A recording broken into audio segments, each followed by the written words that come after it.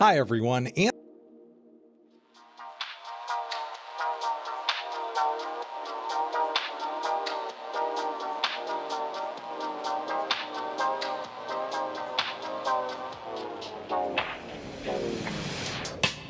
Hasan Piker, socialist, communist, radical left influencer. Hasan Piker. dirtbag left, Hasan Piker. pro-terrorism, pro-Hamas. Hasan Piker. Hasan Piker. Hassan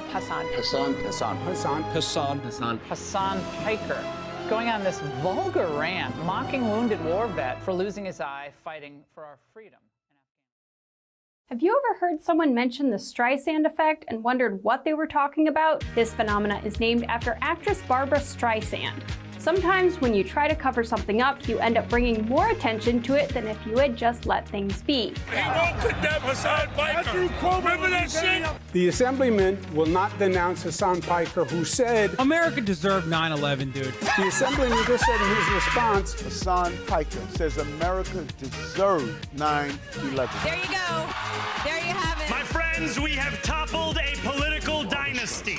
Now to the Michigan Senate race, where El Sayed is campaigning in Michigan, Appearing on stage at 2 Michigan campaign rallies. He's proactively campaigning alongside Piker. the man who says Hezbollah's flag is his favorite because it's dope. Why would you align yourself for raging anti-Semites? who has defended Hamas terrorists. Calling them the lesser of two Israels compared to the evils, lesser of two. That's what I find a bridge too far. When I went up to my good friend Chat and said, hey, can you walk me through some more controversial statements of Hasan Piker?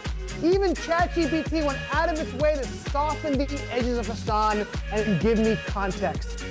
Thanks, but no thanks, ChatGPT. Hasan Piker is campaign poison. Placing yourself on the wrong side of a 90-10 issue is only going to make you look bad. It's going to be good for me. It's going to be good for the candidates that I work with. Turns out it was true. Abdul El Sayed at 27%. Oliver Larkin. Amelak Kiros, everybody. Nice to meet you, Hasan. Welcome to the broadcast. Thank you for having me. Oh my gosh. What's going on, man? What's up, dude? Good to see you again. I'm not really enjoying that, yeah. How you been? He's trying to get that out. Wow.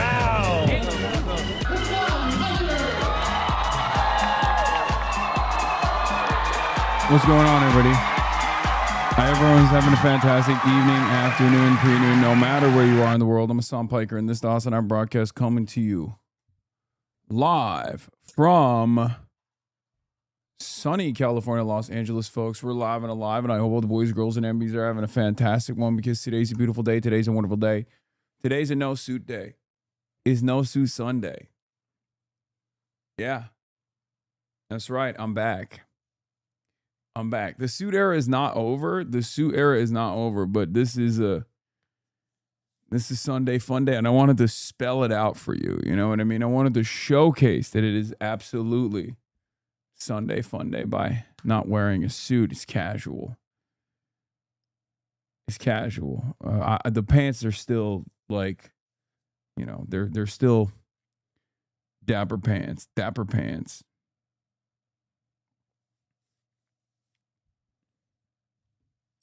Anyway, folks. We're live. Yo, a chud is taking over your stream. What do you mean?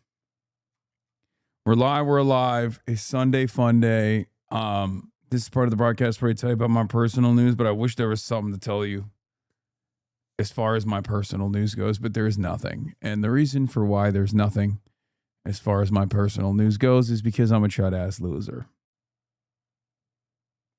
Okay, I'm a chud-ass loser. You already know. You already know what's up. I didn't do shit last night. I didn't do shit. Just social media. It's crazy. There's nothing going on in my life. I'm such a fucking loser. Social media. Went to bed early. Woke up early. Played basketball. Won some games, lost some games. What the hell is this? Data center fornicator? We've been watching you. Got land. Zone. Got water. So thirsty. Got power. Turn me on, big data. Beige and vast and built to please. Insert your cable in my SSDs. Is this AI, bro? Did they make AI slop? All night, it's decibel overload, toxic and bright. Sorry, Mr. Toad. Racks, ram it in, hot and wet, plug it in. I'm an infrastructure incubator, a hyperscale accelerator, a multi-token masturbator, a data center fornicator. Big tech daddies lining up, bidding war, no prenup. CapEx is my greatest flex, debt financed and overstretched. Racks, ram it in, hot and wet, plug it in. I'm a market dominator, a species terminator, a backup generator. I'm a data center fornicator. We're coming for your land. Put your hands up. We're coming for your water. Maybe they need that. We're coming for your jobs. Wait, what? I'm gonna. Oh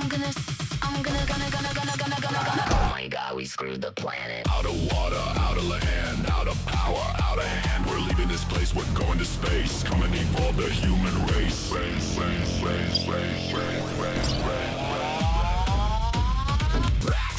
ram it in, hot and wet, plug it in. I'm a Dyson sphere fabricator, a new reality simulator, a literal god emulator. I'm a data center fornicator.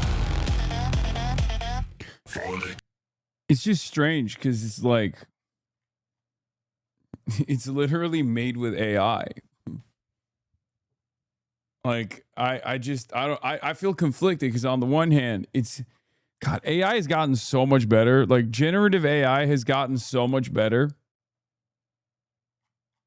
To such a degree where this is like they're basically putting out a more competent product. But it's also literally like we're using AI in an effort to complain about. We're using AI to complain about AI data centers.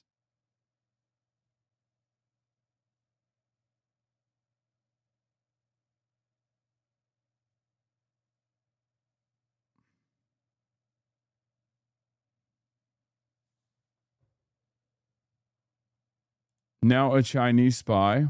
This is not AI. I know exactly what video this is. I'm not going to lie to you. He did it again. He did it again, and I fucking hate it.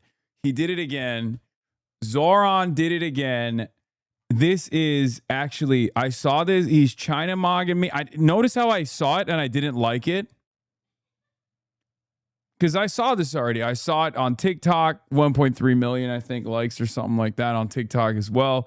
I saw it on Instagram. I saw it on Twitter. And I just kind of, I don't want to acknowledge it because he's mogging. He's mogging me in every way. Bro, trying to find the dislike button. Yeah, I kind of hate it. He cooked so hard. I mean, he cooked so hard. Look at this. 我的名字是 Mayor Zoran Mamdani. 我不知道中文，可是我想试一下。 Because he hits the tones so good. Look, I don't speak Chinese. You guys know this is embarrassing. Okay, it's embarrassing. I don't speak Chinese. You guys know this, even though I'm white Chinese, right? But he hits those tones so hard, dude. It sounds to my ears. To my Turkish American ears, it sounds so perfect. I'm sure there's like a little bit of, I'm sure there's some blemishes, but it sounds so goddamn perfect. He's selling free Broadway tickets to the Chinese folk, to the Chinese Americans living in New York City. 纽约市政府将免费送出2000多张百老汇演出门票，请于8月17日之前访问以下网站，了解如何参加抽签。您还可以免费获得 the Theater Development Fund. Theater Development Fund. Oh my God, it's so good. It's so good. Yeah, he's got the Beijing accent, dude. He's hitting it. Down to the tone and everything. He dropped the same video in Spanish too. He's even flexing mogging you. 为期2个月的会员资格，享受百老汇演出的折扣。演出现场见。Bilibili reviewed his pronunciation. Hasan, look at your brother, the New York City mayor's Chinese level. It's way higher than yours. Don't you know, lazy? Why are Bilibili guys? Why are Chinese netizens in Bilibili pitting brothers against one another? What the hell is that about? I don't like being perceived in this way. Oh, God. First, I Show Speed. Now Zoran Mamdani. And Ludwig, too. It's over. It's over. It's over. Oh, my God. Not bad. Being able to achieve this effect through sheer route memorization. But isn't he afraid of being labeled a Chinese spy or something? Which country is he from? He speaks really well. Especially he can roughly pronounce all the 4 tones. The young man speaks Chinese quite well. Noted, not replying. Pretty standard. If you haven't learned it before, it's actually not bad. The sentences are quite long. The drinker's heart is not in the cup. It's quite effortful to seek new votes. Mamdani is also considered a relatively promising new political star, good at trading and compromise. Let's see how much political capital he can gain in the midterm election. Trying to win over the Chinese American community's votes is a good idea, but it's highly likely to fail. The Chinese American community is a group that doesn't care about politics, only wants to make money. Oh, no. Chinese netizens in China cooking the Chinese Americans. And even if they get some preferential policies or practical benefits, they won't participate in politics. So for such a group, they become a target for partisan suppression. Besides being watched with suspicion, this is also an important reason why Chinese Americans fare poorly in the U.S. They can't serve as a vote bank. In the eyes of politicians, those who can't be a vote bank are trash, fit to be used as scapegoats to deflect conflicts.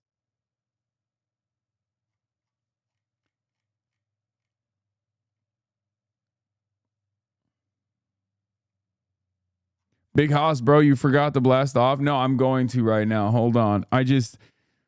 We dove right into it, folks. It's Sunday fun day. I'm all over the place. We dove right into it. Bro, I just turned on Twitter as the first thing I see. Haley Stevens urges Abdul El Sayed to focus on Michigan and get rid of Hasan Piker. Like, why is this so ominous?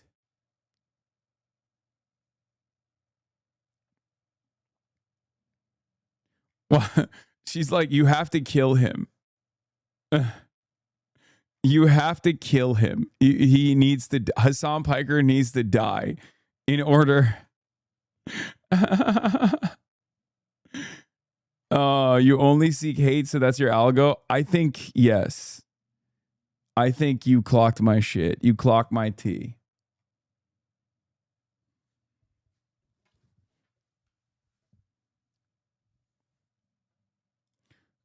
Zaid Jilani had a good take on it too, which is surprising. He fucking loves.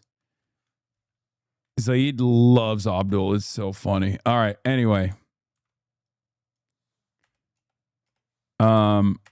Sunday Fun Day React Lord. In air quotes, moderate Tim Pool on the Jube.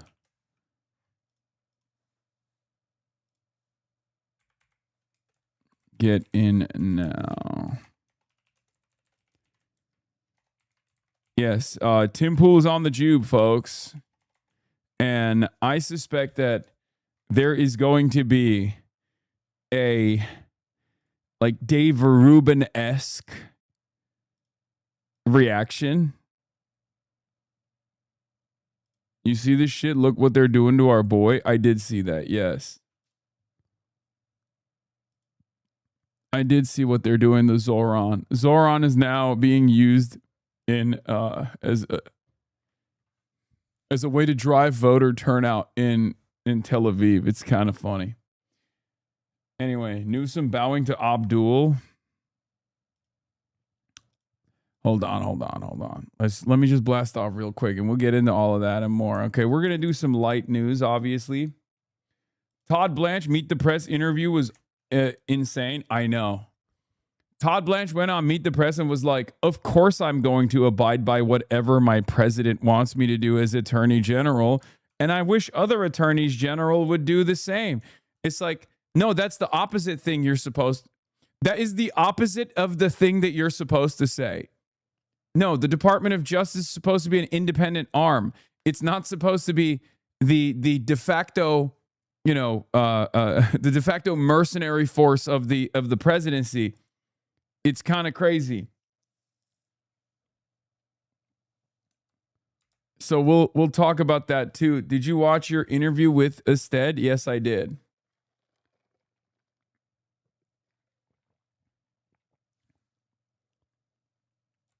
It actually blows my mind. Update on why Leave It left.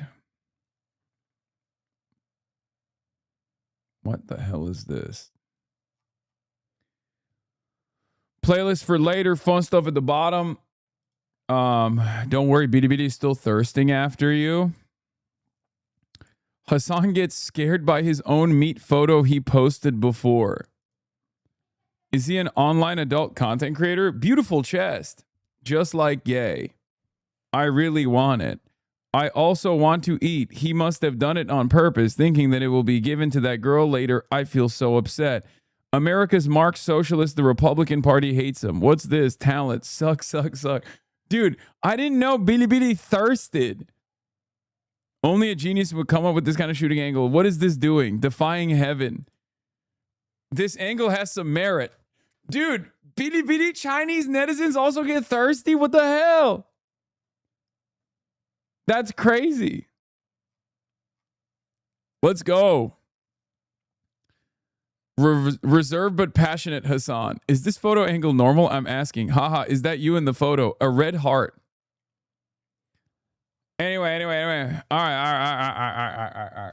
It's almost like they're human. I know, but Chinese netizens are so, like, they're so cordial in their comms, partially due to the fact that Google Translate takes whatever they're saying and turns it into like very proper English. And I think the way that Chinese netizens also communicate, there's a lot of prose, if that makes sense. Like they speak in poetry almost. And like I said, I think partially it's because of the Google Translate, but partially because it's just like, they speak like they went to school. They speak like they're literate, right? They communicate on the internet like they're literate. So it's kind of funny to see Chinese netizens horny post. It's just not an expected thing. Anyway, this is a thing that happened this morning. Haley Stevens urges Abdul El-Sayed to focus on Michigan and get rid of Hasan Piker. And this... it's ominous. It's ominous. She went on Fox News to do party unity and was like, here's one way we can do party unity. You have to kill Hasan Piker. You have to kill him. Like she got the MK Ultra activation code or something. I don't know what it is. Look, party unity. Haley Stevens, you are my girl. I love you. Okay, I love you. What gives? That's what I have to say about this. That's what I have to say about what she is about to say on Fox News. It's just crazy. It's crazy. She said, "Listen, Abdul's great. I'm on board with everything, but he has to kill Hasan Piker." You talk about not quite getting over the finish line, but it's not like he won in a landslide. I mean, this was closer than anybody expected. And the electability case that you made during your campaign is now bearing out. I mean, more than half of the electorate in your state, 54%, say they're concerned that El-Sayed's positions are too extreme. If you break it down further, twice as many Democrats are concerned that he's too extreme as Republicans. You and Abdul haven't done anything since the election, so what more do they want him to do? Kill me. No, literally. They're like, Abdul, you have to bring Hasan back to Michigan and then execute him. Okay? Bring him on stage, put a gun to the back of his head, and pull the trigger. This is the only way to bring about party unity. Who are concerned that Mike Rogers is too close to President Trump. Would you call on Abdul El-Sayed today to moderate on any specific issues? Like, that's what's so crazy about it, where she's like asking her, she's asking her a broad question, right? Would you call on Abdul to moderate on any issues? Let's see what issue is the top of mind issue for Haley Stevens. Well, look, it certainly makes sense to get rid of this Hasan Piker affiliation. I'm calling on that. I've continued to call on that. My friend and mentor, Keith Williams, who is a Detroiter, who is chair of the Michigan. The Hasan Piker issue. She said the Hasan Piker controls the media. Okay. The Hasan Piker controls the banks. The Hasan Piker is it's the Hasan Piker question. Okay. Now, do we have a final solution for the Hasan Piker question? Abdul, what gives? Democratic Party Black Caucus. He and I spend a lot of time together, brainstorming, putting down some of these, how do we build the American dream notions here in a place called Michigan. And she even recites a story of a voter begging her to get rid of Hasan. This is not real. This is not a real thing. I don't know how I can explain this to people because, unless you live in the real world, if you just get your notes from MSNBC, from the Beltway pundits, from DC-based media, this is all you think voters care about. Please, in the real world, this is not a real top-of-mind priority. Okay?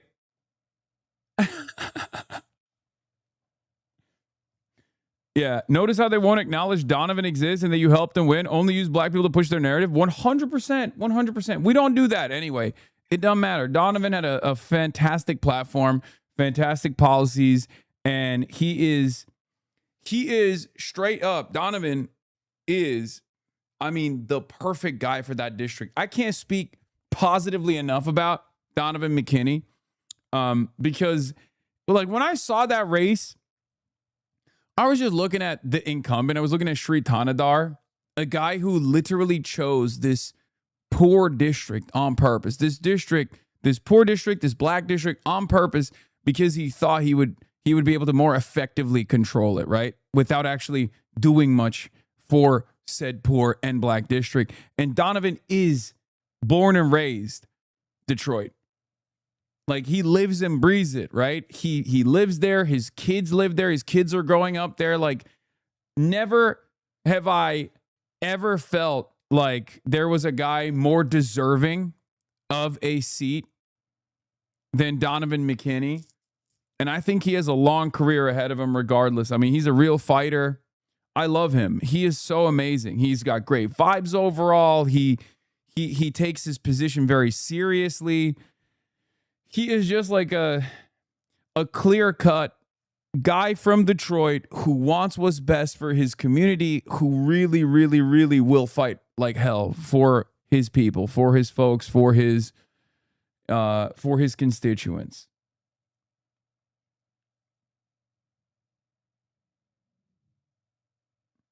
Apparently, people are pissed you're talking to Australian media. ABC star doubles down over interview with controversial. Dude, what the fuck? They're mad that I did an interview. They're mad that I did an interview. Interview's not even out yet, and they're mad. What is happening, man? What is happening? What gives? What is dude, this is crazy. It's not going to work, but it's just crazy to live and breathe in this space, to exist in this space where people are just you're talking to this guy who a lot of Americans are, listening to, who wants Medicare for all and to stop American militarism overseas and spend our tax dollars on ourselves instead. How fucking dare you? Why are people not killing this guy, Hasan Piker? There was an investigation of your other interview too. It was allowed because you got asked tough questions. What does that mean? Oh, a separate Australia interview that I conducted. There were tough questions in this one. They don't know what the questions look like. His involvement has split the party. No, it hasn't. Set to it run. What the fuck? What commie says, thank you for the 20. Set to it run. Thank you for the 50 gifted subs. God damn. It's wild that the centrists embrace Nazis like Richard Hanania and not you is because he validates so much of their worldview. To be fair, it's like Richard Hanania has no motion for the most part. He's just one of those guys that doesn't have a real constituency. Richard Hanania doesn't have a constituency beyond people in DC, like the Abundocrats, you know, people like that. So he's somewhat irrelevant. Also, he doesn't have any positions that are offensive to those in positions of power because let's be real, capitalists, regardless of race, color, background, creed, only care about capitalism, only care about advancing the interests of capitalism. I would say that, you know, Zionists care about Zionism and care about Israel, obviously, but they're also still fairly invested in capitalism for the most part.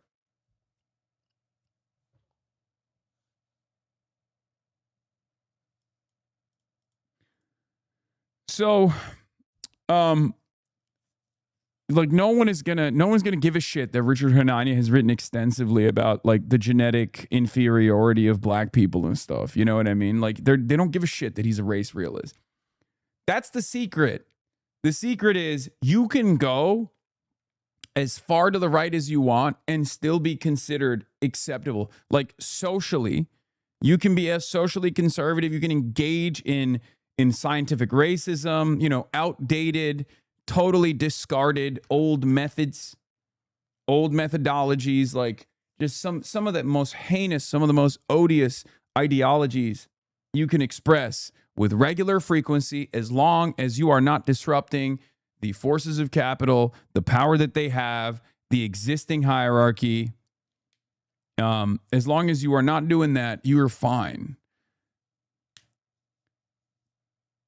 Like the moment that when push comes to shove, the real frustrating element, the real thing that actually gums up the works for these dudes is when you start talking out, speaking out against certain pre-established norms, you know, our allegiance to Israel being one of them, right? Or, you know, anything that harms the profit seekers, anything that harms their interests of seeking out further profit, all of a sudden, this is threatening speech, especially if you get to a certain level. Because once you get to a certain level, you have impact. Your speech isn't just your own. It's no longer just me. It's all of us, right? I become a megaphone for this growing movement. And they can't actually take out every single person in this movement yet. Because if you ask the Trump administration, they clearly want to do that, right? But for the time being, this is just a disciplining operation. Fuck you, bitch, says Jensen6244. Look, any day of the week, you know, the Democratic plan, you know, if you're Alicia Slotkin or Abdul, you know, your plan for healthcare is better than Mike Rogers. Your plan for democracy is better than Mike Rogers. Your plan for black-owned businesses is better than Mike Rogers. And that's something, you know, for my campaign, where every city I went to a minority-owned business and met the owner and just talked to them about their story. A lot of times, you know, working mothers who love what they did, love the kitchen that they had created, you know, the food service industry that's still so popular and vibrant across Michigan. So those are the things that do fire me up. And look, one of Abdul's supporters, a woman named Nikki Vinicki, you know, she's my constituent actually in the Congress. She supported Abdul in the primary, and she said, hey, let's get rid of this Hasan Piker. You know, he's a popular YouTuber and streamer. You know, everyone gets when you got a lot of followers that you know, it's a way to elevate your platform. But now let's focus on Michigan, and that's what we see the Democratic ticket doing. That's what I mean, I agree. I agree. You should campaign. Like, you should never bring me up. Why are you bringing me up? I'm not in Michigan. I live in Los Angeles, California. My job is to bring the excitement for the under 45-year-olds. That's it. That's my job. And I did my job, right? I did my job. And if it is required again in the general, I will do my job again. Let's say interest is petering off of the under 45-year-olds and they go, hey, you got to come back. You got to do a fucking college tour or something. I'm there, right? That's my job. My job is to bring the left, the door knockers, the activists, the people who will actually bring excitement to a campaign. And more specifically, my job is to bring the under 45 crowd. My job is to go to the college campuses and be like, we got to get mobilized. We got to get activated. We got to go out and vote. And that's what I've done. I've done this. It's not like just for Abdul. I've done this in the past, right? The problem is who I'm doing this for and how disruptive that's been inside of this factional power struggle in the Democratic Party. That's the issue, right? Because, like, they're obviously not the biggest fans of AOC either, but AOC is now well established, right? AOC has been around the block. AOC has also played ball with political figures, so she's more safe. A lot of these people, on the other hand, a lot of these newcomers, they're not as safe, right? They've said things like they want to do an embargo on Israel. That's a really, really scary position for the Democratic Party. That's a now growing, robust faction that is more responsive to what the base is asking for on this issue as it pertains to Israel. So, like,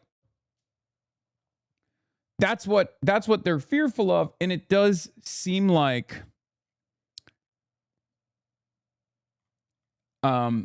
there are some Democrats who are leaning into this like right-wing agitation, at least for the time being. I think it'll die down.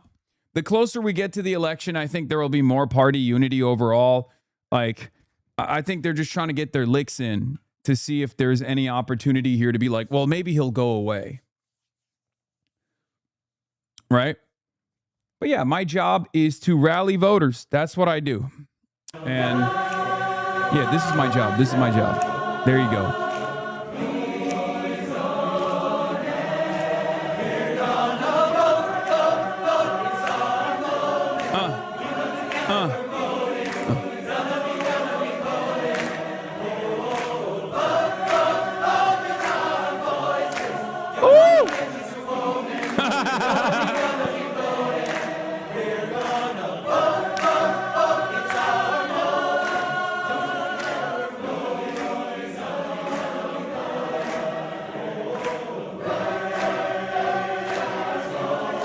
Stop showing AI. Is this AI? Yeah, definitely. No, totally. I keep showing you guys AI. Yeah, this is definitely AI. Just like that one video of the Dr. Fauci. Promise me, please. You'll give us vaccines and spread the disease or whatever the fuck it was. That's also AI. It predates AI technically. Technically, it's from a time when AI wasn't as successful, but it's fine. It's AI too, right? It's always AI. Anything cringe is fucking AI.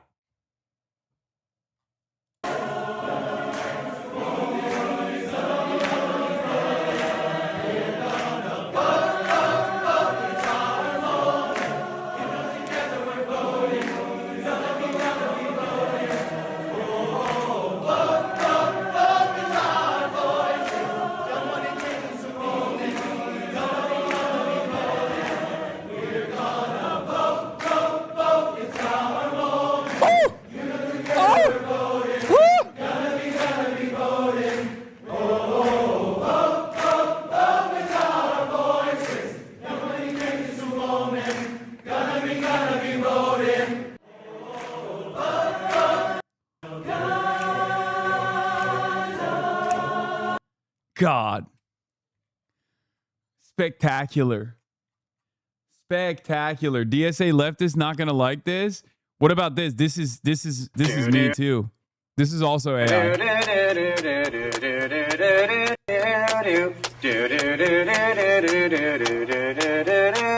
Dr. Fauci, give us vaccines.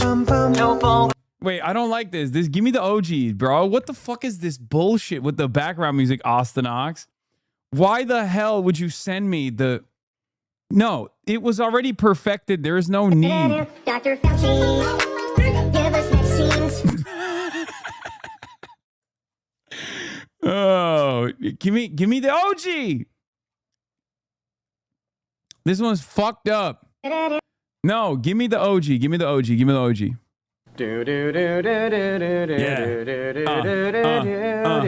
Let's go. Okay. Dr. Fauci, give us vaccines. Help all the people who have been quarantined. We'll wear our masks and we'll have to stay distant. We'll wash our hands and we'll be more resistant. Fauci, yes?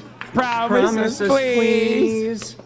We'll have a cure that can fight off this disease. This is woke one was crazy. This is woke one was crazy. When people say woke one was crazy, this is what the fuck they're talking about, bro. I swear to God. Oh, Jesus Christ. I love this shit so much. This is what I used to watch all the time back in the day, okay? This is why like 90% of the fucking Twitter liberals are mad at me, because it's like them. I've made fun of them when they did like a sing-song dance bit or something in like 2018, and they never let it go because I made jokes about it, okay?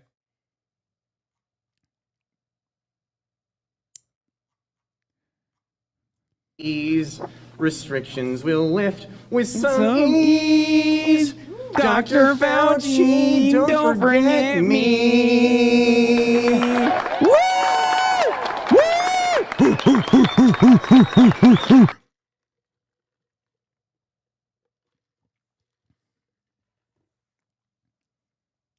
No AI needed for this peak. This is Beethoven, dude. Oh my God. Thank you. Thank you very much. I unironically love people like this so much. Like, this dude probably is going to get like a degree, like a master's in public health, and become a very important part of epidemiology, very important part of our regulatory bodies eventually, not with the Trump universe that we live in, but like, you need people like this. You need people like this who are just like shameless, unbelievably autistic, and love disease prevention, okay?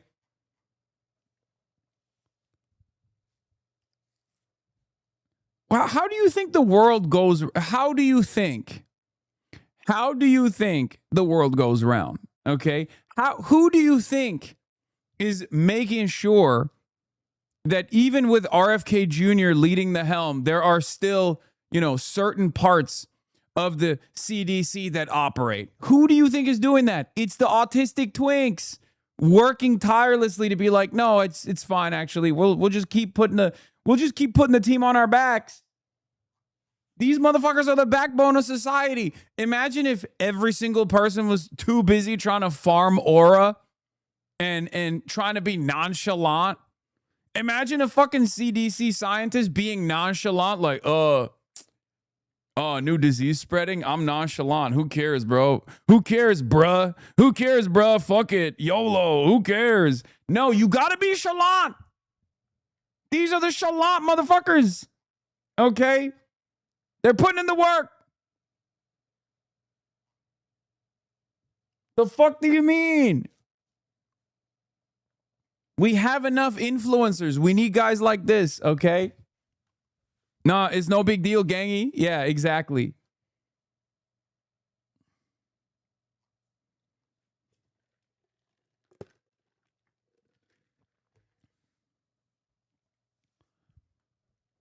Anyway, you must be stopped. No.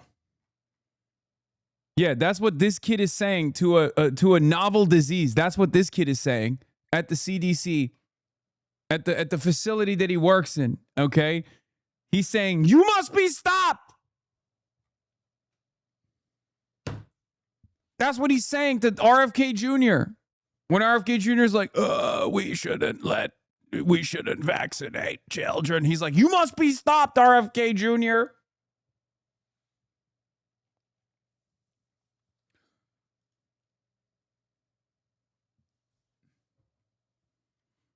Anyway, do you still have your I'm a Cuomo-sexual hat? That's a relic we need right now. No, it's the Cuomo Fauci hat. It's not a I'm a Cuomo-sexual hat. I hate my inability to be nonchalant. It's the way I make a difference and meet women. Yeah, it's just, we need chalant people. Okay? Oh, remember this one? This is a pandemic. I felt it was a pandemic long 2.6 million views on before this. it was called a pandemic. All you had to do is look at other countries. Stranded in my bedroom. Oh, this is gonna. Oh no! Should I even show this? I feel like if I show this, you guys are gonna. There's gonna be mass suicides if I show this. I'm a little worried. This might be too much. This might be too much. You deserve it. No one to love. You deserve it. This is. Then there he is. Let us give you an update as to where we are today. My favorite guy.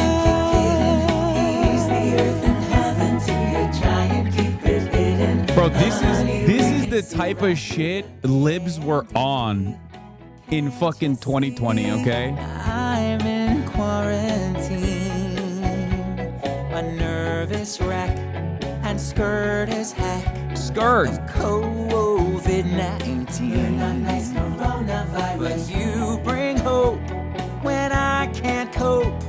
I guess I'm saying I love you so. Oh, Andy. Oh, Andy, baby. Someday, when COVID's not a thing, if we're on Earth, for what it's worth, I hope they make you king. You run my state while I gain weight with grace and dignity. Oh, please be my dad. Oh, Andy. And when you are united, there is nothing you can't do. Andy, my darling.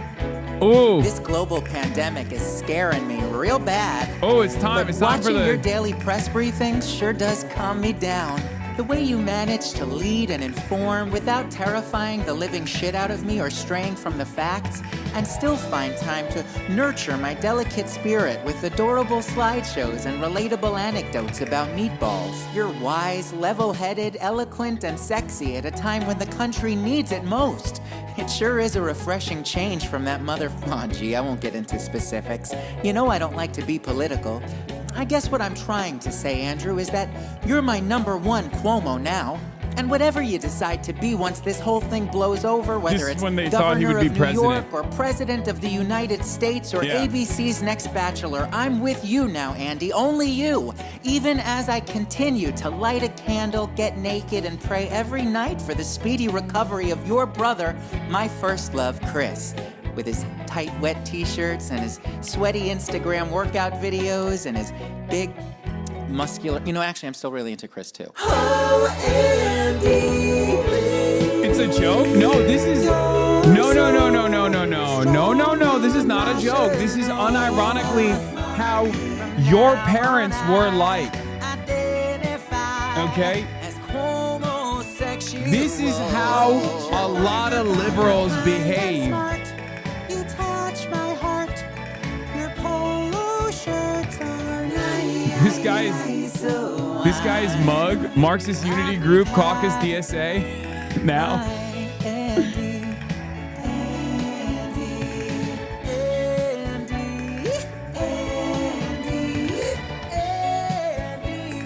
And I love New York because New York loves you. Wait, this isn't ironic?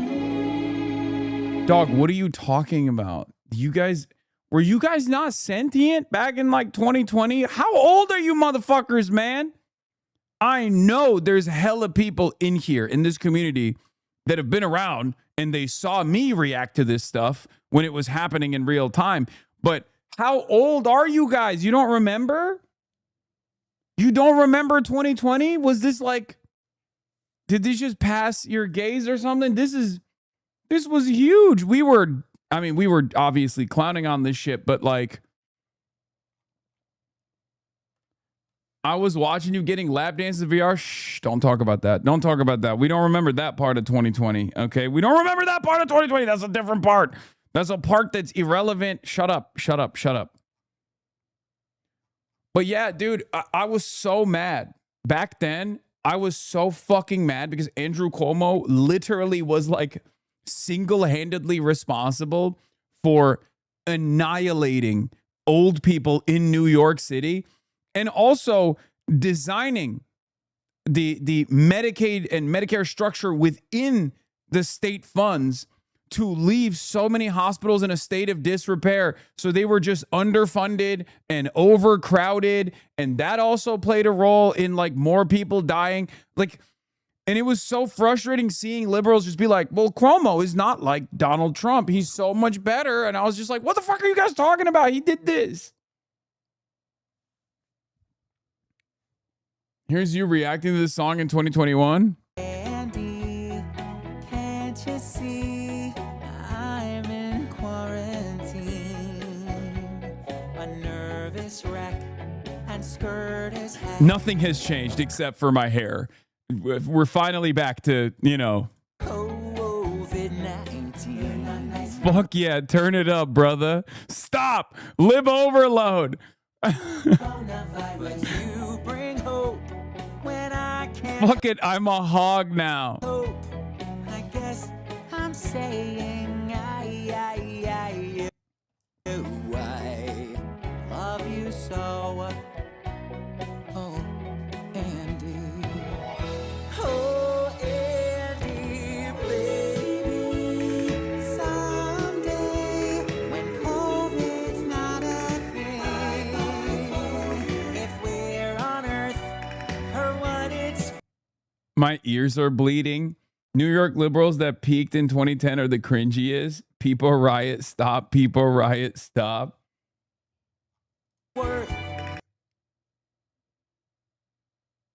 Anyway, so yeah, this is like, I don't know why the subtitles were in Viet. I don't know what happened there, but yeah, we've been at this for a long ass time, man. So what was I saying? We were talking about cringy lib stuff from the 2020s and how much I love them and how much I respect them, even if they don't respect me. Weren't you woke one at the time? No, dude. 90% of the calcified resentment that comes from the rad libs and the ultras are from that era where I would constantly tell them to chill the fuck out. And then people would take that resentment and would be like, fuck you. You are a reactionary. You are secretly a reactionary. It's so funny because like I've always occupied this space in my commentary where I'm like not woke enough for the hyper wokes. And of course, everyone to my right considers me to be like the king of the wokes. Yeah, Dream Twitter era was so painful. But like also at the same time, what did I always say? During the Dream Twitter era, what did I always say? I'd much prefer these guys. I'd much prefer the young zealots who are hyper woke and maybe haven't figured out exactly how to do social justice yet to what I had experienced prior to that, which was neo-Nazi shithole, which was when the internet was a neo-Nazi infested shithole. And I always warned against it. I said it's going to be far worse when the neo-Nazis come back, and then they did.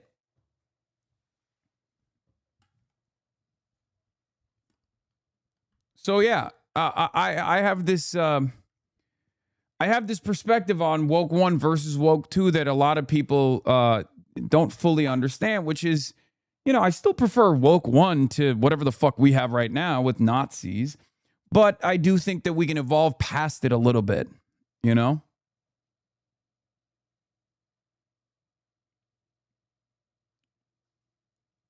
Yeah, I did predict this as soon as Biden won. If you're early Hasanabi heads will remember, I predicted that there would be a pendulum swing back in Biden for unlimited neo-Nazi style commentary. That also unfortunately happened.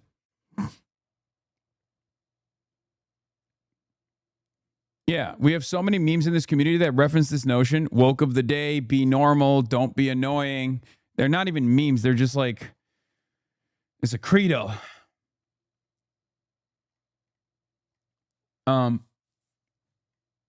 The stuff you're calling woke one is the kind of stuff we made fun of in woke one. Yes. But, I'm never going to change. I've been getting yelled at my whole life. That's what I'm used to. And I think it's prepared me for this moment as the enemies have grown in both power, magnitude, size, intensity, frequency. I'm going to keep doing what I'm doing. I think people who will inevitably make their way to this broadcast will very clearly understand what I'm about very quickly. Ugh, please wear your millennial fits for now on King. What do you mean? Yeah, 2020s. I spent the early 2020s yelling at baby leftists for being like a little bit too overzealous. People just don't think you can laugh at something without meaning you hate it. You can clown on Randy Rainbow's silliness without meaning you hate him or what he stands for. Yeah. The way I think about it is some people spend a lot of time mastering the terminology and signaling of that era, so they don't like the fact that we still carry the flame of woke one while also trying new rhetoric and strategy in order to keep pursuing social justice, leaving behind some of the failed tactics that didn't work. Sure. I think there's also the element of just like for a lot of people, they're not as policy oriented at all. They're just vibes oriented, and from their perspective, I think sloganeering is the only way that they can associate with an ideology. They can't think of like the impact. They can't think of the policies necessarily. Do your job and put on a suit? No. Like people, I think one of the biggest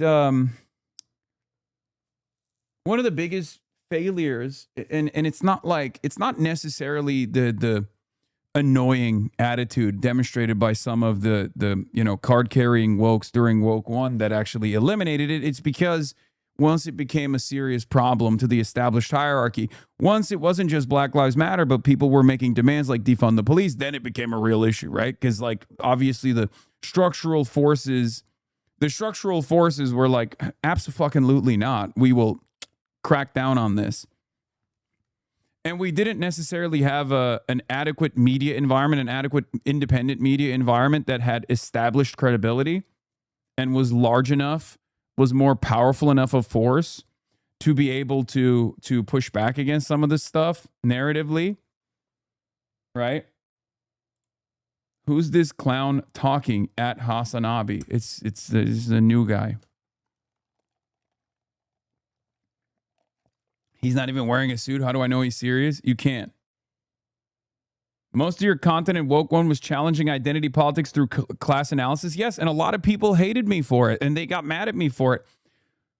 It's very interesting because, like, a lot of the criticism that I still receive from, like, those choice moments, those, like, high-impact viral moments where people are just, like, bastardizing my perspective is oftentimes me yelling at someone who's cynically framing an issue around standpoint epistemology to defend a reactionary perspective, an anti-class perspective, sometimes like a straight up white supremacist perspective. And I'm very vulgar, right? I get passionate, I get heated, I get very vulgar at times. And people, when they hear it devoid of its context, go, oh my God, how could he have said such a thing? This guy's obviously a racist, or this guy's obviously transphobic. This guy's obviously this guy's obviously that. Like, no, you can speak normal and still care about these issues, okay? And a part of being normal also is like you can at times, critique someone for saying, well, as a black person, I think every black person cares about ICE. Like, that's a ridiculous statement, You're swearing a lot less, though, as we saw in the clips. I am swearing a lot less nowadays, and I need to even tone it down further.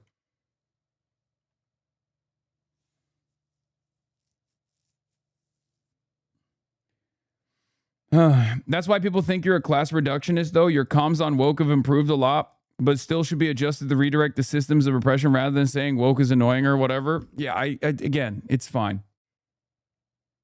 It's fine. It's fine if people think I'm a class reductionist. It's okay. Anyway. But I like it when you swear. No, it's not good. I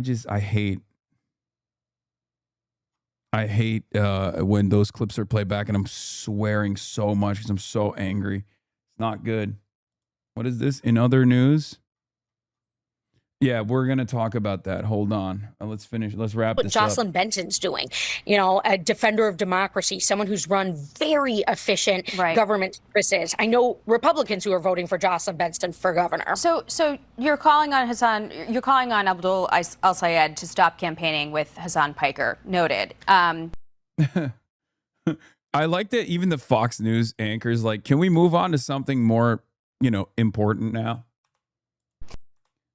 Yeah, to Haley Stevens, I must say, What gives? I thought we were doing unity, Haley. I love you, Haley Stevens. I love you, Haley Stevens. I'm a Haley Stevens ride or die day one supporter. Okay? Disavowing famously leads to Fox News and Republicans changing tactics. Yeah. Oh, this The Democratic Party has gone socialist. They've gone commie cuckoo. My question is, what happened to the Democratic Party of 10 years ago? Barack Hussein Obama is a Muslim socialist. Vice President Joe Biden is an Irish car-bombing commie bastard. Barack Obama or Che Guevara? Both sound ethnic in a way I don't like. Hillary Clinton is a socialist. Hussein. Joe Manchin is a communist. Obamacare? More like commie care. Here to discuss, Meghan McCain. What happened to the party of Bill Clinton? Today, President Obama only drone-struck 12 children, begging the question, is the president fighting for U.S. or fighting for ISIS? James Carville is a socialist. Here to discuss is the senator from Pennsylvania, John Fetterman. Is Israel good?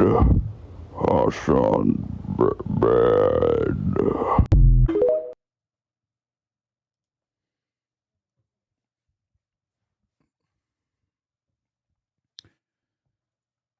Quote tweet that video of Haley Stevens with this video. The way she stopped Pete Buttigieg from running for Senate and gave us Abdul al-Sayed as the nominee for Senate.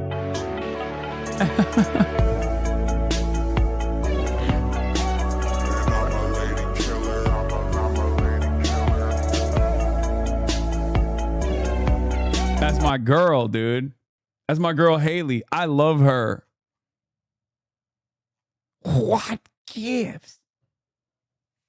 I love her, and I love how she attacks Maddie Maroon, Trump's biggest donor. Okay, I'm done. She's growing on me.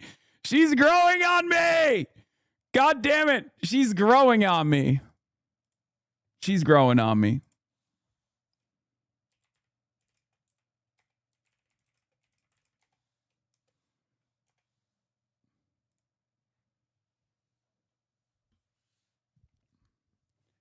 We got Hassan is live. Haley memes already. That's amazing. Okay, I'm actually going to use this in the fucking... I have to use it now. I have to delete my previous she's growing on me tweet to post that instead. Maddie Maroon, Trump's biggest donor. Oh, God. She really is. Haley Stevens is growing on me.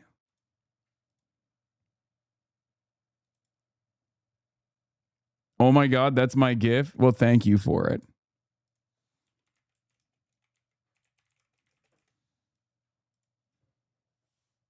Growing on you like a fungus? No, I love her. I sincerely love her. Okay. I do. I don't think you guys get it. She's growing on me. You guys already missed it. I already talked about Mamdani speaking Chinese. Okay.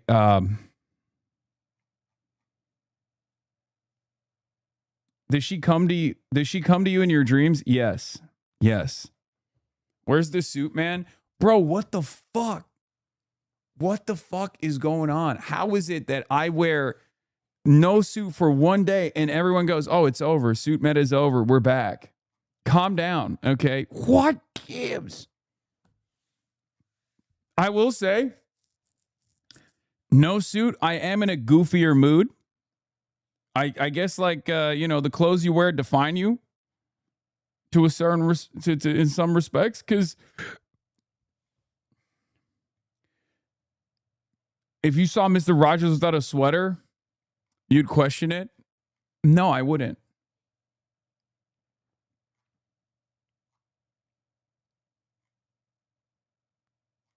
Autistic people don't like sudden changes, lay off. Yeah, I see that. I see that, and I'm noticing that.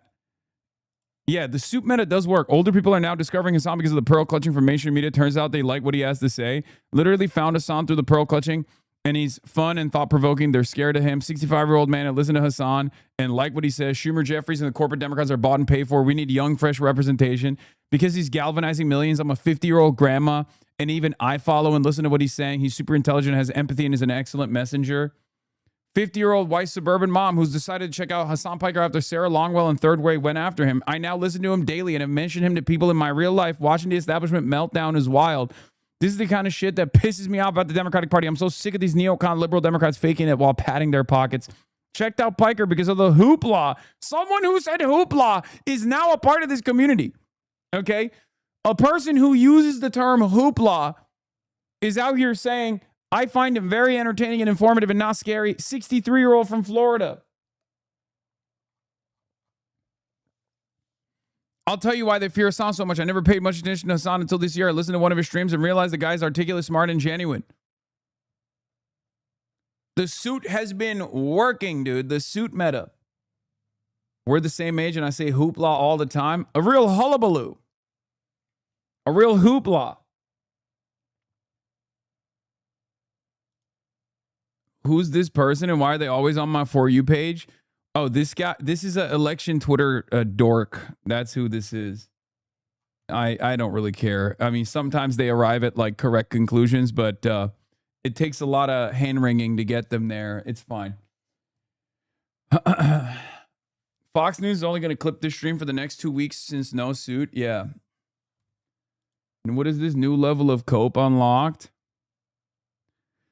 Dude in the sauna told me today that Trump is purposely losing the war in Iran to show China that great powers have difficulty with smaller nations porcupining. He told me Trump is saving us from World War III and nuclear war. It's all 4D chess, apparently. That's amazing.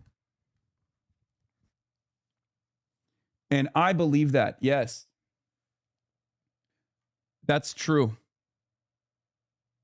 Israel is saying this is AI. All right, y'all. So a couple y'all wanted to see how the ship look, or the head look, aka the bathroom. The showers right here, you feel me? This is what we go through on a carrier in the Navy. They say join the Navy, right? Join the Navy. Yeah, look at this, y'all.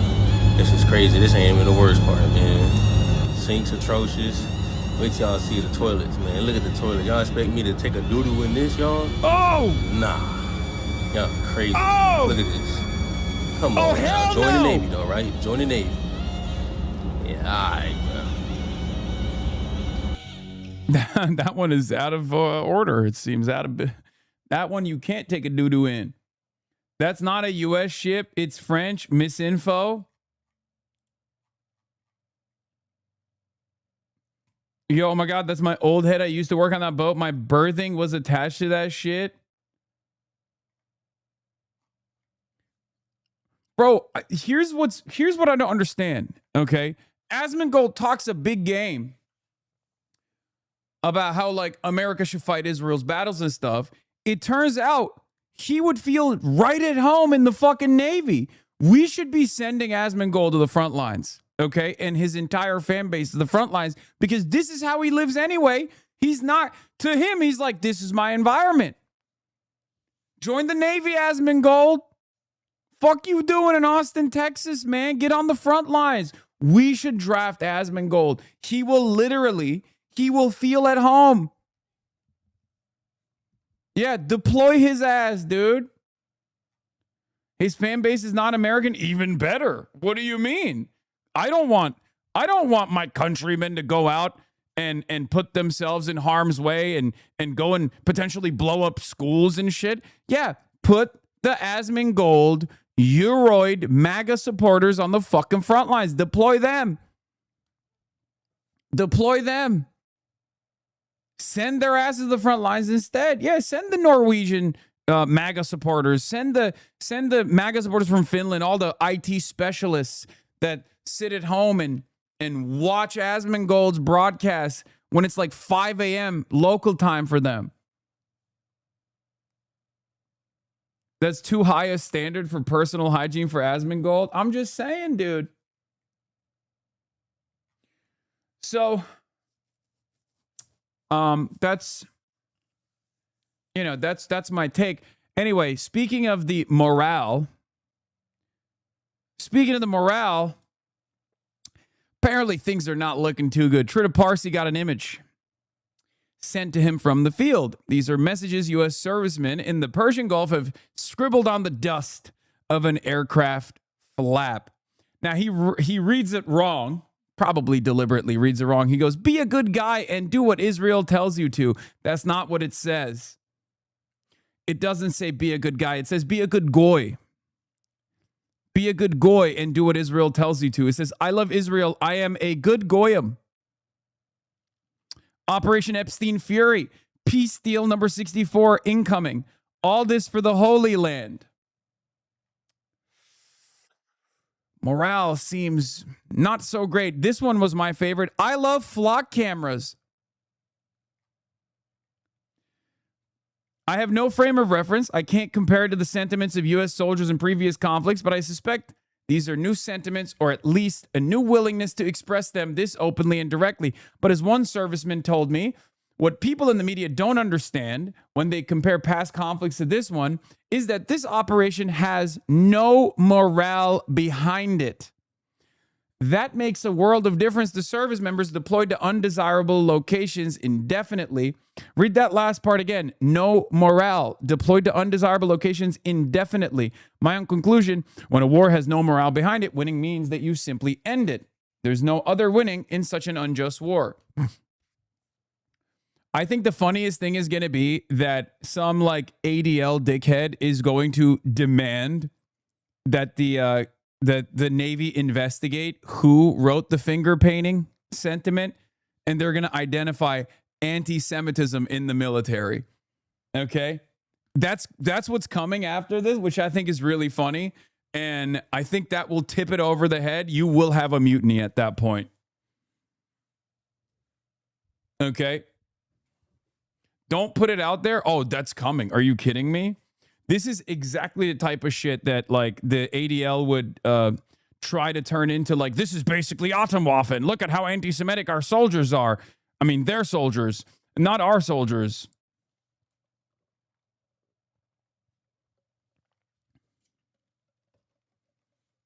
Yeah. The best we can hope for is that they will have to disassemble this aircraft for evidence. Yeah, I mean, look.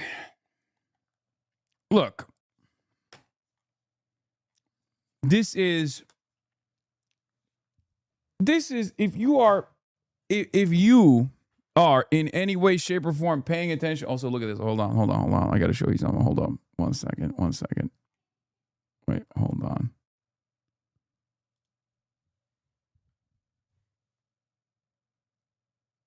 Hello.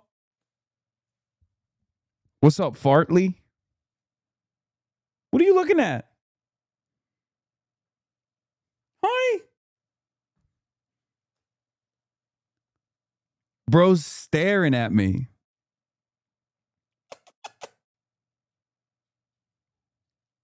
Okay. Slowly making our way downtown. Oh, someone wants pets. Hi. Hello. He was rolling. He basically rolled up in as much dust and mud that he possibly could earlier at the park. It is crazy what this dog gets into. He's judging you. He does look like he's judging you. You can't see his face now, but hi. No, he's coming back for more. You want uppies? Nope. He doesn't. He's like, nah, I'm good. What? What? What the hell are you looking at, Farley? What are you looking at? Huh? Huh? He's like, nah.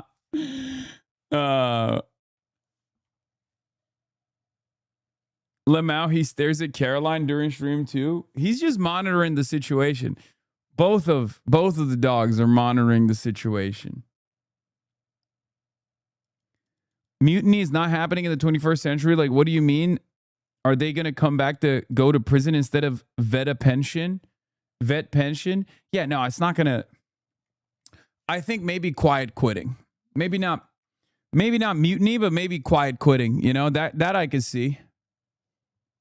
Farley is a woke one dog. Yeah. What is this? Prices since the start of the year. Oh, it's awesome.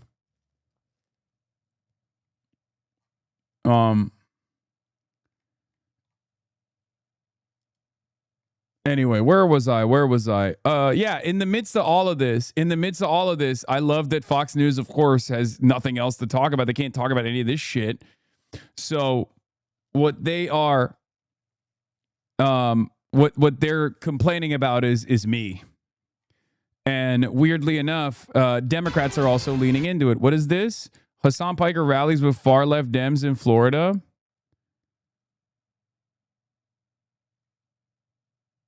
Why is this guy in Florida? We don't want him here. Florida doesn't want this bullshit. Keep U.S. dollars in America. It really doesn't matter who wins in the Florida primaries. In the end, the Republicans is going to win. I've served on this exact classic carrier. We were doing this shit in 2016. We were running bombing operations on Syria. We are entering a permanent final year of Vietnam level of energy surrounding the military and the war. I don't think anyone's ever going to actually fight for this country anymore after this point. Yeah, I don't think so either. Obviously, these contradictions are proving our point. For some reason, Fox News thinks you're in Florida. I don't know why. Maybe because I'm wearing my Florida ass gear. Like this is me being a Florida boy. I don't know. I don't think Fox News cares about the truth that much, so that's probably what it is. You know, I don't really look too closely to what the Fox News narrative is, if I'm being honest. The anti-China slop tubers found a new pivot.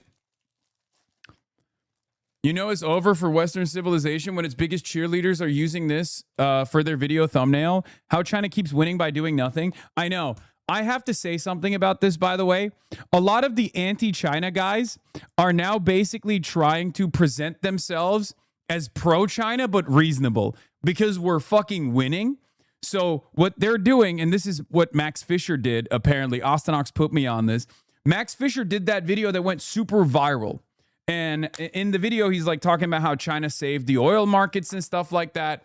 And basically now he's like, oh no, hold on guys. Like I'm pro-China, but not so pro-China, right? Like he had to do this like follow up to be like, here are all the bad things about China.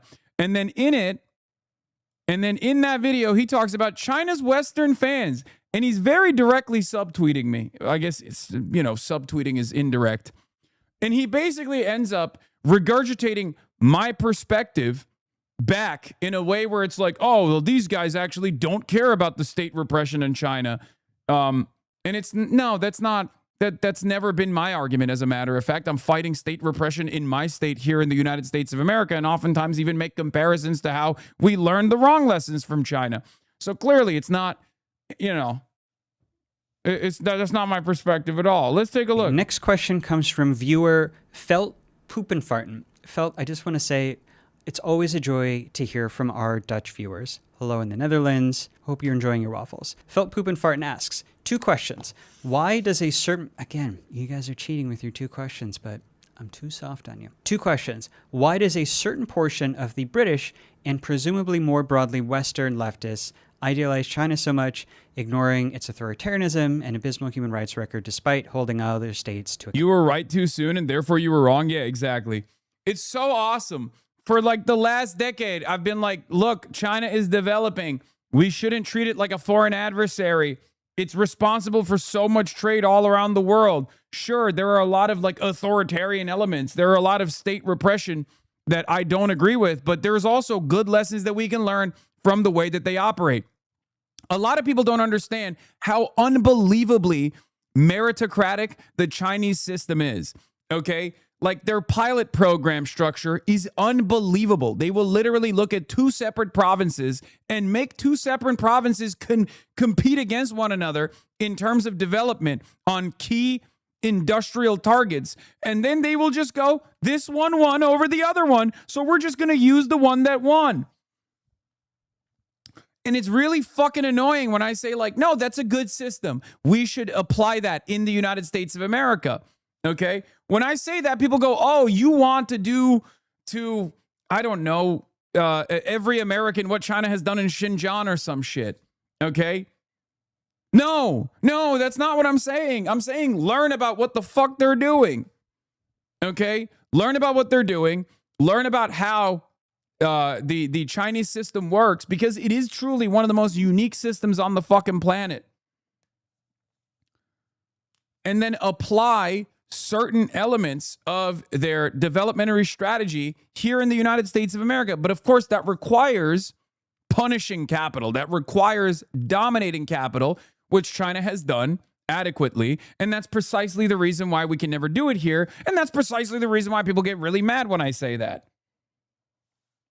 Yeah. And my second question is, how does China get things built so quickly? Okay, so again, I'm going to take these questions one by one. You might notice I did not actually put the first question up on the board, and that's because I didn't want people to see it and then fast forward to it to try to like check whether I'm give an answer that is ideologically in line with their beliefs, because I want to kind of try to sidestep the ideological side taking that is maybe a little bit implied by this question. Sorry, Felt. And I want to try to just like answer it diagnostically 10,000 foot view. So I think what this question is asking is, why is it that some people who maybe identify as leftists, maybe identify as something else, doesn't matter. Why do some people hold up China as an ideal despite China doing things that they criticize in other countries and that would seem to contradict their... I do not know a single person that isn't just straightforward LARPing, that unconditionally looks at Chinese state surveillance and Chinese apprehension methods, Chinese dragnets, and says, this is good, we should do it in America. I've never met that person. At most, people will say, when they say like critical support for China or whatever, at most, people will compare Chinese domestic policy and state repression to Western domestic policy and state repression. And ironically enough, you know who else does that increasingly more and more, especially in the aftermath of the October 7 universe that we live in the Western world? Chinese dissidents like Ai Weiwei. He is probably one of the best examples of this, a guy who has been brutalized in Chinese prison for his criticisms of the party, who literally fled to Europe and then after October 7 was like, yo, this Israel shit's out of control. This is kind of crazy, right? And everyone was like, what the fuck are you saying? We will throw your ass in jail. And he went back to China and was like, well, at least they got high-speed rail. Okay? He literally is the perfect guy for where the conversation is shifting. Okay? He is the guy who is clearly the person who has not only faced Chinese state repression, been a victim to it, and has escaped, right? Like, not escaped, but like literally went and lived in Europe for the longest time. Ai Weiwei, he's a famous Chinese artist, okay? At LACMA, you know the animal heads that are on pikes? Those are his, that's his art installation, okay? Anyway, he's a super famous Chinese dissident, super famous Chinese artist. And he used to do these like,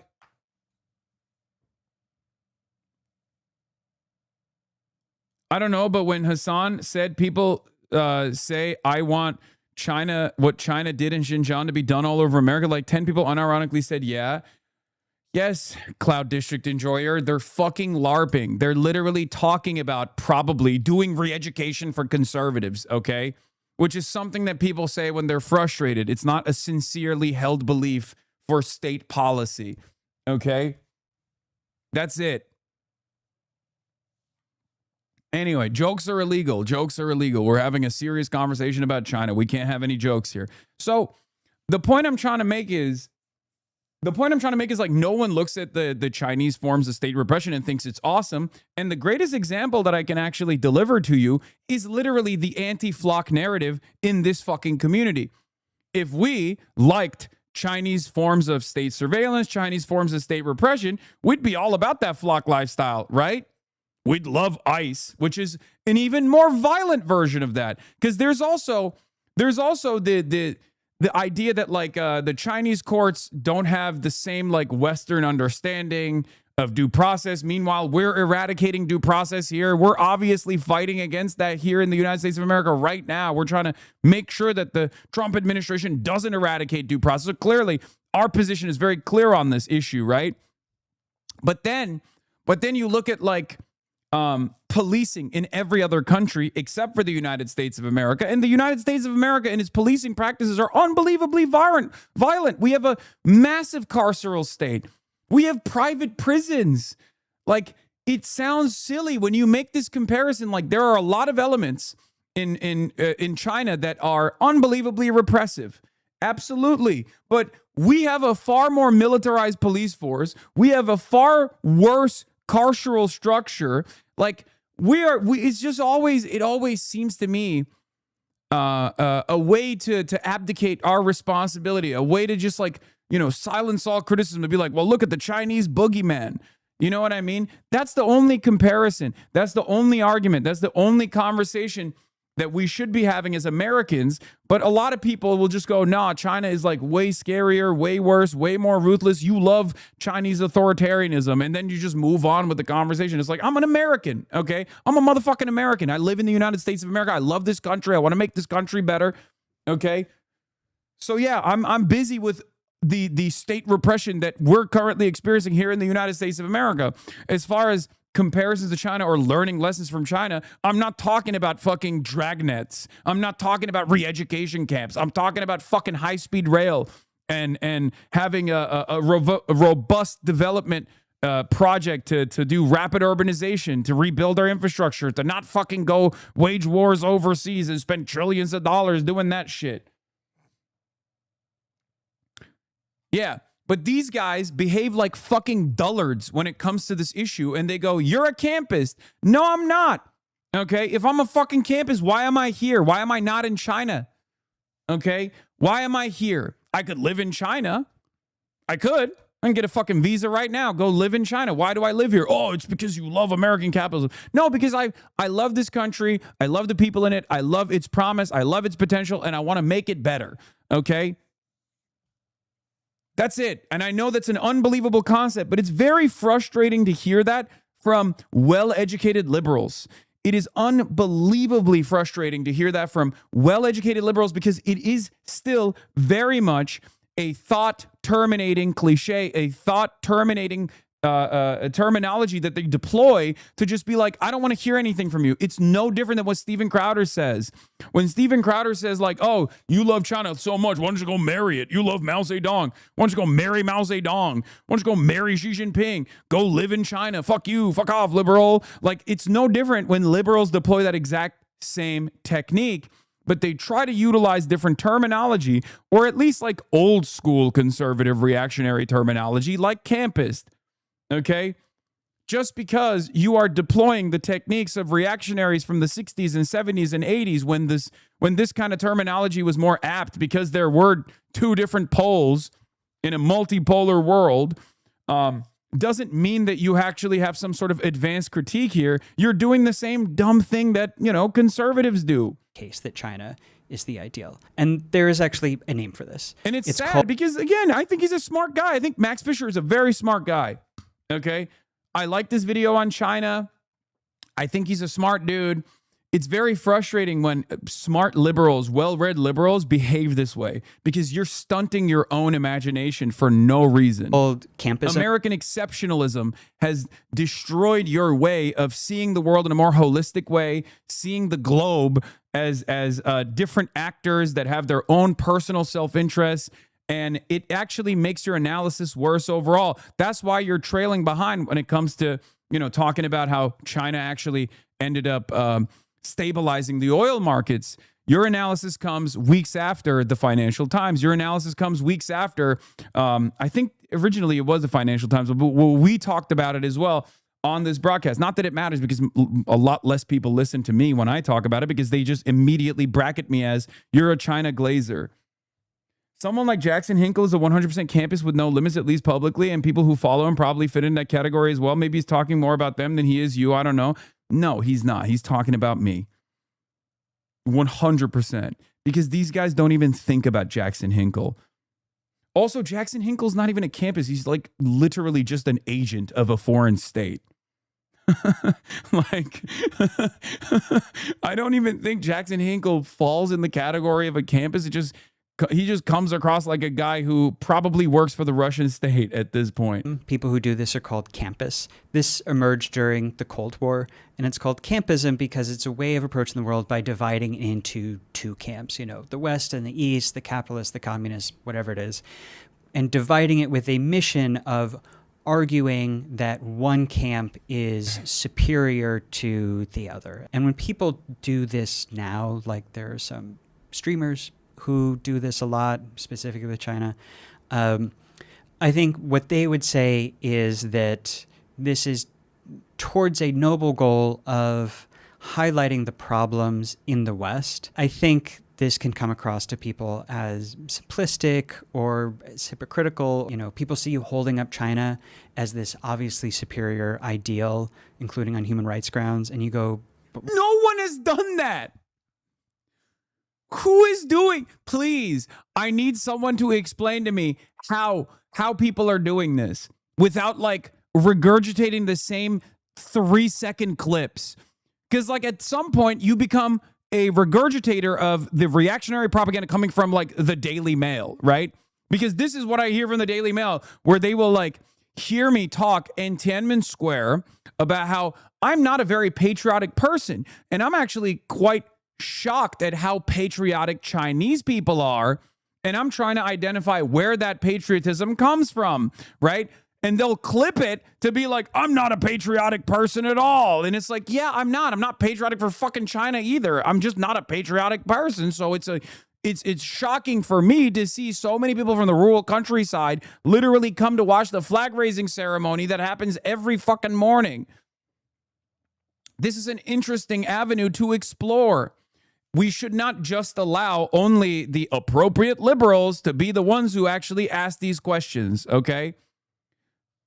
It's not dissimilar to like, Ezra Klein gets to interview the former Australian Prime Minister, and they have a very interesting and fairly robust conversation about China, about the ideology driving the Communist Party of China, about, Marxist Leninism. Is it dogmatic? Is it a doctrine that they follow through on? How much have they fallen short of the socialist experiment? Is it simply just a ideology or ideological varnish that they deploy in an effort to keep the public together? Like, these are interesting conversations that I also have, that I also think about all the time. But it's like, I can't have this conversation because as soon as I say something like that, no, it's Kevin Rudd. I'm talking about Kevin Rudd. Kevin Rudd delivered a very interesting, one of the best, I think, conversations that I've seen liberals talk about. Two liberals talking about China. And it wasn't, it was an interesting conversation because like Kevin Rudd is obviously like very knowledgeable about contemporary Chinese politics, Chinese history in general.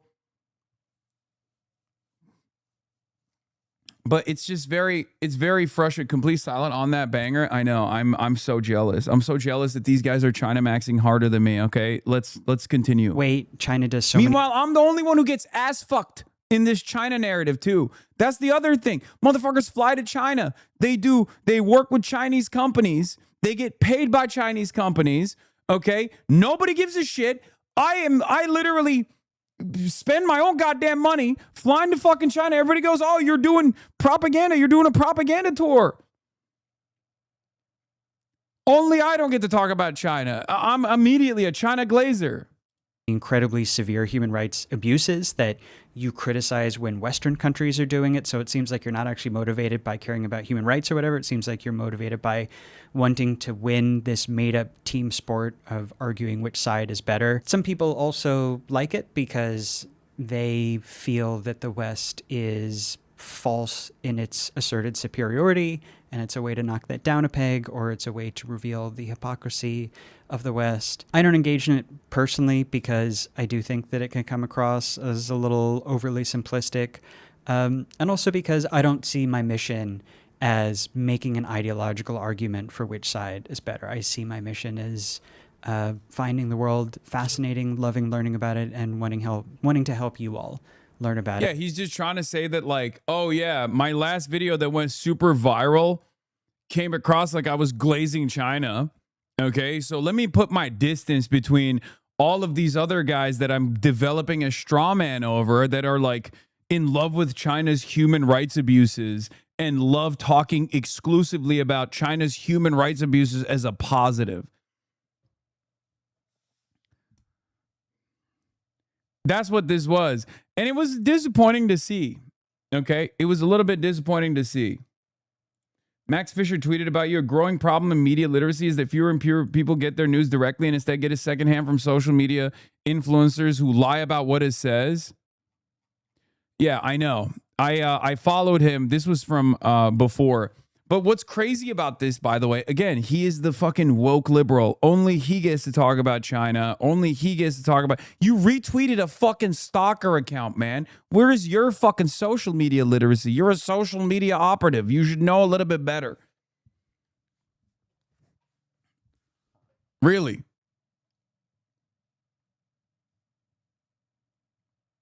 Anyway, here's the other side of this, though. Here's the other side of the story. Whether Pinhead Hasan at it again, you don't know anything. Okay, thank you. Here's the problem. I like Max Fisher. I'm going to say it one more time. I like Max Fisher. I think he's a smart guy. Okay? I think he's a smart dude. I think he has a lot of interesting videos. I'm a fan. Okay?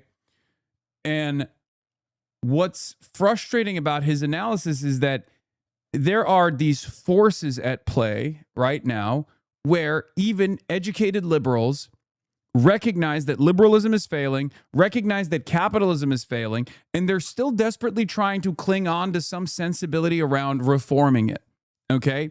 So the more they move in our direction, the more they also try to separate themselves from people like ourselves, right? Because they have to still maintain this dogmatic approach. Okay? In a time and in a unique media environment that requires you to shed yourself of this dogma, this dogmatic approach of Western liberal exceptionalism, okay? You've moved into the bargaining stage, and I think what is going on here, ironically enough, is the lack of ability, the unwillingness to give up on it, because these guys are very different than MAGA overall. Okay, they're very different from like MAGA supporters who don't really think about this stuff at all. As a Chinese person, I hope you guys get more people like him to keep American liberals' heads in the sand. What? Very important news. What is this? Oh my God. She's going through it. Yeah. Here is the reality. Here's the reality, okay?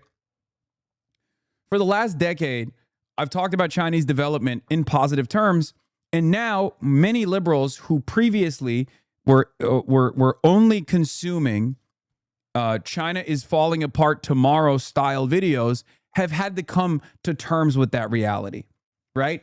And it's never good. It's never good if you just like learned something your whole life. You learned about American supremacy your whole life, and all of a sudden, this fucking random country out of nowhere that you thought was, a peasant society that was building tofu dreg buildings and eating sewer lard is actually this fucking behemoth that is no longer ignorable. Okay. And it's actually a force for stability in the world, whether we like to admit it to ourselves or not. All of a sudden, that just kind of rips apart your consciousness a little bit. So you have to fight back against the forces that have been there this entire time. This should be a wake-up call. That's why I always brought up the ghost cities as an argument, the ghost cities as an example, to be like, look, some of these cities that were developed and they didn't actually bring in new inhabitants, right? And there's failures there for sure. Okay. But ultimately, a lot of those ghost cities are no longer ghost cities. They're tier 1 cities. There's like tens of millions of people that have moved into these cities, right? There's a lot of economic activity at these places. That was bad analysis. That was bad analysis. It wasn't good analysis. It was bad analysis because it was shrouded with like anti-China bias. And that's what's frustrating. That's what's frustrating about a lot of these Western analysts. I just want them to be a little bit more open-minded. The idea that there is nothing we can learn from Chinese development is very dumb. Is very silly. And the additional idea that I think if Max Fisher truly gave a real honest listen to what I have to say, I don't think we would be ideological enemies on the internet. I think he would be in the Ezra Klein camp, where he's like curious about building a broader coalition with people like myself, even though many people in this community would say that these are like people who are ideologically opposed. Okay? The same thing with the Pod Johns. Yeah, I don't think these people know what your actual beliefs are. They see the clips. They're not stream watchers. Exactly. And they get deluded into thinking that I am a firm and committed believer into like this meme. They have this like meme approach. You know what I mean? They think I'm like, because I lean into the jokes, because I lean into the LARPing and shit like that. They're like, oh, this guy is a Maoist third worldist or something. I don't know. Holy fuck, you're so naive sometimes. No, I'm not naive. I'm pragmatic. Okay.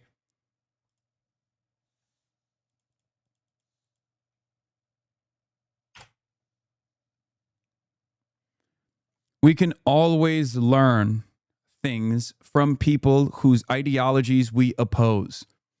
Many of you shut yourself off. I consume a lot of liberal thinkers, and I consume the content of a lot of reactionary thinkers as well. I can't even call them thinkers at this point, obviously. They're just propagandists. I don't know. I don't know how to explain it. But ultimately, yes, it's not an accident. I listen to a lot of liberals. Of course I listen to a lot of liberals. They fucking still run this goddamn country. Okay? It's important. It's important to listen and learn and understand what motivates a lot of, what motivates a lot of liberals in general. Brother, what the fuck did you post on Twitter? What do you mean? What, are you talking about the Haley Stevens post?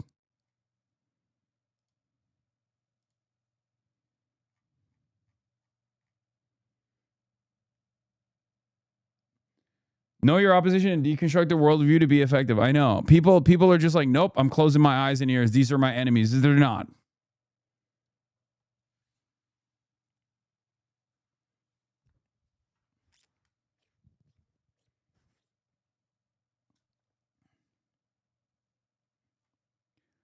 Also, in a messaging environment that is unbelievably contentious to our side, we can't cast aside people who are at least open-minded. Okay? That's it. And some of you think the only way to do that Some of you think the only way to do that is by being fucking ruthless, being cunning, being annoying. That's not the way to do it. Social inoculation plays a big role in this, okay? Anyway, whatever. I'm done talking about this. This stuff is too inside baseball. It's a need to know basis. If you can't understand what I'm doing, then it's fine. Don't. But in any case, yeah, this is reliable. You know it's over for Western civilization when its biggest cheerleaders are using this for their video thumbnail.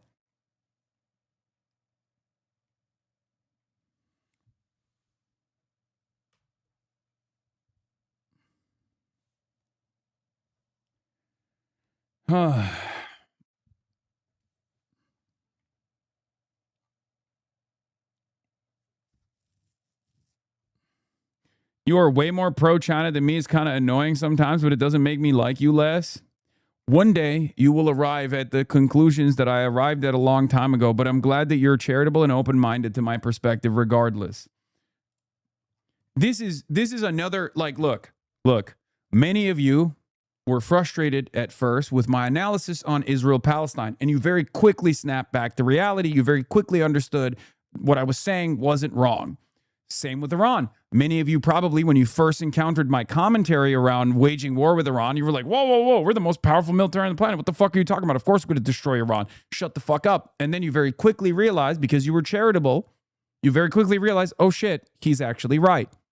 This is another area where I am 100% right.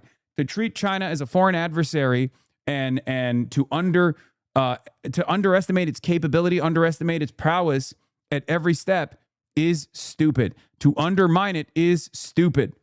Okay? It's dumb.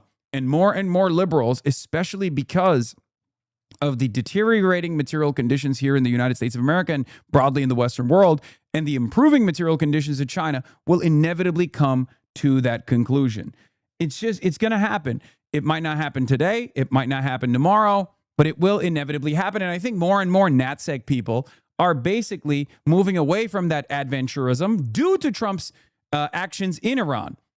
The adventurism and the militant posture against China is done, is over. Okay? It's done. You want to know why? Because we showed our ass in the Strait of Hormuz. Our ambitions to advance against China in a militant manner died in the Strait of Hormuz. Anyone that still advances this narrative is utterly delusional, and I don't think there's going to be a lot of appetite in the NatSec side of things for this unless there is a tremendous technological breakthrough that America achieves.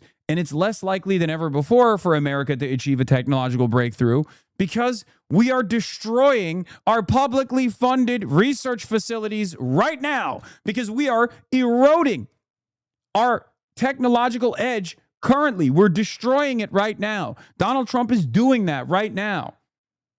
So I don't even think that there's any capacity that we have to find something out there, have some sort of crazy technological breakthrough that allows us to have a competitive edge against China in the near future.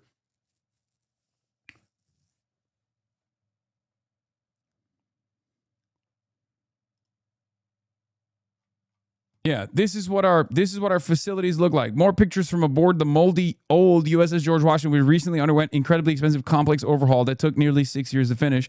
Our Navy is like this because we only have one shipyard capable of refueling and repairing a nuclear aircraft carrier. You want to know why our Navy looks like this, by the way? Because the fucking executives' yachts look mint. That's where the money is going. If you wonder why the Navy looks like this, it's because they don't care about military prowess, military readiness. They care about profit. And shittification has also destroyed the last remaining competent organization in the goddamn country. Okay? Our carriers look like this, so their yachts can look like this. The military-industrial complex does not operate on survivability. There's no existential threat that it's seeking to eliminate. It operates on profit. That's it. And that's precisely the reason why this shit sucks. Okay? It is a $1 trillion money sink. And that money doesn't go back to the actual operations. The money goes to executive pockets.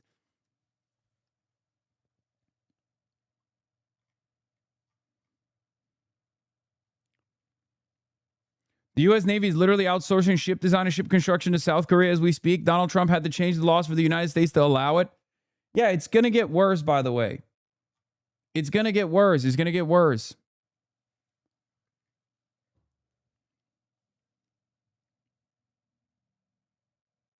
What is this? Okay, good. Seems like Hasan overlooks the death that occurred because of Mao Zedong, but I'm also new to watching his stream, so I may have missed this. Oh my God. This is also the problem with with I guess live broadcasting. Subscribe and you can rewind to hear what I had to say about that aspect, because I didn't just start talking about China. Okay, this is not like a new thing.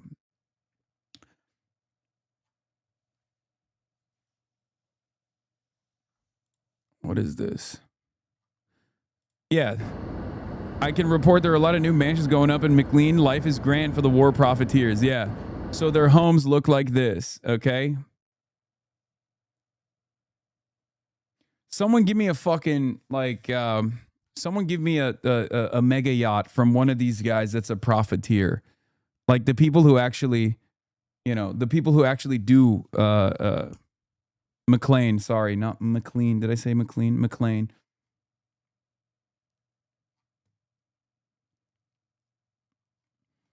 I don't see what the troops are complaining about. Didn't they get 1776 in a speech only? Yeah, that's right. That's right.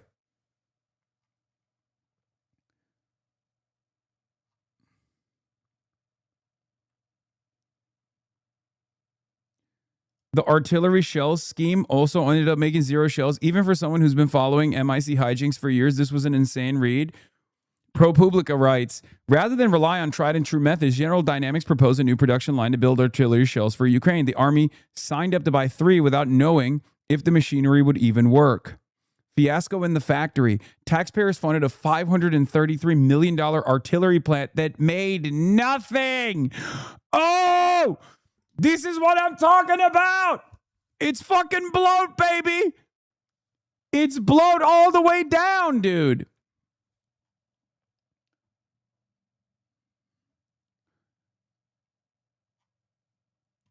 It's bloat all the motherfucking way down. Waste, fraud, abuse. These motherfuckers are... Dude, you know what's crazy about this? Like, Nick Shirley will go to Minneapolis and be like, oh, it's the Somalis that are doing fraud. Brother. Every single minority enclave in this country could get together and scheme out a design to steal money from white people, and it wouldn't be a fraction of the defense bloat that we're talking about. Not even a fraction, okay? If they got together and they were like, let's do anti-white schemes, let's just steal from white people. If they got together and they got their top minds together and they were trying to do like adult daycare, child daycare, whatever, okay? And they were like, let's just keep overbilling the government. Let's steal as much money as possible. It wouldn't be a fraction of the $1 trillion waste, fraud, and abuse that you get from the American military, okay?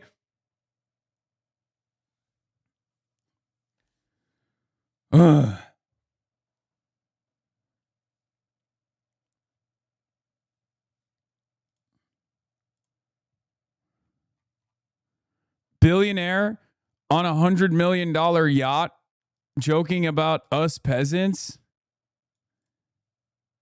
Pamper the guests. A casual selection of sandwiches for lunch. Even if on board, everything costs a small fortune.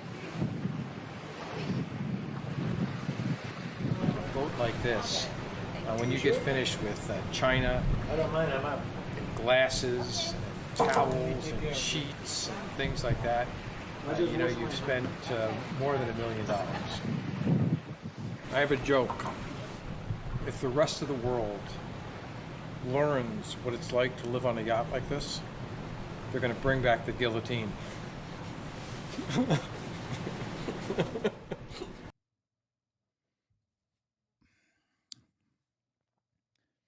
There it is, man. There it is. That's where the money's going.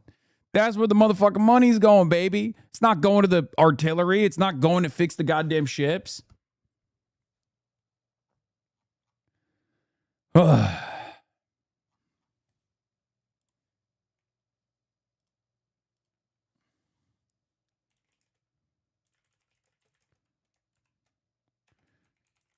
The military industrial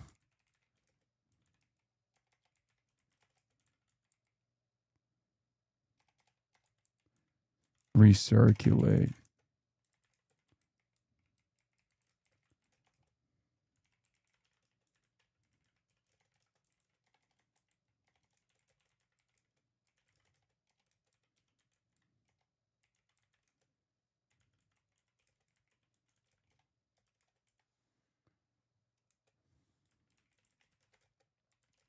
No jokes detected.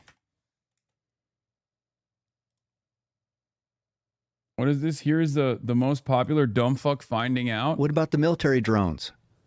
Those contracts when this war started. That's you can look into who made money on that one. Who made money on that one? Wait a minute. What did you? Are you? I'm just This Googling has things got to over be here. a mistake. Where did Eric and Don Jr. invest in military drone company amid Iran war? Is it Jamie? Where'd you find this? That seems like propaganda from Iran or something. Dog, he's had every defense profiteer on his broadcast, by the way, which is so wild to me. Like he had Egg Boy on, not Matt Iglesias, the other one, the Conehead. You know, Mark Andreessen. Right? He had him on. I think he had Palmer Luckey on. Who do you think those guys are? What do you think they're doing? You know, Peter Thiel, the Antichrist. It's just so crazy. He's like, oh, I can't believe it. But like, yeah, you can believe it. You better believe it, brother. You've done propaganda for them. You've made your chud audience actually like these guys. Oh, these guys are cool. Alex Carp's been on the fucking Joe Rogan Experience. You know what I mean?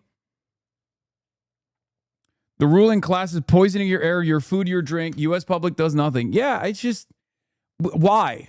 Why don't they do anything? Because we have a well-oiled propaganda apparatus in the form of mainstream media that makes you fucking get mad at people like me who's calling this shit out. What do you think is going on? For the last couple of months, Donald Trump has brought about skyrocketing inflation since the start of this year, endless destabilization. Global energy markets are completely flaming out. We're running out of our strategic petroleum reserves in order to keep up with the energy needs, as we have basically crippled 20% of the entire world's energy supply. So someone has to make up for it. And what the fuck is mainstream media talking about? A goddamn Twitch streamer who's calling this shit out. And people love it. People love it. And before me, it was transgenders. Before me, it was Antifa. You know, before me, it was the war on Christmas. And people fall for it all the goddamn time. And then they asked Donald Trump, sir, Mr. President, don't you care? Our soldiers are trying to kill themselves. They're trying to fucking kill themselves on the deck of USS Abraham Lincoln. He goes, I don't care. I'm not apologizing. And it doesn't matter. It's the Mexicans. You know? It's wokeism. It's the Mexicans. It's the undocumented migrants. Please do not look. No matter what happens, do not look at the capital owners. Do not look at the profiteers. Okay? Do not. Haitians are eating cats and dogs. Let's talk about that instead. That's what it is. And people fall for it every single time. People fall for it every single time on our side as well. Because the reality of the matter is we end up talking about it. Because the Republicans will bring it up and they'll drive discourse in whichever direction they want to talk about. And then we talk about it too. Although agree with you. You definitely don't do yourself favor with some of these clips. Yeah, brother, I've talked for 22,000 hours, okay, about these contentious issues. The reason why they're putting the crosshairs on someone like myself is not because I leave myself open for that kind of thing. The reason why people generate controversy off of it is because it's a very easy way to make people snap into action. It's a very easy way to distract people. It's a very easy way to go, you know what? I heard that clip and I don't like it. Because guess what? No one, and I mean no one, wants to go, why the fuck do I care about a Twitch streamer? What are you talking about, dumbass? The president is a goddamn pedophile. Like, what are you talking about? A left-wing Twitch streamer is supposed to be carrying my attention right now? I can't pay for rice, wheat, cotton, wool, rubber. Sunflower oil is up 17%. Palm oil is up 16+%. Cheese is up 16%. Tea is up 15%. Soybeans are up 14%. Why the fuck do I care about some goddamn Twitch streamer? What are you, fucking crazy? That is what the average person is supposed to say. But unfortunately, everybody loves these kinds of silly media distractions. They love it. That's why they do it. In the words of I think it was the Clinton camp, you know, if the Republicans are using it, that means they've tested it. Okay.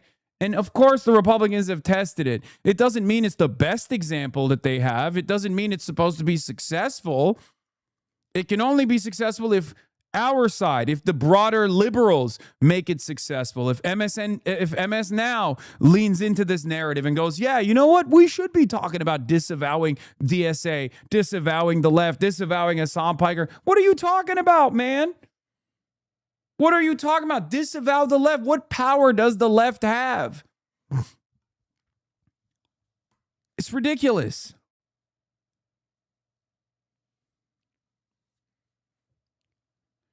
And it blows my mind because I try to get the liberals that are at least somewhat sympathetic to our side to lock in a little bit, right?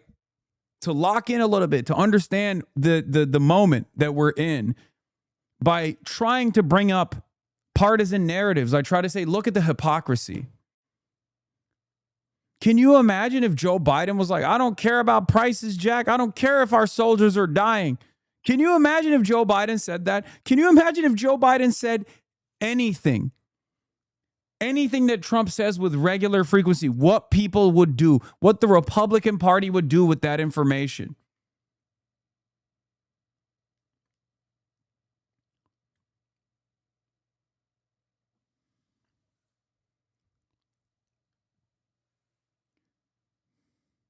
Imagine if Obama was like, I don't care if our soldiers are having a tough time on our aircraft carriers. It's okay. For you to pay a tiny little bit more for your gasoline, you're at $4. It's okay. I'll never apologize. Having to choose between gas and food, a very hard decision. I have family members who are ill, and I can't go visit them across the state or up north because it's too expensive right now to drive. For you to pay a tiny little bit more for your gasoline, you're at $4. It's okay. Like, can you imagine? Dude, Brandon. If Brandon said, I did NATO. Who cares if the price is a little bit higher? I did NATO, Jack. If Brandon said that, they would be like, Brandon didn't say that, and the Republicans still wanted to kill him. Like, oh my God, what would Fox News do with that soundbite? Oh my God, they would nut. We would never hear anything else other than just that soundbite. We talk about Marie Antoinette, the let him eat cake moment. Donald Trump is telling people, eat shit cakes on a daily basis. And no one seems to care. It blows my mind. It blows my goddamn mind.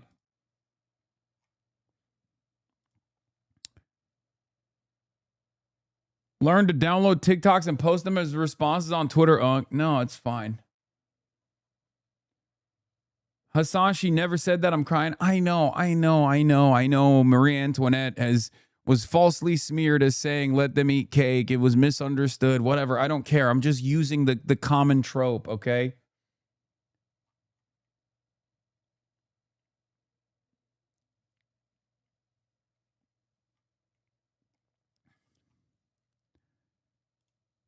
Anyway, Florida Democrat meanwhile, our congressional boy Oliver went back on Fox News and absolutely cooked. And so did Elijah. So we're going to watch that real quick while I go pee.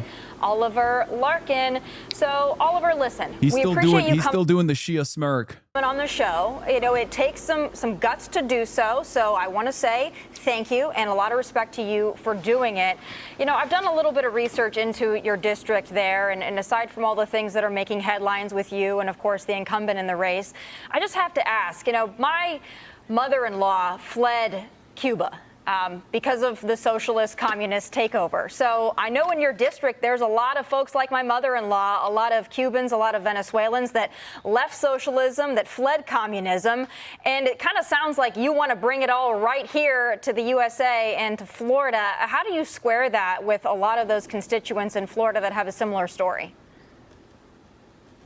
I think what a lot of our constituents that have come from places like Cuba or Nicaragua or Venezuela that have seen United States foreign policy, we've had a blockade on Cuba and a trade embargo for 70, 80 years nearly. And what we've seen in that time is the repression of trade and of really with our closest trade partner. And we see a repression of political and civil rights that we actually see emanating from the Trump administration right now. We see crackdowns on freedom of speech. We see Representative Randy Fine and Laura Loomer trying to cancel our rally last night, along with corporate Democrats like State Representative Michael Gottlieb. So I think the conditions that a lot of people flee places like Cuba, coming to America looking for a better life, it's actually quite scary to see a Republican administration that's going after our freedom of speech and freedom of expression, and we're fighting. That was a great flip, by the way. You're like, oh, you're talking about repression in places like Cuba? Well, guess what? Or Venezuela? Yeah. You know who's doing that? The Republican Party right now. To people like me. Like, it's perfect. Perfect flip. For the American dream. They keep reinviting him because they think it's a +4 Republican district, and they think foolishly that he would be easier to beat than Jared Moskowitz. That's why they keep inviting him. If you want to know the truth, there's two reasons. One, because it actually draws a lot of clicks, and it's great. He's great on television. And the other reason is because they think foolishly that he is easier to defeat for the Republicans in a +R4 district than Jared Moskowitz is. Because the district, if you look at it, is not actually comprised of Cubans. If you look at the district demographics, I believe Cubans are like 5% of the population. There's a lot of Hispanic people in their district, and then there's a lot of very wealthy Jewish people who are super pro-Israel in the district. And that's the Jared Moskowitz base, right? Jared Moskowitz base comes from a lot of right-wing on foreign policy American Jews that live in the district. However, where there are old Jewish folk that are, pro-Israel, there are a lot of young Jewish folk that are not pro-Israel. And there's also a lot more people in the district as well beyond that. So even if it makes, who's going to tell Hassan Cubans are Hispanic? Dude. We're talking about Florida. Okay? Sorry, I know. The Florida demographics are different than anywhere else in the country. The Florida Latino and Hispanic demographics are very different than anywhere else in the country in terms of their voter patterns, okay? In terms of where they vote, how they vote.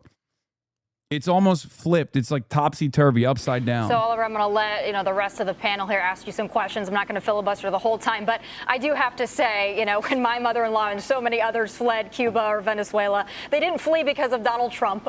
They fled because of socialism and communism and that form of economic governance that you're trying to bring here. So I just wanted to correct the record for that because blaming that on Trump is kind of rich, but I'm going to let the rest of the team take a crack at it.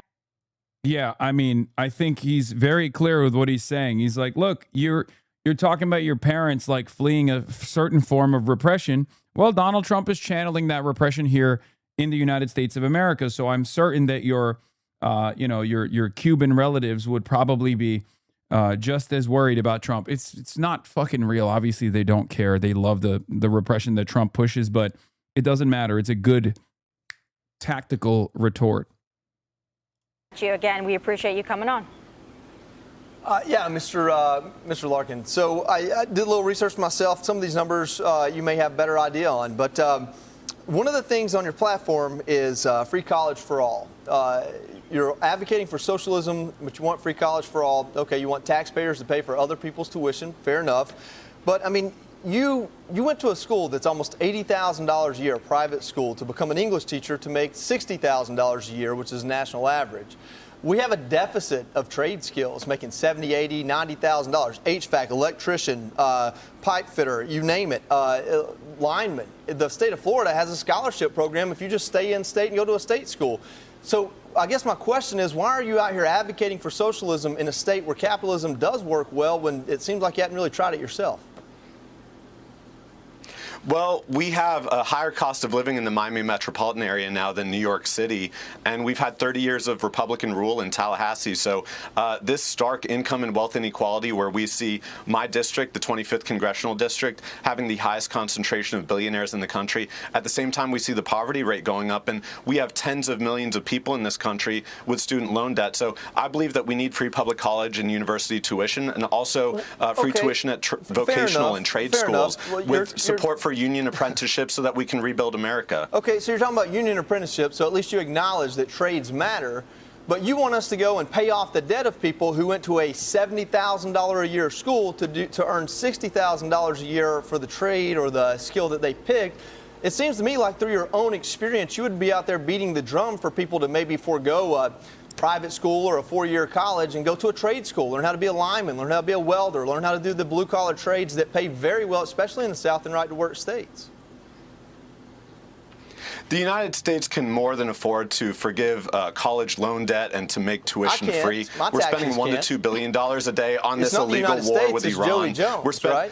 It's you. It's everybody that makes more than We're on track to spend hundreds of billions of dollars a year on a war that Congress never authorized, that Donald Trump dragged us into, that is raising our prices on gasoline, on food, on groceries. Would you agree to at least exempt those that went to private school that cost more than they could make in a year in the profession they picked? I'm talking about making public university tuition free, so private like institutions can continue to do what they like. But GPA. Like I said, I think that public universities should be tuition free, but private institutions can choose to do as they may. And I'm not running to abolish private universities, but that's in the future. We'll get there. Do you think that in the United States, when we have tens of millions of people, when we invest in our educational system, when we invest in our economy, that economic output is more than multiplied by the output of people who are better educated or have the vocational or trade apprenticeships that can go in and produce in the economy? Well, Oliver, Lisa Booth here. It's interesting that you say that because you've attended some of the most elite institutions in the country. As Joey pointed out, Phillips Academy, it's one of the most prestigious boarding schools in the country. You also went to Swanee, which is very preppy, very elite. A lot of wealthy people go to school there. So some people might look at that and maybe think you're a little bit of a hypocrite on some of this stuff. But I've got to ask you, why do you think you're entitled to other people's money? I'm not entitled to anyone else's money. I'm talking about universal programs that we all pay into. Many of your viewers that how do you support fund those? programs like Medicare and Social Security that. Well, when we have, like I said, $1 to $2 billion a day that we're spending on an illegal war with Iran, we can more than afford this. We've spent $2 trillion on wars with Iraq and Afghanistan that I was seeing in the previous segment. We're now talking about the downfall of the United States foreign policy regime that really just replaced the Taliban with the Taliban. So we've seen so much of our blood and treasure go into foreign wars overseas that have not made Americans safer. But you've still not and we've seen a declining standard of entitled living. to other people's money.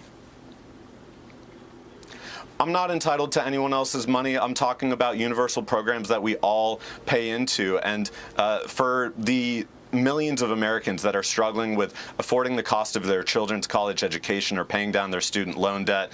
When we invest in the American people, that economic output is more than multiplied. When we see their educational attainment, their trade school, their vocational programs, all putting money back into the economy with greater labor productivity, we're seeing a real negatively affected jobs program in this country. The economy with people no longer seeking work. Oliver, let me ask you this. You know, as someone, who have attended some of these elite institutions that most Americans could never afford, they could never even dream of affording, how can you sit there and talk about income inequality and talk about some of these different things when you're the living definition of someone who has experienced great privilege of some of these incredible... It's always like, oh, well, rich socialist, you're a privileged socialist. Like, it doesn't even matter. No, you're a hypocrite. You're a hypocrite.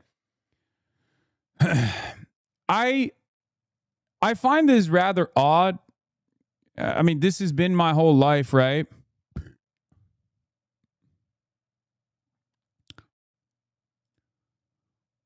I've heard this my entire life. I heard this my entire life. It's just like the argument always revolves around like if you're in a position of privilege, like don't try to use that position for good. Don't try to use that position to advance society in a meaningful way. Just shut the fuck up and enjoy the show. Shut up. Why are you speaking out?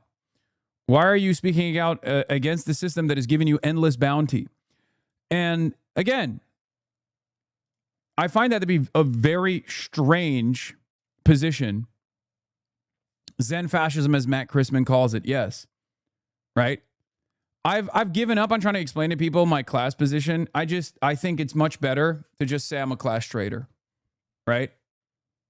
I think that Americans will never understand it in general, so I'm just going to start saying I'm a class traitor. Yeah, I'm a class traitor. You wish more rich people would be like me. If more rich people would be like me, we'd live in a fucking utopia, okay? If every rich person thought the way I did, we would literally live in a goddamn utopia, okay? Do you want rich people to behave like I do, believe the things that I do, or do you want them to believe the things that they currently believe that has led to your economic demise, that has only advanced your struggle? That's it.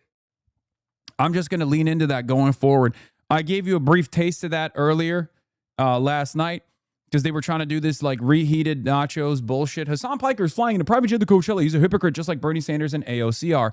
I said, I was making $60K a year in 2017. We're on a award show, charted this for David Dobrik. And I was one of the nominees. And they asked me if I wanted to write. I said, yes. If I was MAGA, Sigma, grindset YouTuber who sells a bullshit course online, you'd treat me like you're God. You know? They're going through the different periods of Hasan Piker controversy. It's very funny. Up next, he has an expensive home. Up next, he has an expensive car. And they're just going to reheat the same controversy cycles that I've gone through for years and years. So I'm just going to keep repeating it over and over again. I'm just going to say the same thing over and over again. Yeah, I'm rich. And I believe the things that I believe in, and I'm advancing these causes, okay? I'm advancing these causes. Do you want rich people to, believe the things that I believe, or do you like the current system? Because the current system is one where the overwhelming majority of super wealthy people that control society, not Twitch streamers, but like actual people who control society, those who are in tremendous positions of power and privilege, they very clearly have tremendous disdain for you. Okay? They have tremendous disdain for you. That's the reason why you're suffering.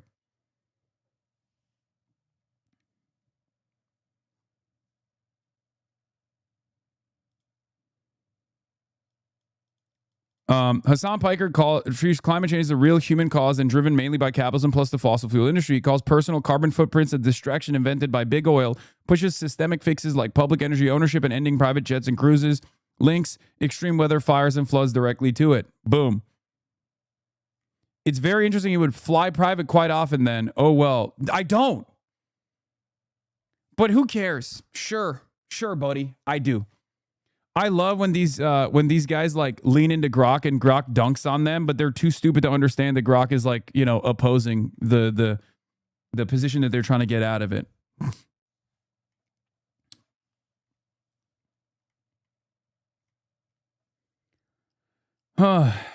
History repeats itself as a very different meaning now online. Yeah, quite often. Yeah, I'm basically flying like Taylor Swift.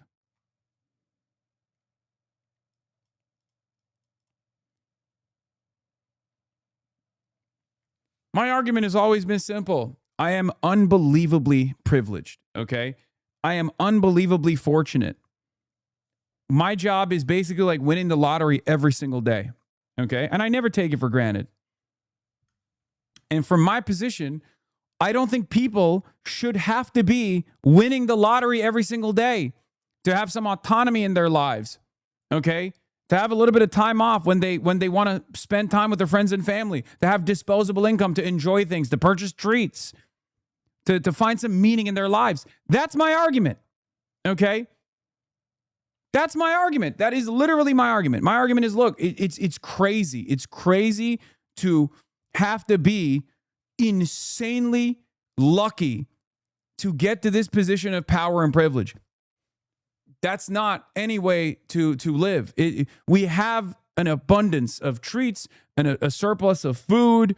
It doesn't make any sense that there are, in the wealthiest nation on earth, there are people, 600,000 of them, that are sleeping outdoors every night. That makes no sense. And the private jet controversy is even extra funny when it's the Republicans advancing this, when Donald Trump got gifted a $500 million private jet from the Qataris. Okay? What are you talking about?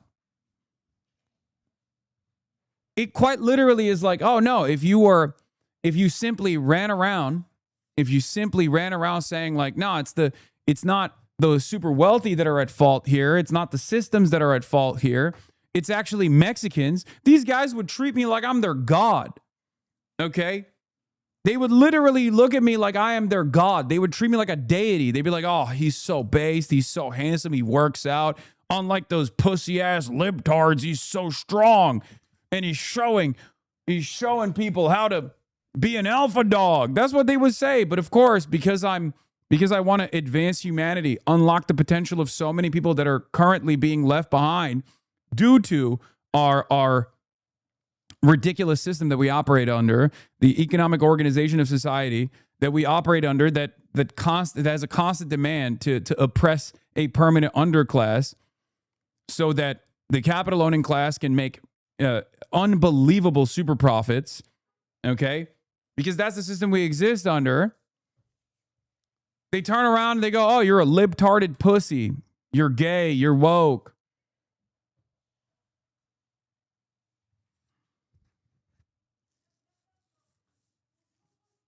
Yeah, if only I ran around saying, I got mine. Now it's time to fucking pull the ladder up. Then they would love me. I have nice things, and I want others to be able to have nice things as well.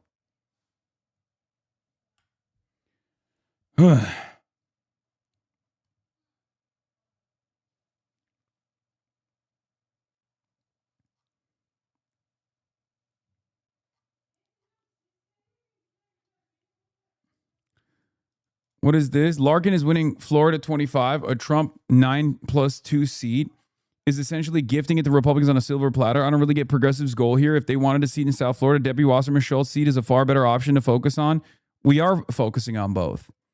We're focusing on both. Adam Carl says, this has been a confusing one for me too. From what I've seen, some on the left genuinely think Larkin is more electable because he supports generally popular policies like Medicare for all, and or being more lefty makes him more electable in a cycle like this.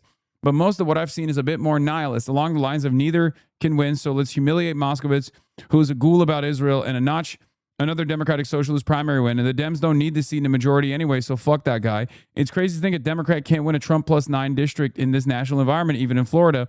And while Dems should take back the House with a generic ballot like this, being that overconfident 2.5 months is extremely dangerous thinking.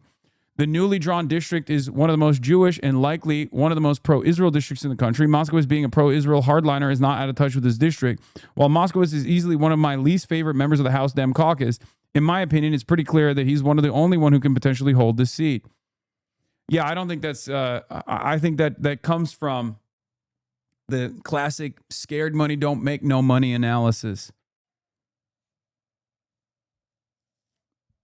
Okay.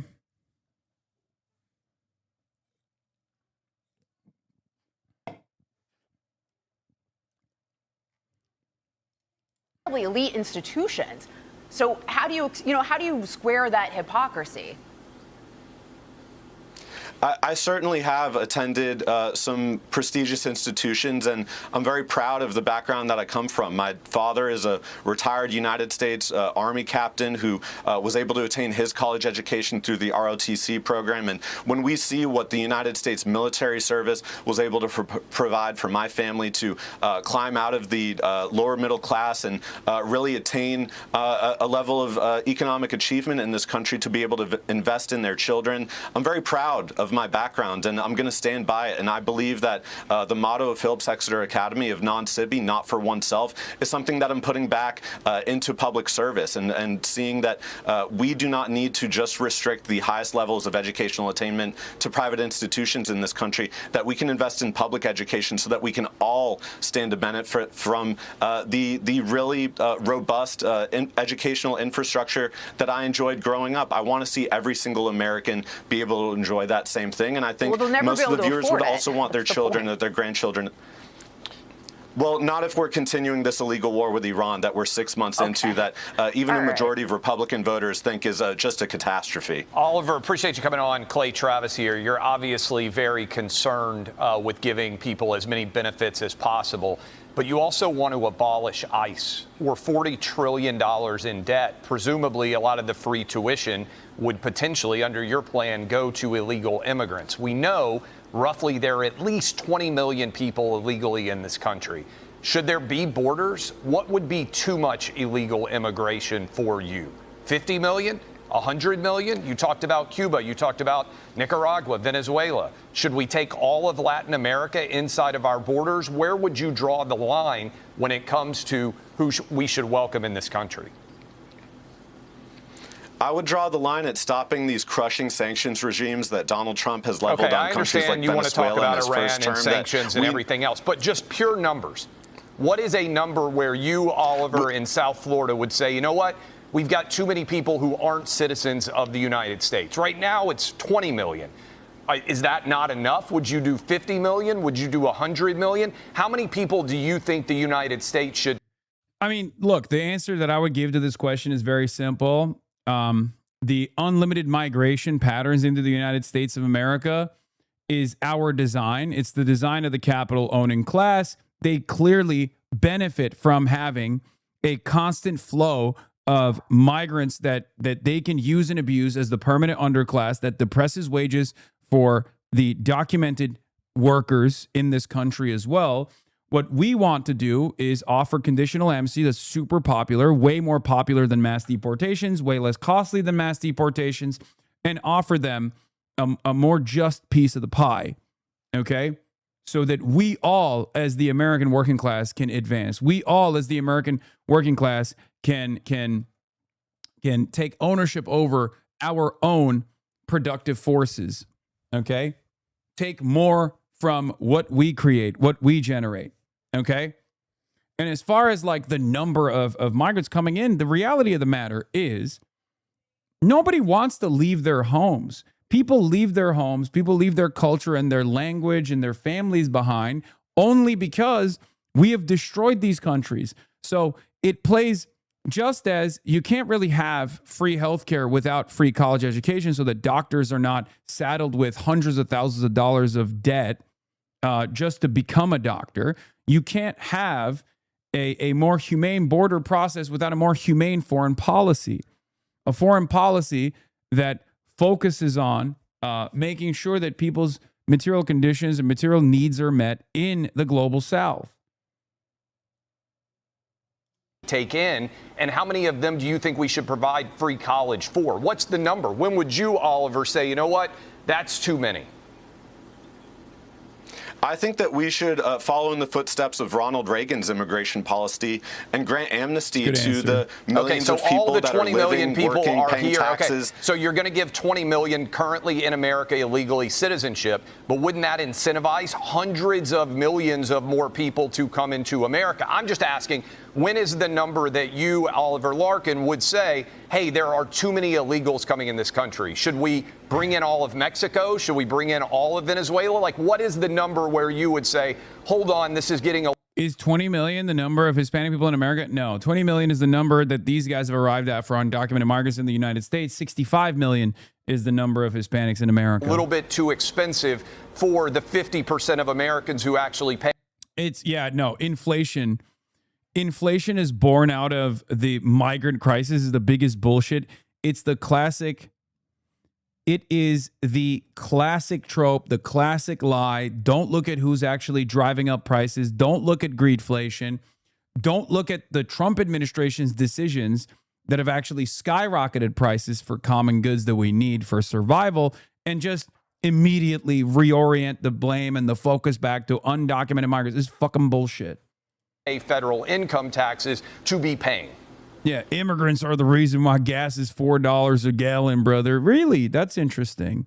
Because I could have sworn it was the war in Iran that shut off the Strait of Hormuz, but I don't expect we're going to see much more immigration from Mexico when you think Mexico's they will President stop? Claudia Hold on. Sheinbaum Why is would they raising stop the if they minimum can wage become and citizens? increasing home ownership. But you think Because they're Mexico is investing more in better their than people America? than we are there's here. actually a pretty decent response, too. I mean, it probably an audience that's not going to be receptive to that.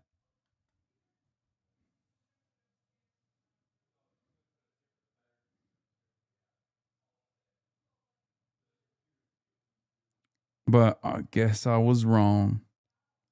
You think life in Mexico is so good that Mexicans are going to stop coming here?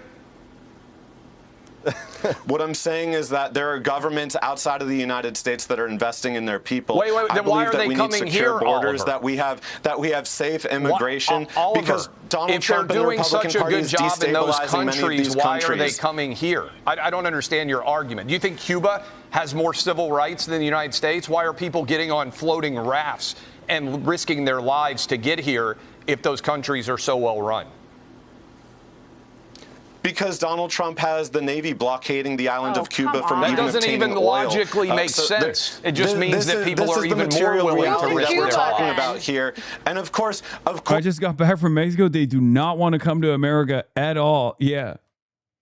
The more material conditions improve in Latin American countries, like even in Mexico, right? Like the more material conditions improve in Mexico, the less likely Mexicans are to come to the United States of America. It's that fucking simple. Of course, what we need in the United States is for Donald Trump and this administration, the Department of Homeland Security, Oliver, to stop I think you taking should away move to people's legal Cuba status, and run for like with president temporary there and protected see how your status, campaign where we goes, have because you half might of be the more nation's welcome there. TPS holders from Haiti that are living in Florida that Donald Trump and Kristi Noem are ripping away.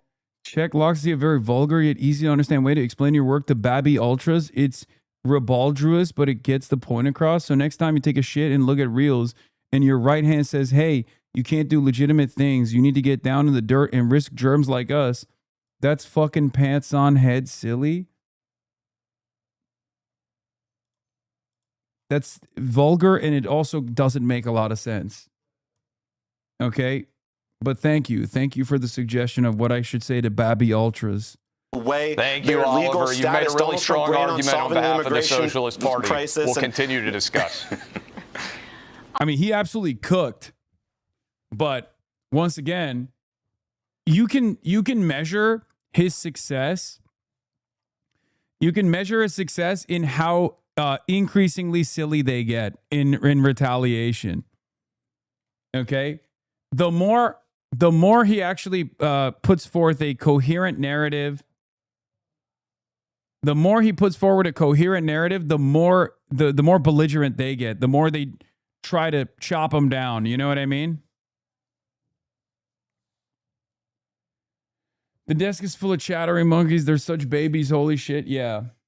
Yeah. You can measure Oliver's success or any Democratic Socialist on Fox News' success by how loud the panel gets.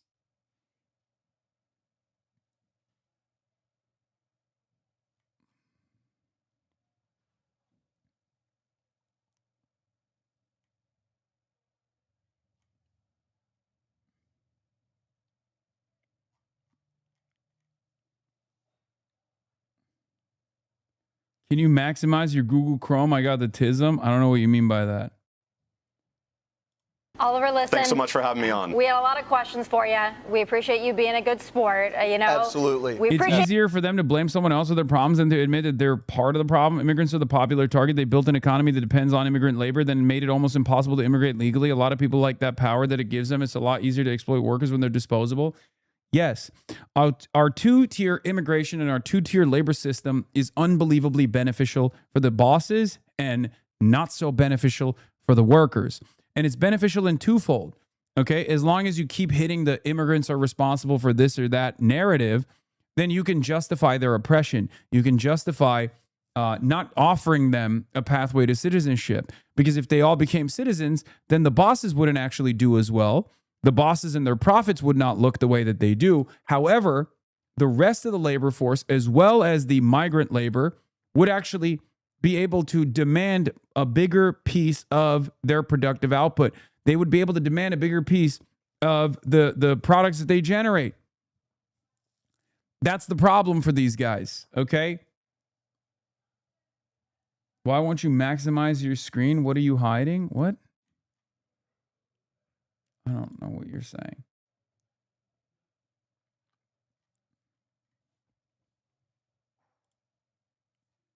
Yeah, they got Hasanabi heads in the Navy. Look, I'm not taking credit for Operation Epstein Fury in the Navy, okay? It's a common meme that more people than just the people in this community know about, okay?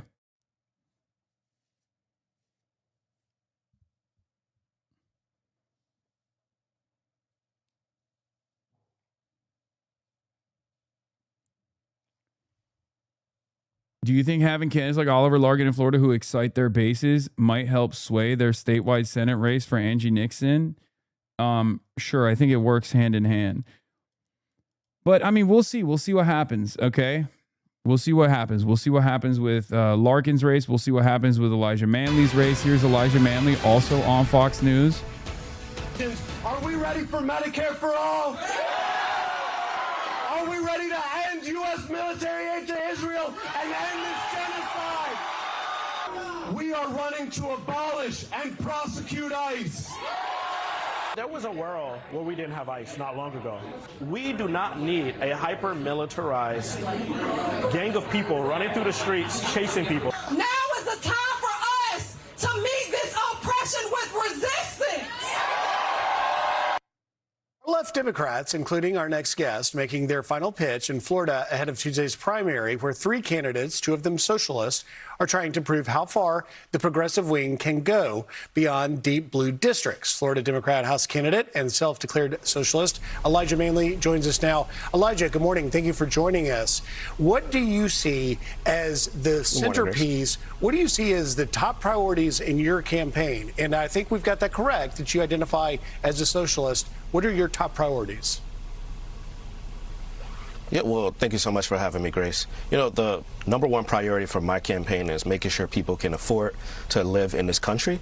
Costs have gone up, groceries, housing, you name it, and people just can't afford to live here anymore. So making sure we have Medicare for all, we're standing up and protecting our democracy and our Constitution, which is under attack, and delivering for people who need it most. A lot of people sympathize with you on the affordability angle, excuse me, but when it comes to abolishing ICE, is that something you actually want to do?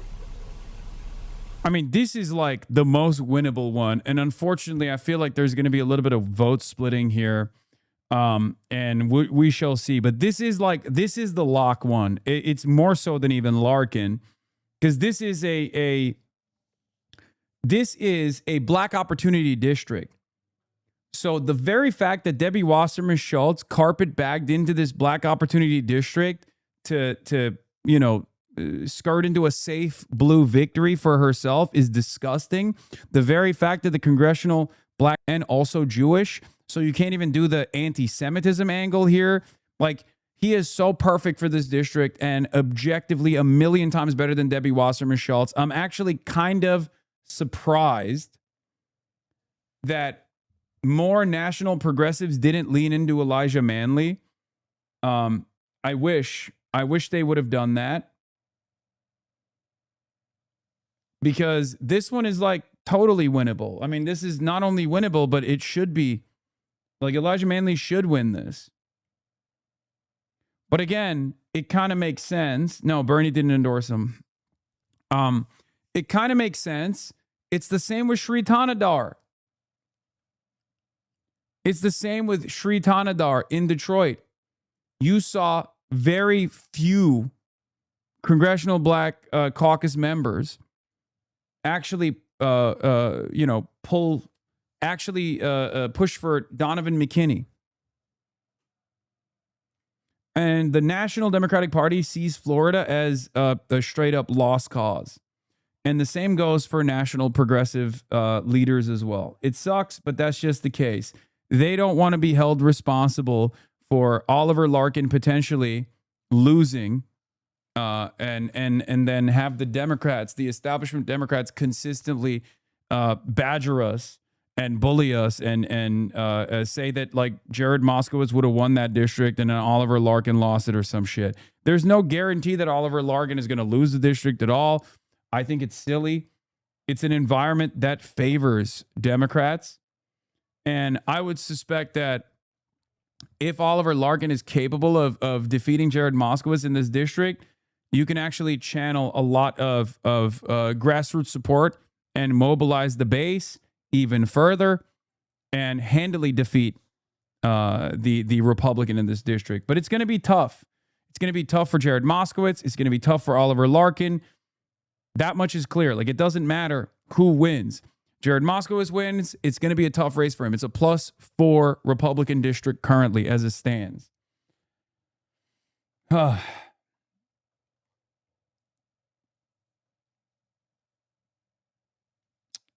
the Elijah one is a different dynamic. Yeah, I mean, we lived in a world in this country when we didn't have ICE, and things worked pretty fine in this country. We were talking about paperwork violations for the most part. Well, hold on. We didn't live in a world where we didn't have ICE. Running through the street. Yes, we did. It was the INS, and you know it because you were alive, okay? Hold on, Elijah. We've had yes, we did. We lived in a world where we had the Immigrant and Nationalization Service. Tom Homan got an award under the Biden administration as the head of the enforcement and removal operations, removing illegal criminal aliens, particularly under the Obama administration. Years ago, we had Democrats like President Bill Clinton that believed in the rule of law. And so this whole suggestion that ICE is doing something other than doing the enforcement of our immigration laws, which are on the books, laws that were written. Yeah, this is a terrible argument from the Fox News commentator. You can quite literally say INS was busy working on paperwork violations, which is what immigration is at the end of the day. And what ICE is doing now is absolutely criminal behavior with regular frequency. It's also additionally funny because Fox would literally say Obama left the borders open. Biden left the borders open. The borders were porous under Democratic leadership. But now they're like, oh, they respect the rule of law. So which one is it?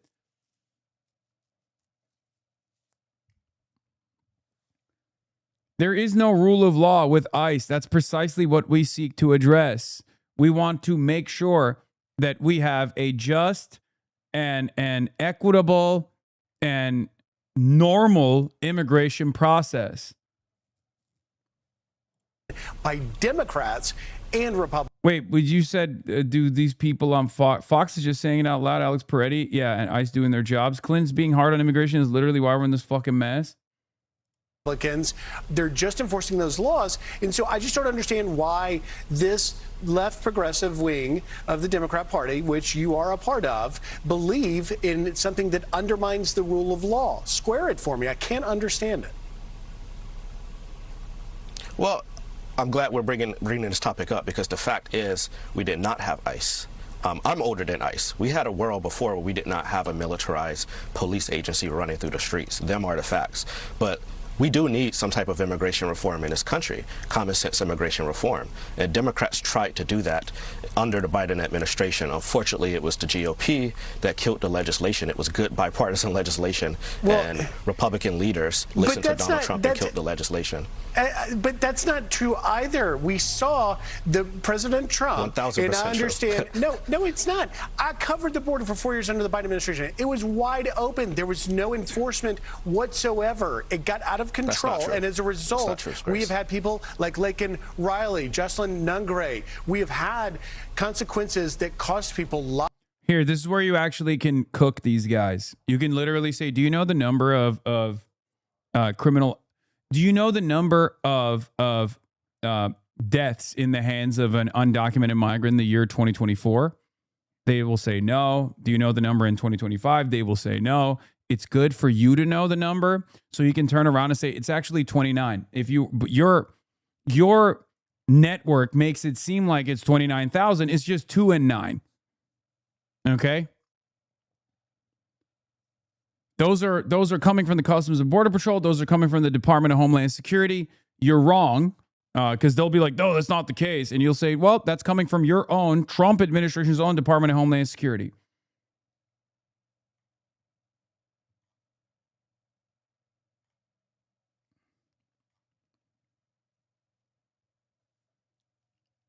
I don't know the updated numbers, but it's somewhere around that. I've seen this playbook. They'll say it's 29 too many. If 29 is too many, you'd be honest about the number of criminal, the undocumented migrants engaging in criminal activity instead of lying and saying it's 29,000. Of course, there's always, look, the reality of the matter is we are a nation of law and order. That's precisely the reason why we want to hold ICE accountable for breaking those laws and creating disorder. And the very fact that you're still defending this criminal instrument of Donald Trump shows that you do not care about law and order. We do. Okay? No one wants to let undocumented migrants who are criminals get away scot-free. As a matter of fact, if there's one group that's advocating to give them a free ride back home, okay, it's you guys. We want to make sure that people who have done crimes, regardless of their immigration status, are prosecuted under the full extent of the law. They get due process, they get processed through the courts, and they go to prison if that is a sufficient, if that is the necessary punishment. Meanwhile, this administration is not only doing crimes themselves, but also letting criminals get off scot-free as long as they're paying the Trump administration, which is a crime in and of itself. Look at the way that the administration has treated the Epstein class and the Epstein case in general. I mean, there's so many different avenues you can go into. There's so many different avenues that you can go into in terms of retort. Lives because illegal immigrants were let into this country and committed those crimes. So here's my point. My point is that if indeed you want to be a part of a movement that comes into Congress and tries to remove ICE, what then are you going to do to protect particularly immigrant communities from illegal criminal aliens? Are you going to stop them from coming in, and will you deport them once they're caught? I think that's an unfair way to frame it, Grace. We are still going to enforce immigration laws that are on the books, but we just don't need people running through the streets, kidnapping people off the streets. Americans have been killed by ICE agents that are untrained. They go after they have is put a target. Police officers in danger, our communities in danger. Yeah, I mean, American citizens that they've put in prisons. I mean, random people on the street that have been shot in the face. I mean, this is lawlessness this is that a we've never seen in our narrative. country before. This is an unfactual narrative, Elijah. This idea that immigrants in this country are committing, mass amounts of crimes is just baseless and unfounded. That is not true. Plus, we just had an operation in the state above you in Georgia. Elijah, we got to deal in facts. We just had an operation. ICE arrested more than 1,200 people. Among them, more than 700 had a criminal history. ICE goes and apprehends migrants who have come here. No, that's not true. Here's another thing that you can do. Here's another thing. Here's free ball, okay? That's not the job of ICE. That's the job of local law enforcement, and they protect and serve every damn day. Maybe they get some things wrong, but I have full confidence that our members, our boys in the blue, members of law enforcement, can continue doing their regular duties, Okay? And that's precisely what goes. That's precisely what happens. ICE has no law enforcement apprehension mechanism. Okay? And even his own argument that he is showing, once again, betrays the primary point that he's trying to make. If only 700 out of the 12,000, or what is it, 1,200? That's almost half that have no criminal history. What the fuck are you talking about? I thought we were apprehending criminal migrants. So what ICE did in the state of Georgia, just like it's done in every other state, is to boost their numbers, to boost their quotas. They go to the prisons, okay? And they get criminal migrants that are already in the prison system, and they put them on deportation planes. That's all ICE is doing to justify the apprehensions that they're doing for the non-criminals. That's what this is, for the record.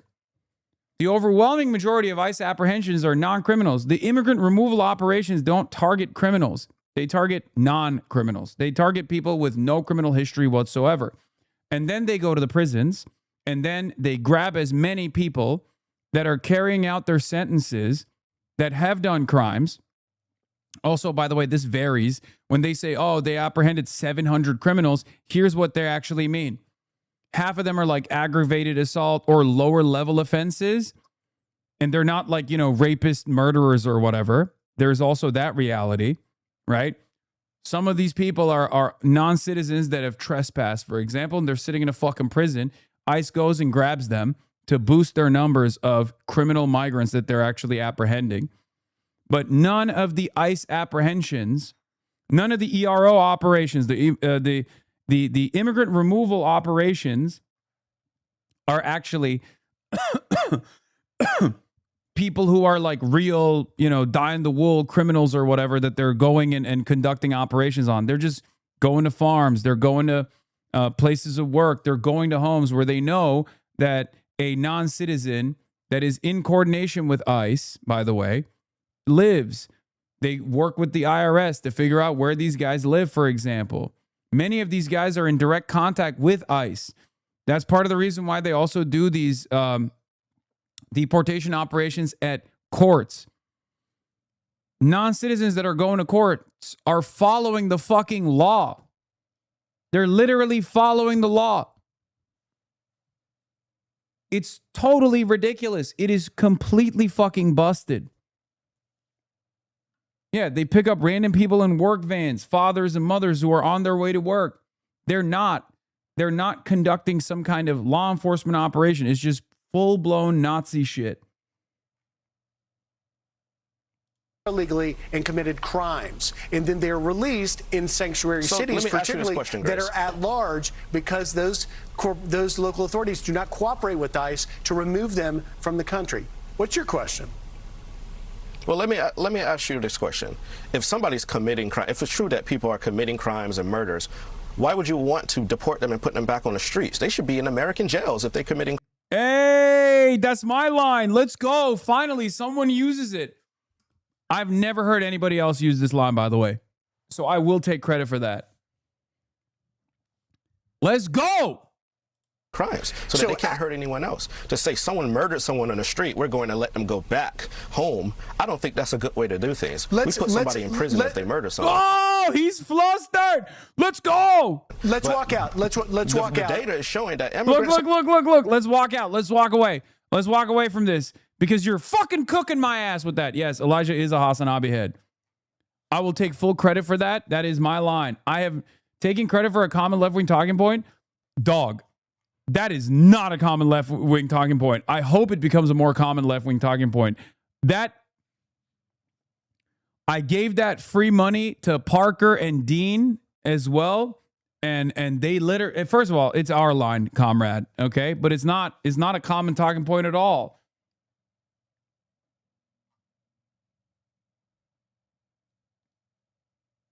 Holy shit, you got haters? Yeah, I know. But it's fine. It's fine. It's fine. Yeah, sure. It's common. It's common. It's not. You're right. Yeah, I told Dean and Parker to use that line as well whenever they fucking bring up the the deportations for criminals shit. Yeah, I remember when you gave it to Dean and he had never thought of it before. I know, because no one had ever fucking presented. I love using reactionary framework on leftist issues. Okay? It's one of the things that I do all the time.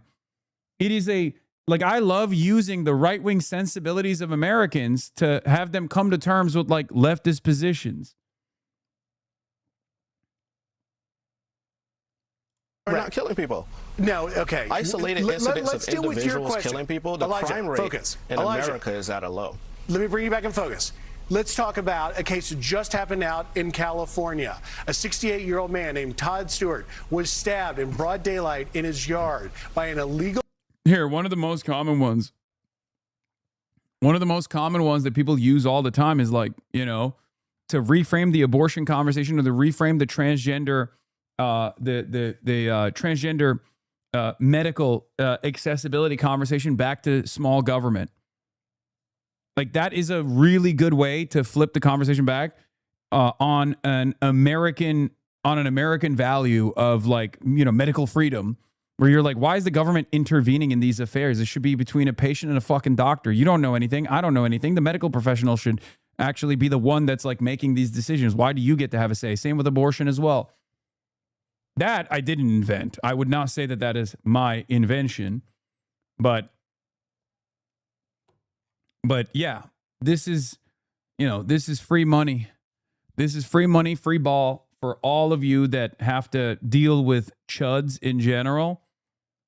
You can use chud style language to defend very woke positions.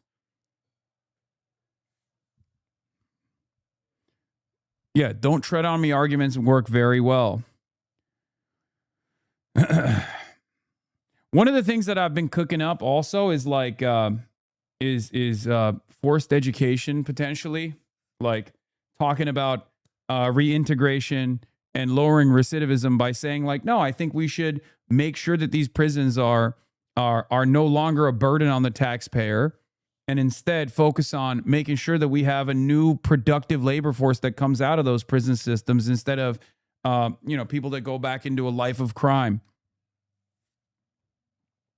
I want criminals to be educated in these prisons. I want them to get a necessary education.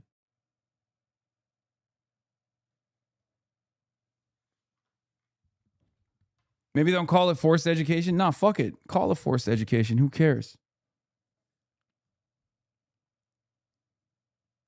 You got to make it seem like you're punishing these people, unfortunately, for the average American to come to terms with it. And they definitely think education is a punishment. Immigrant from Venezuela, and he was arrested for burglaries, and in Sanctuary, California, he was released pending his trial with an ankle bracelet. He violated the ankle bracelet policy and was re-arrested, and a judge again released him. This is back on August 5th. On August 6th, the very next day, he was he killed Todd Stewart. ICE all along had been asking the local authorities in California to turn him over so that he could be removed from the country. Therefore, Todd Stewart wouldn't be dead. Do you agree that we should have these local authorities? This is why when they flip it back to anecdotes, it's good to have the broader numbers, and maybe even flip it back to an anecdote of an American citizen committing like a heinous murder or something, and then say like, you don't know the name of this person. The only reason why you're talking about this is because this is one of the instances where law enforcement got it wrong. If you want anecdotes, I have 30,000 anecdotes. You know what I mean? Like that's the way to do it. You can also flip it back to Alex Preddy. You know, you're talking about one undocumented migrant that actually got away, which is a heinous crime, and it was a tragedy. I care about that. You clearly don't, because I heard you talking about Alex Preddy deserving to be killed by ICE. Right? Oh, thank you.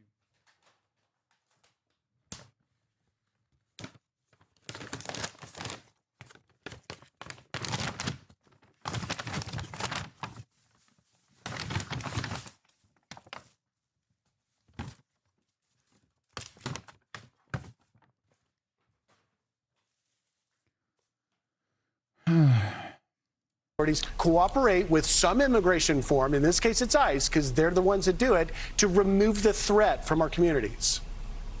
We're going to do Jube after this. Grace, One-hand no politics. amount of It's antidotes grift, is going to change the fact that Mason. our country, no amount of antidotes or single one-off incidents is going to change the fact that in this country we're experiencing a record low in crime under both Republicans and Democrats. Record low in crime. That's This a pretty good idea way that to- there are immigrants running through the streets killing people is unfounded. I know, we have to scare people when it's an election year to get them to vote for Republicans, but we don't want to have fear. We want to show people what our agenda of delivering for them is, which is making sure we lower costs. People are not scared of immigrants in this country. People they want to be focused on how do we deliver for them? How do we Okay. make sure that these gas prices under Donald Trump come down? This economy that he is destroying, they are able to afford to live under it. The rent costs have gone up. What is Donald Trump doing? I got to ask you He's this, destroying Elijah. the country. I want to get this in quickly because we appreciate you coming in here and we can hear from you exactly where you stand and what you feel about it. But the guy that seems to be driving the socialist wing of the Democrat Party is the streamer Hasan Piker. Here's a little bit of what he said. Brother.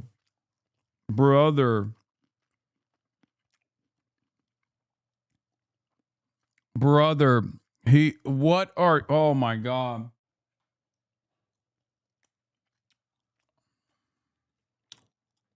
Oh my fucking God, dude. He's like, I'm having a tough time. I know you want to talk about the president, but how about this fucking Twitch streamer? Last ditch effort every time, brother. Yeah, this is a great take. Republican media is leaning into the Hasan discourse because A, it's a distraction from this disaster Trump term, and B, they know it's a wedge between the under 50 Dem base and party leaders in the donor class, so it's going to generate a lot of free media attention. The Sunday chat panel circuit know this, so they keep pressing uncomfortable Dem leaders on this wedge. But he was literally streaming at the DNC 2 years ago, and you're pretending to be outraged by out-of-context clips from 7 years ago. It's all so fake and stupid. And then these guys always reheat the same narrative. Actually, Fox News and right-wingers aren't obsessed with Dem factional feuds. They're focusing on Piker because they correctly understand he's broadly toxic electorally, and it helps Republicans to associate Dems with Piker as much as possible. Brother, it is infinitely more toxic to associate Dems with AIPAC than it is to associate them with a random Twitch streamer, especially in the hands of a clever enough Democratic operative that can turn around and go, this is a terminally online issue. Okay? It's a terminally online issue. But because this is a terminally online internet site that has yielded some of the most insane and toxic forms of discourse, motherfuckers will go, no, you don't understand. It is actually a valid one. You have fallen for the Republican trap card at that point. Okay? That's it. The moment that you advance this narrative that's clearly coming from the Republicans is a moment where you're not talking about the Republicans, is a moment where you're not talking about costs, a moment where you're not talking about the affordability problem that Donald Trump has only made worse. That's it. And a lot of liberals have had their brains fried from these neo-Nazi infested algorithms and legitimately think it is the only issue top of mind. Some of them are advancing the agendas of their favorite, loser content creator who despises me. Some of them legitimately believe that this is the top of mind issue.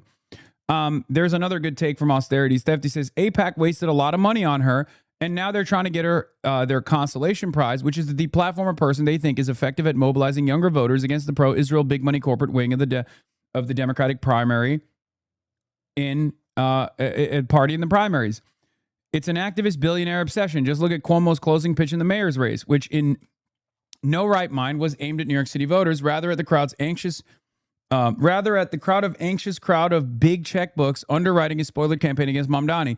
Same thing goes for the 3+ months of utterly deranged discourse stirring by Third Way. The abject failure of that effort in the primaries, like how it helped sink McMorrow, hasn't forced the rethink, just a double down.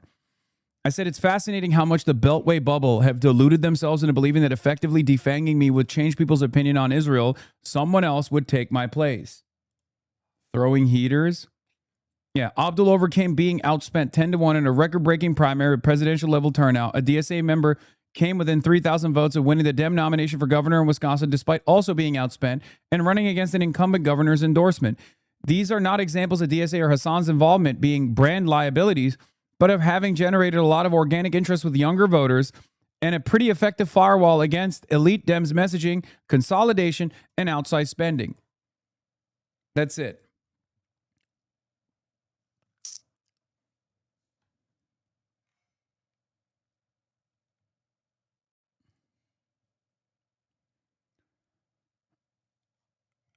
That's it.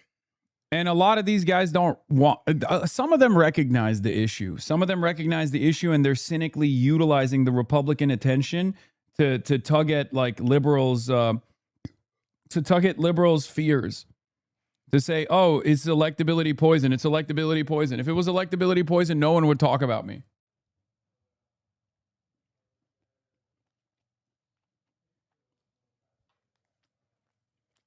If I was electability poison,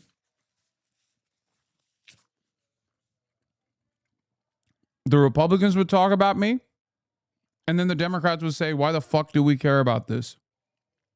The reason why Republicans talk about me is not because I'm electability poison. The reason why Republicans talk about me is because they know elite Dems are fearful of our movement. Okay? And they lean into the fears of elite Dems. They lean into the fears of the moderate wing of the party to create a wedge between the progressive base. That's the only way they can win in a +7 anti-Trump, pro-Democrat midterm election season. That's it. And there are a lot of Democrats who, unfortunately, actually care about protecting their status, protecting their position, and will lean into this right-wing framing. It's so stupid. He's there in Florida visiting, and he actually mentioned you by name. Listen to this. I think the reactionary Republicans have been able to take advantage of our disinterest, our lack of interest, or our lack of hope, a hope for a better future. And that is precisely the reason why they've defeated Democrats over and over again. I think Jared Moskowitz and Democrats like him have played a formative role in this defeat. I could probably say the same thing about Debbie Wasserman Schultz as well, who Elijah Manley is running against. We can change that reality. And this is Elijah. This is the guy that also said that America deserved 9/11 as we approach the 25th anniversary. My question to you, last question: do you associate with? Will you be campaigning with? Do you associate with Hasan Piker? You know, I like this thing that Republicans do where we have to, you know, associate everybody with everyone. Do I associate every Republican with Candace Owens and some of the horrible things Charlie Kirk said? Do I associate people with everything that some of the Nazi people on the right have said? I don't.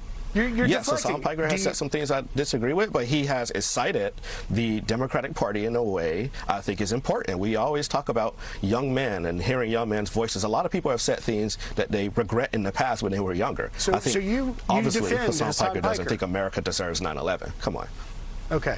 I defend free speech in the United States of America. All right. Elijah Manley, thank you for coming on, giving us an insight to where you stand, and we will continue to follow your race as you run against Debbie Wasserman Schultz, who, of course, was once in the leadership, and now you're part of the pushback. Thank you, Elijah.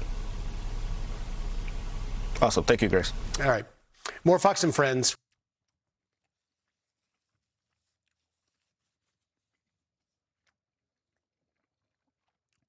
Right way to hold frame.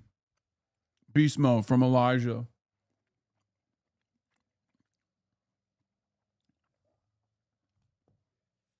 You're hated because you challenge people's programming. If he likes communism, so he should move. They repeat it again and again, but the way people react like they're threatened just because you talk about the merits or lack of one system over another is because they're too stupid to break their dumb brainwashing.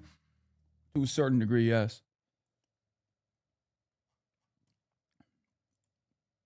All right, let's get to, instead of my GOAT, Chris Rabb on Face the Nation, let's do Tim Pool. Timothy Poole. Timothy Jedediah Poole. One moderate. You have a lot of politicians on the Democrat side. One who got moderate versus 20 liberals featuring Tim Pool. Now, this is amazing.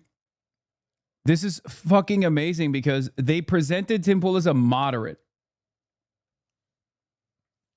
How is Tim Pool a moderate? What are we doing?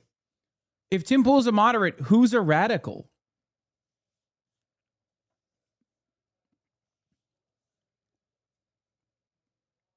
I just don't know.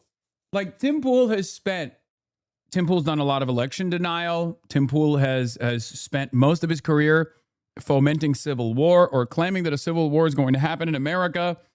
Tim Pool has highlighted and platformed neo-Nazis of all different sorts. Like, do you guys notice how on the Democratic Party side, they say, I'm a fucking radical? But the same, like, broader media permission structure declares Tim Pool to be a moderate, Charlie Kirk to be an activist. Because remember, whenever Charlie Kirk was covered, they always said conservative activist Charlie Kirk. When I'm covered in the media, whether it's a liberal outlet or a right-wing outlet, I'm called a far-left agitator, controversial streamer. How is Charlie Kirk not controversial? His worldview was unbelievably controversial. How is Charlie Kirk not controversial? How is Tim Pool a moderate? Who is deciding that Tim Pool is a moderate?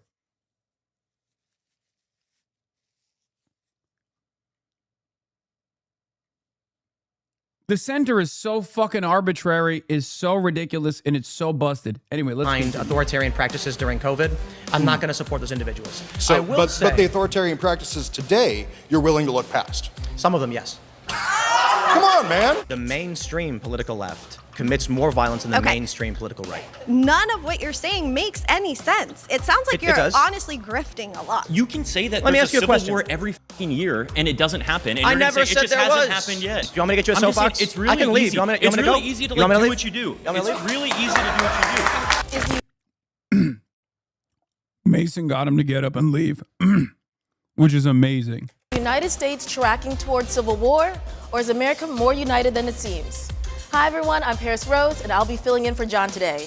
From Jubilee Media, this is Surrounded, where one brave soul faces a room full of disagreeers. Today we're debating which political party is more violent. Is authoritarianism on the rise in America? And have both parties abandoned their oath to the Constitution? I'm here with our featured guest, moderate political commentator, Tim Pool. Hi, I'm Tim Pool. I'm the host of Timcast IRL, and today I'm surrounded by progressives.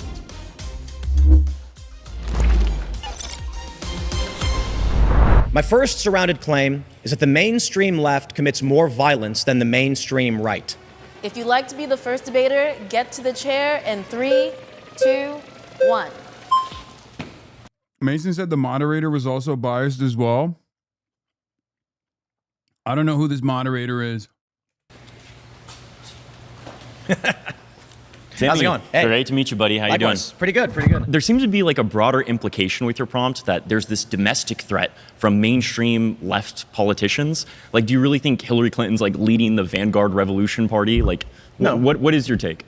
When you look at the violence that we do see, it's from, I describe it as from blunt to acute, which is with the fringe extreme right, you'll see extreme mass shootings. You'll see, someone will show up. Oh, I was right.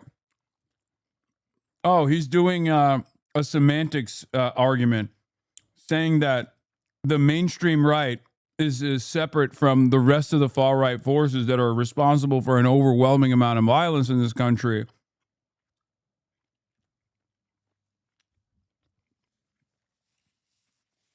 That's what it is. He does this the whole argument. That's so funny. Dog. There are left-wing forces from moderate to radical. There are right-wing forces from moderate to radical. Everybody understands that the overwhelming majority of political violence happens in the hands of the right. Okay? Specifically, the far right. His sources aren't wrong. He knows that that's the case, so he's trying to frame it around mainstream. So you get bogged down arguing about what it means to be mainstream instead.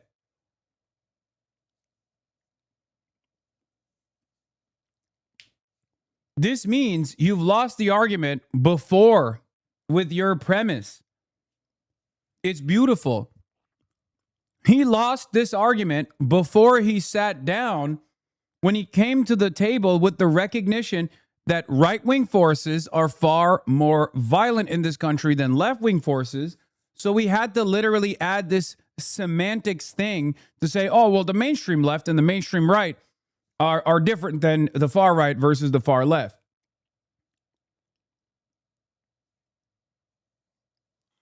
It's awesome. And they'll unload on people, things like that. On the left, though, you'll see riots, vandalism that you don't see from the right. But the point I'm making is that when you break down the ideology that motivates individuals that commit political violence, there is more often an overlap between what the Democratic Party espouses ideologically and what we see in street-level violence, as well as maybe assassinations, versus what the Republicans would espouse. I mean, I couldn't disagree more. What ideologies that the Democratic Party is promoting that leads to these types of violence? Anytime you see an act of violence that's typically attributed to the left, it is immediately condemned by every Democrat politician. Indeed. You couldn't point to one that actually endorses that. Where you have somebody like Donald Trump, who's literally the president of the United States, saying that we should call for the death of congressional members who are fulfilling their civic duty and saying, hey, maybe you shouldn't fulfill illegal orders if you're in the military, and Donald Trump's asking for them to be put to death. How is that not inciting to violence? No, that's absolutely terrifying. I completely disagree with that. My point more so is that when you see, say, the George Floyd or the BLM riots, you end up with Biden and Kamala themselves promoting fundraisers for those accused of committing these crimes. During which these riots, which crimes could you point to? So in Minnesota, you had there was a firefighter who opened a sports bar. It was burned down. In fact, when the local news went to interview him about his dream bar being burnt to the ground, it was ransacked. I don't think it was burned to the ground. They while they're filming the story, there were people looting a safe and stealing it.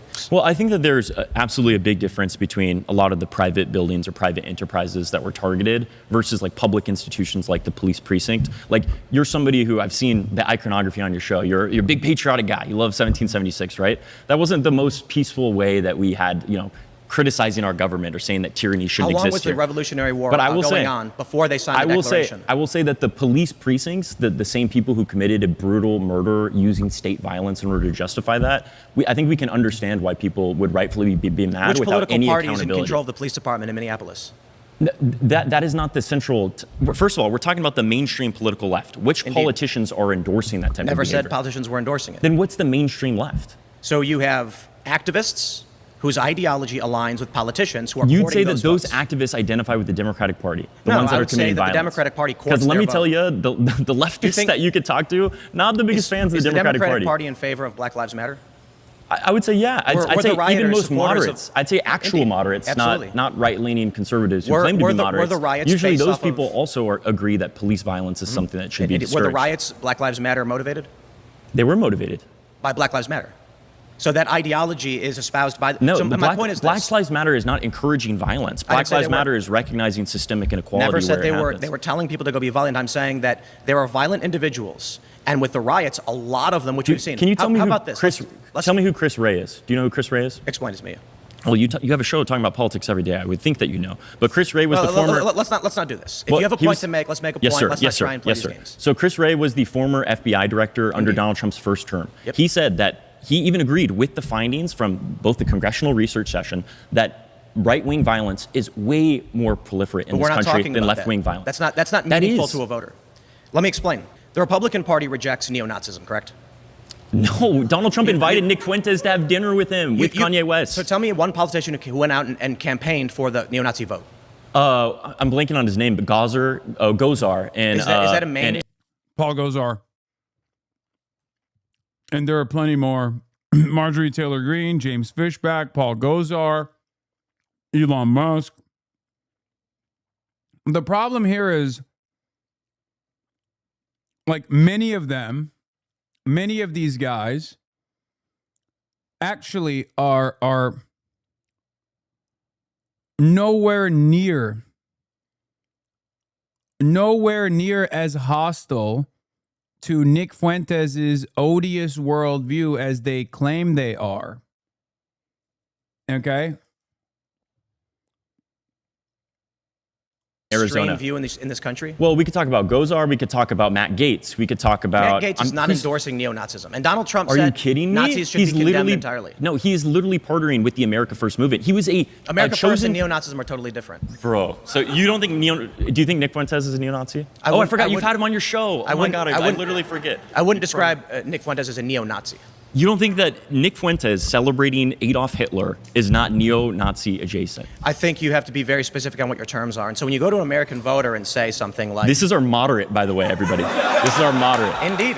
Keep going. So when you go to a regular American and ask them what is meaningful to them in terms of an election, you don't have Democrats or Republicans endorsing violence. But you also don't have, Charlie Kirk's a good example. He threw out Nick Fuentes, he threw out white identitarians, white nationalists from his events. They were not welcome. That's mainstream. You don't have riots coming from the Republican Party and the right, although you do have January 6th and things like that. When you take a look at the shootings of the Tesla facilities, the execution of Aaron Danielson, the assassination of Charlie Kirk, and one of the attempted assassinations on Donald Trump, not the Pennsylvania one. Here's the thing.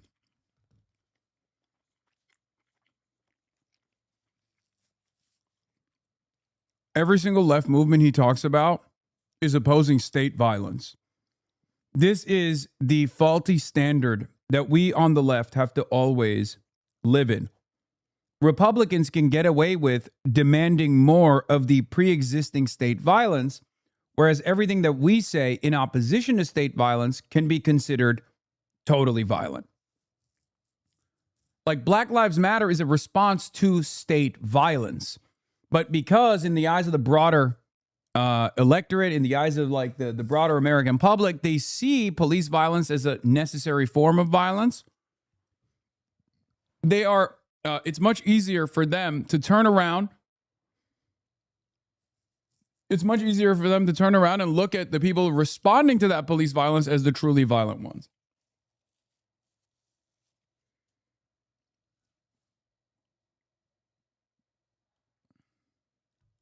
You can see the underlying ideologies overlap with the Democratic Party. When you take a look at like Nick Fuentes, he's opposed to the Republican Party. He's been actively endorsing Democrats right now. He's been saying that the Republican Party is too left for him. It's not that he's opposed to the Republican Party in principle. This is literally my point. No, Nick Fuentes comes out and says, do not vote for Trump. The mainstream Republican Party is at odds with these people. No, again, if you're looking at all of the empirical data, the violence is way more on the right. But so that's not you can the say claim. what your feelings are. You That's can not say my that. feeling nor the claim. No, it is not meaningful to a voter to say we don't like neo-Nazis and white supremacists because the Republican Party is not saying they want a white America. Let's be objective of where the violence is coming from, and if it's more substantially coming from the right, that is a problem that needs to be tackled. It's not coming from Charlie Kirk. Okay, who we're was not killed. talking about Charlie Kirk. We're talking about the are overall We are ideologies. not. In fact, we're not. So you're telling That's me not my claim. You're telling me that the prioritization of hierarchies, both ethnic, both cultural, that is not a dangerous ideology. But never said something like that. BLM that says, hey, maybe we should take back police violence. Maybe we should have accountability for people who are in charge of certain aspects of our nation, committing violence on citizens. Those are absolutely completely different ideologies. And the fact that you're saying it is more motivating for violence, that the left wing is encouraging people to take those that are committing violence accountable, in the that last absolutely 10 is not years, more. there have been over 465 incidents of left-motivated political violence that aligns with the Democratic Party, and there's been one on the Republican side, which is January 6th, which admittedly...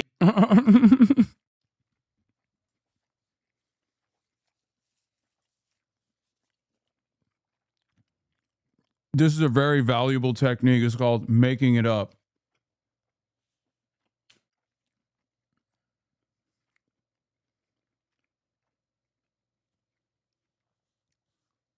It's awesome.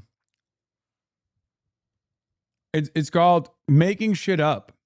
It's undefeated, especially for the silly, woke, and dare I say, gay truth enjoyers. If you are a silly consensus reality enjoyer, well, this is one unlimited. This is a technique. I like to say, lying is OP. It's a technique that is very overpowered. It must be nerfed. Is particularly egregious. January 6th was, that's why we talk about blunt. Why are you mad? It says Utu Bang Bang. Why are you mad, bro? I'm not. I think you're just incapable of understanding emotion. versus acute.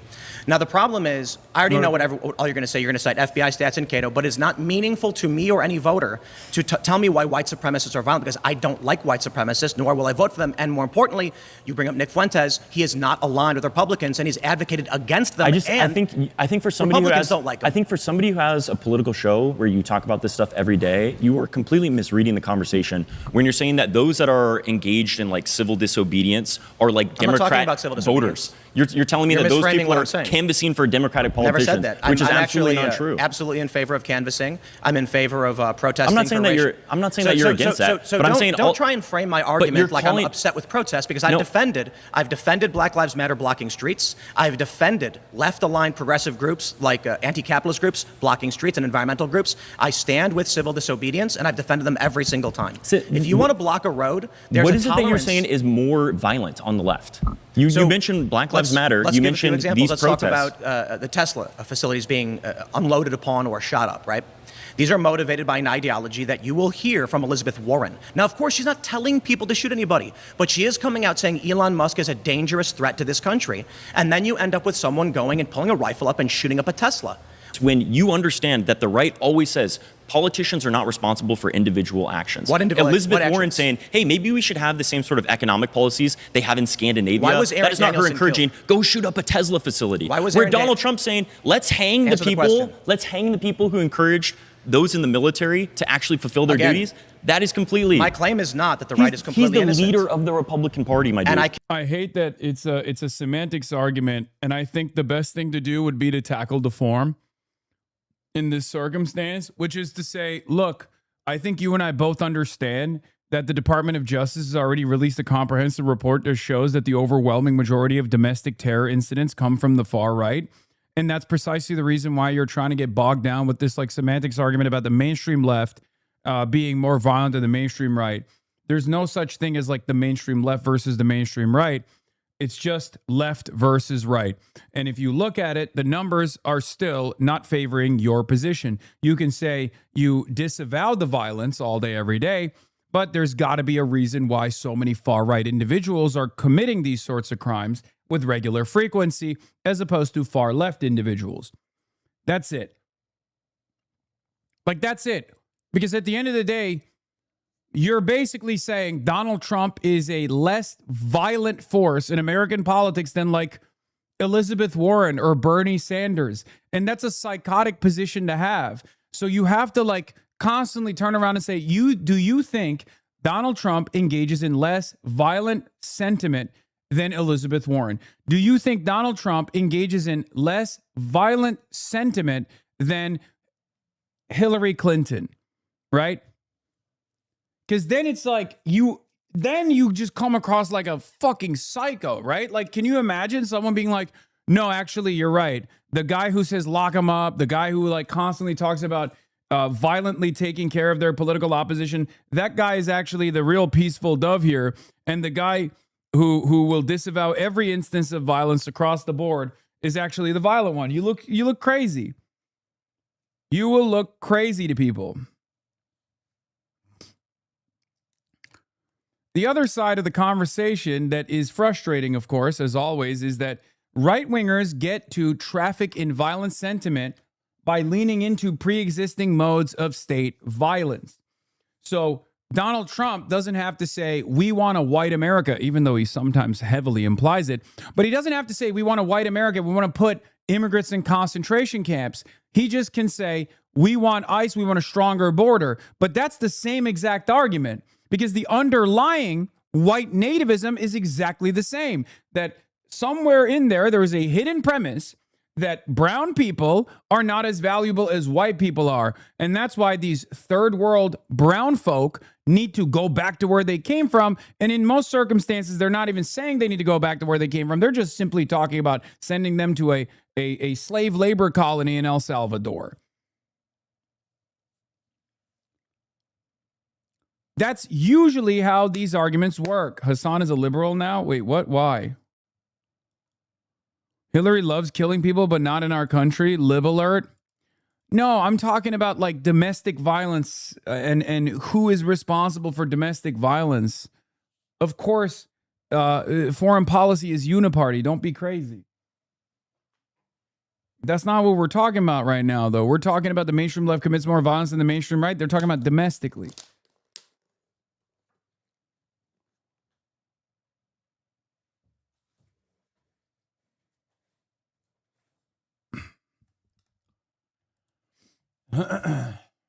So,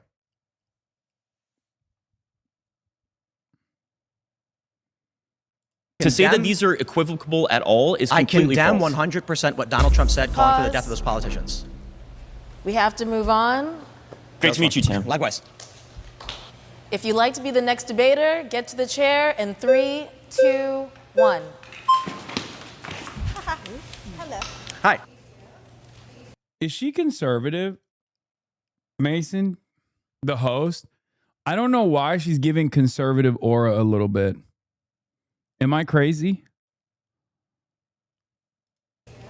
What I find really interesting is the whole premise of like the Occupy Wall Street movement was to protest, right? Indeed. It was specifically geared towards making sure that the general public was understanding the situation at the time, which had a lot to do with... No, you're crazy. I mean, I don't know.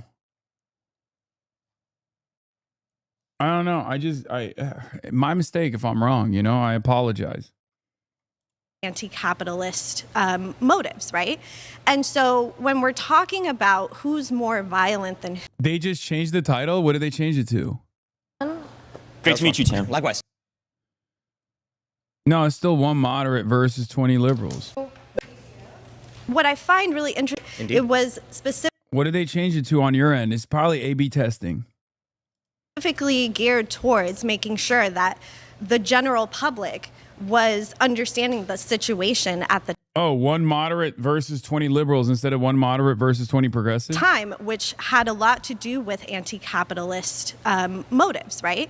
And so when we're talking about who's more violent than who, we have to be very specific that the violence that is recorded in the data is not ideological violence. It's not this like rhetoric. It has to be evidentiary.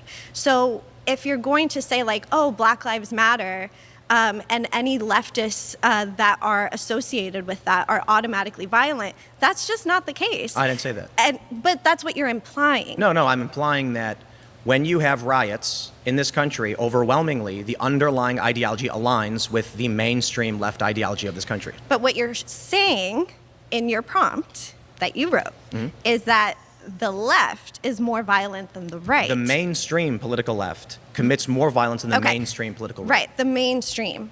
And Indeed. what I'm trying to tell you is that the data is not showing that that is the actual evidence. If It you're does, talking, actually. no, it doesn't. It does. My team has put together over 10 years 75 465 to instances. 80%. I like that the data point behind his position is just one that he made up. I think that's cool.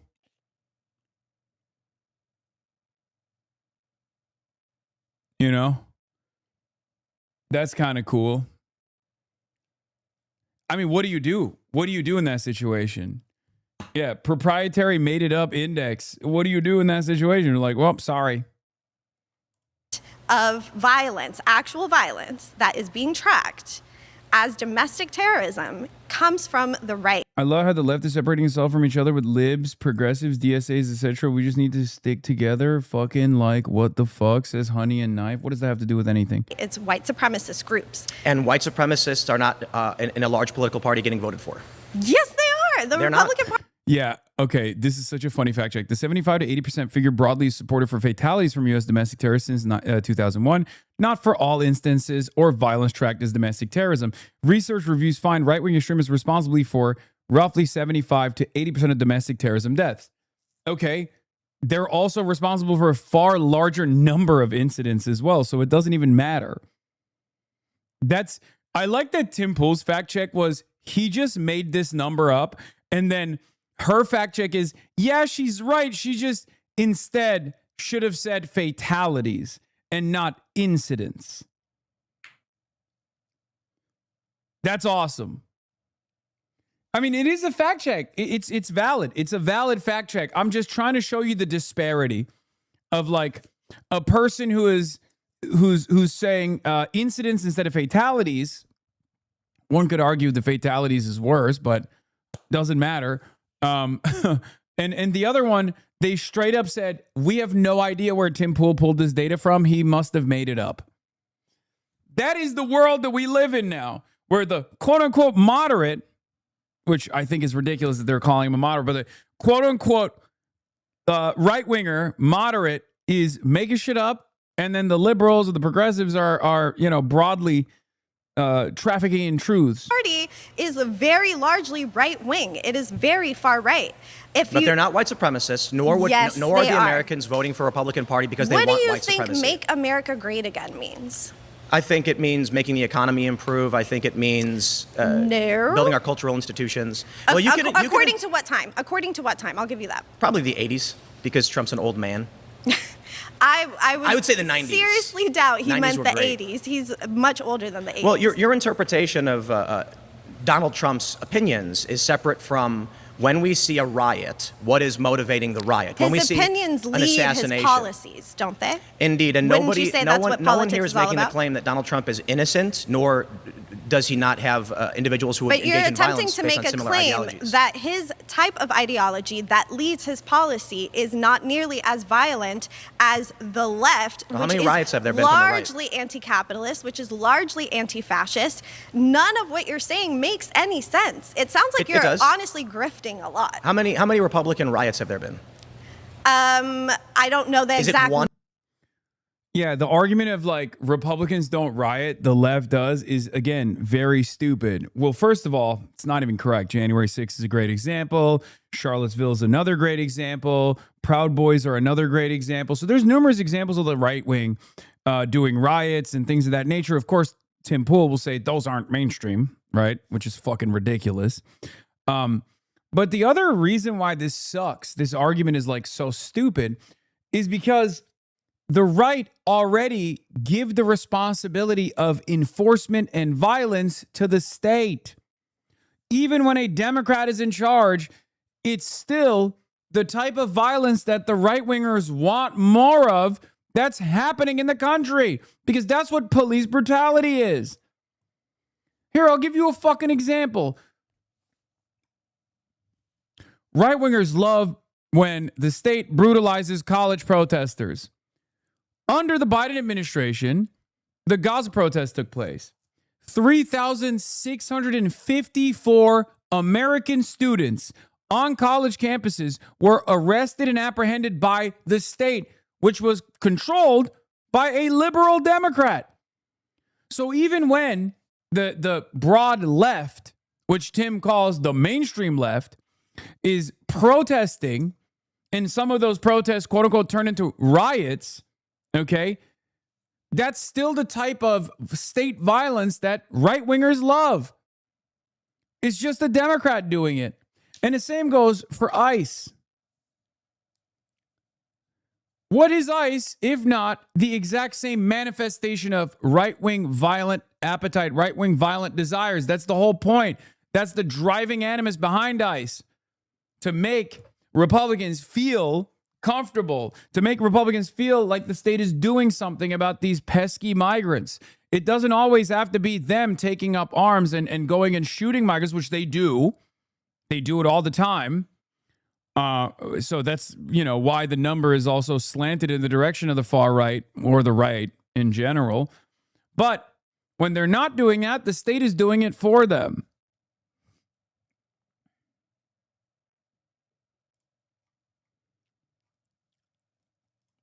He's glazing Kim Jong-un, my goat, JD Pondon. Number? Maybe one in But what are January you 6th, classifying which is a as a bad- riot? What? Take. Dude, I really, God, one of the worst parts about like TikTok and the way people operate now is just there's so many fucking stupid people.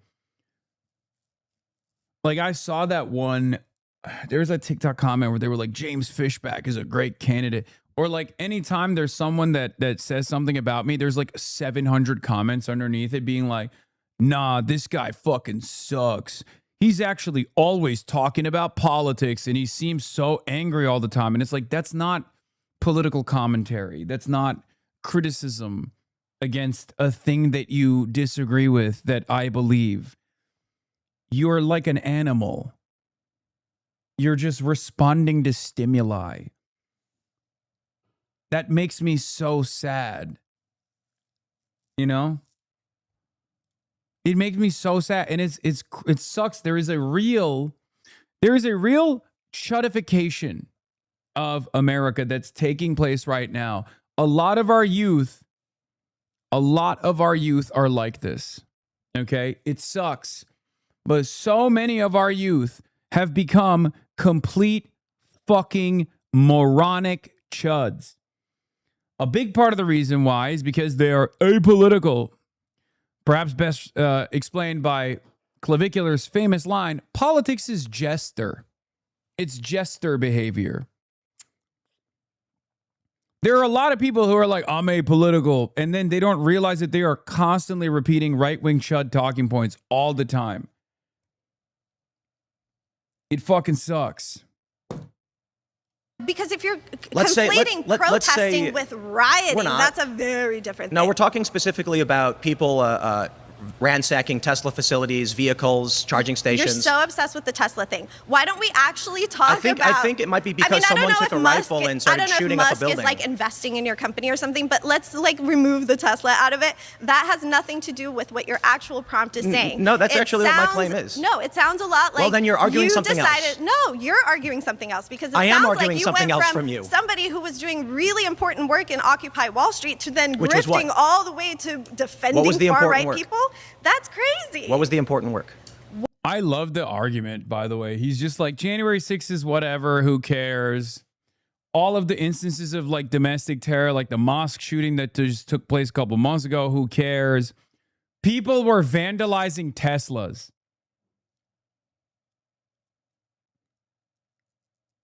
Somewhere out there, the dumbest guy you know, your dumbest coworker, heard that take and was like, that makes so much fucking sense, dude. That makes so much fucking sense, dude. Yeah. Millions of people actually watch this stuff. You cannot underestimate how Off brain dead our record, populace is. What is this? Do I think Israel fucking killed Charlie Kirk? I absolutely do. I think Israel killed Charlie Kirk to see what would happen when they killed Trump. Do you think Trump's ear shooting was staged? Totally. Yeah. But I'm saying Vance is the ultimate Palantir Israel first candidate. Okay. He's the clavicular of politics. Do you think he's behind a lot of this? I think that all the powers that be, the actual people behind the curtain, which is the tech oligarchs that are connected to Israel, the corporate establishment, are priming Vance to be the ultimate AI Israel candidate. They think Trump's sort of like a dumb old mobster uncle with like gold toilets who just like dances around. And they liked him when he had a lot of energy.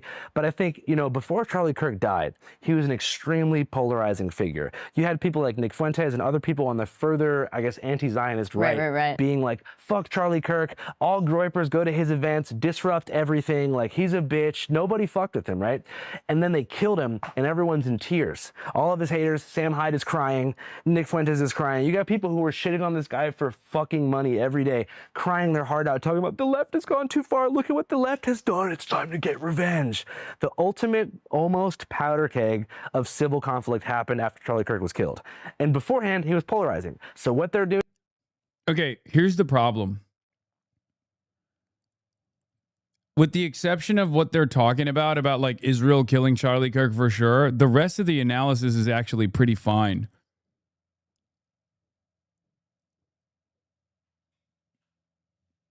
Doing now, I really believe this, is they're getting people polarized on Trump. They're getting everyone like Tucker Carlson following in lockstep to be like, Trump sucks now. Nothing that he promised came true. He was supposed to have no wars. And they're going to kill Trump when they know he's going to die within about a year. Okay, never mind. Okay, we're back. Okay, he sandwiched it. I should have just finished the clip. He sandwiched it. The meat and potatoes in between were valid. Like J.D. Vance is a Palantir, Blood Boy, like all that stuff is correct. There's definitely a different factions within the modern Republican Party right now that are obviously vying for power. They're fighting for influence, and J.D. Vance is obviously the torchbearer of the Palantir, right? And they're going to have a leftist kill him. a trans leftist, maybe They're a black definitely going to leftist. be trans, black, We're not leftist. sure. The ultimate boogeyman that's going to become the symbol of the left or the liberal establishment might try to like turn them into like a folk hero, and they're going to be elevated, and there's going to be a whole thing. And then Vance is going to come into power, have the ultimate crackdown on anybody that's against the system. AI data centers are going to be deployed in their full capacity for surveillance, martial law. Is Erica Kirk joining him at the helm? Erica Kirk might be the first lady. Yeah, I mean, they're just fucking going crazy. They're just making shit up.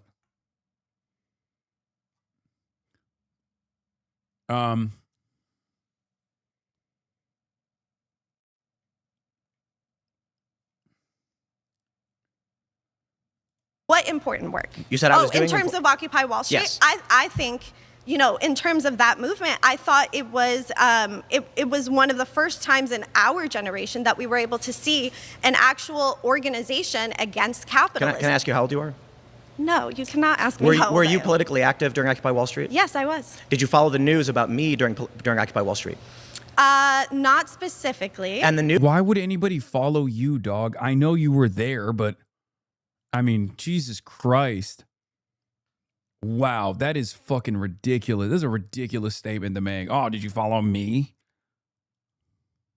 News was that Occupy denounced the violence. I had filmed leftists deflating police tires who physically attacked me, and I was attacked by a masked individual smacking my camera out of his hand. Occupy so this is a Wall personal Street vendetta for you. then because gave a me single indeed. person If or you're a taking, if you're small getting group of emotional about people- this and you don't want to have an argument, that's fine. Do I look emotional, guys? You do I feel pretty because relaxed. you don't know what happened during Occupy, and your argument is off because you don't. This honestly sounds like you Okay, have pause, a personal vendetta pause. from your Not an history argument. that has Pause here. absolutely nothing with what your Not an actual argument. prompt You have to is, which pause is here. Not an around argument. far-right people pause. being much more violent than the argument. left. We have to pause. Love the passion, but pause. All right. If you'd like to be the next debater, please get to the chair in 3, 2, 1. You got it. Nice to meet you. How's it going? Good. I think we should just get to the heart of it. Donald Trump is a fascist. He has Nazis in his administration. His entire messaging was resonating with Nazis from the very beginning. Donald Trump, when rallying for 2024, had a massive rally in Madison Square Garden. What was the significance of that rally? You tell me. Yeah, it's the same place, same date as the Nazis in the 1940s. Literally. Donald Trump said that immigrants are poisoning the blood of America and their environment. Who also said that? You tell me. Hitler. Literally. Donald Trump has openly said things as dog whistles. So you may say that it's not mainstream, but the entire ideology of the right speaks to those people. Let me ask you, what do you mean by fascist? Oh, God. Okay.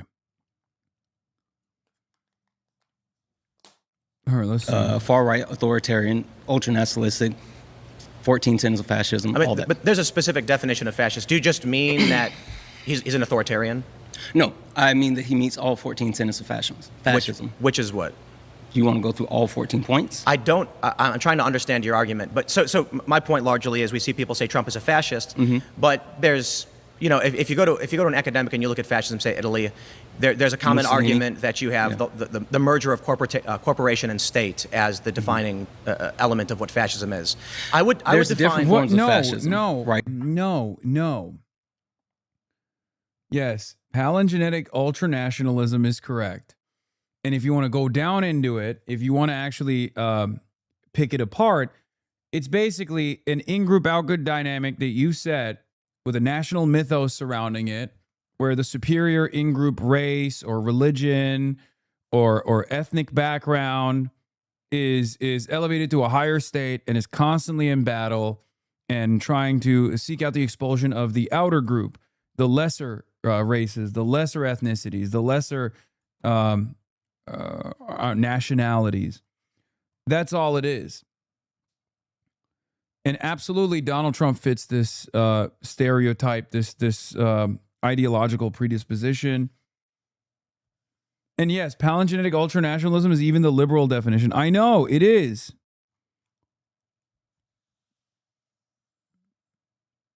It is. It's not the worst one, though. I think palingenetic ultranationalism isn't the worst definition. That's why I like that one as opposed to all the other ones, because all the other ones literally could be any government that's doing government things. Like the one where it's like, eradicating or like state control over mixed markets or whatever, and authoritarianism. Like, that doesn't mean anything. You can just say that for any country on the planet. Also, the current administration is the merger of state and corporate power. So even if, no, I hate that one. Yeah, I hate the unholy merger shit. I hate that one because that's literally, first of all, that's partially that is an anti-communist way to talk about fascism. That's a liberal way to talk about fascism, specifically so that you oppose communism. And not only that, but also oppose any degree of socialization, right? Because you can literally make that argument that, like, Norway is a fascist country. Okay, Norway is a fascist country. Why? Because they've nationalized their extraction industry. I hate that. And it is a not so subtle way that liberals try to otherize socialism, communism, and then put them under the fascism bracket. But yes, technically, because of the Trump administration's actions against Intel, for example, you could literally say that. Even under Tim's definition, you could say that Donald Trump is still a fascist. But again, it doesn't matter because that has nothing to do with fascism. And that's the point. That's why the actual premise is the authoritarian. Donald Trump is absolutely a fascist. He's, like I said, he has Nazis in his administration. I think we're shifting. Pete Hegseth. How is Hegseth? He literally has a proud Nazi tattoo on his chest. He does not. He has a Jerusalem cross, which is a very common Nazi dog whistle. The idea that it's not a fucking Nazi tattoo is silly. What's next? Are you going to say Grant Plattner only had a skull on his chest? Get the fuck out of here. He had such... Dude, you want to know something funny? And I brought this up in the past about Grant Plattner, but like Pete Hegseth is Grant Plattner. Okay? Pete Hegseth is literally Grant Plattner. To give you another testament to how busted this system is, the fucking Secretary of Defense, now Secretary of War, is the same as Grant Plattner, and Grant Plattner won the primary, and we immediately were like, you gotta get the fuck out of here, big dog. Meanwhile, Republicans go, oh, drunk rapists with Nazi tattoos? Step right up. This also, once again, is what fucking makes me so angry about media and mainstream media and where they shift their focus and their priorities on. I despise it. Like, how much coverage was around Grant Plattner, which, for the record, I'm not even saying is invalid, versus how much coverage still currently exists for Pete Hegseth being the exact same guy. Being the exact same guy who's the fucking Secretary of War.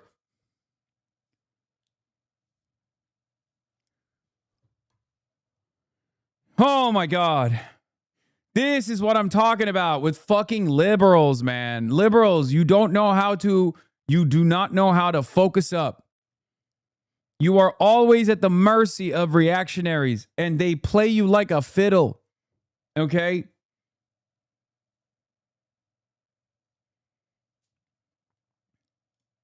Well, you are wrong, Hasan. They are not the same.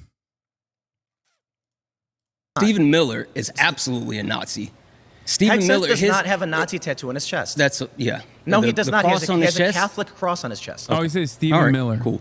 I mean, guys, look, I went to Catholic school when I was little. I left in fifth grade. So- Pete Hegseth is Yeah, by the way, he's a dropout. He didn't even go to high school. not a Nazi. Yeah, okay, cool. Question for you. When Donald Trump and his administration specifically actually implement policies that go at the heart of what Nazis want, Which right? is? Targeting. Which is what? The first group of people they target was the transgender community. Same things in Nazi. The actual Nazis specifically targeted people that weren't like them. There's been a persistent and consistent attack on undocumented immigrants, black people, women, anyone that's not a straight white male in America. My principal claim is not that Donald Trump is innocent, nor perfect, nor good. My claim is that when you look at street-level violence, domestic terror, et cetera, you'll find more violence coming from the mainstream left as opposed to the mainstream right. Sure. I do think it's fair to point out white supremacists are violent. They do evil and horrible things. Yeah, I wanted to get and to that. we all condemn them. The white supremacists are a part of the mainstream right. Oh, they're not. They literally are. There's no circumstance All right, where we're you gonna can go pause on here. TV. Thank you. You can return to your seat. You've been voted out. Nice meeting you. All right, if you'd like to be the next debater, please get to the chair in 3, 2, 1. How's it going, That was an easy grab. You're right there. So the first thing I'll say is I think it's a bit disingenuous to characterize all of the property damage committed during BLM as left-wing violence, because there are going to be rogue opportunists during the biggest civil rights protests in American history. That's first and foremost. The second thing I would like to say is I don't think it makes sense to confine political violence strictly in the context of individuals acting with political motive violently. I think it ignores institutional violence. Theoretically, you could say the 1960s civil rights movement was more violent than the counter-protesters, but obviously the institutional violence of segregation. I completely agree. Right. So, so what I would say is that Wait, so then you agree with the institutional violence of police brutality, specifically the disproportionate targeting of black communities, is far worse than the actual negative consequences of said institutional violence that unfolded in largely peaceful protests, some of which actually escalated in the hands of the police into riots.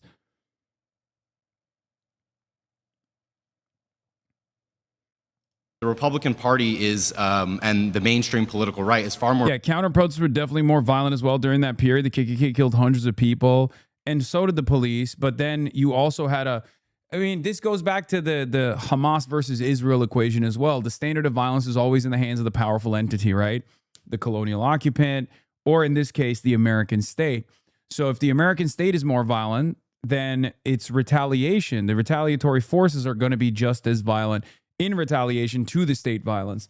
So the police were far more violent. The Klan was far more violent. And that's why the Black Panthers would also sometimes, or other, revolutionary activists would sometimes literally fucking get into shootouts.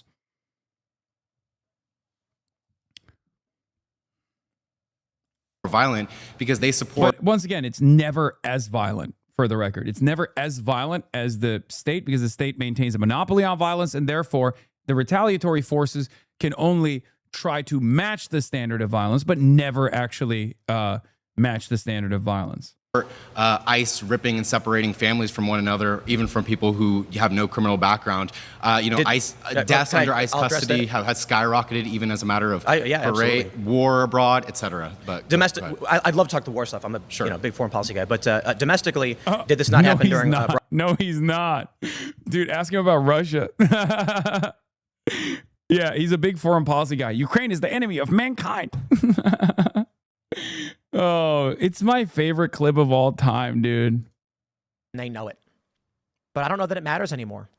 This is psychotic. Ukraine is the enemy of this country.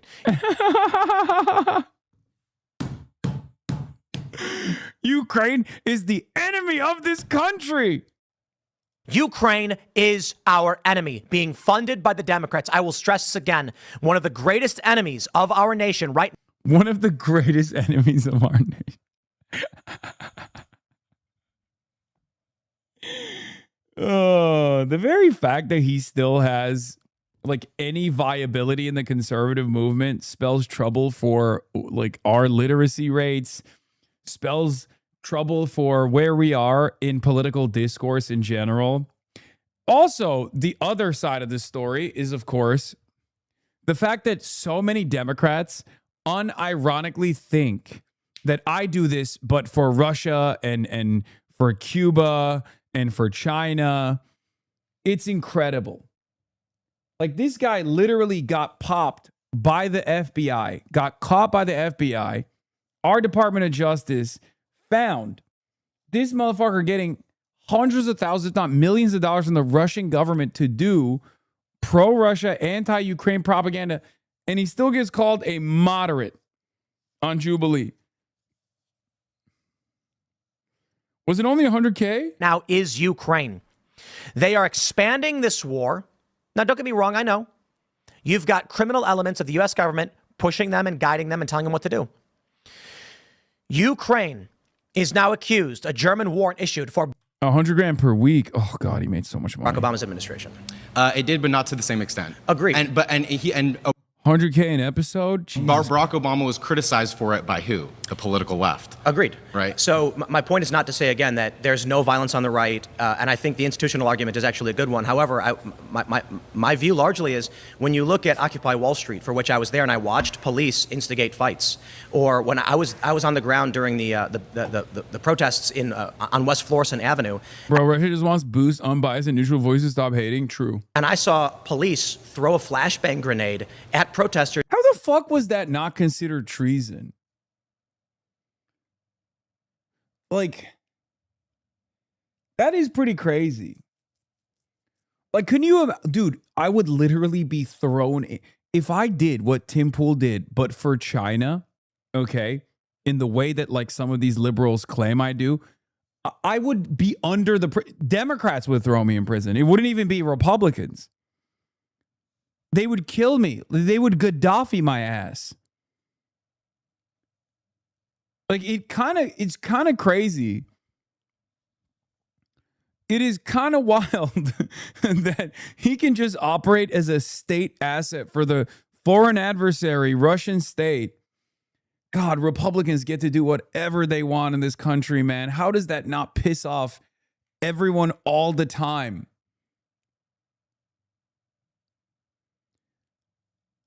How does that not frustrate people all the damn time, dude? It blows my fucking mind. The hypocrisy is endless. Who are not doing anything violent. The issue is that these police are under Democrat administrations still, where their chiefs are often appointed by Democrat politicians.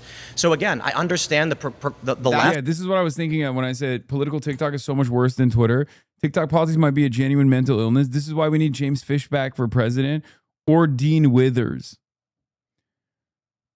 And is James Fishback doing the Nick Fuentes thing? Oh, God, TikTok politics, man.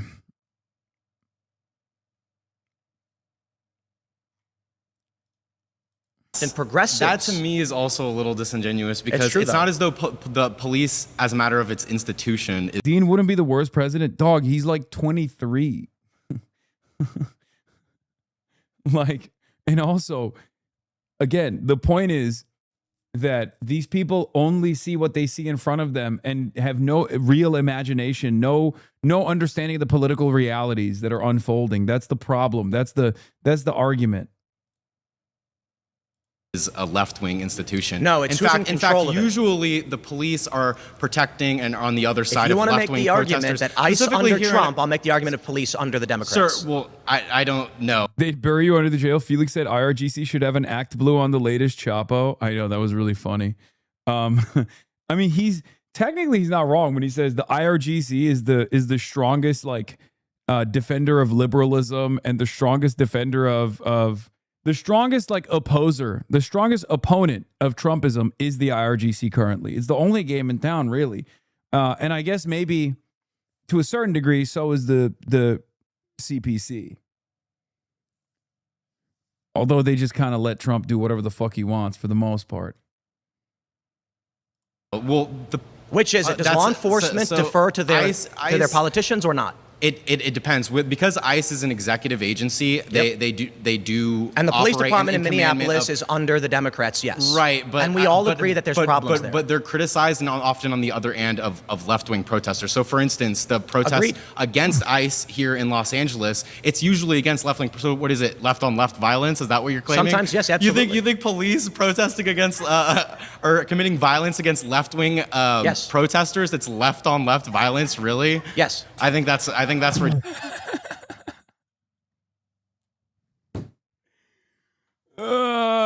well, I guess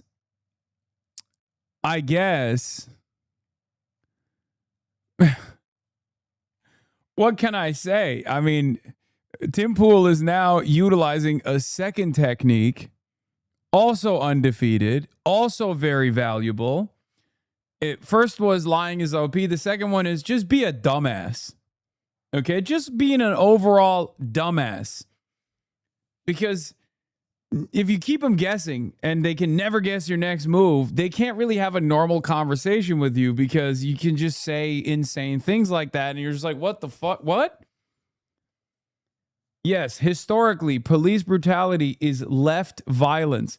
So police brutality against Black Lives Matter protesters is left on left violence. Ridiculous and absurd. The police who live in these cities tend to be more moderate, but they're not. It's literally not true. Literally not true. 86% of cops voted for Donald Trump over Hillary Rodham Clinton. There's never been a moment where police, as an institution, has not overwhelmingly voted for the Republicans. That is the most insane thing he's ever said. I don't really care about like the partisan dynamic here in any way, shape, or form. Even if they were fucking liberals and Democrats or whatever, they would still be cops at the end of the day. But the idea that cops in fucking blue cities who famously don't live in the cities anyway. Does Tim Pool know anything? Does this man know anything? Throughout the history, there's only been one leftist cop, and he was in the DSA cop, and that's it. And he got kicked out, okay?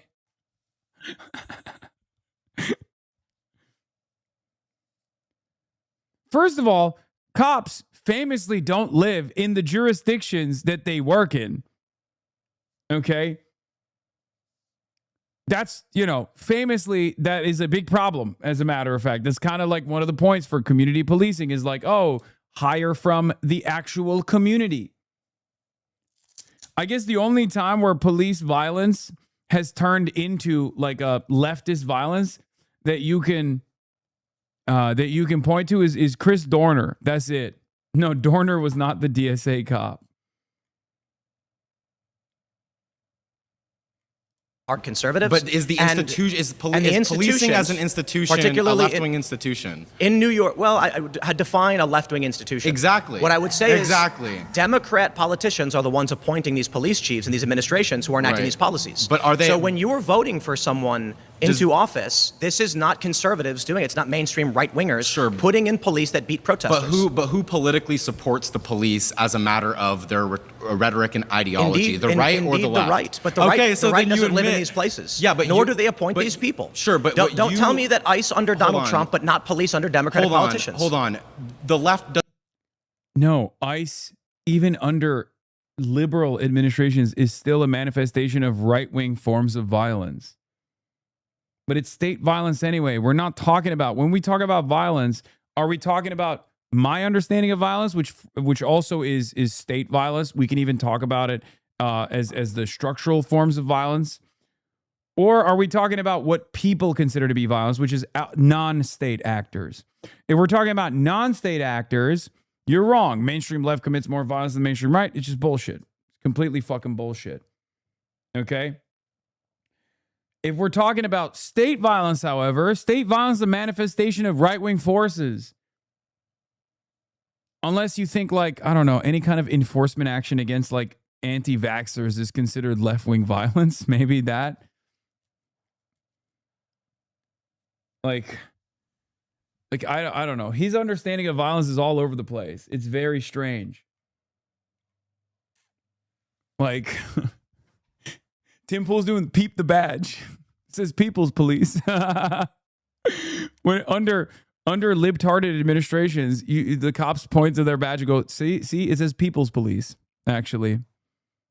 Peep the badge.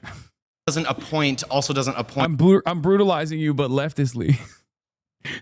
Protesters who commit random acts of violence completely against agree. property. That's not my argument. I know. But earlier you were making the case that it's the ideology that motivates what these rioters are doing, and that's the reason why the left is ultimately responsible. What I would say is the underlying ideology is overlapping with the Democratic Party. Sure. And so what I'm saying, if you want to be consistent, the underlying ideology that supports the police and as a matter of institution, and when the police are cracking down on left-wing protesters, that's overwhelmingly on the side of conservatives. Except they're not in power in these places, and you're applying a locality to the nation, which doesn't make sense. They may not be like technically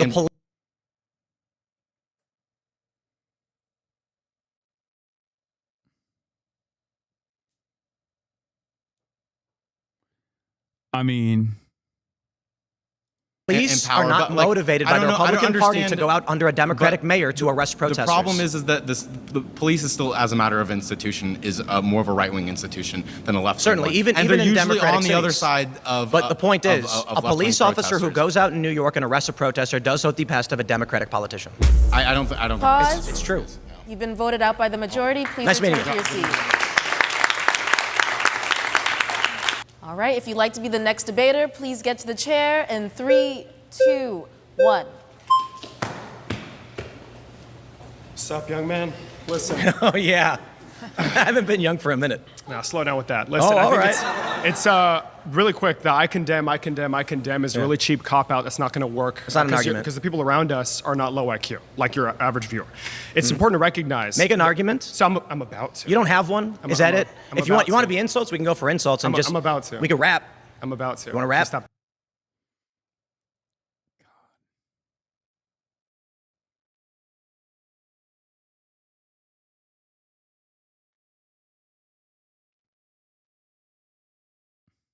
Delaying my time. So it's important to recognize that simply I condemn is not sufficient when the Republican Party has created a permission structure for individuals to go out and do violence against, I'm about to tell you, with impunity. Immigration and Customs Enforcement is a good example. Law enforcement. The Trump administration, they Through an violated, electoral process. they've lost in the courts 10,000 times, right? That's not true. It is true. Politico actually released a 10,000 report on it. times. Yeah, they lost 10,000 I'm times. sure it in the would be last like year. 10,003. They murdered numerous American citizens. And guess what happened to the individuals that carried out those killings? What happened to them? What happened to them? Have they been prosecuted? Any investigations? Do you know? I believe they have not. Why? It's almost as if when you commit violence, You're wrong. You're going to be protected. That's what's going on. That's why Kristi Noem went out and said that Alex Preddy was a domestic terrorist. That's why Stephen Miller said the same thing. And everybody in the entire Republican Party apparatus is echoing those talking points. Because whenever there's violence, Yeah, Tim Pool was also cheering Renee Good's death. This is one of the first instances where this dumb fuck liberal guy, Joshua Reed Eagle, actually brings up a good point here. Okay, let's take a look at how Tim Pool responded to Renee Good's murder. First of all, when these people come out and go, Tim's a bootlicker for defending us, I'm like, no, you misunderstand. It's my boots. It's mine. I voted for them. I'm wearing the boot. I'm stomping on the ground. I ain't licking anybody. I'm clapping for these people that I said, please go out and enforce the law. And anybody else who's cheering for... Moderate, by the way. I love moderation in my politics. Okay? I love moderation. That's like, bro, that's calling me a moderate, okay? Like, I know I'm not a moderate, right? I'm nowhere near in terms of there's no moral equivalence with what I speak on and what he speaks on and what he defends, of course. Having said that, I would recognize that I'm not moderate. But neither is Tim. Moderate under what standard? He's moderate for 1938 Nazi Germany, I guess. What the fuck? This is why moderation is such a frustrating, constantly shifting target. It's just so annoying. People say, I'm a moderate. Or who voted for it too, we're all wearing the boots. You're the one crying. You're the one saying, you're coming... By the way, this perfectly identifies the insecurity in fascist movements, both historically and in contemporary fascism. It's the idea that the state enforcement and the state violence is somehow actually making you feel powerful because the state is taking care of your enemies, your ideological enemies, the enemies that you've invented in your mind. It literally is a power cuck fantasy, okay? It comes with the recognition that you are powerless. It comes with the recognition that you know you're a fucking loser and that you have no power in this process whatsoever. So from your perspective, you're like, well, at least the state is doing something. Hasan, you are a moderate, and not in a bad way. You're a moderate, Hasan, just not in America. I mean, I'm talking about American politics. I get what you're saying. But they don't condemn it. They condone it. They congratulate it, and they pardon it. Law enforcement, duly elected by a population that voted in plurality for ICE to go out and engage in these Kill behaviors. American citizens? Which sometimes, yes, absolutely. And they voted for ICE to kill American citizens, really? Yes. Do you? The average Republican, I don't think they're that crazy. Who said the average Republican would vote? But do you not believe that there are people in this country that would vote for ICE to harm people? Is this your argument? Do you believe? This is terrible, Tim. So you think not a single person in this country... Wait, why would he... Oh my God. Why would he lean into that? He said, yeah, me and my crew, we're fucking crazy. We voted for this awful shit. I mean, I guess he's not wrong. It's fucking KFC double down time, baby. He just said, fuck it. Yep. Country wants to harm What's illegal the immigrants. relevance? We're talking about the fact that there is a top-down approach by Republicans like Donald Trump. Can I ask you the question to again? Justify Can you answer the question? and allow it to happen, foment violence in this country? Can you answer and the you're running question? cover for it as a Can you? moderate. Actually, you just did. No, I didn't. See, I'm actually pointing out. ICE violence. You're saying that people vote for it or whatever. You don't think that there are white supremacists voting for ICE to go and harm migrants? Are you saying that white supremacists voted for Donald Trump so they could kill migrants? Yes, I am. Okay, good to know that white supremacists make up part of the Republican Party and Donald Trump's doing their bidding. Yes, I certainly believe they do. Okay. The initial claim that I'm making is that there is absolutely violence on the right. I already agree with one of the previous debaters that there's institutional violence from the right as well. The best argument against my claim actually is that the right, when they get levers of power, will use law enforcement as their vehicle for the violence that they want to engage in. Those things are all fair.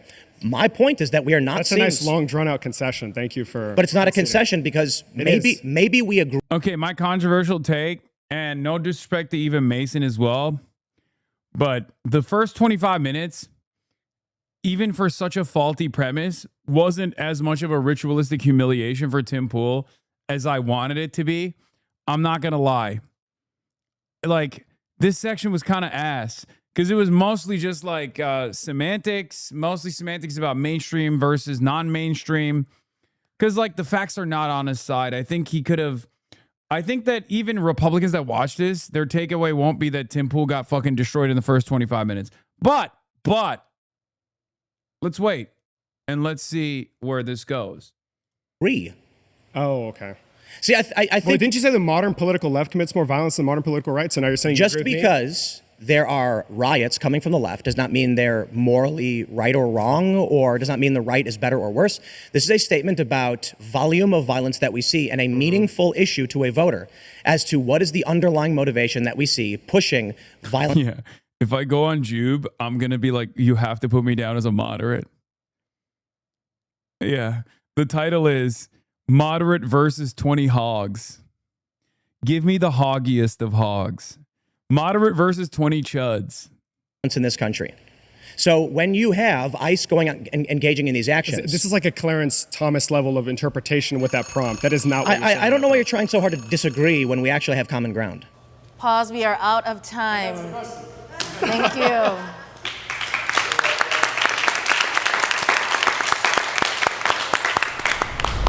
Nicotine, the ultimate biohacker secret weapon, has made a wild comeback. The founding claim is that the Democratic Party has embraced authoritarianism.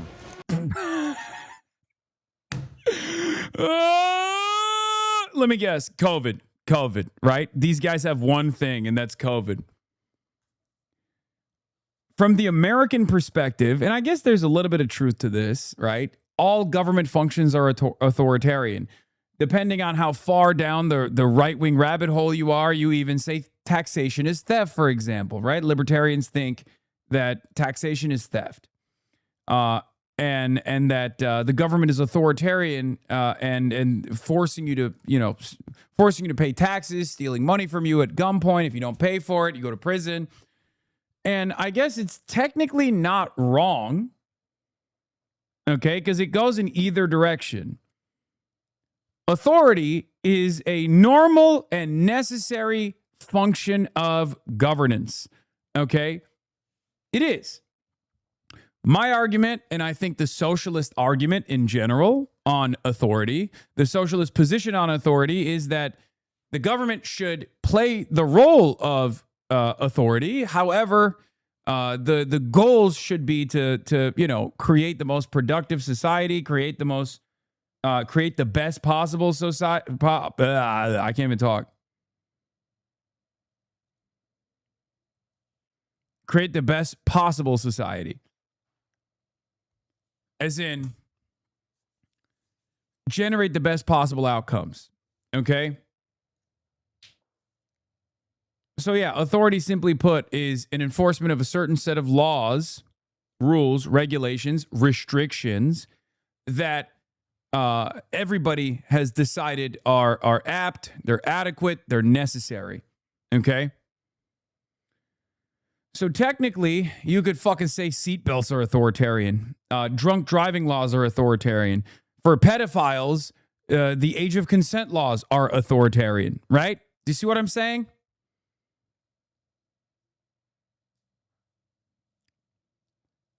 And for Tim Pool, I suspect he's going to say COVID restrictions were authoritarian, right? That's what he's going to say. If you'd like to be the first debater, please get to the chair in 3, 2, 1. That was fast. Nice to meet you. Let's start off not by, oh God, don't make me defend Republicans, but let's go. All right, let's talk about authoritarianism. Yeah. What does an authoritarian government do? So it's typically, and particularly in my claim, it's a reference to suppression of dissent, suppression of speech, control of voting, or manipulation of voting. Wait. Dog, you chose the worst prompt for this. That he's just describing what the Republicans are doing currently. What the fuck? He's just like, my definition of authoritarianism is actually what Trump is doing currently, down to a T. And I really like it when Trump is doing it, but I hated it when the Democrats were doing it. For the power. Because what did the Democrats do? Joe Biden made every vaccine truther get banned off Facebook. That's authoritarianism. When Donald Trump is actively trying to create the new McCarthy trials, that's actually freedom. I voted for this. I like it. I'm wearing the boot. For the, let's just call it control by a particular group of politically or... Let's take those claims one at a time. Yeah. First, on suppression of speech. Indeed. Just a few hours ago today, Trump subpoenaed reporters for trying to report accurate information on the war in Iran. Wow, he said, that's terrible. No, that can't happen. Awful. That's way more authoritarian than what we're seeing on the left here. Well, I mean, if it's hard to quantify what is more or less authoritarian, but certainly bad when President Trump is trying to stifle speech. Wait, really? What's more authoritarian, America or China? What's more authoritarian, North Korea or the United States of America? What do you mean? It's hard to quantify. It's your fucking prompt. What do you mean it's hard to quantify what's more authoritarian? Why is that your prompt?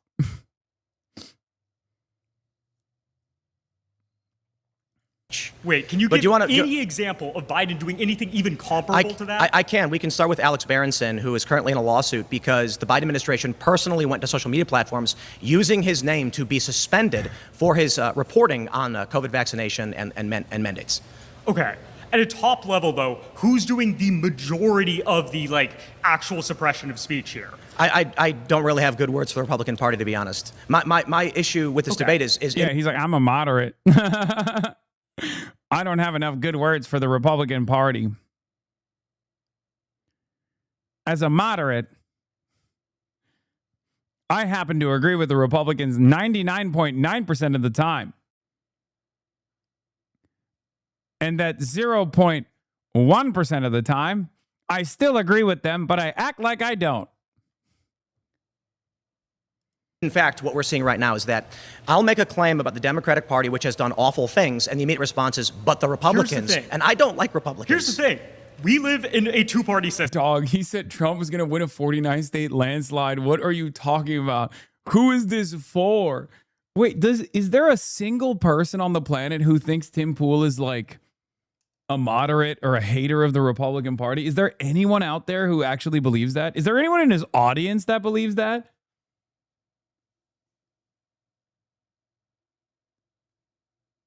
At this point, you can't climb back onto the fence, man. Yes, I've met them. Wait, what?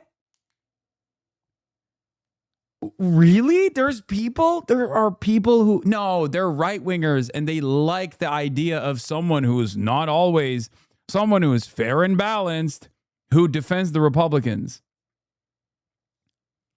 But they still understand that he's always defending the Republicans.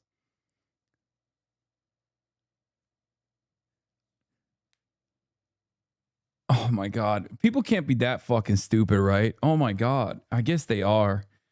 We have a real crisis of stupids. Correct. Right? We can have this great grift of like, oh, well, the Democrats. Yes, the guy who watched Roach at my work. Wait, does the guy who watched Roach also think Asmund Roach is a moderate?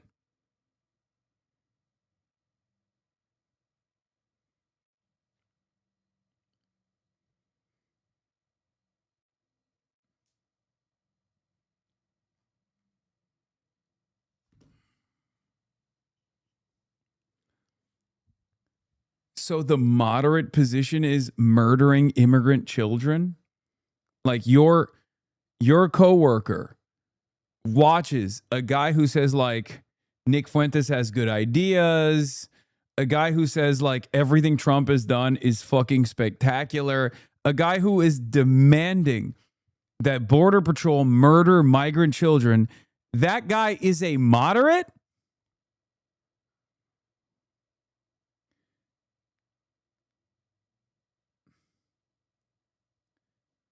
Do you really believe that? Come on. I mean, I'm going to be honest. I kind of do. Yeah, because people are really stupid, bro. People are fucking dumb as shit. I just don't even know what would be more right-wing than that. Like a demand to murder children in the hands of law enforcement. Like if you consider that people are not that bad, think of the average person. I do. I meet the average person all the time, but sometimes I also think about like how dumb the average person is. And I think maybe as long as someone says they're a moderate, people don't really think beyond that, where they go, look at this moderate guy. Like I do legitimately believe that if I presented myself as moderate all the time and I said I'm moderate, but then advocated for fucking whatever I'm advocating for currently, I probably would have a bigger, more charitable audience of like stupid people who would be like, what do you mean he's just moderate? He just wants healthcare. That seems like a moderate position. Like actually, I think like a lot of political normies, I think genuinely think that like being apolitical is like the highest state of being. Like, oh, I'm too smart for politics. It's the rat race. Both sides don't give a shit. Like if I started off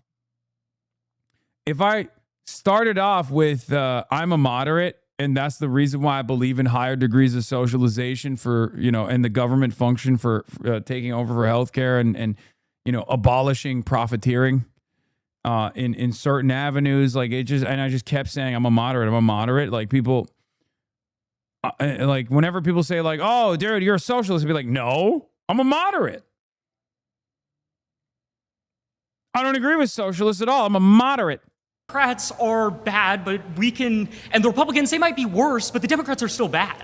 But the option is between Democrats or Republicans. Yes. So if Republicans are worse, it doesn't really matter if Democrats are slightly bad. I think Democrats are worse. We don't love Democrats, but we feel that Republicans are way worse when they institute these far more authoritarian policies. It's hard to quantify more. The question is, does it suppress speech? And I certainly think Donald Trump has taken actions. Let's look at human lives. If we want to do like a quantification here, let's look at ICE. 3 American citizens have been killed by ICE.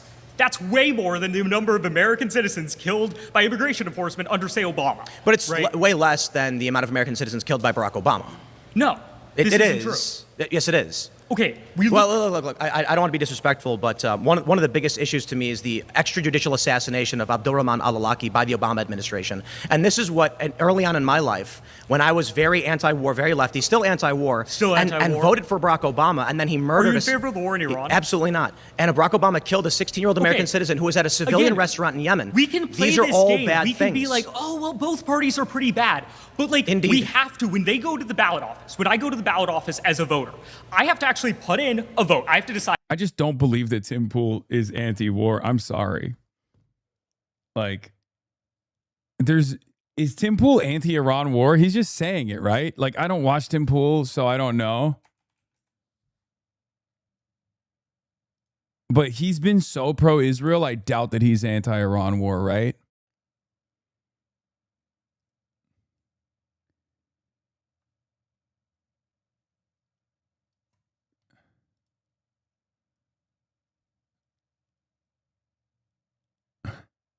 Never mind. First thing that comes up is Media Matters. All the way back. In March, Tim Pool says the Iran war looks to be a massive blunder and that the facts are being reported does not bode well for Donald Trump. And this is looking to be a massive, massive mistake.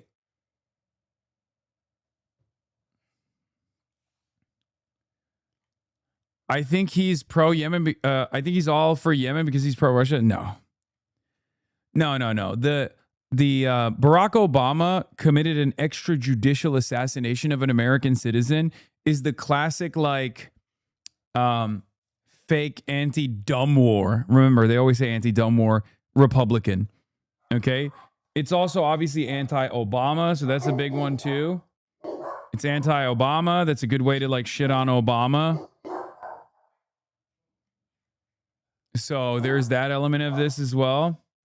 These guys always say, "Oh, I am anti-dumb war." Okay, whenever someone says like whenever someone refuses to say they're anti-war, but instead says they're anti-dumb wars, just understand that they're pro-war. They're just considering whatever war that we're currently engaging in to be a dumb one. A Democrat or Republican, or throw my vote away and vote for some third party. A libertarian. Right? If I'm picking between those and there's one He's candidate... a libertarian who actually celebrated the assassination of Renee Good and Alex Preddy. So that doesn't really mean anything.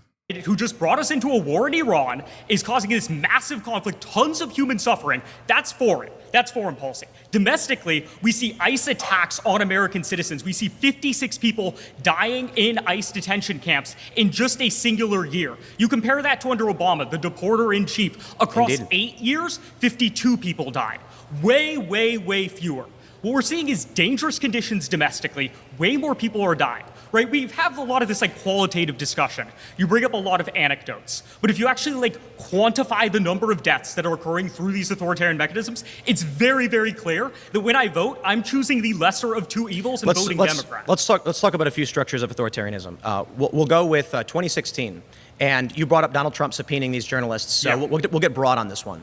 In 2016, Gizmodo published an article that Facebook had been suppressing news and information from conservative outlets.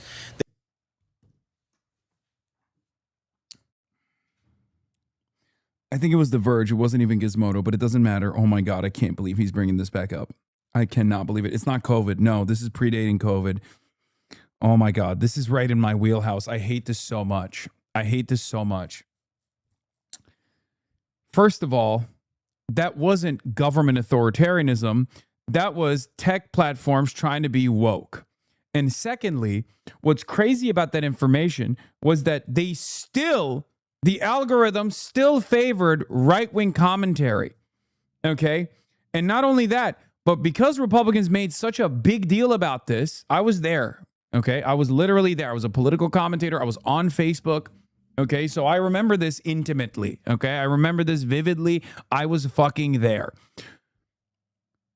Republicans brought tech CEOs and everybody else in front of Congress, okay? And they bullied them in the same way that under the Biden administration, they had brought forward, Gay and all these other presidents of colleges to bully them and badger them over the head with like fucking anti-Semitism allegations because they weren't sufficiently pro-Israel on the campuses.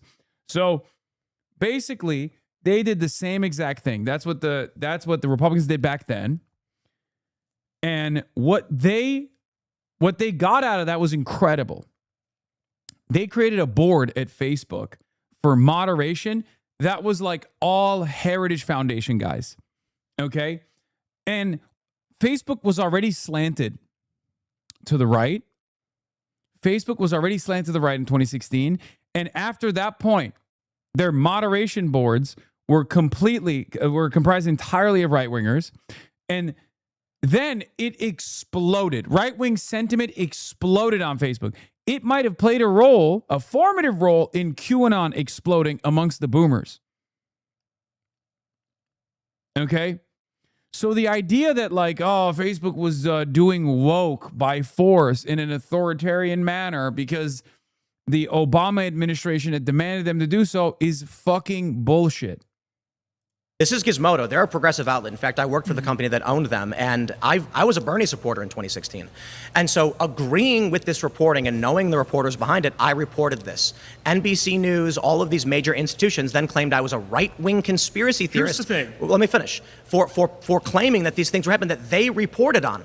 Then what we learned is that under Obama, Tim, under Obama and under Biden, and don't get me No, this is not Cambridge Analytica, chatters. This is not Cambridge Analytica. That came after. This is like around the same time. I guess it like predates Cambridge Analytica.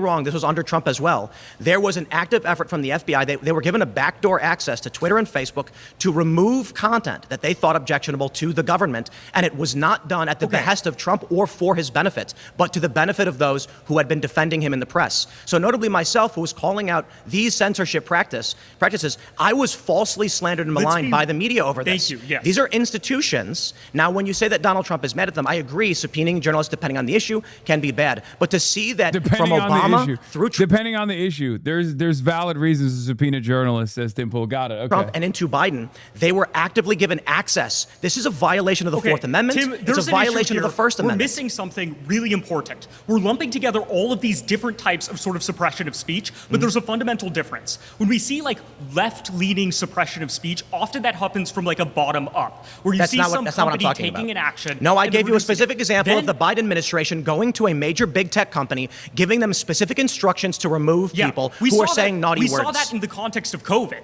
where vaccinations was really, really important. In fact, That's 800,000 authoritarianism. lives were saved by vaccines. We have a really strong. You can give me historical every precedent. reason for why you want to be an authoritarian. They always have a reason, and saving lives is always one of them. There's a fundamental difference between suppressing free speech on, say, the war in Iran, where there's really bad stuff going on and we need to talk about it, and, say, spreading vaccine misinformation. In the U.S., we've had really long. You have a precedent. moral Look at opinion Schneck versus on the United differences of States, importance, right? and that's fine. Clear and present danger test has But been we're well talking established. about authoritarianism has many different reasons. Did you think that all the tyrants of the world never gave a reason as to why they needed absolute authority? They always did. And they always do. And even today it's the case, whether it's Trump or anybody else. Yeah, and when Trump gives a reason, I agree with it. I'm Tim Pool, and I agree with Trump's reasons for authoritarianism.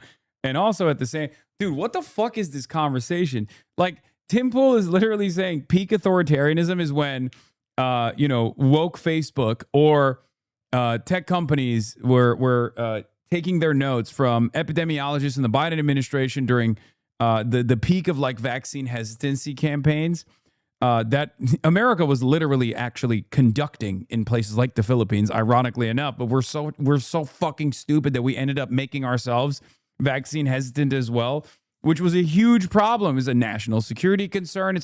It's obviously an issue for the economy. Of course, the government is going to have to try to, deal with that somehow.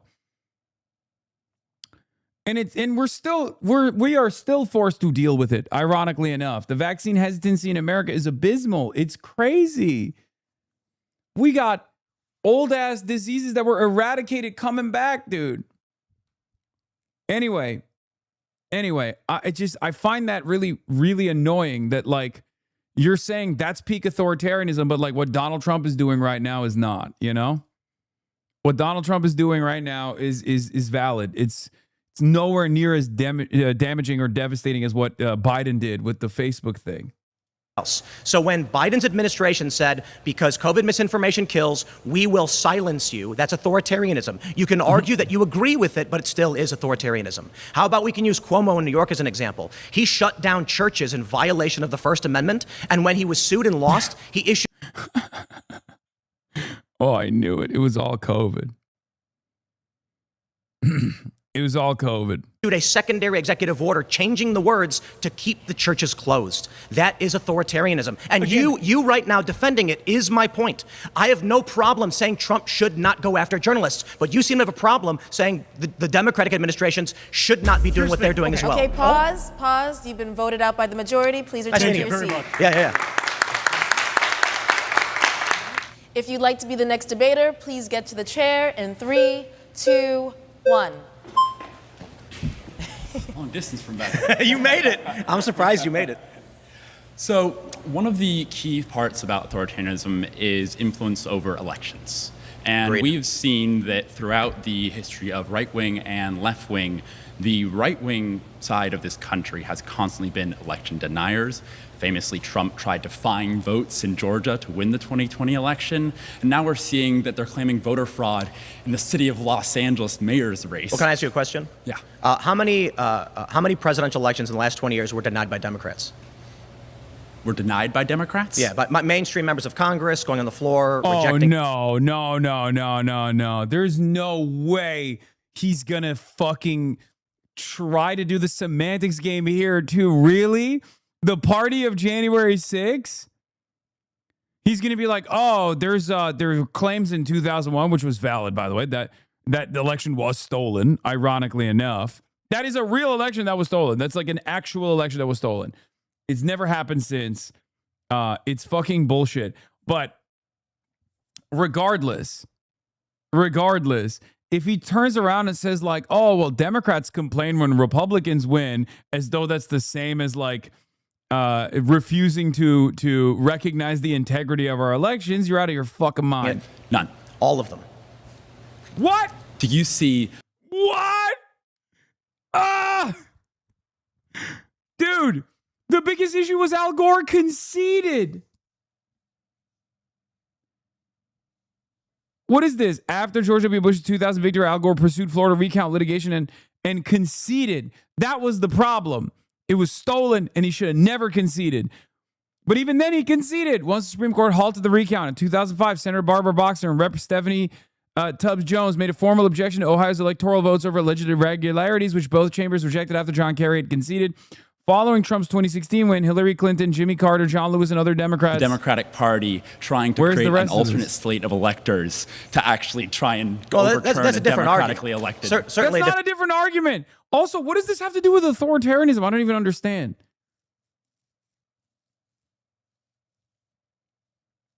Like, there is literally no comparison between liberals. If you were to ask me, I think liberals concede too much. Okay, like 2000, they should have fucking made a way bigger fuss. The Brooks Brothers riot is what did him in. You know what I mean? For an argument, but no, that was in, I think that would have been 1960, but certainly not in the last 20 years. So we can completely agree Trump's efforts in 2020 were substantially different from, say, a handful of members of Congress and high-profile personalities. Yeah, question is legitimacy primarily citing Russian interference in House members' attempted objections without Senate support. Clinton conceded on November 9th. So that is a ridiculous fact check. Hillary Clinton conceded literally the night of the election. It's fucking bullshit. There is no comparison to what Trump did. Okay, none. The only time where it was valid to demand a recount that was stopped through the Brooks Brothers riot, ironically enough, and also because of the initiative by Jeb Bush, at the time governor of Florida, was in 2000. That was a stolen election. There were actual real irregularities, the hanging chads, where, you know, Jewish neighborhoods in fucking Florida were voting for Pat Buchanan, I think, right? Or not Pat Buchanan. Was it Pat Buchanan? I think it was, right? Am I crazy? It was, right? Yeah, anyway, it was fucking ridiculous. It was ridiculous. It was not it was totally stolen. Coming out and saying the election is illegitimate. But I will say, while it is not particularly mainstream, there actively are groups across social media that believe the election was stolen. Just go on Threads for a few minutes. God, Threads. You will see tons of progressives arguing the election was stolen. Tons of bots. You know, I'm really big. Wait, what do you mean tons of progressives argue that the election was stolen? Who gives a fuck, dude? What are you talking about? Give me a fucking prominent Democrat. Give me one fucking prominent Democrat that has actually ever seriously advanced the argument that the elections were stolen. Ever. You can't even point to fucking Al Gore when the election was actually stolen because he conceded on the Supreme Court decision, even though he didn't agree with it. And he should have, in my opinion. I think the real people, that's fine. I agree with the internet theory, actually. So look, but if you're talking about the right versus the exists. left, overall, again, we are talking about the overall picture here. Where is the majority of this coming from? Well, let me ask you a question. You mentioned California. Mm-hmm. I want to ask you a question. Let's say there's an election that takes place, and a ballot comes in 3 days after that election. It's signed with a picture of Mickey Mouse, and it's hand dated. Do you think that is a real vote?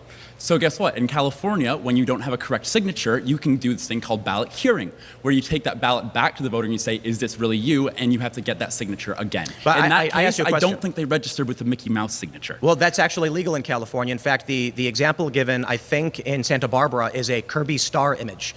Now, the challenge with this is, and that's why I'm not a fan of the fraud argument from Republicans. Just stop saying fraud. This is legal in California. In California, you can draw a picture of Kirby star in any manifestation. God. Let me just address something here, okay? Something that I repeat all the fucking time. American elections are safe and secure. Regardless of what Republicans lie about, American elections are safe and secure. They have been endlessly investigated by Republicans, by bipartisan committees. The notion that American elections have high levels of irregularities is fucking bullshit. Okay? It's made up. It's completely made up. The fact check also presents that as well. The Santa Barbara Mickey Mouse signature claim traced to a rhetorical comment by a local Republican official about in-person polling place sign-in sheets, not evidence that a ballot with a cartoon signature was accepted. The same Santa Barbara GOP review ultimately found no voter fraud. Now, the problem is signatures are supposed to be unique to an individual because they would be falsifiable. Meaning, I've never seen your signature before. How can I match it? But if you sign up, if register to vote with a picture of Kirby, anyone in the world can draw that picture of Kirby. So in California, the challenge that but not everybody has the same name, the same social security. No, but the point is, if a ballot is received by a homeless shelter, anyone can fill it out and draw a picture of Kirby star. There's a limited number of ballots that get sent to registered voters who are registered with the state. Well, it's and go through a universal process. mail-in voting. And for instance, there was a homeless shelter in Venice Beach that received 185 mail-in votes despite no one living there. And so, yes, because again, people that live on the street have addresses registered to shelters because completely they don't have agree. anywhere else to get mail. And so what we've already seen is undercover video showing that activists do go to places like Skid Row and secure voter registration, where in one video, a man who's clearly not a woman says his name is Teresa, sure, he'll fill it out. Now, the problem is that man will fill this out under the name Teresa. He will sign, he'll put an X, a mark, which is legal in California. The other issue is that ballots can be received, so it gets complicated, but in California, if a ballot is received before the election, it can be hand dated. If it's received after the election, it has to be post dated. However, a ballot can only be rejected if two independent officials can prove beyond a reasonable doubt it has violated one of these tenets. So I do take issue with Republicans saying voter fraud all the time when it's legal to do this in California. But I think if you go to a regular American and say, you ask him this question, and I'll ask you this question, how did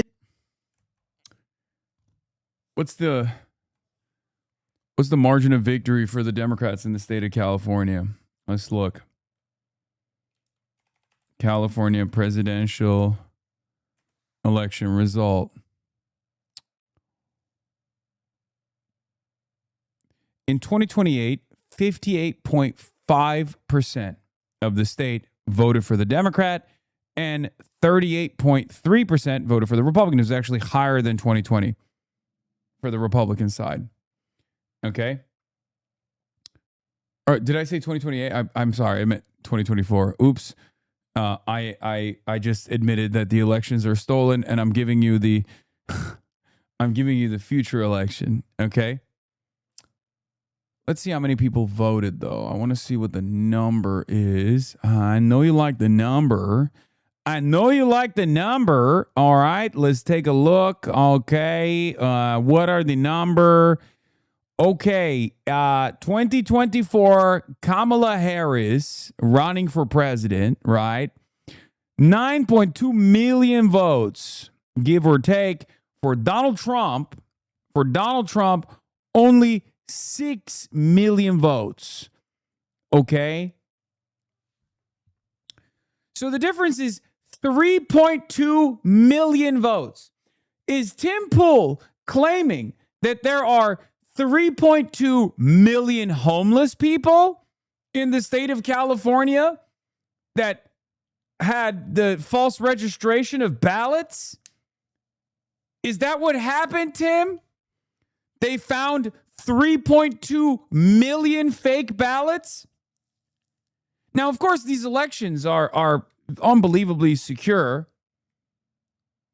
And people, there's investigations conducted after the fact. So I don't know if Tim Pool thinks that there are 3.2 million false registered homeless people with Mickey Mouse signatures, but that would be fucking insane, don't you think? It is such a crazy argument. It is such a crazy argument that this would actually break elections altogether. Okay, there would be bedlam. There'd be riots in the fucking streets.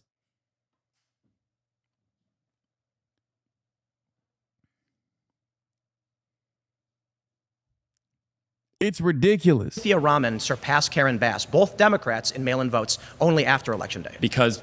Wait, what? No! No, I hate this argument. Oh my God, it's the dumbest argument. I hope this guy knows the answer to it because young people vote late. Young people drop mail-in ballots in California, but late, closer to Election Day or on Election Day, myself included. Young people vote later, and Nithya Raman won the young vote. Well, the truth is that the DSA on their website advocates for ballot harvesting, which is legal, and they're allowed to do it, and more power to them. It's very smart. So do the Republicans. They go to senior centers all across the country and get Okay, we're going to Republican pause votes. here. You've been voted out. Yeah, what? So they ballot harvested? What? It's fucking ridiculous.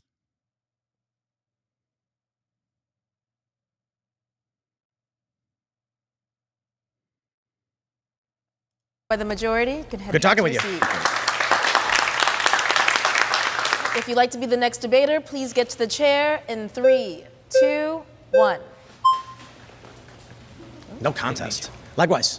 Elections, as you were talking about the other person before, I think are sacred. I think elections are sacred, and I believe that they are the most fundamental thing to American values and democracy. Oh, I just don't understand. There's so many more things that they could be talking about instead of elections as far as Trump's authoritarianism. Am I crazy? Am I wild? Like, why aren't they talking about like ICE murders, like unprosecuted ICE murders, Trump's crackdown on fucking free speech, Trump advancing the Project Esther and Project 2025? Big components of Project 2025 are obviously about,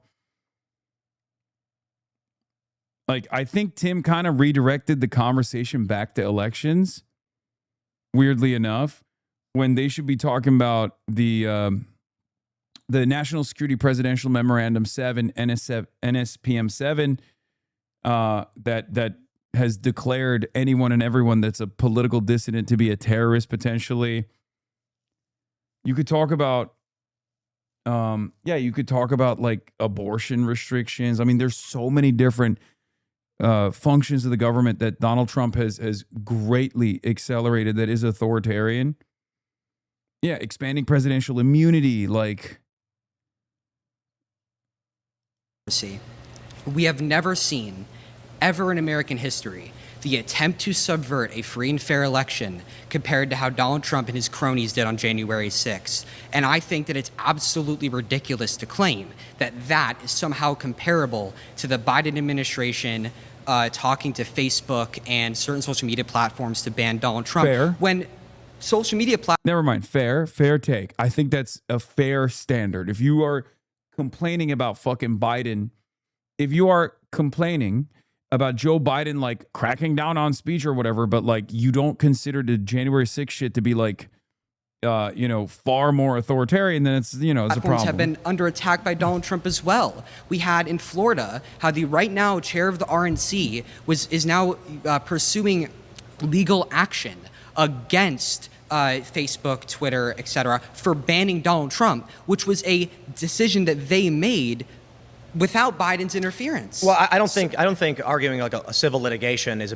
it's hard to argue civil litigation as a big political issue. If there's a contract violation committed by a company and Trump wants to sue them, certainly if you have the opinion, you don't believe that you believe there's malice there. It's the current RNC chair. Right. That's My like argument is pursuing like regulatory action against them for banning Donald Trump. Right. So these are civil issues, and Yes. the challenge is, I don't know the facts. You don't know the facts. You don't think civil issues can be political? They certainly can. But the point I'm making is that sometimes companies do bad things, and we need regulatory bodies to go after them. I'm in favor of that. Now, the question is, are the Republicans bad for doing it? Honestly, I don't know because I don't know the underlying issues of the case. Maybe they are, maybe they're not. So I'll bring up another instance. I mean, in Massachusetts, for example, we just had 2 Republicans who were running for attorney general and lieutenant governor who were literally faking signatures on their ballots. Lock 'em up. Literal dead people. Yeah, lock 'em who, up. And if you look at the papers, they're the same signature down the ballot. Yeah. It's the same. Trump sides with Jusha against the cowardly South Korean government. Yeah, this is where I'm going to be at odds with the liberals. It's actually a unique predicament because actually this is probably good for South Korea as well. This is one of those instances where Donald Trump is like low-key not the worst on as far as like moving or advancing in the direction of normalizing relations with Cuba or Korea, sorry. Normalizing relations between South Korea and North Korea. He did this last time around as well, and I defended it. I wish he would normalize relations with Cuba. Fuck. But yeah, no, this is a solid move. The real dude, you want to hear something crazy? Donald Trump has been far better on the Korea issue than Biden was. As a matter of fact, the fake coup d'etat, one could even say, happened under the watchful gaze of the Brandonian administration. Donald Trump, bar none, out of all of our contemporary presidents, is probably one of the best on the Korea issue. And I don't know if it's because he just like loves Kim Jong-un or something. I don't know what the fuck it is. But low-key,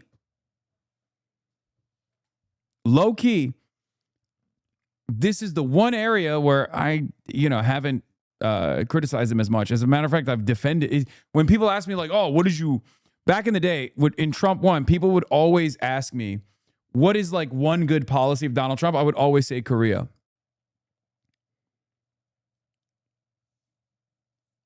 I would always say Korea because a big part of the reason why, I mean, regardless of the internal dynamics, the domestic policies in South Korea, and regardless of the military action that Trump actually took in North Korea, if you remember, I think in Trump 1, they sent like Delta Force or something, and they just like slaughtered a bunch of Korean fishermen. It was disgusting. And then that information leaked about that operation. It was really fucked up. But outside of that, as far as like the broader, the broader conversation, allowing South Korea and North Korea to communicate with one another without American intervention, and also restricting the military operations in the Korean Peninsula, that was actually good. That was unironically a real move by the American government in the direction of a far better peaceable negotiation between DPRK and South Korea.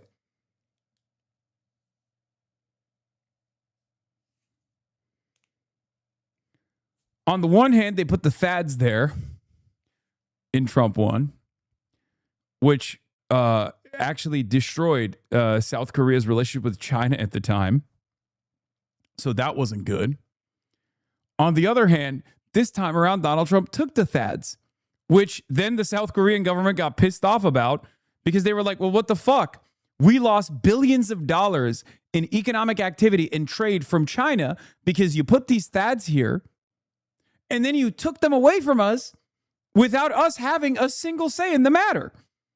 Why did we lose billions of dollars of trade from China if you're going to take the THAADs away from us so you can panic ship them to Israel? So Trump giveth and Trump taketh. That is the art of the steal. That is the art of the deal. Okay? But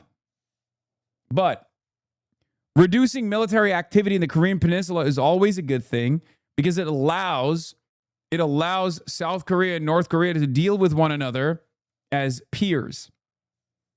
Okay?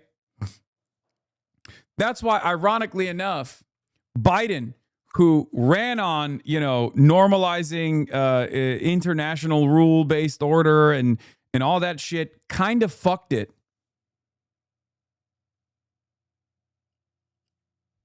Kind of fucked it pretty hard. Both with Israel, but then even with South Korea. Because if you recall, when Biden was president, South Korea had a incel psychopathic president who facilitated a fake coup d'etat, tried to do a coup d'etat, if you remember, and then the people got really mad and then they stormed the fucking parliament and, democracy thrived that day. That was a day where liberalism actually defended against authoritarian initiatives. It was kind of crazy. That fake coup could not have been facilitated without the Biden administration's watchful gaze. And part of the reason why I'm saying that is because the Biden administration did not communicate their criticisms of the president at the time and their initiatives. It was crazy. They didn't say a single damn thing about it, which leads me to believe that they were probably not upset about it, I guess.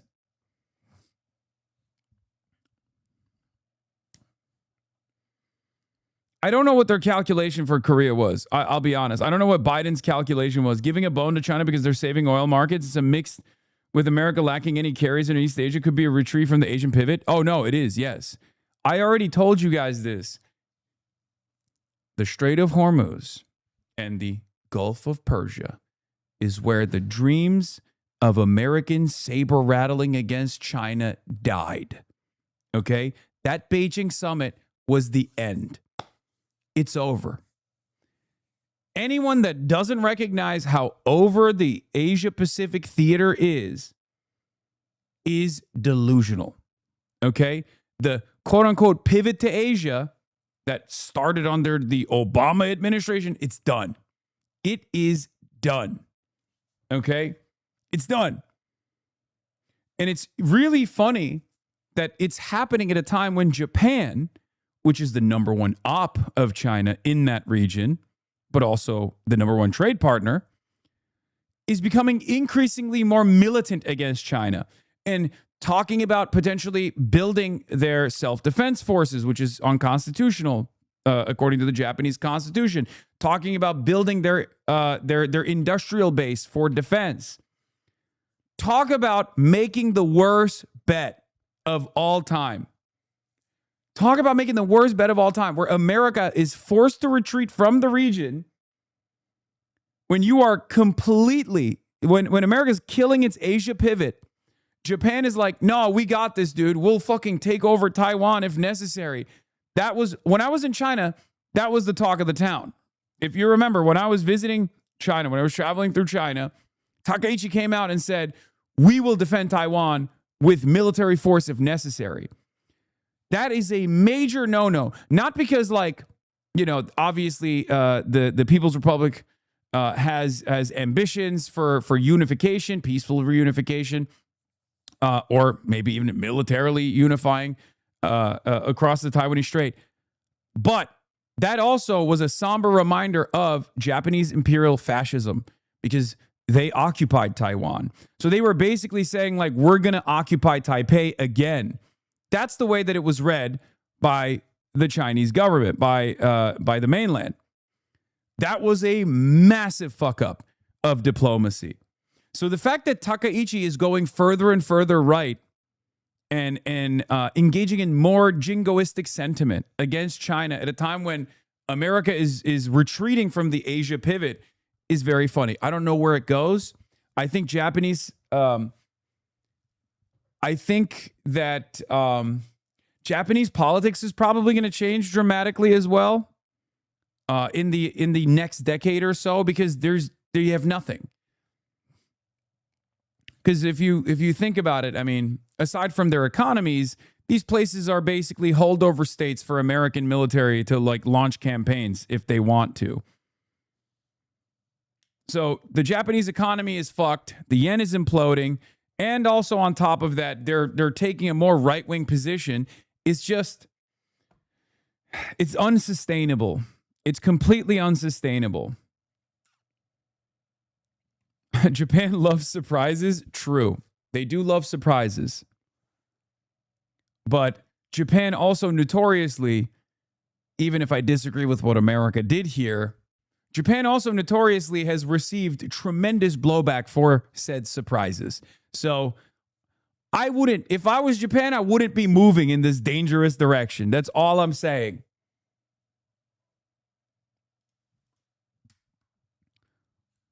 Four top officials from Japan's ruling party will be visiting the Yasukuni Shrine tomorrow. Prime Minister Takaichi is expected to avoid the shrine for diplomatic reasons, but the LDP Secretary General, General Council Chair, this is the war crime one, right? An election strategy committee chair will make a group visit. These are all important politicians that Takaichi picked the top spots, top posts for in the party. Local media reports that individual visits by politicians are common, but a group visit by top party executives like this is rare. It seems that Takaichi wants to communicate to conservative voters that her party supports the shrine, even if she won't personally visit on the 15th. The Yasukuni Shrine is diplomatically problematic because it enshrines Imperial Japan's war dead, including World War II leaders who were executed as Class A war criminals after the war. Yasukuni's museum does not describe World War II as a war of aggression and treats wartime leaders such as Tojo as martyrs. In the past, the United States, South Korea, and China have protested when prime ministers visit the shrine. Takaichi has previously visited the Yasukuni Shrine on many occasions. Before becoming prime minister, she said, if I were ever to become the leader of Japan, I would like to continue visiting. I feel very strongly about this. Even if the prime minister does not visit, it is likely she will have someone send an offering on her behalf.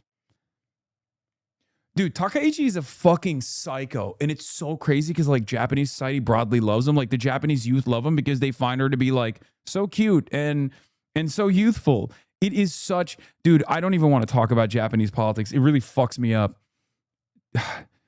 Anyway, let's just move on from Japanese politics. I don't know how the fuck we got here. God, I'm so much more invested in this conversation than fucking watching Tim Pool talk about how Trump is not authoritarian. Anyway...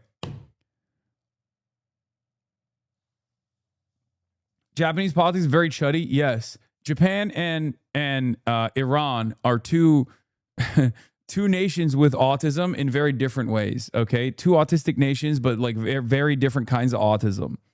I would go so far as to say China is also a very autistic nation, but also a different kind of autism. Maybe closer to the Iranian style of autism.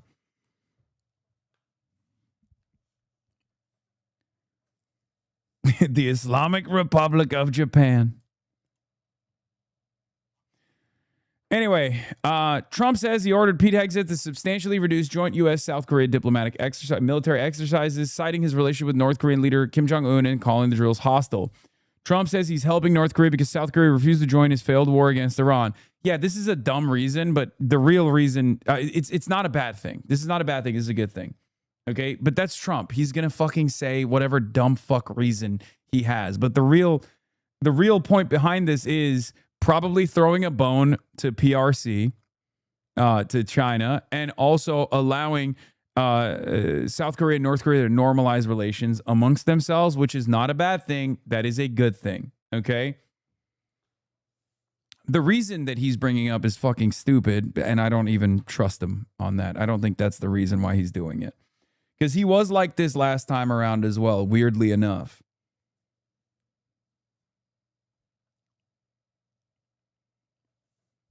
Dude, imagine in our lifetime, Korea reunification in our lifetime under Trump would be insane. It's probably not going to happen, but.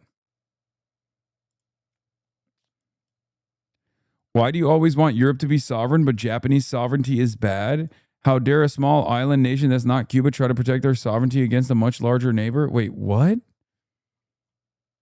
When did I say I don't want Japanese sovereignty? What are you talking about? Japan is basically a fucking cum sleeve for America. What the fuck? Are you joking? Also, doing small bean Japan is crazy.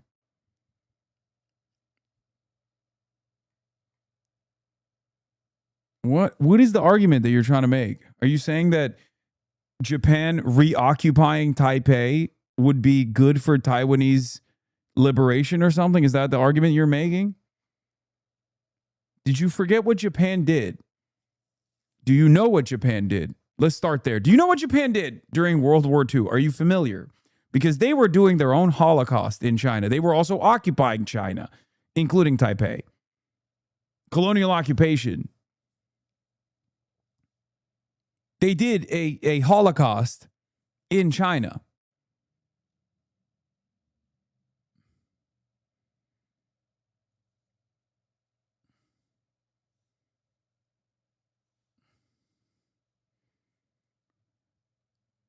I want every country to have sovereignty, and I want every country to have whatever kind of trade relations that they want to have with other nations, whether they are considered foreign adversaries of the United States of America or not, doesn't fucking matter to me.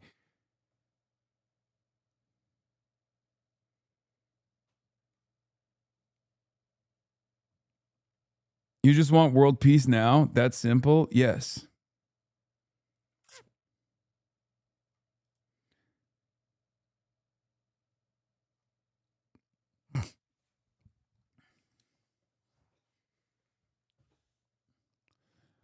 Anyway, based on my very good relationship with Kim Jong-un of North Korea, I am not happy with the fact that the United States has long ago agreed to participate in joint military exercises with South Korea. These exercises are not only costly, with much of these costs paid for by the United States of America, as usual, but send a signal that is totally inappropriate and hostile to a country that, as long as Donald J. Trump has been president, has been unthreatening and respectful. Therefore, and based on the fact that it is too late to cancel, I have instructed Secretary of War Pete Hegseth to substantially reduce the joint military exercises. While somewhat unrelated, I recently asked the president of South Korea if they would like to join us in the denuclearization of the Islamic Republic of Japan, not Iran, but Japan. And they said, no thanks. Thank you for your attention to this matter, President Donald J. Trump. I hope liberals don't eat debate on this, which is probably not going to happen because they get really mad about this shit. They'll say, oh, this is a betrayal of our allies, but it's not. I don't know what the current South Korean government's attitude is, but I suspect it's far better in terms of normalizing relationships, because it was like Moon was doing that. And then it's Moon and then Yoon, right? The incel was not. The incel was like super right-wing and far more reactionary about the dealings with North Korea. And then this new guy is also the new guy is also woke, or in comparison to Yoon, obviously.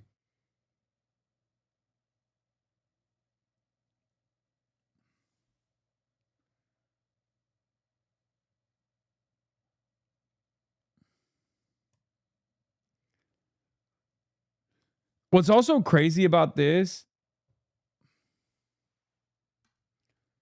sorry if this is a stupid question, but how can Japan do genocide against China when it's nowhere near China's population? Wait, what? What do you mean?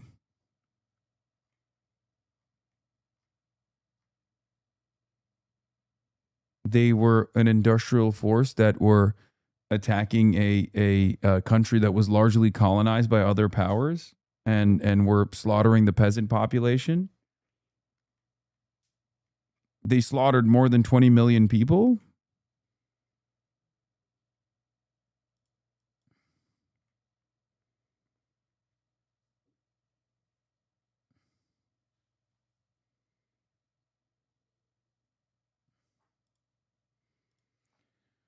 But yeah, South Korea 1 day ago proposes talks to officially end war with North. Okay, see, this is what I mean. This is liberals taking the bait. Yeah, South Korea's president has proposed talks with its northern neighbor to officially end the war between the two that's technically still active. Lee Jae-myung suggested a multi-layered security system to avoid flare-ups along the country's de facto border. I think that I think that this is good, and I understand that this is partially because of Trump's fuck-ups, for sure. But this decision by Donald Trump is not bad. It's a good thing. Yeah, not just China. Japan killed people in South Korea too. Oh, yeah. Oh, yeah. And then there's the comfort women scandal. I mean, Japan is the Nazi Germany of the region. I don't know how else to describe it. Like, they did unbelievable amounts of violence in the region.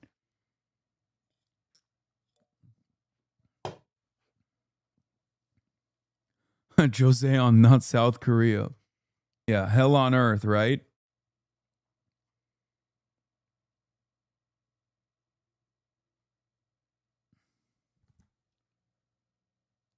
You said Holocaust, not genocide. Yes, what they did was basically another mechanized, like they had concentration camps, they had like similar experiments that they conducted, like Mengele style experiments that Unit 731 conducted on the Chinese population.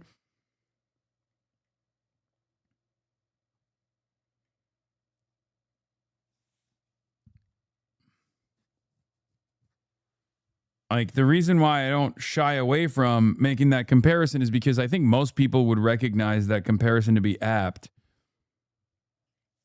Yeah, the rape of Nanking is one of the most horrific massacres in history. It's just like not, because it's China, it doesn't get a lot of coverage, especially here in the Western world. But it's still a very, I mean, it's still a very real wound that Japan chooses not to recognize.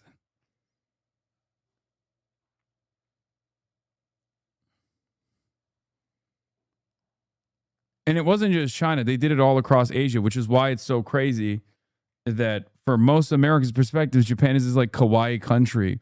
Whereas if you look at like some of these other countries, they, like China, for example, literally rides for the nukes. They love that America dropped the sun twice on Japan. Like, they straight up will tell you that.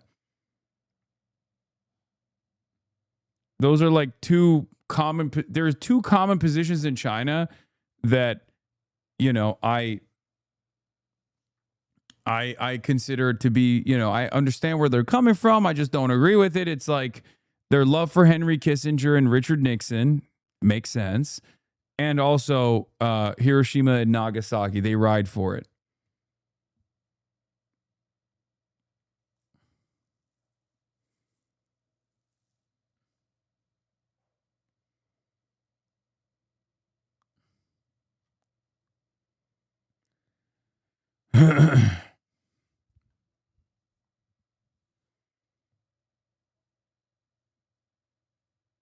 What's up with China loving Kissinger? What do you mean? They fucking recognized the PRC and unrecognized the KMT, unrecognized the ROC. That's huge. There's no People's Republic. There's no modern China without that move.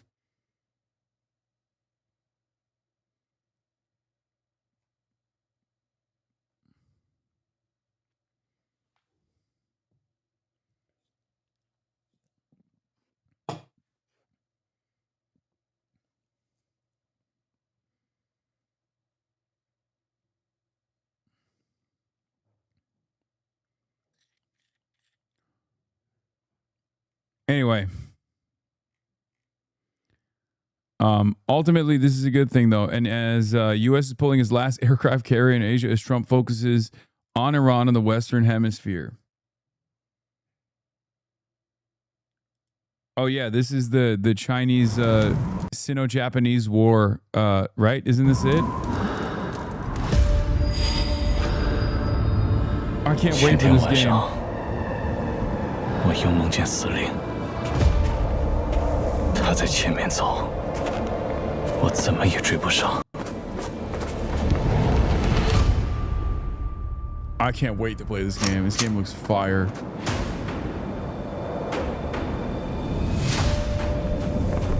$7年了，跟鬼子斗了7年。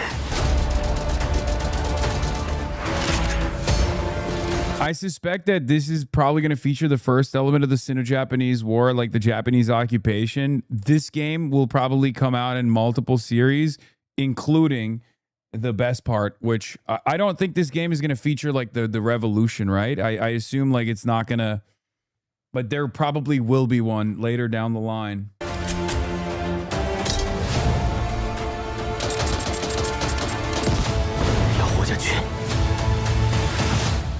活下去就有希望。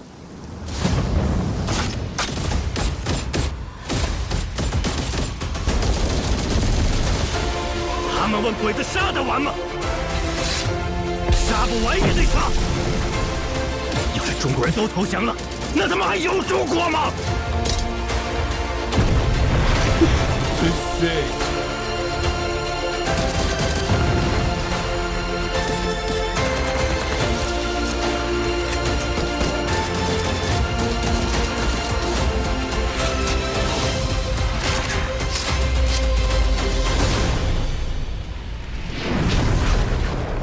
The Defiant.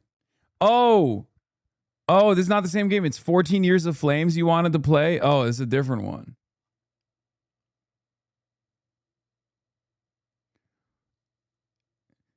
Damn, they're really doing a push. Remember when I told you, as soon as Xi Jinping in the annual State of the Nation said, he brought up Wukong by name, Labubus by name, and Neja by name. I told you that they were going to do more soft power. They were going to do more like, cultural products that they ship out to the West. I guess they're doing it now. This year, they're making a much larger push for, cultural artifacts that you can consume. This is the one I was thinking of. 14 Years of Flames. Yeah, this one is, I think this one's even better.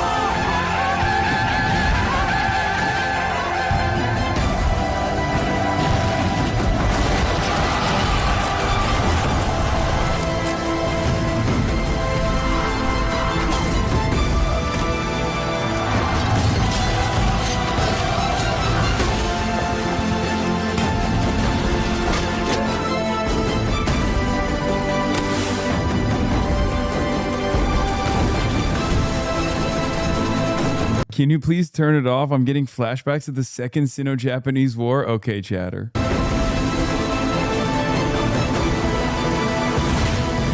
is like OG COD. I mean, look, I love this shit. It's the same reason why I love Wukong as well, because like there's so much untapped novel IP in China. There is so much,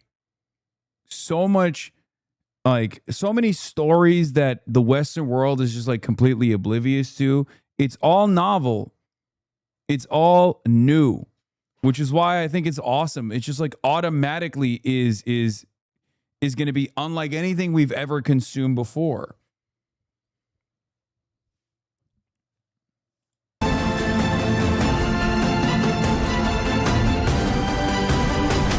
Oh, this is the Unit 731 room. Yeah, this is where they find the...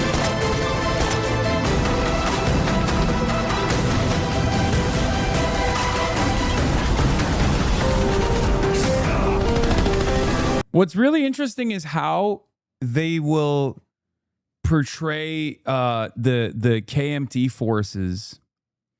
Because it's interesting because, like, you know, a lot of these battles were being fought in unison alongside both the KMT and the communist forces, right? So it's interesting how they will... I wonder how they will portray it.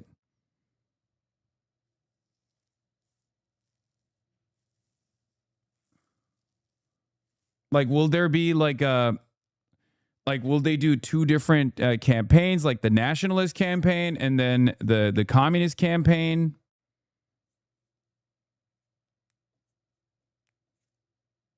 Watch the war movies where they have KMT in it. I haven't watched any of the war movies with KMT in it, so I don't know.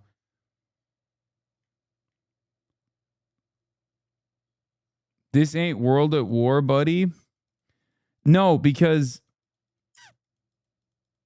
by the end of the revolution, most KMT soldiers with PLA probably won't be too harsh on them. I wonder if they just like glorify or will act like it was all, you know, it's all technically under the PLA umbrella or something. No, probably not.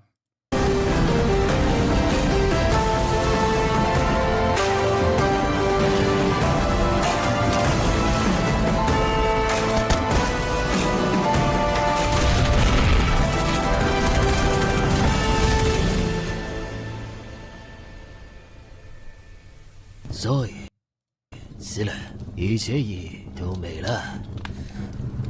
我们的追求一致，过上舒服的生活，不是吗？康康们多，如今的繁荣与进步，我们的都是亚细亚同胞兄弟，共保和平，才能共荣大东亚。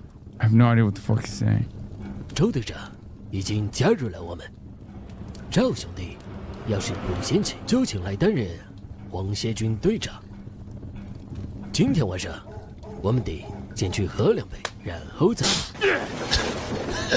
哭了。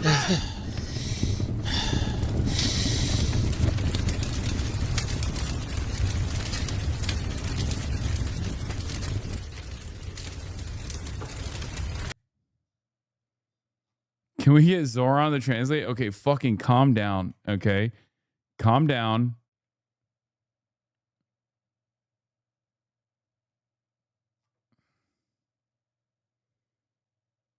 The Steam page says it will follow 6 different characters through all 14 years of the war. It's going to be fucking awesome.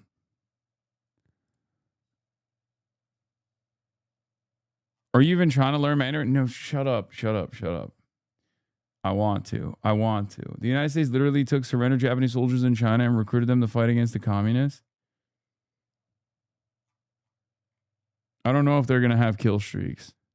I can't wait for you to not play it. I will 100% play this game. Are you insane? I will 100%. I play Wukong. I'll play this game for sure.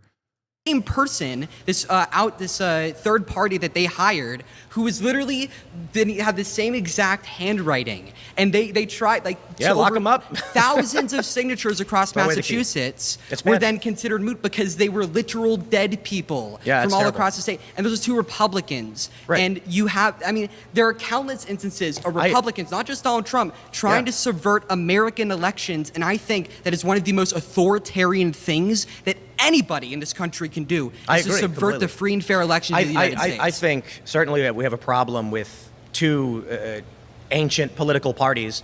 I think the real big picture is here, and I'm not saying this to dismiss your anger over what these Republicans did. You're certainly warranted to believe that.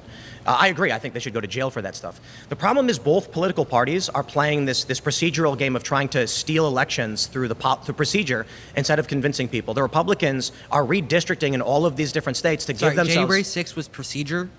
I'm talking right now about both parties certainly January 6th was a riot and it was very, very bad. We can agree on those things. I'm saying that both parties have these procedural efforts to increase their ability to win elections. Right now, Republicans are redistricting I fundamentally disagree with that because Republicans were the ones that voted against a bill to ban gerrymandering federally in the United States. Republicans were the ones that continuously denied the fact that Joe Biden won the 2020 election free and fair. Democrats have not once and they have been very consistent on this, on protecting American elections. It's in our name. Democrats in 2016 accused Donald Trump and his associates of being Russian assets and trying to steal the election at the behest of a foreign adversary, going so far to accuse the President of the United States of treason. There was a multi-year investigation that cost tens of millions of dollars that ended up being nothing. That's election denial. Now, I don't think that's as bad as a bunch of people storming the Capitol. That's terrifying and substantially worse, physical violence. But yeah, I think if you look back at the history of this country, going back decades, it would be a bit naive to say that the political parties aren't doing everything in their power to steal power from each other. Again, so I mean, I don't want to pivot to Mueller, which in fact also. We should get caught up in being like Republicans are bad because Republicans are bad. When Mueller passed away, rest in peace, an American hero, Donald Trump literally said, "I'm glad he's dead." That's awful. And he no longer can hurt innocent people. I know. So again, another instance of Republicans, I would consider threats against people like that authoritarian. Throw him out there. When he said that, I said it was disgusting. I mean, it's horrifying. But it doesn't change the fact that Bernie Sanders had the election taken away from him illicitly. I think in 2016, I was fervent for Bernie. He was talking about securing borders because the Koch brothers, industrialists, wanted to bring in cheap labor. He was talking about getting better wages for the working class, supporting unions. And I said, this is the only guy who's been speaking to issues for the past 20 years that actually matter to working class American people. And what did the Democratic and what did the Democratic Party do? They used superdelegates to make sure he could not win. Okay, so first off, I'm a big fan of Bernie myself, so I guess it's something you could agree on there. I will say that if you as a supporter of Donald Trump, I find it kind of ironic that you believe in anything closely related to Bernie Sanders. I'll give you a few examples. 9 million people who are Democrats voted for Donald Trump in 2016. Yeah, and I also say 3 million, like millions of people, I think it was a couple million in West Virginia, your state, that voted for Bernie Sanders in the primary and then had to switch to Donald Trump. I criticized my own party for that, and I think that that was wrong. My point is not that the Democratic Party has never, ever, ever used something or participated, I would say, in bad faith in elections. My point is that we see consistently from Republicans, like consistently over and over again. Parties. Again, I think that that's like both parties are all bad. it's You literally just- had Donald it's just Trump true. try to Okay, we're subvert gonna the pause fair here. election. You've been voted out by the majority. Good talking with you, man. If you'd like to be the next debater, please head to the chair in 3, 2, 1. Nice to meet you. Thanks for coming. Appreciate it. So, yeah, you're not going to have me defending the Democratic Party. I mean, Let's go. I feel like a lot of Here we- people, yeah, and I don't want to defend Republicans we're either. moving towards fascism on both sides. I do want to bring up two unique things that Trump has done that no one has ever done in the United States. I'm gonna keep it $1.50. This is 2 for 2. I mean, Tim Pool's a fucking idiot, and he's wrong, and his prompts are wrong. Having said all of that, I haven't seen enough like major dunks so far. Like it's like it's kind of remarkable how he like is capable of holding his own in a way that I've never seen from other like in a way that's not as bad as like Dave Rubin, right? Like I think he just has this way of presenting himself as a liberal, and he's kind of like he kind of goes unnoticed for the most part, so people don't know what he's doing, what he said, right? So they don't know that he's lying. Like they don't know that he's lying. He lies about the data. He concedes on a bunch of stuff that he does not concede on when he's on his own show. So it's been it's hard to pin him down. He's Weasley. He's actually very Weasley. It's kind of crazy. And it's also partially hard to pin him down because most people don't know his takes, right? I don't think any of these guys like know most of his takes because who the fuck cares about Tim Pool, you know? It's history. So two is suing a pollster for a poll he didn't like in the state of Idaho. And I think the biggest issue is the Israel issue. Yeah. So you have someone like Trump who, you know, sold TikTok to Larry Ellison, and he also owns CBS News. Oh, yeah. Paramount entirely. Right. I think we both agree that's just not good, where you give someone a media apparatus, you know, and a social media apparatus like TikTok. And then these things worry me for sure. I think where we're going to agree with like Do Democrat they? and Republicans is the issue of Israel, particularly. Yes. Do they? Like, really? Am I crazy? Do they? 49 state landslide? I don't think they do. I think he's just lying. I think he's just straight up like, yeah, none of these fucking guys know anything about me. So I can just feel very comfortable about what I'm saying and doing. Cause like he took very different. He said 49 states. He did not say 50 states. Do not lie about Tim Pool's position. He said 49 states. He did not say 50. I forget which state he argued would not go to Trump.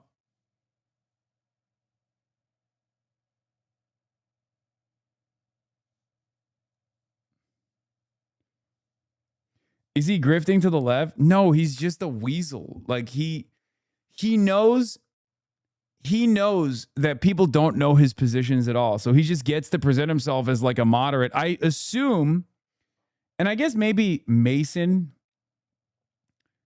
could maybe Mason could speak on this. Like, did they present this as like you're debating Tim Pool, or did they say you're going to debate a moderate Republican? Or just like a political moderate? Because I don't know if they reveal who you're going to debate ahead of time, right? So like if they do, I've never done one of these. But if they tell you ahead of time, or if they told you like it was that Tim Pool was going to be, or they were going to debate a political moderate. Maybe that's the reason why people didn't know. If we're talking about authoritarianism, this is why I say, like, don't make me defend Republicans. Like, there's some things I will, but the Democratic Party and the Republican Party, I feel like, as an establishment, largely align with each other, and then there are these like lesser issues that divide. And I think when you look at TikTok, when you look, I'll tell you this: the TikTok was sold explicitly because of Israel. Right. So the story is this: initially, Republicans were very mad about TikTok because it seemed to promote progressive content, progressive ideology. Republicans had been banned. People who supported Trump had been banned. So the Republicans come out and say, "We got to ban TikTok. We can't do this." Democrats said no.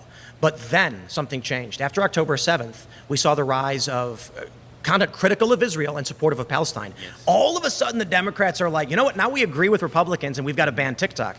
And then Trump comes out and says, no, we're not going to ban it, which he does not have the authority to do. The bill was passed. It was signed by the president. When Trump came in office, he was supposed to initiate that ban. But instead, what did he do? He sold it to a supporter of his to change the... What are you talking about? That was literally the purpose of the Democratic forced transfer as well.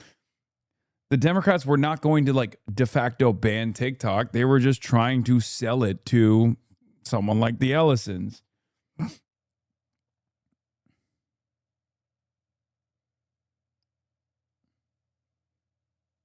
Structure of that content to benefit his worldview, which does align largely with many establishment Democrats. Yeah, I agree. And, you know, you have him sanctioning the ICC, the prosecutors. I mean, this is the fascism we're talking. Again, not the best point to make. It's not like Brandon was favorable to the ICC. They did embrace authoritarianism a little bit there in a very Trumpian manner. No, like they didn't. I guess the thing that Brandon did, he didn't like unwind the sanctions. Did he unwind the sanctions? I don't think he did, right? I think they just continued it for the most part. Or was there talk about the ICC being good because Vladimir Putin was being prosecuted? So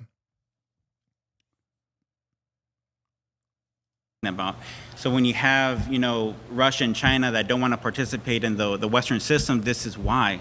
Then you have France, you know, that's trying to get away from the tech companies because our own politicians in those that legislation. They put that they were that any country that has these databases will be forced to give the data to them. I think if it's not a singular issue of Donald Trump. Like clearly, the Democratic Party joined in the cheering on of the banning of TikTok because of this content, and so I think that just shows that we've got an authoritarian problem in this elite circle of whatever the military-industrial complex or big banks and all of these wealthy groups. They're interested in similar things. No, yeah. Is he trying to present himself sincerely as a moderate to like a new audience or something? Is that what's going on? For me, I never even thought about this as him being a moderate at all because he's just not, and he's just fucking lying. And I thought that was almost like a joke, but maybe that's why this prompt is the Democratic Party has embraced authoritarianism. And then he's like also claiming that, don't make me defend the Republicans. It's like, what do you mean? You love defending the Republicans. We're going to pause you do. here. You've been voted out by the majority. You can return to Well, your we chair. got a little bit. Nice meeting you. If you'd like to be the next debater, please get to the chair in 3, 2, 1. Hey, nice to meet you. Gotta say, I'm not a fan of either party, to be honest. Let's go. Same boat as you on that one. Yeah. The left embracing authoritarianism. Right now, that they don't have the House, they don't have the Senate, they don't have the White House, they don't have a majority in the Supreme Court. If these guys are authoritarian, they're the crappiest authoritarians I have ever seen. They got to go back to authoritarian school and learn how to be authoritarians. Well, or how to win. Right, losing, you can still be an authoritarian. Like Nazis lose power, but they're still Nazis. Well, they're losing. They're losing at all levels. They're losing everywhere. Yeah. The Republicans crushed them, and he looks Turkish, but he sounds a little bit Australian. I wonder if he's a Turkish Australian. No, he's not Turkish. I wonder if he's just like a Aussie that lives in America for like the last couple of decades, and he like lost his accent a little bit. Doesn't mean they're authoritarians, though. Well, no. I mean, you can be an authoritarian and lose, right? Okay, so there's 3 actual elements that we need. Actually, he could be Turkish. Oh my God. Türk değil adamın adı Bayan. Bayan da Türk ismi olabilir. need to talk about authoritarianism. One is dismantling of institutions. One is you guys can't fucking hear the Aussie accent. I can't believe it. He straight up has like a Aussie accent, but it's almost completely gone. Bayan diye Türk adı var amına koyayım. Yani bayan kadın bilmiyorum. Eliminating your opponent and suspending elections. Those are very specific claims to some authoritarians. I haven't seen those elements present within the left at all. Donald Trump was arrested several times. Yeah, he could be Kiwi too, sorry. With exception of one, that was the eliminating opposition. I did see it, but so it was... when they arrested Donald Trump several times and then tried to get a they filed a suit to the Supreme Court to get Trump banned from being able to run. I don't... Dog, okay. You can't say it's authoritarian if the president does crimes and then is prosecuted for it. Okay? Chat, tell him I'm at a Broadway show in New York. His Insta bio says Perth. All right then, fucking Perth. Remember that, but I do remember, you don't remember some guy at a rally going, the 14th Amendment question. Lock her up. Who was that person again? I forget. All right, it was the same guy who weaponized the DOJ against all his political opponents or deployed the national... No Kiwi nor Aussie. I mean, dude, come on. Come on. Guard to beat down on protesters, deploy when did he ICE deploy to the terrorize National Guard to families the... and tear apart communities, or launch the SAVE This Act guy to try and just put voter suppression tactics in place so we could steal an election. Imprison But, you know, protesters for 10 years for I think marching down the streets. I think the Proud Boys to stand back and stand by. I'm ready to mobilize you to launch another... He's not. He's Australian. He has that Elon South African. No, he's Australian, man.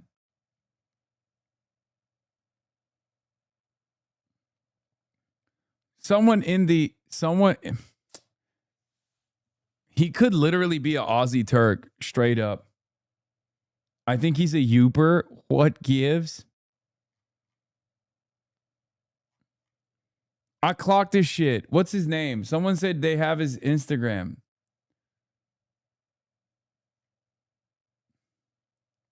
Insurrection, let's go, If you'd like a soapbox, who was that guy again? I forgot. Who was that guy? If you'd like a soapbox, we can set one up for you. But if you want to have a conversation, I'm sitting right here. Go for it. I think the position is indefensible, but I'd love to hear your take. Go for it. Well, you're allowed to not like Trump. He's done a lot of bad things. Thank you. Masudi. Now, we were talking about the Democratic Party, the things they've done, and I think, and I'm not saying this derisively, but I think there's many things that you're ignorant of the Democratic. Oh, his last name is Masudi. He's not Turkish. He's Australian. He's from Perth. I was right. Suck my dick. And he's not. Can't be. Turks banned from Australia since Gallipoli. Okay, you're wrong about that. He is, yeah, maybe. Is Masudi Lebanese? Or is it Iranian? No. He could be Lebanese, but that tie is so Iranian. Let's see what last name is Masudi. Last name. Arabic origin. Middle East and Iran. Okay, so it could be North Africa, Middle East, or Iran. He's Iranian. Masood is a famous last name in both Iran and Afghanistan. Yeah, he's probably Iranian, but that tie looks so Iranian. I'm sorry. Like that tie is not Lebanese coded. Lebanese people are too gay to ever wear a tie like that. Okay? Debate's so boring. We're doing race science. Party has done. You talk about suppression of their political opponent. Well, yeah, they sued so that Trump could not run for office. They tried to claim he was an insurrectionist. He was ineligible. He was arrested several times. They arrested his lawyers. Now, by all means, every authoritarian makes the argument they're justified in their use of authoritarian tactics to remove their political opponents. That doesn't change the idea, or I should say the philosophy behind what they're doing. So if you want to accuse Jenna Ellis, for instance, of doing something wrong because she drafted a letter arguing on Trump's behalf, that's authoritarianism. By all means, you can say she was wrong to do it, she's a criminal, but we are seeing when you start going after people's lawyers. I'm bored. Okay, yes. Claim. Towards a civil war. If you'd like to be the first debater, please head to the chair in 3, 2, 1. Come on, Mason. Welcome back. A peak of civil unrest in this country, and in all honesty, I'm going to blame people like you. This entire time, you've been trying to blur the line between what separates you and a person like me and everybody in this circle. Okay. The truth is, you don't agree. Like, here's the problem. It's not like he's winning the debate. It's just he's not losing it. Does that make sense?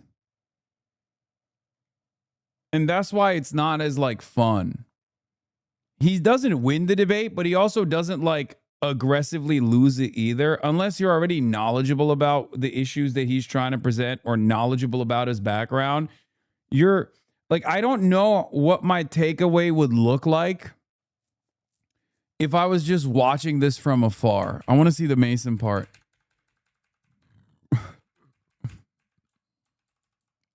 So here's the thing. I don't know what the average uninitiated person's takeaway would be with Tim Pool. Like, I don't know if they would believe that he's a moderate or something. But you just skipped it? No, I didn't. Please head to the chair in 3, 2, 1. Welcome back. Tim. Good to see you again. Great to see you again. Yeah. First time we talked about this was in 2019, so it's been quite a while. I think it was since before you've that, been calling actually. for civil war. I've never called for civil war. Or not calling for, I'm sorry, said that we're on Important the brink distinction. of civil war. And what was the citation I had for when I said that? I would love you to It was tell The me. Atlantic. Okay. And it was a journalist who interviewed several national security experts who said that there is a range of opinions in the national security space that the U.S. is trending towards a civil war. Notably, that when you cite people like Stephen Marsh, journalist, as well as Barbara F. Walter, former CIA, the U.S. academics describe the period that we're in as civil strife, meaning there's a criteria of death that has occurred for political reasons over the past year or years, for which the next phase would be civil war. However, we'll make my point, tracking towards it, I've not said that it will happen, although there's been many people who have said that we are in a cold civil war or some kind of cultural civil war. I always caveat, because I don't actually have a strong prediction. First of all, you do have a strong prediction if you've been saying this since 2019. There's 42. Reading articles about people it, can sure. look this up. There's 42 of your titles that have the word civil war in it. Correct. With big fonts on the front. They sure do. So why is that? It's sensationalist. It's easy to get clicks on that. There's a reason why you say it, because it's very profitable for your business. Not necessarily. But We have 1,600 episodes of just IRL. There comes a point where people stop taking your predictions seriously. Are you going to make an argument, or are you mad at me? I'm not mad at you. Okay, then let's make an argument about whether or not we are tracking. No.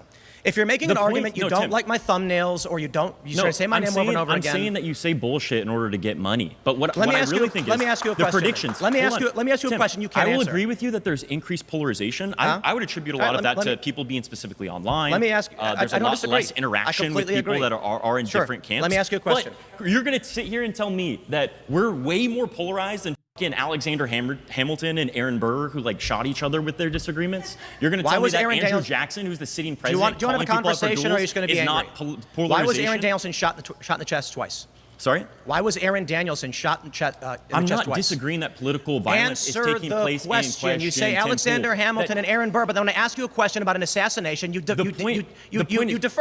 You can say that Let me there's ask you a a question. civil war every fucking year, and it doesn't happen. And I you're gonna never say, said it just there hasn't was. happened yet. Let me ask you a Or question. if it does happen, you say, see, I've had it all Let me along. ask you a You question. are the same thing as like the Let me Christian rapture ask you people a who say question. that the rapture's coming every fucking year, Are and you- when it doesn't happen, it's do you want a like, oh, it's just not soapbox? happening. Do you want me to get you a I'm just saying, soapbox? it's really I can leave. easy. You want me to It's go? really He hit the soapbox thing twice, by the way. I didn't even realize he hit the soapbox thing earlier in the debate as well. Wow, cool meta for Timothy Pool here. Easy to You want like me to do leave? what you do. You want me to It's leave? really easy to do what you do. Like you literally just say, Civil War is happening next year. Civil War's happening next year. It's coming. Make sure you subscribe to Timcast. Continue to watch my videos, please. Follow us on YouTube. Follow us on Instagram. It's easy to do what you do, bro. She did not like that at all. Damn, Mason, you pulled out the beanie on the Beanie Boy. You busted out the beanie.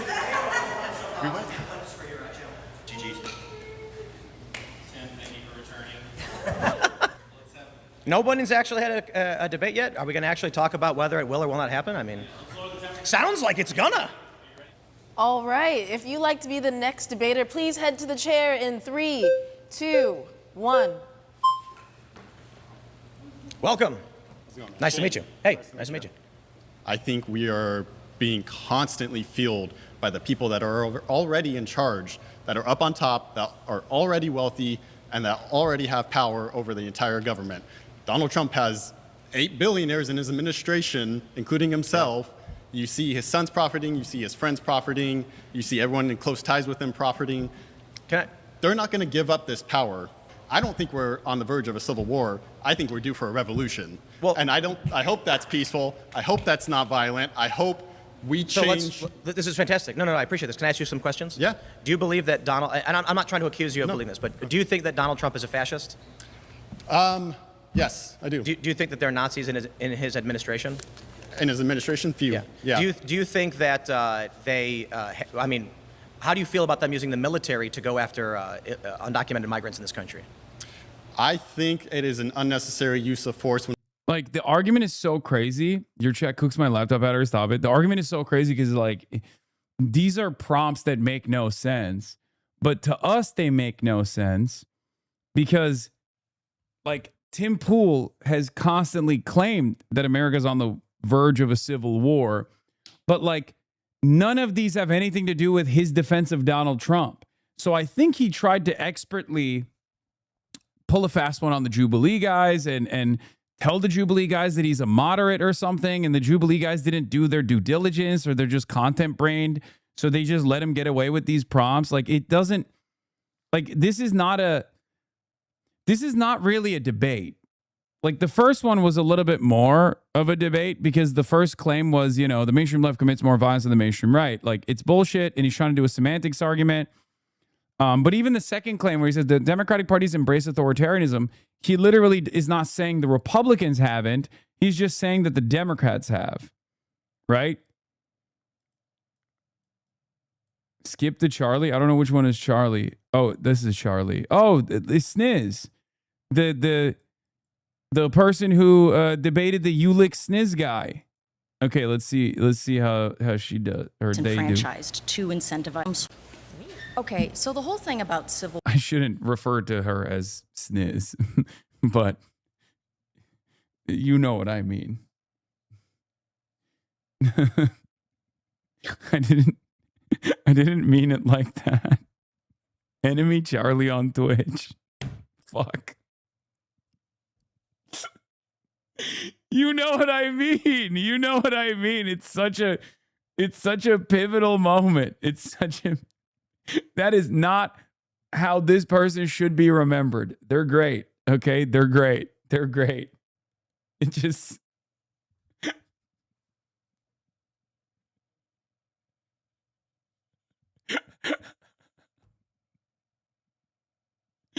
Oh, no. Oh, I condemn myself.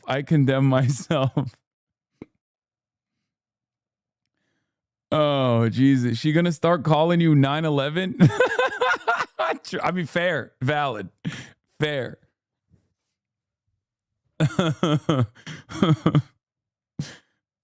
Oh. War is that I do think that you need some sort of. What the fuck Sniz means? I hope someone reply to me, maybe. Okay, so this is Enemy Charlie. They're a Twitch streamer, and they do debates. And one of the most viral moments of the guy, Andrew Wilson, who we watched get fucking destroyed by Candace Owens yesterday, one of the most viral moments is that guy debating Enemy Charlie and getting so flustered when Charlie turns around and says, like, you talk a big game about being, you know, living this like trad lifestyle, but, you know, your wife has like 7 baby. Your wife has 7 previous relationships and like has children with numerous people. And then he gets so flustered. Charlie answered your question. Contestants didn't know who would be debating until we showed up. So imagine everyone's shocked when Tim Pool's the moderate. This show was also pitched as 1 moderate versus 20 progressives, and they create. Okay, yeah, that's what I was suspecting as well. The idea that these people seemed like kind of not ready for Tim Pool at all.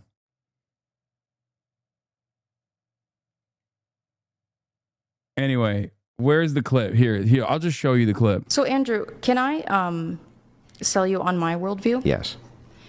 Your wife has 3 baby daddies and has been married twice before. And you under your religion.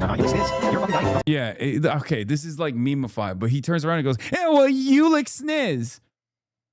And it's a incredibly viral moment because he gets so flustered, he gets so angry, he's so aggressively called out here, so aggressively clocked that his retort in that moment is, "Well, you lick sniz."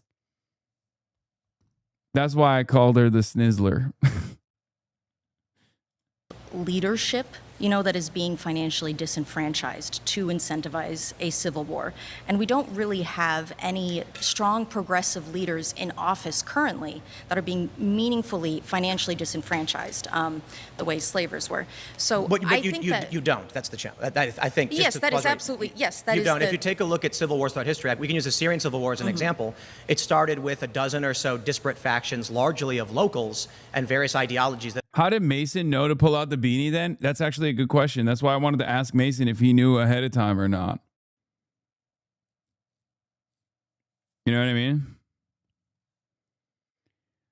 Ultimately coalesced around one group, either the Free Syrian Army, but then ultimately got taken over. Right, sure, Civil but the wars thing can is be that, like, fomented through small factions that bubble up. certainly, but I think that you are vastly overestimating the, kind of militant capacity of the American left.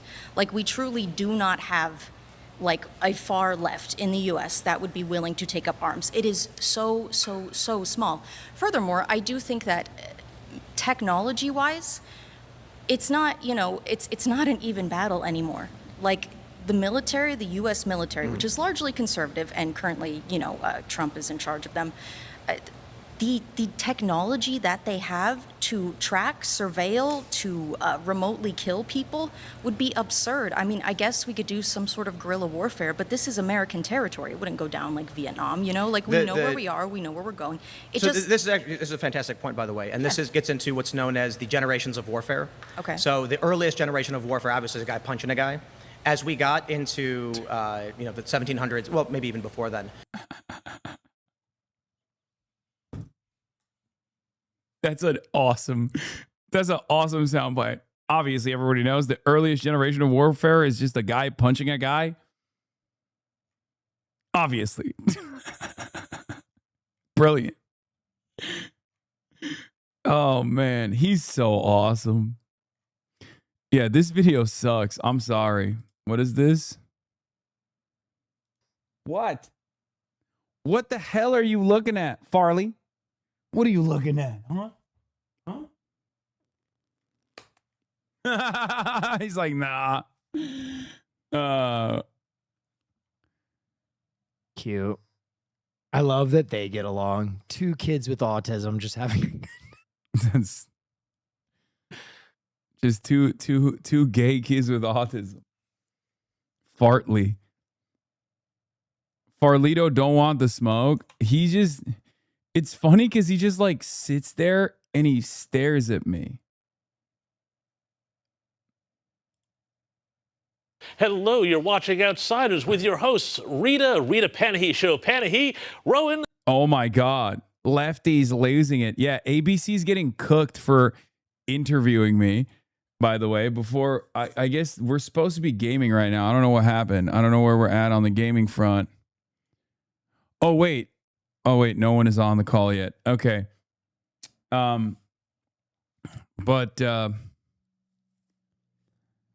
ABC star doubles down over interview with controversial left-wing influencer over anti-Israel figure Hasan Piker who hates capitalist America. ABC presenter and Planet America co-host John Barron has defended his decision to interview controversial U.S. political commentator Hasan Piker, pushing back against criticism that the public broadcaster was giving a platform to a divisive figure. The backlash came after Barron announced on X that Planet America would return on Monday night with Piker as a guest. Psst, Planet America is back on Monday night, Barron wrote. Our guest will be the influential and controversial commentator Hasan Piker on the rise of democratic socialists and populist left, what it's like at the eye of the political storm. Barron responded to criticism of the booking, arguing that Piker had become a significant figure in American politics during the 2026 election campaign. Like it or not, he's a central figure in the 2026 United States election, and it's Republicans who are replaying his most offensive comments in attacks ads against Democrats. Barron posted, he's become a central figure in this year's election. It makes sense to hear from him. If you watch, I'll be interested to know if it confirms your concerns or overcomes them. Either way, we choose guests of all stripes based on interest and relevance. Piker has emerged as an influential voice of the U.S. left. And then, he basically turned around and rejected the charge. He said, with respect, that's a silly claim. We do not broadcast hate speech, and we're conducting an interview with someone of significant news value. It's called journalism, not platforming. Responding to another critic who argued that it was unwise to boost people who promote hatred. Agreed 100%, Tim. Interviewing a significant political figure isn't boosting them. It's journalism. Piker has long been a lightning rod in U.S. political debate. More recently, Piker has drawn criticism for his commentary on the Israel-Gaza conflict. Opponents have accused him of using inflammatory rhetoric about Israel. Critics accused Piker of humanizing or platforming a member of the Iran-backed Houthi movement, while supporters argued the interview was journalistic and aimed at understanding a group of influencing the events in the Red Sea. Piker's no stranger to scrutiny from ABC itself. In November last year, he was interviewed by 730 host Sarah Ferguson following the fatal shooting of U.S. conservative activist Charlie Kirk. The appearance prompted 64 complaints to the ABC ombudsman, many objecting to the decision to feature Piker, arguing he was not sufficiently challenged. However, the ombudsman found the interview did not breach ABC editorial standards, noting Ferguson repeatedly pressed Piker on his own inflammatory rhetoric, including past comments in which he joked about landlords being killed. The ruling found Ferguson had appropriately challenged the streamer and that the program had met the broadcaster's editorial obligations. It's time to game, folks. Hello.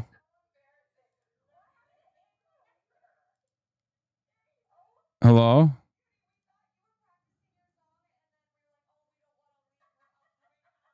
Wait 1 second, chat. Hey guys, can you hear me? Okay. Oh man.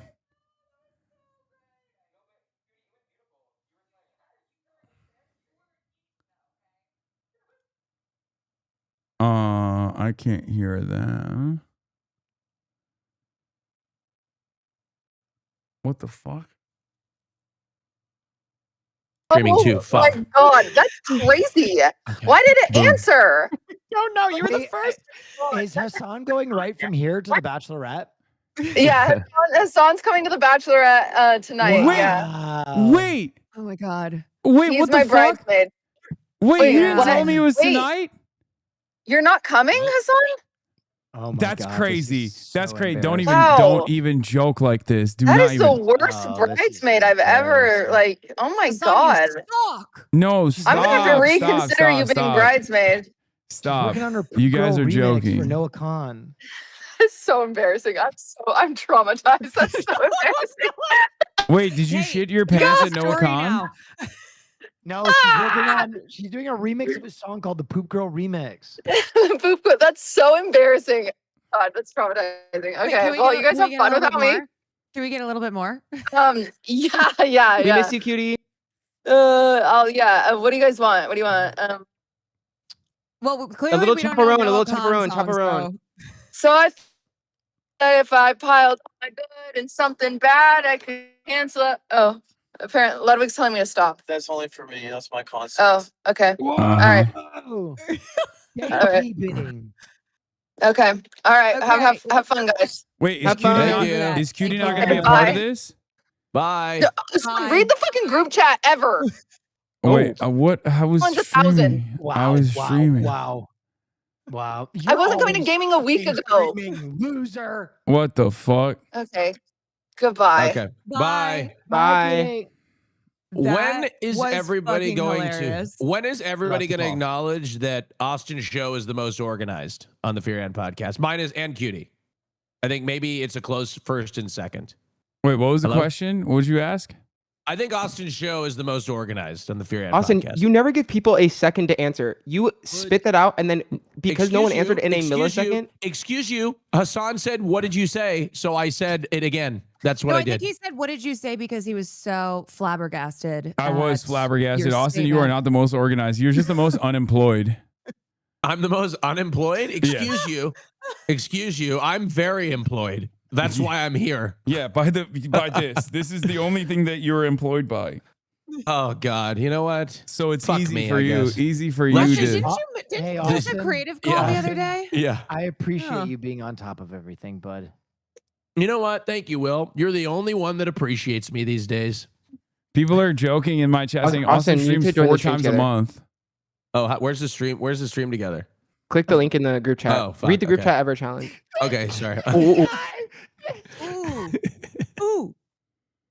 Read the group chat. Okay. You know what, I Christian? thought you were the most organized, Austin. I just thought you were the most Yeah. organized as all. I've been streaming since a long time ago. There we go. Okay. Oh, then act like it. Okay. Yeah, but a lot of things have changed. All right. It ain't. We didn't even have no stream together back in my day. Okay. Back in my day, we just had to both stream at the same time. We had to jump back and forth. Yeah, we would yell. We would yell from afar with the hopes that they'll hear it. Yeah. Christian, can you? I keep asking Christian for things, and I keep forgetting he's streaming too. So Yeah, he can't. Christian. do not your Christian, I fucking don't know if you know this. butler, like, Austin used what? to do things called LAN parties. Do you know what that is? Austin asked me for a diet soda literally 5 times since he started the stream. Like he just I know, can't get and up it get still won't himself. appear in my hand. I don't know Did what's you- going on. When you used to stream back in the day, did you not have to get up from stream to get drinks? Is this a new? No, Is this I something that's new in the? I usually streaming had a era? lot more people on my stream, so I could get up and they would be talking. But yeah. You're on a stream with like 6 people. Just Oh, go. you're right. Fuck, you We're guys not enough. We're entertain not enough. entertain everybody. Hold on. Come on and take a free ride. He's back. He's back at it. He's doing his old tricks. Well, Well, who wants to introduce what we're doing today? Yeah, I don't know what game we're Take it playing. What game are we away. playing? We're playing Mecha Chameleon. That was your idea. Oh yeah, I haven't never played it. That's crazy sauce. Hassan. Who is Alright. burping? Who is Who is that? That's- burping? that's It was Hassan. Austin. No, it wasn't That me. is- Hassan. It was not me. It was That's definitely crazy. Burping in Blame the it on hot me. mic is That is a absolutely Hassan burp. It was unglued. Austin. All right. What do you Ladies mean and it's a gentlemen- Hassan burp? You That know, is a Hasan you know what my Piker burp. burps I sound know. like? I know yours. I know Will's. I can tell the difference. That's crazy. Can we share chat today? I'm sick and tired of being separated. I mean, I'm fine. I want to with it. share. Yeah, I don't care. I can handle your chat of wokes. I don't think you can. Hassan, they've been harassing me. I've only been streaming for 42 minutes and they're already harassing me. All right, let me see. How do we combine chats here? I tried to click start sharing chat. Oh, sharing Oh, chat there is we go. enabled. Oh shit, there we go. Okay. Wait, what chat is telling? Your chat is now trying to euthanize me. What is that? I don't think Austin. so. All right. Shared Anyway. chat Did you get doesn't it? work for Mecha. No. Oh, we Oh. can't Yeah, it doesn't do work. Oh, It does it? doesn't work. Oh fuck. No, we should. All I'm right, ending never it. mind. I ended it. I ended All it. right. Austin wanted Okay, to well that cheat. was We had a shared hype train. That was fun. all right. Okay, well, ladies and Wait, gentlemen, how does welcome that to work? the. All right, ladies and gentlemen, welcome to the Fear and Game Night, the second one in 3 weeks. Tonight we are going to be playing Mecha Chameleon, but we are also here to remind you that this is the last and final chance that you have if you are in San Francisco, Seattle, Portland, or Los Angeles. This could be your last chance because there's not many tickets left in either of these cities or any of these cities to buy a ticket and come see us on tour, tour.fearan.com. I think a week from today, we will literally be in Portland, Oregon. We will be backstage at Portland, Oregon. And I couldn't be more excited to be in my hometown. I tell you what, it's going to be very exciting. I just can't wait. I think I'm going to get a group sing along at every city for Quando. Am I the only one Oh, that is? Jesus Christ. There is something special for today, Austin. Should I say what it is? Yes, please. Yes. So if we sell 20 tickets today, Austin has said he is going to get the Nancy Mace tattoos done on his body. Yes. Wait. Oh, what? right. Wait, Yeah. Hold on. Wait. I don't know if I. Wait. All of them? Austin's getting all of them. Wait, but I haven't even seen that. I was talking about. I was Well, talking it'll to. be a surprise for you, too. I was It'll be a talking to. surprise. I was talking to everybody earlier, and they were talking about all sorts of current events and things that were happening, and it sort of hit me. I've just been on gay porn Twitter, so I don't get any news at all. You get the Austin, Nancy stop. Mace tattoos on gay Stop. porn Twitter? I haven't been following anything except for the fact that I don't have a diet soda right now. Why are you saying so stop? Parched. I can't follow what's going on. Decorum.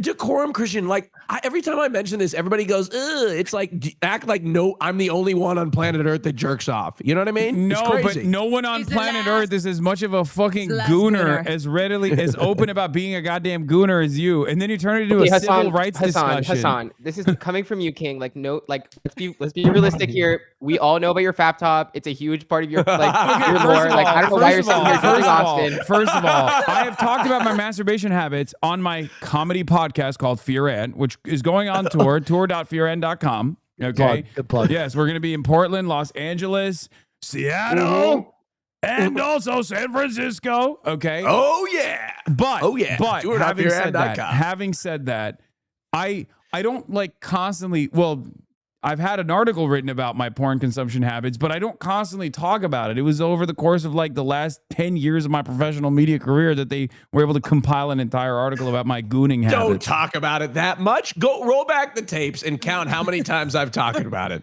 Seriously, there's not that many streams. You've talked about it?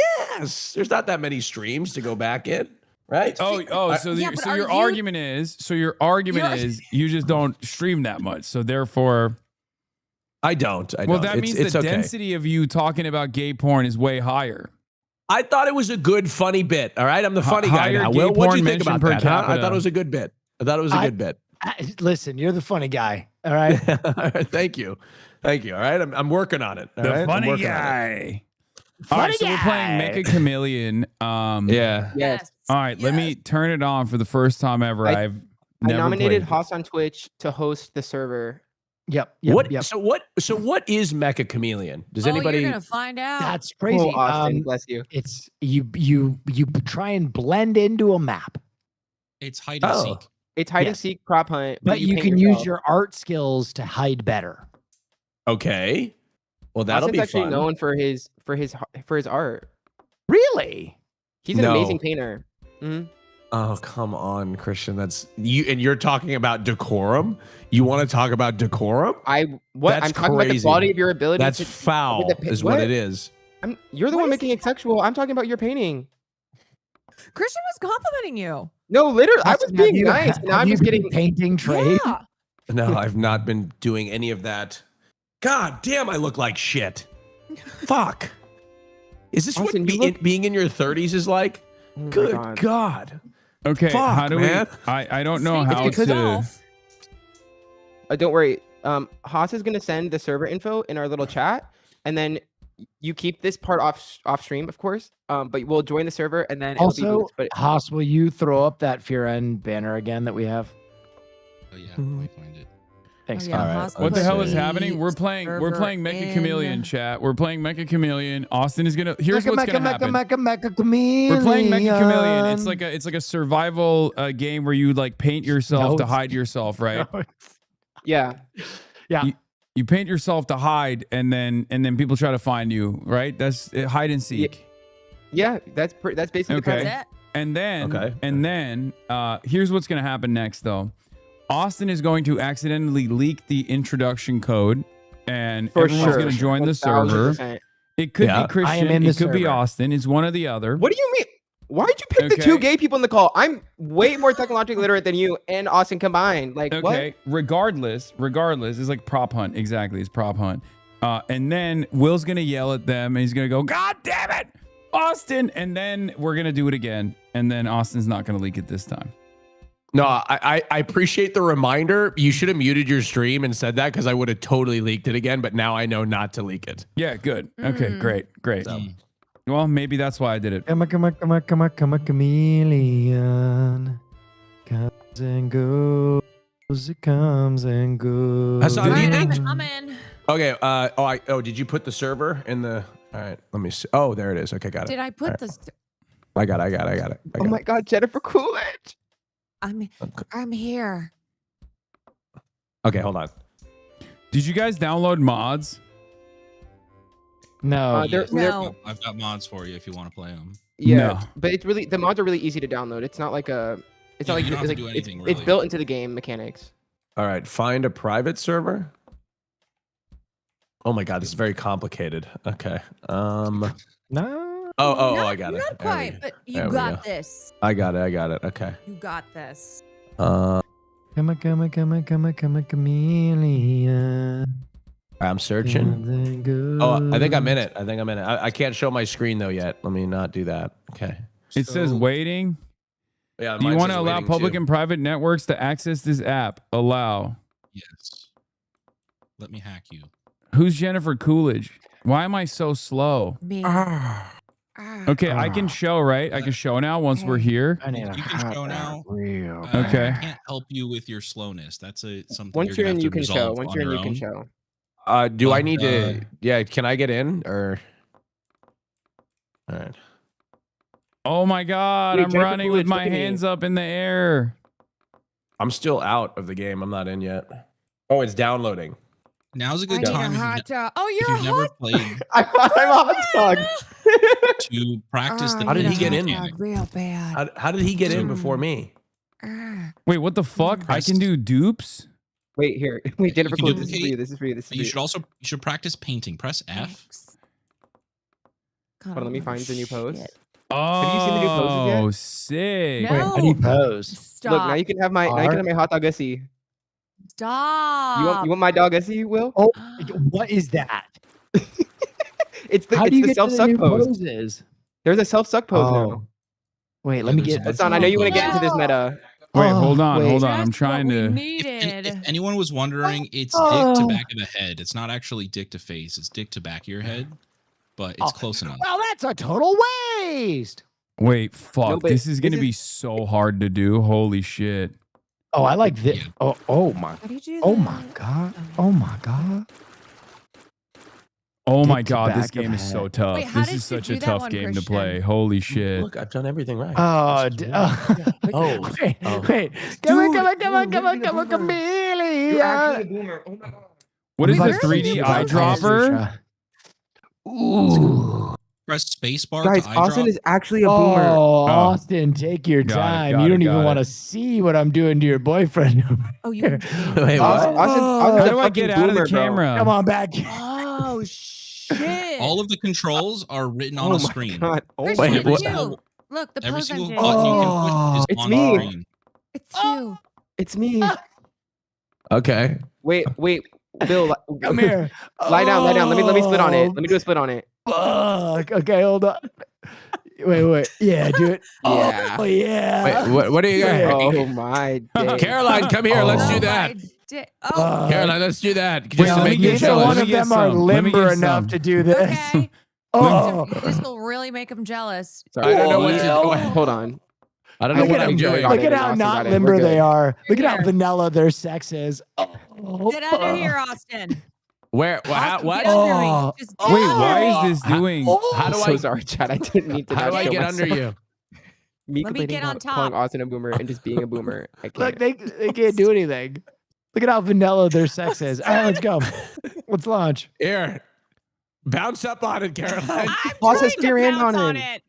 You Jump guys are higher, gonna Caroline. tear Wait, what is something. Tom? Yeah, there can only be one star here. Guys are What gonna does tear taunt something. do? It whistles. So like throughout the when you're hitting. Hasan, stop that! Oh my god. Stop whistling! Hitting sex positions not heard of in 1,000 years. Yeah, we were Nobody's on did book not move 5 in of the a Kama Sutra. Millennium. Okay, I don't genuinely, Will, I don't know how to turn my character upright. Oh, fuck. Oh. All right, ready up the game. Poses. We're good to Caroline, go. how do I turn my character up right? How do you turn your character up? Oh, Austin. Is everybody? Okay, so go to R. Why is Christian fucking Will? What is going on? Does everybody feel like they have a grasp of the controls? No. He's a Absolutely not. right. But I think we should just ball. Like we should just fucking. We should. Oh, I get it. Let's send it. Wait, Caroline, come here and let me get on top of you like this. Okay. Oh, All right. Wait, not you getting Eiffel Tower. Oh, body type. Oh my god. Oh my god. What's the Eiffel most Tower min-maxing If body you don't type? want to be Chad? Hunter, get off the button. Get off the button unless you want to be Hunter. Hassan, you're about to be a hunter, bro. Oh, that's Sounds about to be okay. a Warm up hunter. round. Oh, Too late. Oh, wait. I'm not. Somehow I'm the hunter? What the fuck? okay, here we go. Here we go. Oh, I went with the fat body type. I'm a fat boy. So I got a height? How I long gotta do we hide? have? Wait, did you say Right. height? You You have, have two 100 minutes to paint. 2 minutes. My, to paint. my stream Hide. setup is very overstimulating. It's very difficult to focus. No worries. How How many screens do you have? Can you open doors and stuff or 3. no? No. Nope. Gotta find a spot.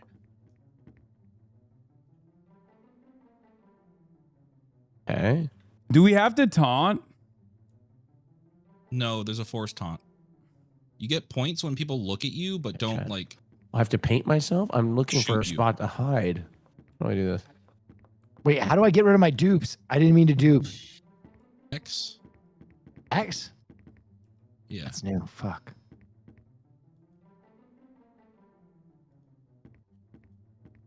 Fuck.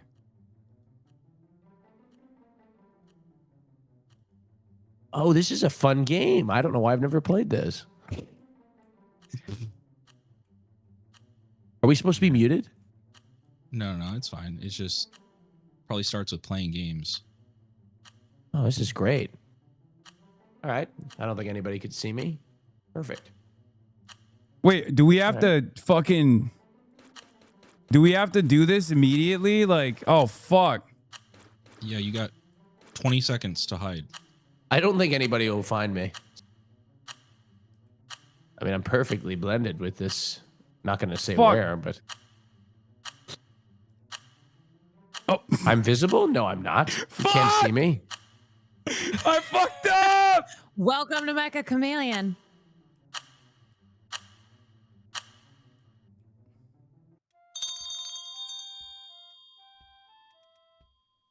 I'm a coming. Who the fuck? Who made him Hunter? Oh, what Austin. the? I got shot. Are you fucking serious? Austin literally didn't move from spawn.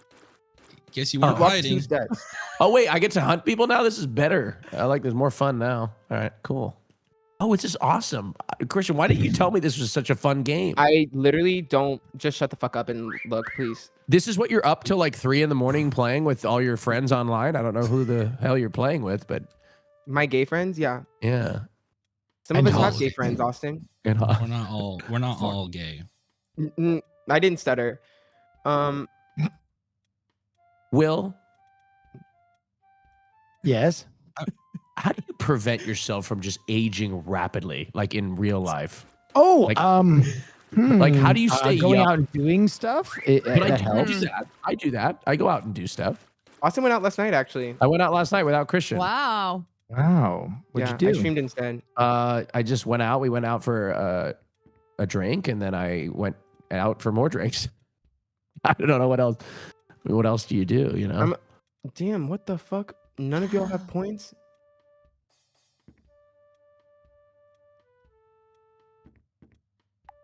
Okay. To where? I knew it was Assad. Just a mess. Dude, I couldn't even fucking fix the camera. Oh. Okay, This you guys are- sucks. Hassan, I couldn't you didn't even paint half myself. Oh, you have limited shotgun shells now? They regenerate. They regen once you shoot someone. All right. Okay, this is actually pretty intense. I like how we can all talk at the same time. This is awesome. And This you is don't know what where we fun are. Who are we still looking for? Well, you're better than that. for It was the Caroline first and round. Haas. It was a warm-up round. I think wait, they found Will? Yeah. Oh, Caroline, you got some points, girl. I went Someone's you. for a hard one. I went crazy with it. I didn't give myself much time. Okay. I feel It's like okay, Will. we had. Is 100 seconds usually how it is? I put 120, which is twice the standard amount. Oh. Yeah. Caroline's like, can we hurry this up? Because I haven't been found yet and I'm trying to win. Okay. Oh fuck! I don't even have headphones, so I can't even tell where you're at. Wait, you can't hear the game at all? Oh, no directional audio. I can barely hear it. I don't have spatial audio. Oh, hey, Hasan, what's going on? What's happening? Wait. That's Up me. here? Oh, I know Caroline's in here somewhere. right here. I can just tell. Follow the whistle. Oh, okay. Right here. I don't know where she. Caroline. Oh! Somebody's here. Hello. Wait, they're Caroline. near you? I think hear a so. whistle, yeah. I heard a whistle, so they're in here somewhere. So I don't know Austin, why. just keep an eye on that yellow timer, and when that gets closer to 0, just shut the fuck up so we can hear the whistles. You know what I mean? Okay. Could have been a little nicer about it. I said please.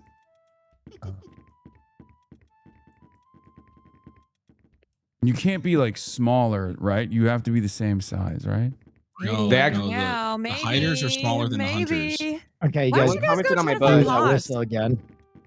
Wait. Okay, someone is looking at Caroline. She has 1,000 points. Yeah, you guys have been looking at her a lot. It's probably me. I'm probably looking right at her. Caroline, hello. Hi. Okay, that's not helping me. Can you tell me where you are? That would be very helpful. No.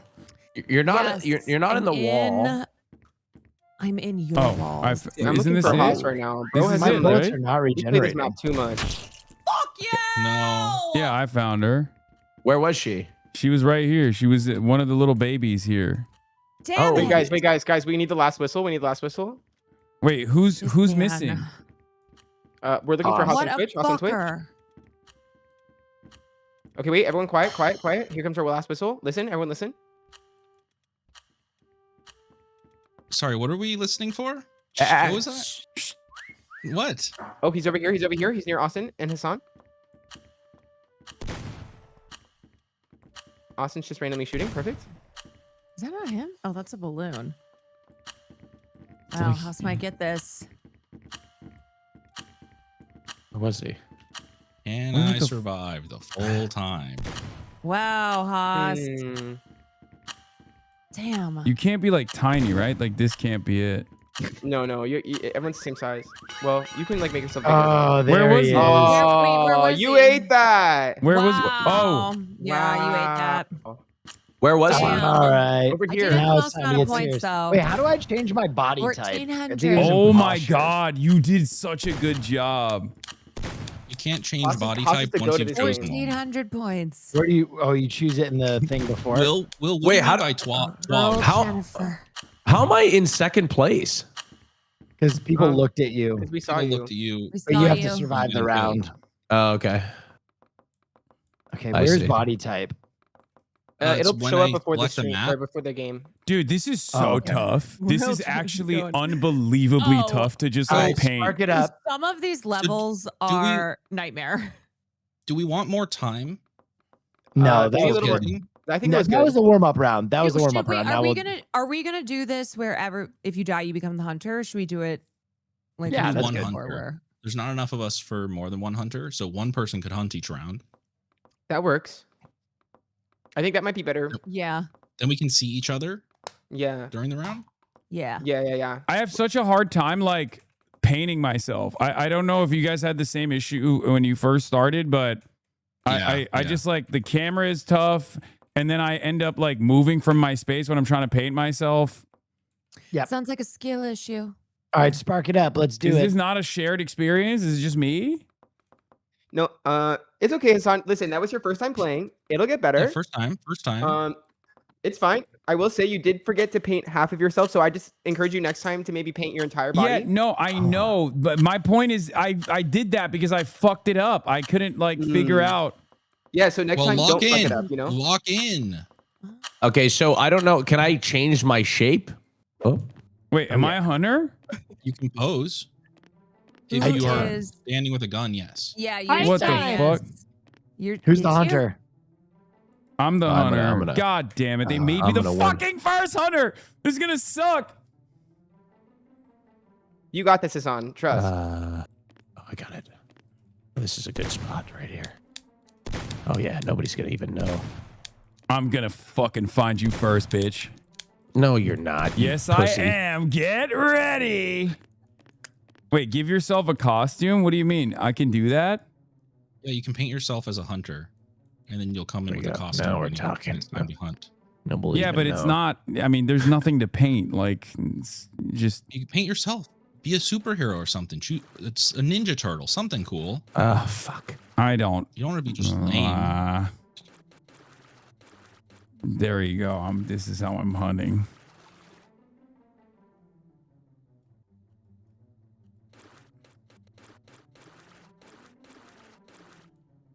I can't. I wish there was an easier way to like move the camera around. What the hell? Fuck. Middle mouse. Oh. Fuck. Oh my God. You'll get the hang of it, Hasan. Play around with the camera settings because it takes a second to get used to it. Is there Control Z? No. There's no undos.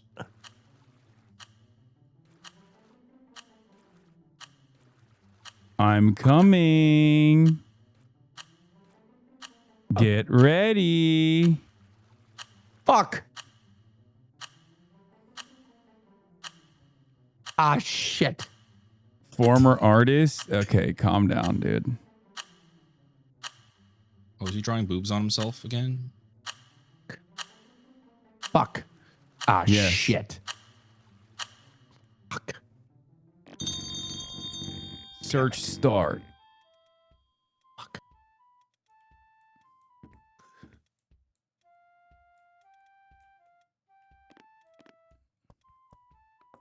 Fuck, this area is so different Oh shit. than the previous one. I don't even know what I'm looking for. This sucks. There's like little babies everywhere. Could be anywhere. Could Wait, be anywhere. hold on. Shh.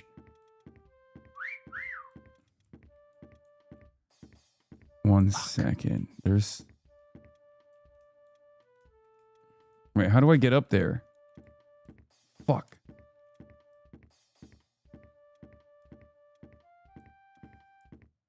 Oh my god. Fuck!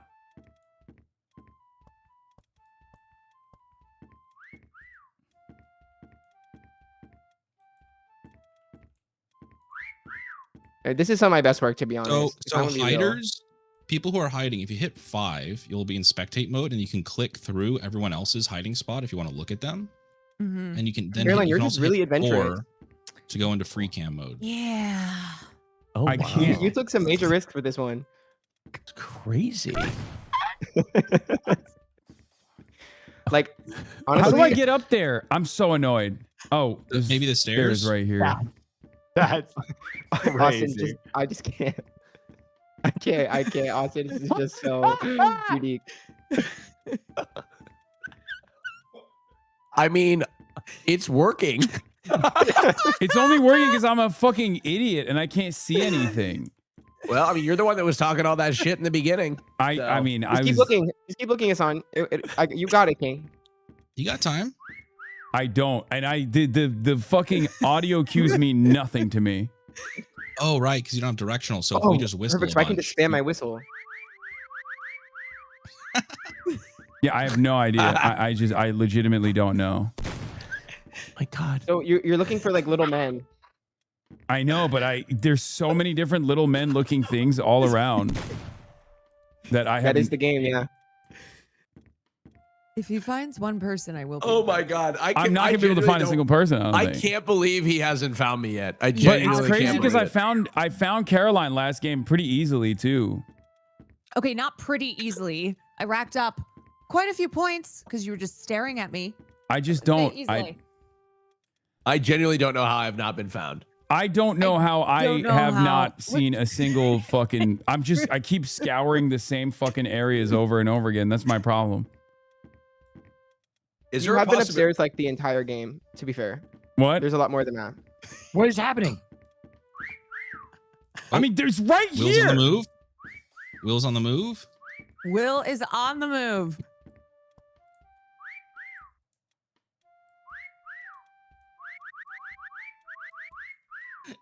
He literally can't hear you, I think.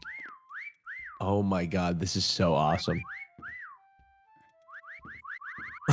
What? I hear the whistles, but I don't know where you guys are. I need him to find Christian. Why is my guy not walking around? What? How do I get out of? Why can't I just not walk? Are you in paint mode? Wow. I don't think so. Wait, Wait, the so- time's not even up, and they just announced Wait, where we were won. you guys? Wait, what the fuck? Wait, how did That's I win? crazy. Did you, Balloon, I'm right here. did you kill yourself? How did you win? Hassan No, Florida we shoots? won. I never Did even you went shoot- here. Did you turn the shotgun on yourself? How did the game end before the time? That's on me because I didn't put shotgun shots at infinite, so he ran out of shots. Oh. I thought he I shot was just himself because he wasting couldn't them. find anybody. Okay, Yeah, I you can never were. be the hunter You were. again. Let me- I can never be the hunter me again. change That was that setting. crazy. That was not great. Well, I That's didn't. random What do you squad. mean? I Really didn't have hard. infinity bullets. I thought I had infinity bullets. I will say, when I was hunter the first time, I didn't find anyone either. So you get it's No, learning. it's okay. It happens. It happens. It happens. It's It a learning. There's a learning curve to this game. To be fair. Yes. It's random selection unless someone goes on the hunter spot. I hope it's not me again. I'm not going on the hunter spot. Oh, Sugarland is fucking. You know what? Fuck it. impossible, I'm too. doing hunter. I'm doing That's hunter all right. again. Wait, you're doing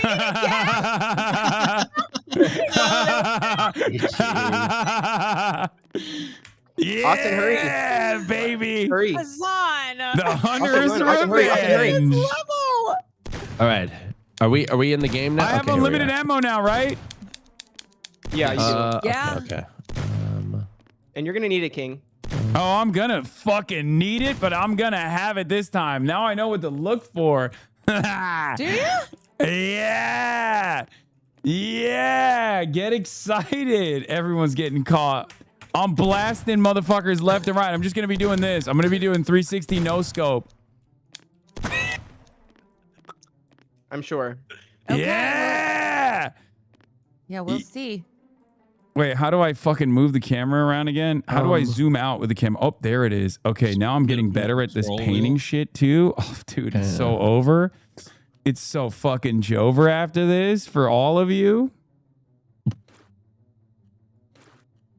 Put it one if you're scared. God, I really have no skill whatsoever. I don't know how I'm alive, like in life in general. Okay. You okay, bro? What are you guys spamming one for? They're scared. Okay. That's them communicating to you that they're scared. Fuck. Shit.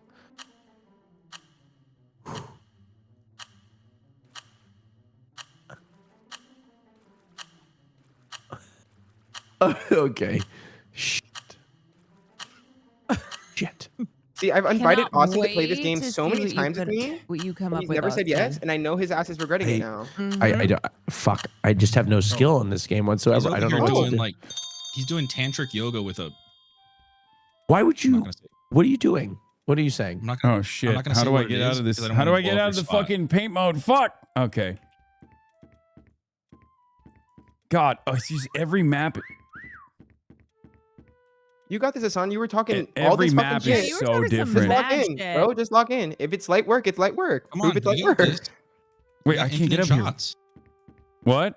Hit hold spacebar when you're up against something to like glide up. You can just kind of like glide up things. You don't even. What the have to- fuck? Oh! He's scooting! He's scooting! Austin's on the move! He's going! I didn't know you could He's on the run! He's on the Wait, run! why can't I hear you? Oh my god! He's getting away! He's getting away! Oh my gosh! Oh! What was- I didn't know you could run. Help me, Austin. Get these fools. Oh, we're in solo hunter mode. Wait, It's just what? mud. Yeah. You fucked that's me what we voted on. again. You voted. You said yes. I thought we were to be the doing. hunter. I thought I was Will. recruiting. Will, this is brilliant. You're all brilliant. All of you.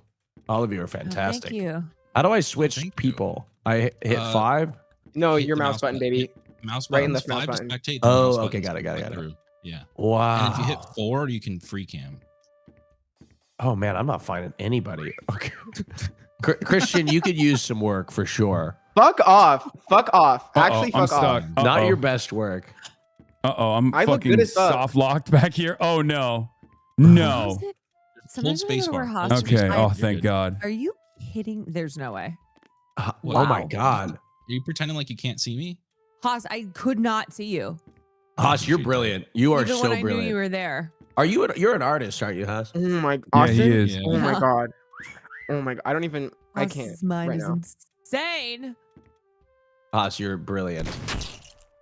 Oh. Wow. I think that boy was Damn. reading chat. No, Check his eyes. That boy was reading chat. Everybody was saying blind exclamation point. no. I heard you because it whistled.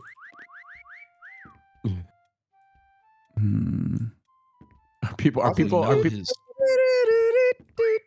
people metagaming? They might be. You Probably. can't go all the way up to the clouds, right? In this map, You Right. can. you can. They're Did you paint abs on yourself like Drake? Me? Oh yeah, I did. Yeah, I did.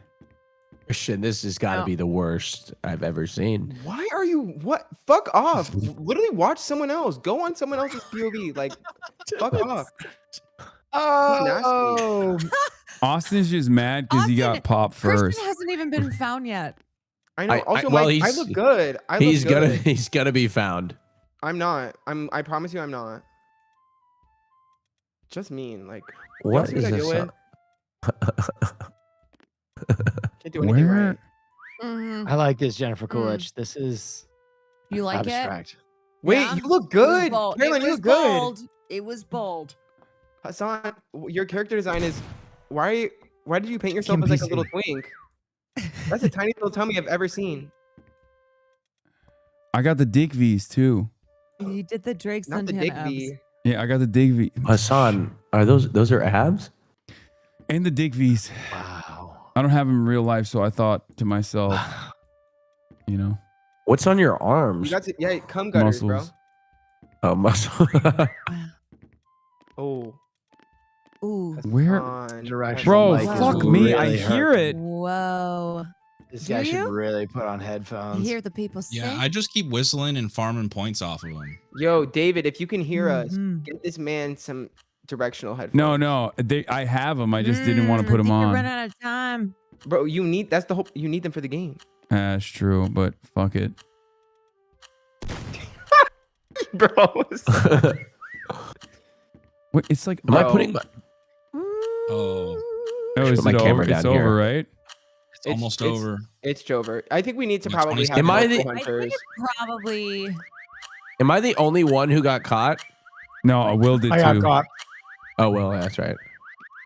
I have no idea where the fuck you're at. Yeah, I don't know. I don't know. Oh, Hassan. Oh my gosh. Oh, Oh, Hassan. Hassan. Hassan, Wait. you're about to be pissed. Caroline, you're welcome. I saved you.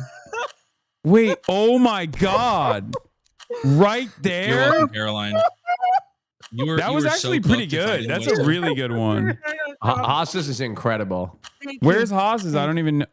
It's right at the top of that cake. You know. Oh yeah, It's on that's right the in one I front of was you, bro. saying. Is like incredible. Yeah. That's also a chocolate fountain, Austin. Oh, Hassan, if you hit 5, you can spectate through all of them real quick.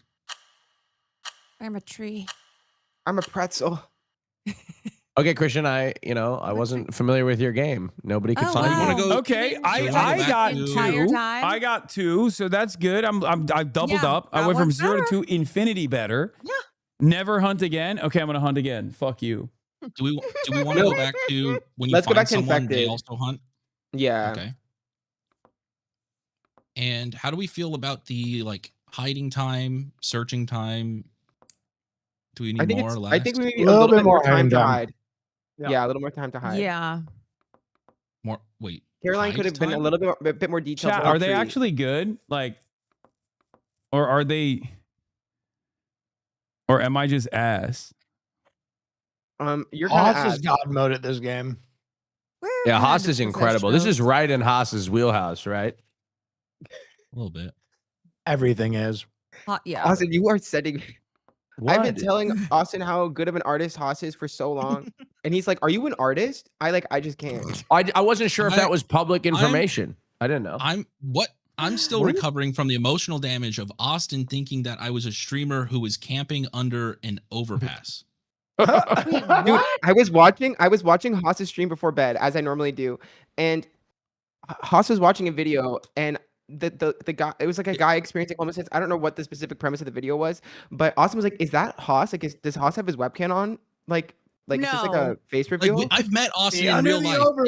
And he saw this like really like disheveled dude living under an overpass and thought it was me. He immediately goes, "Is that Haas?" Well, that is crazy. It was sort of a. Okay, what's the it was. explanation? It was. Let's hear it. It was sort of a, knee jerk reaction, right? And I quickly realized it wasn't Haas because I believe you How do did you not live under an overpass, right? I don't Let's know. launch the game. Okay. I'm going with the classic body type. The other body types don't seem to work. They do. It's just like on different, like on some of the modded Certain maps, maps. like Just the square depends body on- type is a lot better. Yeah. But most of these are like the circles is better. Oh, I'm the knee-jerk hunter. reaction to think Haas is Oh living God. Oh overpass. fuck. I don't know how I'm Oh. gonna fucking do this. Jesus Christ. Oh boy, this one. is easy. Okay. Is this, Easy peasy. is it better to be in a crowded area or out in the open? Like, what are we thinking? Well, I mean, you want to kind of find a balance of like being out in the open, but also being hidden, because you want to Yeah, get you just want to points. make sure you you want to be like you seen. be true to yourself, you know? Yeah. That's really the most important part, I think. Mm-hmm. True to yourself. You must be true to yourself. Okay.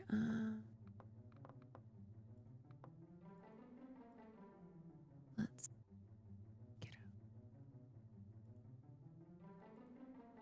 Well, that would be too much. Don't give me shit, chat. I don't want to hear it.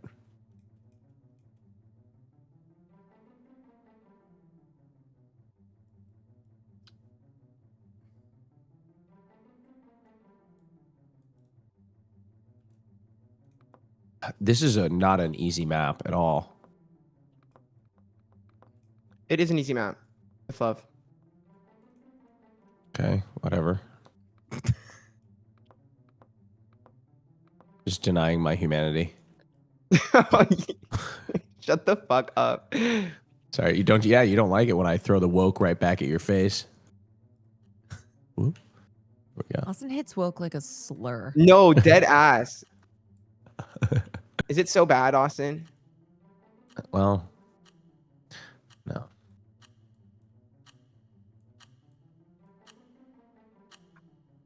Fuck, we don't have any time to fucking paint, know. dude. I added another 30 seconds. Kind of have to. You kind of have to like paint. Fuck. You just got to get like the main colors in and work on details. How do you rotate when you're painting? Like middle mouse button. Thank you. That was tough for me. Look at that paint. Oh, that is Wait, cheesy as you, fuck. you do know you can change your brush size, right? Yeah. Okay, good. What color is that? Can I...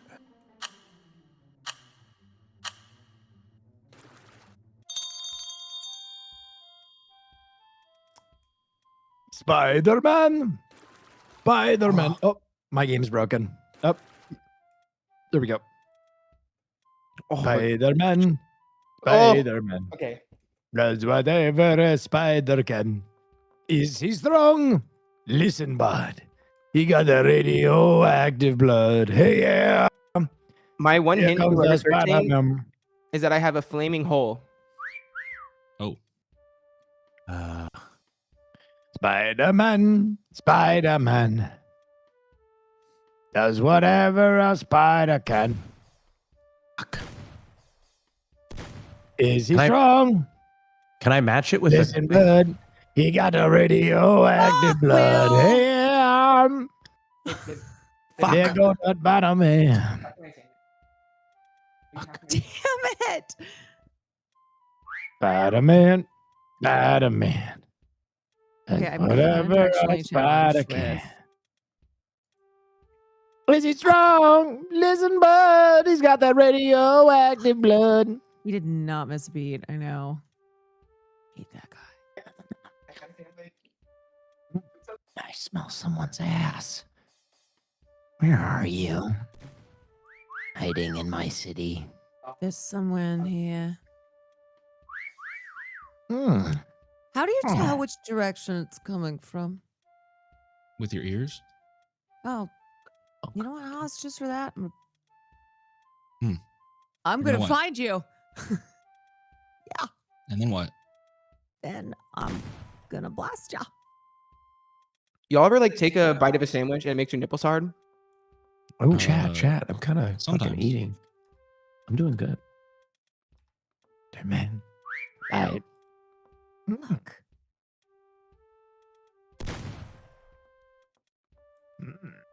Spider-Man. Oh, no, you found me.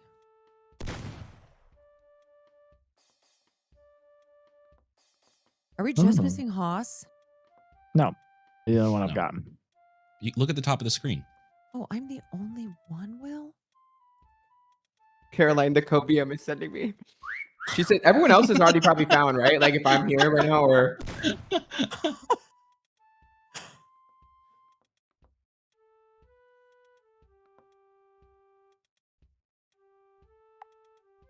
I hate this level.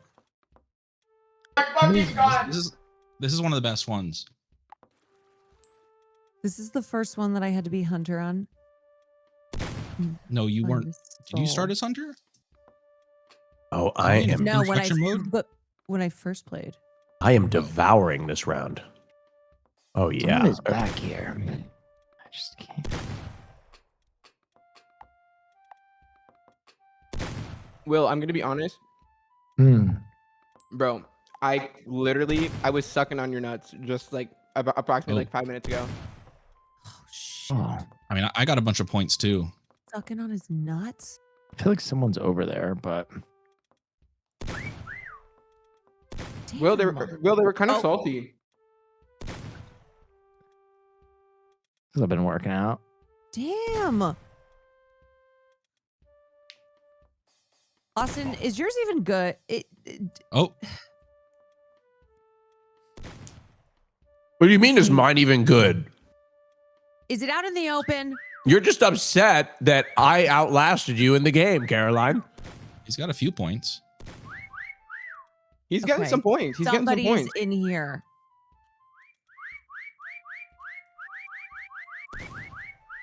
Oh shit! Oh, That was good though. You like That it? was, you know what? You That got was good. some. You got some points. Spider-Man, Spider-Man. It's whatever a spider can. Oh. Really strong. Hasan, you might have cooked, bro. I don't think so. Well, Should we all stick Someone was together looking at you. so we see when the points go up? it's a good strategy. Somebody's over here. Keep whistling. how can't I find shit?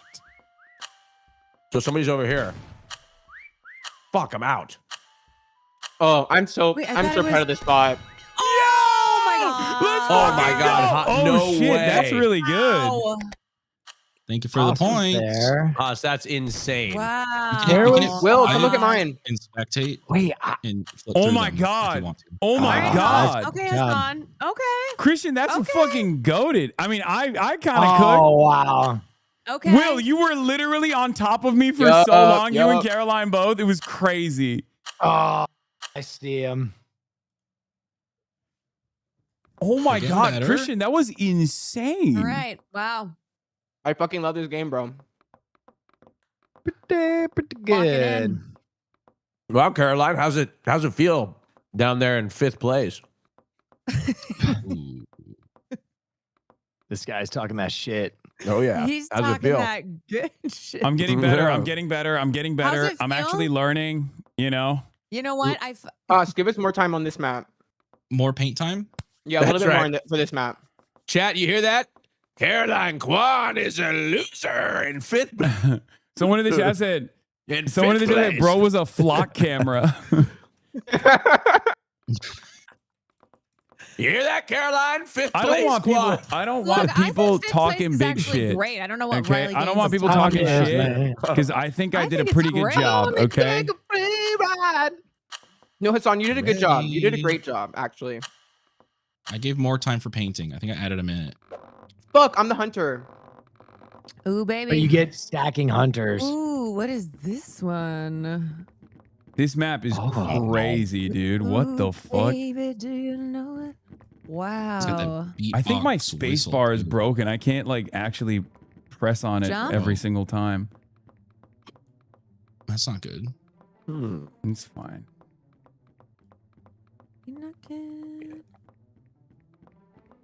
Wait, this map is bro. What the fuck? How are you supposed to hide in this map? Hide in the paintings. Yeah, you about to learn today. Okay. People do that? Yeah. Yeah. Get good. Damn. Bro's asking, how do I hide? Like, I don't know, bro. Figure it out. Like, that's the whole point of the game. Yeah. Oh boy. But I'm gonna find you, and it's okay.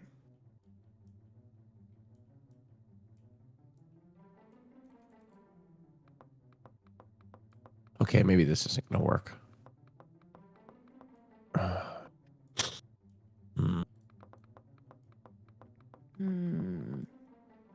Shut the fuck up, chat. Shut the fuck up. Shut the fuck up. Chat is being so fucking annoying. They're giving you advice? Telling you what to do?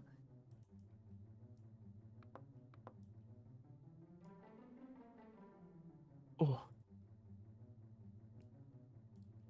damn it. There's nothing boxy around here.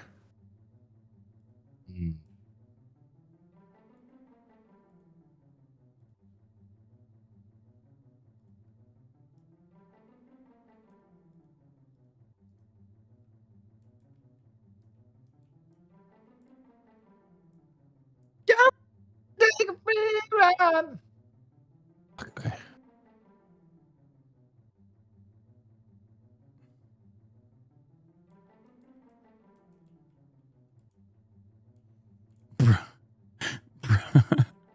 Shut up, chat. Dude, I haven't even found a spot yet. Like, this is crazy. I'm so fucked.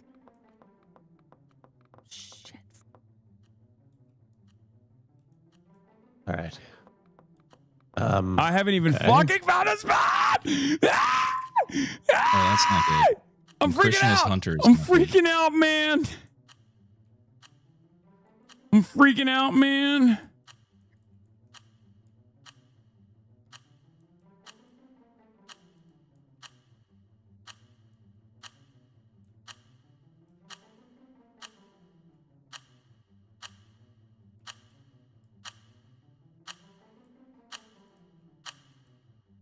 Fuck.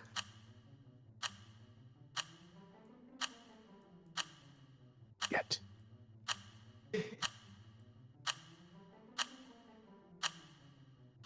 All right, yo, I'm a coming. I'm dressed as Trump. Fuck, fuck, fuck, fuck. Fuck. Fuck, motherfuck. Fuck. Okay, well, someone is not hidden. That's me. That was me. Hassan, you were blowing. I couldn't find anything. I couldn't find. Shut up. Fuck. Oh my god, you're fucking no scoping bitches out here. What the hell? Yeah. Oh wait, I got one too though. Wow. Damn it. This map I is know Haas is fucking. gotta be so fucking goated. So, yeah. On this map, Oh my instead of the whistle, you hear boom, boom. Just Boom, forewarning. boom. What is that? You hear a boom boom instead? Mm-hmm. Boom, boom. Okay, where is it? Okay, Hasan, we're close. I hear a boom boom. You hear the boom boom. There's no way you did because well, the timer didn't go off. Okay, 6 look at the seconds. paintings, Hasan. Hasan, look at the paintings. Shut up. Look at the ducks. Look at the ducks, Boom, boom. Hassan. Look at the ducks. Well, I didn't hear it. Thank you for Fuck, I those definitely subs. saw Haas. Perfectly timed subs. Haas, where the fuck are you? Stop looking so hard.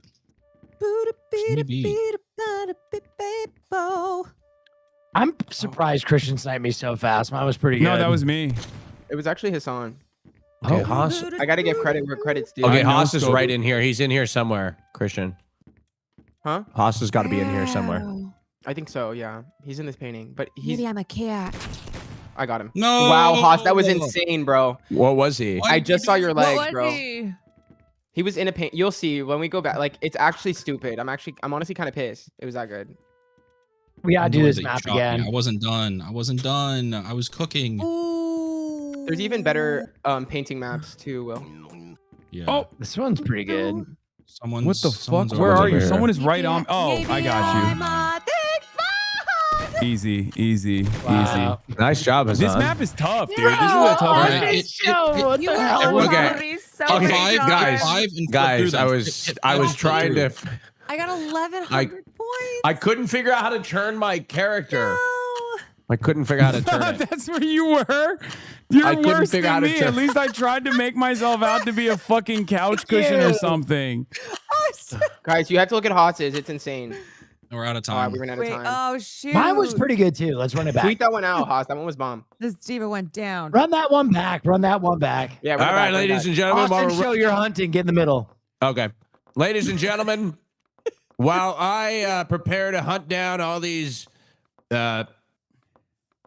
players, we got a tour.fearand.com. If you're in San Francisco, Los Angeles, Portland, or Seattle, it could be your last chance to purchase a ticket. Tour.fearand.com. Yes. Come see and us live. Austin said if he doesn't find one of us, he's buying 10 of you tickets. That's What? right. That's right, he did if say he doesn't that. find That's one right. of us in this next round. Hold on, but you got to be in the city. I can't get you there. If you don't, you got to be in the city. If I don't Oh, find any of you. charter a private plane. No. All right, here we go. All right. Lock in, guys. Oh, fuck. Can My I- camera froze. Okay, Can I lock and pee? I'm going to load. pee real quick. Yeah, you got 199 seconds. Where to go? Where to go? Austin's about to cheat. I know bro's about to look at my fucking screen when he walks in. I just know. He's nasty like Hate to that. see it. Oh. Some shit he would do. Where to go? Where to go? I just need to choose because time is running out. I know. Time come. Let's do some. Okay. Fixed it. Fear the Reaper. Don't look at my screen, Austin. I'm not looking at I your saw your screen. fucking stray eyes. Maybe, Just like you are at a gay club. Maybe. Wake it up.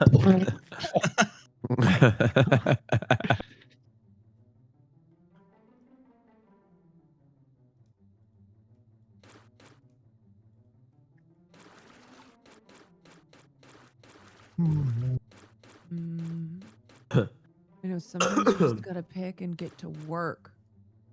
Mm-hmm.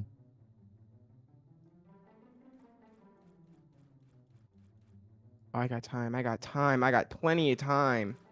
Hasan, have you ever been to Seattle? Yeah. Oh, nice. Would you want to go to the Space Needle with me? No. Oh. Okay. Sorry, bud. I'm fucking. What is I'm, that? I'm working. You know what I mean? Right now. I get it, can't but talk. I know you're working right now, but I thought maybe when we're in Seattle on tour, maybe you go to the Space Needle with me. Kind of gay, to be honest. Yeah, this is coming from the guy who wouldn't watch fucking Brokeback Mountain with me, by the way. Austin. I thought it. I wanted to have to watch it with my boyfriend.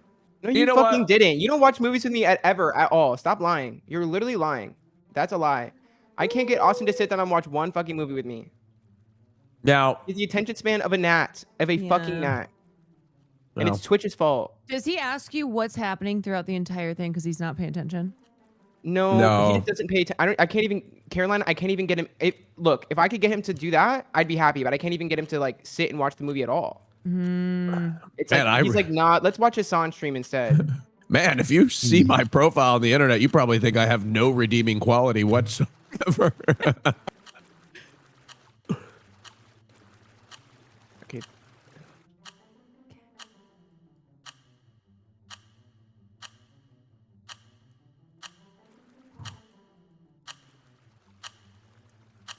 What? What the fuck? Here we go.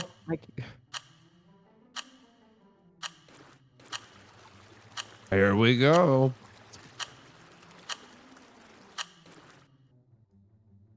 Here we go. All right. I am going to find everybody. Missed spot ranking. What does that mean?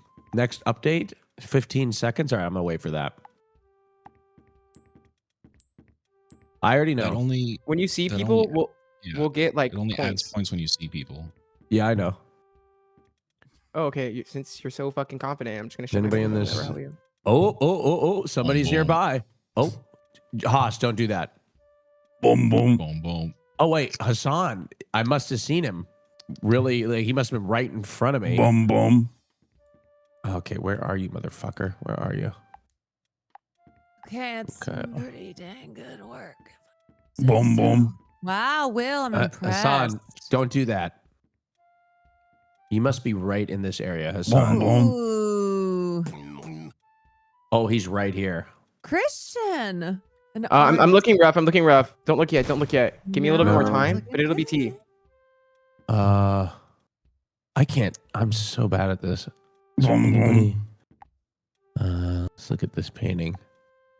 Am I not doing a good job, chat? Haas is impossible to find. Of course. Boom, boom. Guys, quit with the boom boom. I can barely do it. Okay, somebody's in here. I hear the boom boom, but I can't find them still. Oh, is somebody in the rug? Oh, maybe they're. I genuinely don't know how. Gosh, damn it. Move, you son of a bitch. All right. Who are you talking to? The rug. Okay. Oh. Boom, boom. Quit that.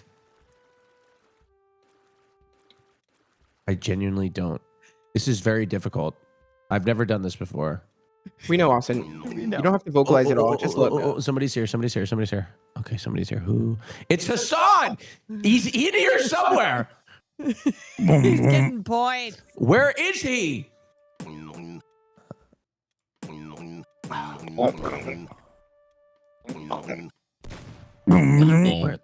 Quit that, guys.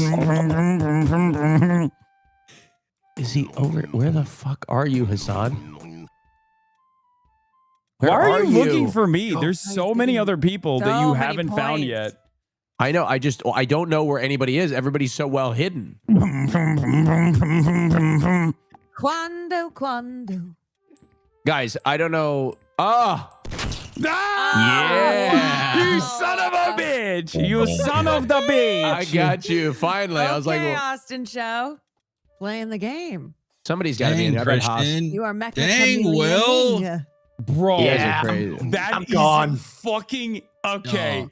Dude, He's not that finding is anybody. fucking insane, dude. Hostas is crazy. Dude, what? All of them are Austin, insane. Wait, I you gotta could see. be staring at Fuck. Haas directly and you will not be able to figure it out. Good. I'm just luck. gonna, I'm just gonna start shooting. Boom, boom. Oh, Are you fuck. just randomly blasting, dude? Yeah. Oh my god. Oh, dude, you're so fucked. Yeah. There's no shot. Holy sh- Where is he? There's no shot you find any of these people. I am Jennifer, so You already get shot? I am You're so gone. bad in comparison to everyone else. It's Oh, I didn't even see him. Why are you screaming, Christian? Where are you? Will, did you see my spot? Your fucking business. That was great. Christian. Oh, Christian. Boom, Oh, boom, boom. Okay. Oh my God, God, he's not even everybody's able to find everywhere. Oh my God. Where are you? Do it again. My boom boom broke. ¿Dónde está? Austin, I am Damn, I look good as fuck, to be honest. There I look is deep. 0% I look deep. I look a deep. single person. He's actually blind. It's There's like no way. There's no way. Wait, hold on. Where is? Oh, I got No. No shot. You're just randomly spamming bullets at the paintings? I finally You found. shot around him like 5 times. Yeah, you I did. know. You shot around Christian so many times. That's why I was screaming. It wasn't Christian who was screaming. It That was was me. so good. Yeah, I got him Really finally. well drawn. Austin, I will buy. I was about to say I'll buy 100 tickets if you can find Haas. There's no shot. All right, Where- all right, Haas. There's It's time simply for no your way. ticket round. What We the all fuck, hide. Haas? If you There's can't no get way. anybody 5 tickets, you got to buy them, Hassan. Wait, what is this? You're the hunter. If you can't find anybody, you got to buy 5 Fear End. Wait, tour is this the tickets. same? Is this the same? Oh, map? we're gonna flip up the map. We can do the same map if that's what you want. No, it's fine. Let's do a new one. Yeah, my painting job was pretty good. Will, Yes, yours Will, was yours was pretty excellent good. too. That was the most creative Christian's round, I painting was agree. insane. Haas's painting was out of control. I mean, Caroline had a really good hiding spot too. Everybody had a good hiding spot. Austin, get off the hunter. I'm the hunter. Oh my bad. We're playing for tickets. We're playing for We're tickies. playing for ticks. All right.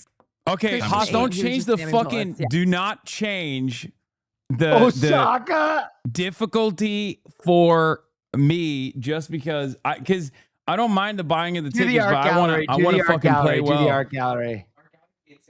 Uh, Art gallery. no, I can win on Osaka, but art gallery, yeah, we could real sweat on art gallery. Osaka's really fun. Give him Art a lot gallery's of fun. time on Gallery's art gallery. so Give him fun. extra time on art gallery. We're going in. Oh yeah, I'm Like going to 10 fuck in if minutes? we're doing art gallery. No, not like 10 minutes. Give us like another that's 45 usually- seconds. Oh my God, there's so many on Wait, the list. Hassan. Hassan, What? posture check, bro. Posture check. We Why? Will and I saw the clip of Farley staring at you earlier. How long did he stand there? It was so. Why does he behave He like just- He a wanted to walk. villain from a He horror is- movie? He's always in the background of my stream, and it's a lot more blurry. So he's just a blurry blob staring in the dark doorway at me. He is like a horror movie antagonist. Like he just Hey, sits Christian. there. Yeah, He So- just stares. He sits there and he just How do I looks at get you this with his on my screen? underbite. He's like, "What the know. fuck are you doing?" Like that's what it looks And like.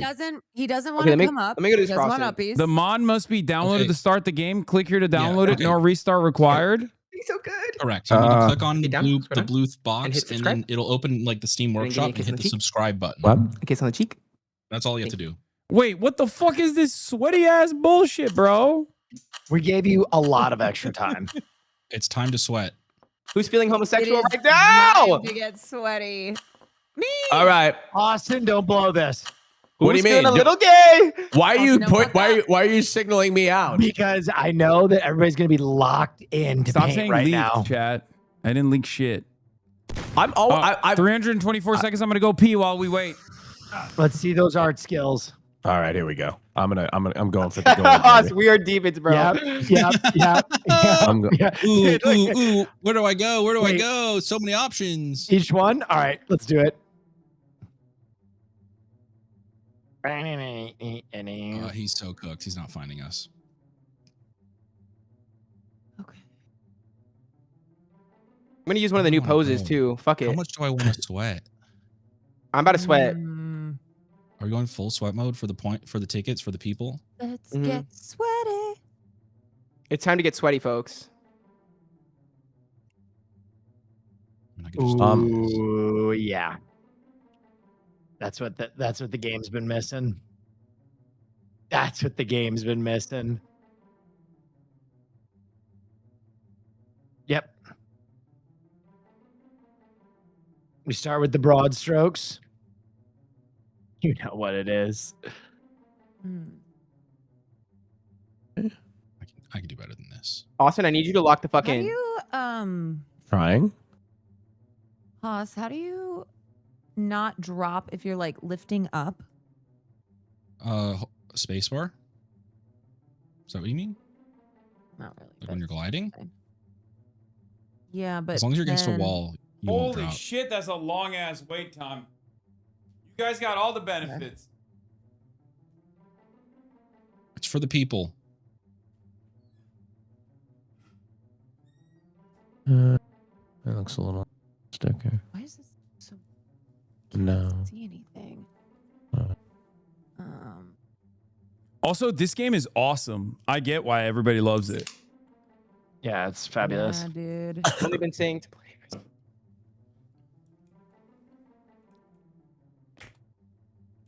When are you guys doing this game IRL? Real. Okay. I wish someone here like was like a show host or something that would be willing to like, you know, host a show around it. or That would something. be. I would suck at this game IRL. I would be. It'd be harder for me to fucking do this IRL than even in the game. How do I go? How do I lower myself? How do I go down? Control. Okay. How are you not aware of the? Oh my god, it's crazy. I'm so glad you're here, Austin, because you make me look less like a boomer. You know what? You use a computer more than I do, so that's why you're. That's crazy. You do. You do use a computer more than I do. Well, God forbid a man work. I cannot. I don't know why. It's so dark. Draw your avatar. Oh my god, guys, Jesus Christ. Sure, here. I'll do I fucking move? draw myself. Okay. How do I move? How do I move forward? Let's see. I'm locked the fuck in. I feel so bad. I'm so quiet, but I just. Boom, boom. I might have been too ambitious with the amount of time we have. Yes, dude. It's wait, ambitious. It's Yes, sometimes you just try to paint too much, you know? Fuck.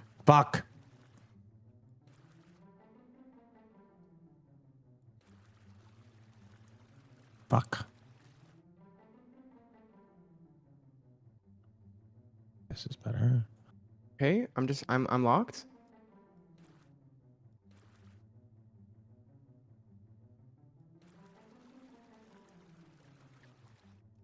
What the? Okay, light work.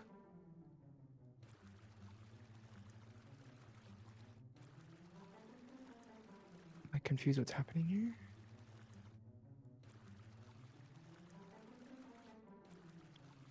Okay. This is bad. Just need to go. why is he so mad? Because I am mad. Mad. Take a deep breath, King. Oh fuck! It's too dark. Shit. It's only 5 tickets. Oh,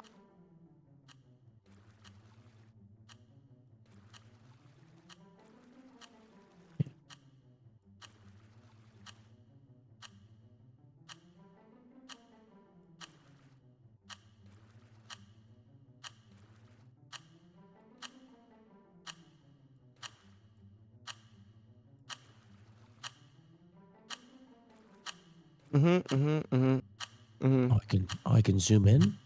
Oh my god.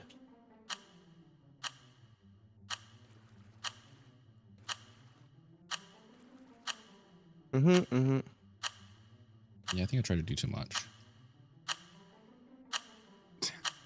I definitely tried to do too much, but it's good. Fuck. Can we not paint after the time's up, or we can No, continue? you can paint. On this map, I encourage you to paint as much as you can. Yeah. You're kind of cooking with that, Hassan. The voice of David is appearing. Hello? Wow. Is God.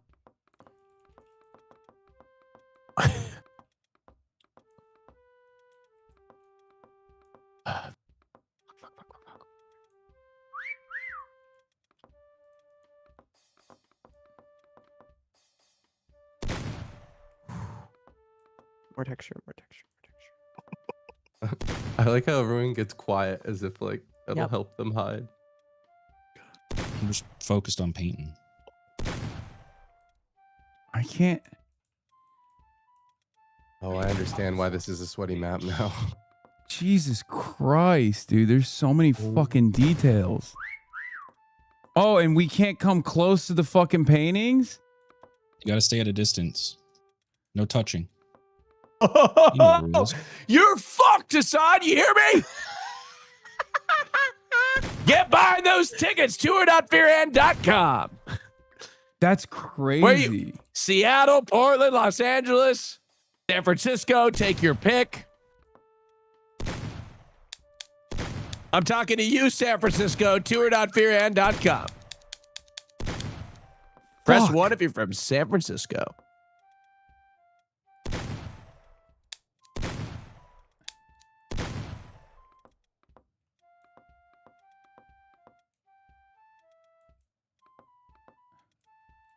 I can't even like try to see if there's anyone that's like sticking out of the painting from the side. It's fucking annoying. You know what I mean? I want to see what people are like.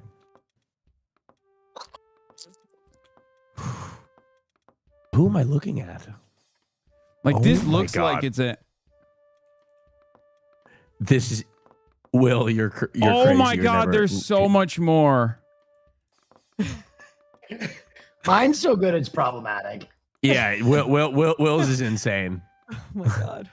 Caroline, Okay, not let me as look at insane, Caroline. but still very good. Christian, nice. Austin, Bro, Haas, you fucked me with this, by the way, just so you know. more detail than you did. I don't even know how to do. Haas's is crazy. I don't know how No, to do you texture. guys just fucked me because this is way more That difficult than the is previous one. Stupid.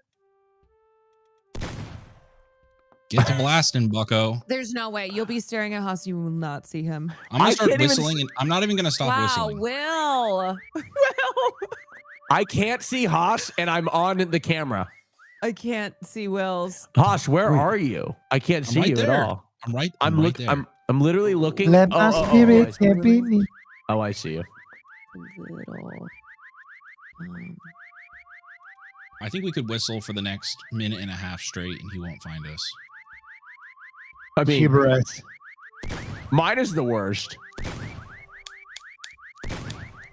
I don't even know how to do texture. I didn't know we could do I that. have no idea. A spackle. Oh, spackle? Yeah, Is you that gotta paint mode? just grab a color that's like close to where you want to paint. I give up. This is crazy. and just like tap it. Okay. Hasan, I'm going to tell you, there's no one in this room. Yeah, there's no one in this room either. Where's your spackle at, chat? No, you gotta like tap the color, bud. Oh, I see. Oh my Yeah. No one in this Christ, room either. dude. Haas, what do you think of mine? It's awesome. Hasan, there's no one in this room. Move Okay, on. I trust you. You're almost out of time. I'm trying to help you. I'm trying to give you the most No, there's advantage I no can. shot. Oh There's no my way. There's just no God. shot. I will never Here, be able to. everybody whistle. You know what? Mine was very ambitious. Woo-hoo. Mine's actually pretty fucking good. You guys are all in the same Yeah. fucking painting? That'd be awesome. Points. I'm getting points. Wait, am I winning? There's no way he's gonna find us. He's We're not all gonna gonna find win. Yeah. us. There's Every no single one of us shot. is I have gonna no win. idea. But he was in the room with me the most, so I got 900 Yo. points. Hasan, you got close, bro. All right. Hasan, hit 5 and flip through all of them to see everybody. Wow. Okay, dude. Really? What the fuck? Wait, Christian, yours was Bro, insane. what the fuck? Christian, yours was the best. That's crazy. Look I at Christian. shot at this. So good. I shot at this so many times. Christian, I was looking through the painting, Christian, and I could not find it. Dude, You're I'm telling welcome, you, you Lightwear. look at them and you're staring right at them. Oh my God. My Who's this? curtain one is crazy. Like I'm Who did I just gone. give an Ian to? Wow. Okay, Was that you, Will? that was I love the insane. painting Bro, map, yours were They sick. too. smoked Yours you so was hard, actually dude. nasty. That was fucking insane. They was all. We cooked. Wait, so I'll do my 5 ticket match. period Let's do it. tickets. We 100%ed that. All right, so I don't even know how we'll do this. Wait, so who has to give out? How many tickets are being given out now? 5, but I don't even know how we give them out. Hassan's mods pick 5 people in Hassan's community that are you think are deserving and local to go to one of the shows, and he'll grab them tickets. Yeah, mods. Yeah, they have to prove that they're local to a particular city. I don't know how that's gonna work, but Yeah, I don't know how we just kind of we'll just kind of threw this out there without really thinking about the They should logistics. just chat. You should just have them chat with their home ticket. city and then have the mods like Command F look for them. You know what I mean? You have the ability for like a redemption code? No, we don't have those that option. But anyway, if you don't want to risk it, tour.fearan.com. There's very limited seats left in every city: San Francisco, Portland, Seattle, and Los Angeles. Out of all the cities that we're stopping at, what's your favorite city like outside of the people? Just like in terms of like LA, SF, Seattle. Oh, you guys are gonna say LA, and I'm gonna say Portland. Okay, end of conversation. All right. Other than LA, I like Seattle. Really? You like Seattle better than Portland? You've never been to Portland, have you? I think I have, yeah. Are we doing the mod one again? Where do we want to go? I like Portland.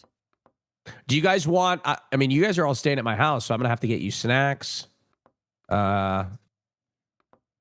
I'm so excited for you guys to stay at our house and for you guys to see how millennial gray it is. Yes. That's enough. We're going to have a millennial gray sleepover. Are we all staying at your place? I think everybody is. Yeah.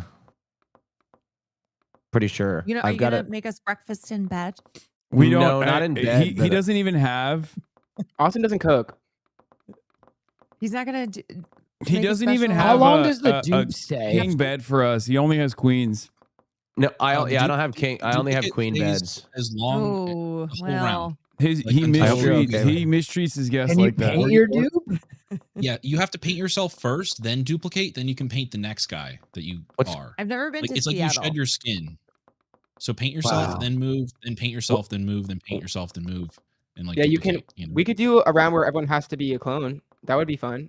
Raise the stakes. Now, the thing Bro, is, what if do you any mean? of your No, clones let's get not. shot- This is okay. Yeah, you why guys would are you playing clone at a an shot? advanced level. I have never played this game before. Okay, this is like my 4th go at it. Okay, we Yeah, gotta me play too. as easy as What possible. happens if your clone gets shot? That's on you.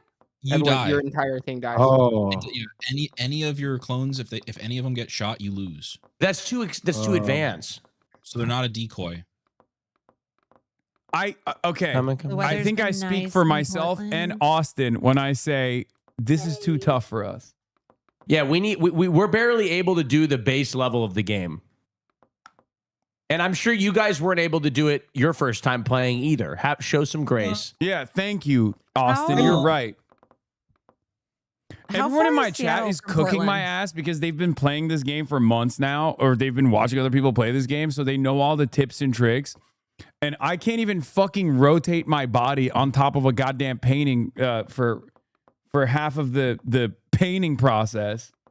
And they're Damn, just I like, wish they're just people like, had asked "You you guys to suck." play Mecha Chameleon with Wow, them. and again, whose fault is that? Yeah, I wish you Yeah. got. I wish Right. I wish you guys had friends to play Mecha Chameleon with. Yeah, that'd be. Shit. This feels like a great game to play with your friends. Yeah. I've never Sounds actually been like that. invited. That's okay. Well, We've maybe been playing. Christian. Maybe Christian has invited me once or are twice. we gonna play one more round? Yeah, what Yes, map you of want? course. I'm waiting. Any map. The Simpsons one is pretty fun. No, the Simpsons one is bullshit. You don't like that one? It's so big. No one. I ever don't like the gets caught. Simpson one. Yeah, it's kind of that one's mid. Oh, okay. I guess I'll just. No, wait. Sorry, Oh, Caroline. Were you saying it's your favorite? No, I was just throwing one out because I couldn't. Oh, That sorry. is bullshit. Sorry. It was totally Egypt. fine. I'm sorry. I'm sorry. I feel like this could work for this. No, the Simpson one is great, Caroline. Everyone hates fun. No.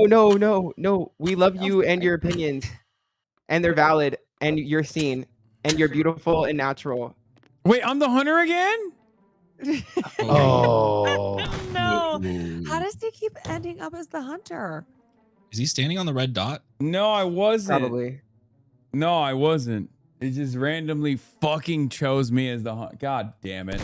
This is a tough one. This place is tough. There's no way you're gonna be able to figure out where we are. Come on. That last one was crazy. I believe in you, lock in. None of you bitches believe in me. Don't even fucking act like you believe in me, chat. I've been Hasan, reading. I believe in you. I've been reading their comments. They don't believe in me. They're like, you fucking suck. Draw on yourself, loser. I don't understand this. They beg for gaming and then just demoralize you in your chat. Why. That's why they want a game. So they can shit That's why on me. gaming's fun.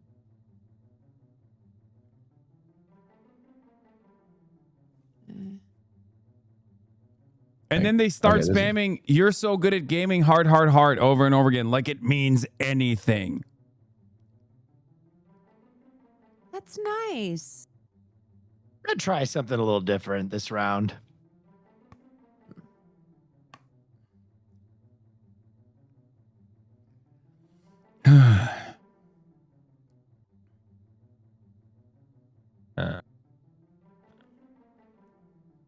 Okay, I'm gonna lock in this time. It's tough. It's tough. I don't know how the fuck I can't see. My eyesight is no good.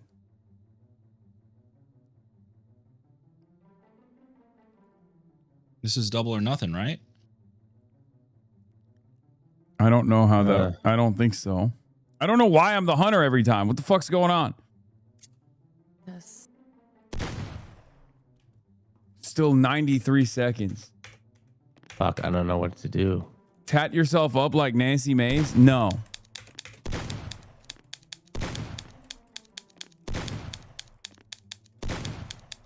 You're a goated hunter, Hasanabi? No, I'm not. And it's crazy that you're lying to me because I know I'm not. Because I've been demoralized thoroughly.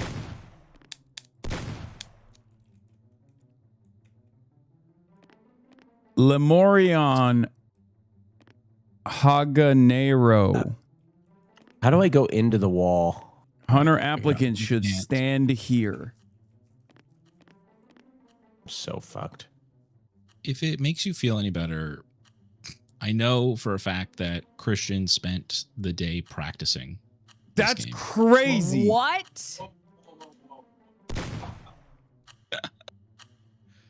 Actually, Christian? Whoa. I feel like there's a lot of accusations being thrown around. Is that where I'm you just trying to work? work on my thing, and no one can just let me game in peace. You know what? Did I wake up and do what I needed to do and do a ritualistic behavior and then play some Mecha Chameleon to refresh myself with the game? You know what? Sure, but at least some of us are dedicated enough to game night to fucking do that, okay? Yeah, I'm sorry. I was covering the fucking news all morning. And who set that system up?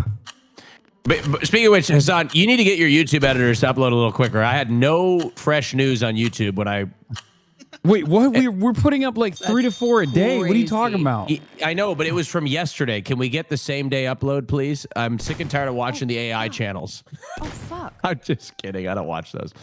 But sometimes I don't even know I'm watching I them. don't know if you're kidding or not on that one. In my defense, I don't even know I'm watching them sometimes. I'm like, oh, shit.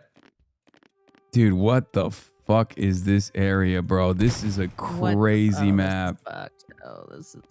Every map for me is new too. Wait, these look straight up like... Wait, did I miss it? Did I miss the fucking wheat weir? Fuck. Wee woo. Fuck. Shit. Oh, gosh. God. Shit. Oh, God. Oh, God. Shit. How are y'all so confident? I wonder how.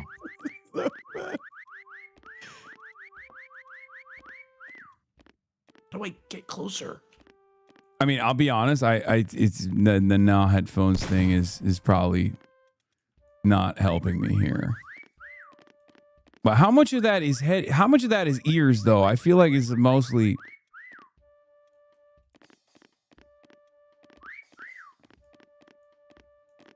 You're asking an awful lot of science questions.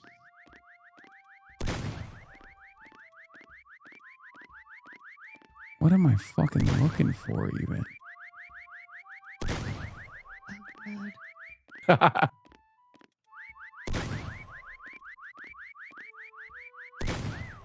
I can't believe he Hasan, are you not wearing your glasses? Oh, this Yeah, is...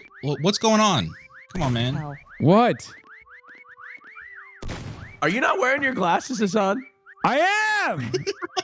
Hasan, you wanna tap me in? I could look at your other monitor. What? I could be another set of eyes. Wait, no. This is cheating. I didn't say it was fair. I said I could do it. You know what I'm saying? I just don't fucking.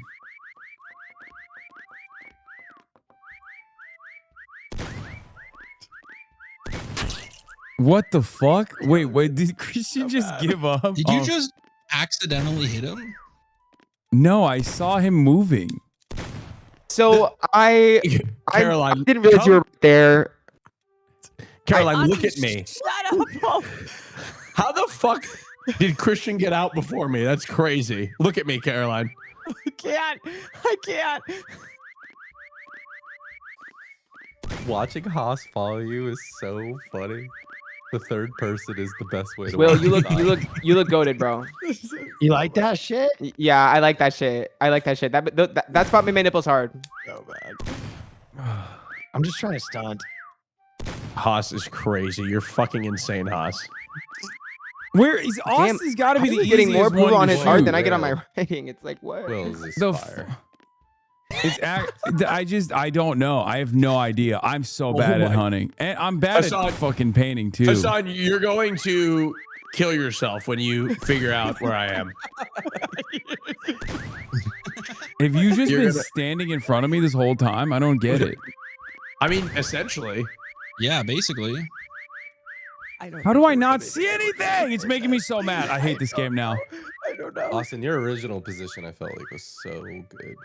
Hasan, how have you not moved like an inch from where you found me, bro?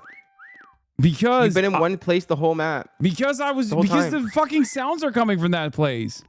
No, don't worry about the sounds, bro. You don't have surround sound hearing. Bro, open your eyes. Oh my days, Hasan. It's actually What? insane.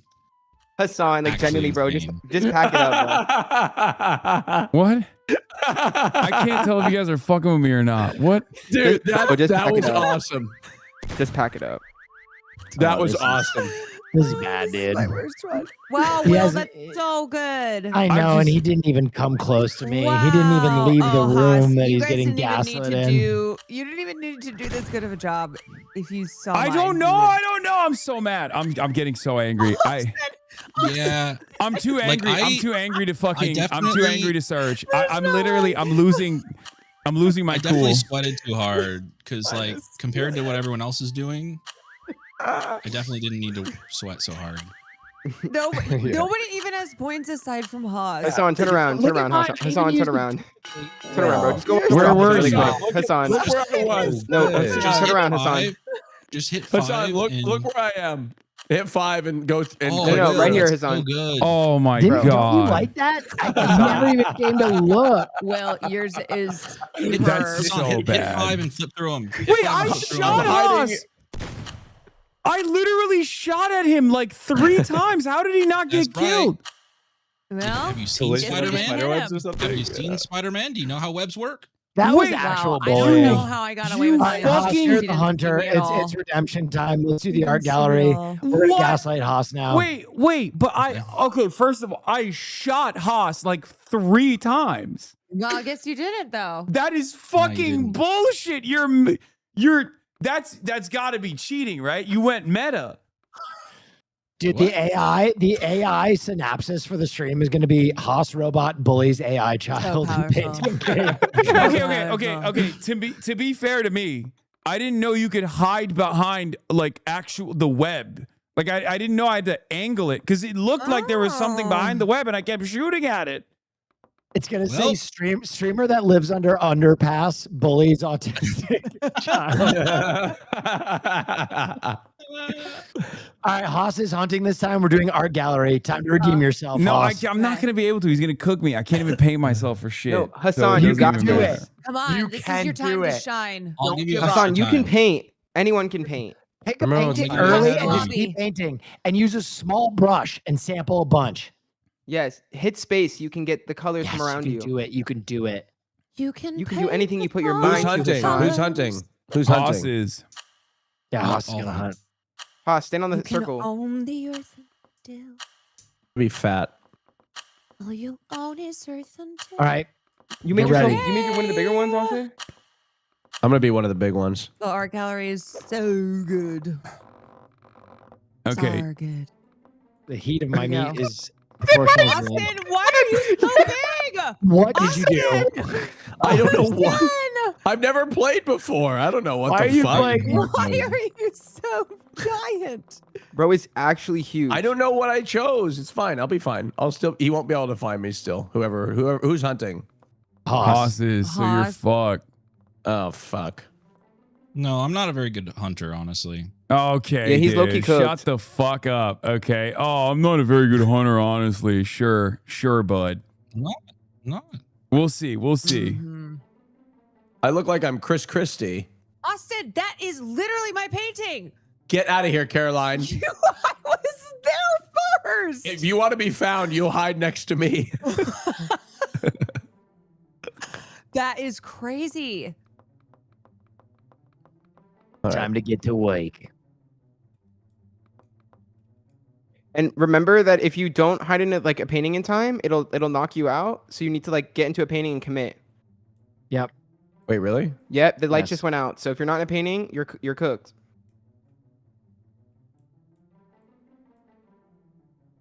Austin, did you get into a painting? I'm in a painting, yeah. Remember, start with your big brushes and then refine. I don't know where the small brushes are. I don't even know how to change You brushes. just mouse wheel, brother. Oh. Well, that's zoomed in. If you hit shift and then, or sorry, if you hit right click, it'll you can change the size of your brush, Austin. Oh, okay. Like Already right click gone. and then drag your mouse a little bit. Sample often. Yeah, it's we're just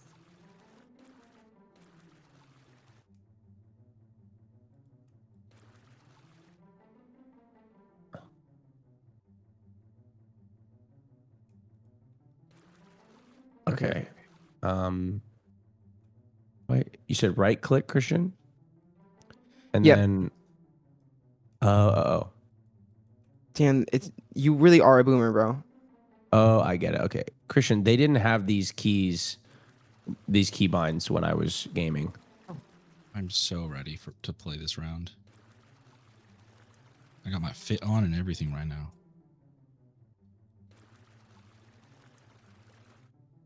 Are you naked, Haas? No. What are you wearing? Pink t-shirt. Oh, fuck. How did you? Pink t-shirts are Will's weakness. And no pants. I'm about to shoot. I'm about to burst. Oh, Lord. I'm about to burst. I miss him so much. May he rest in fucking peace. Fuck. Oh, what a legend.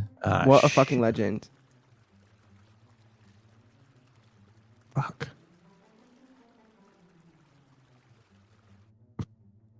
All right, nobody has any faith in me. 2 minutes left to paint. Fuck. You need to stop seeking external validation, Austin, and start finding that validation on the inside. That's a secret to being good at Mecha Chameleon. And texture. Yeah, and texture. Definitely got a texture. that's one of the up close sketchy, but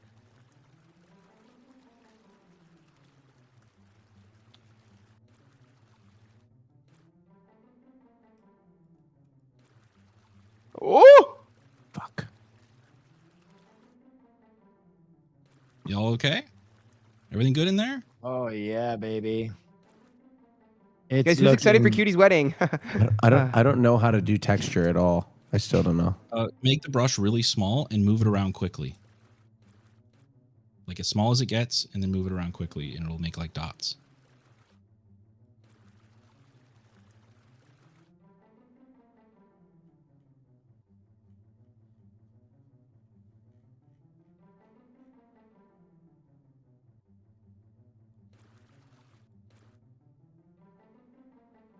Hasan, apparently you're cooking right now, bro. I'm not. They're wrong.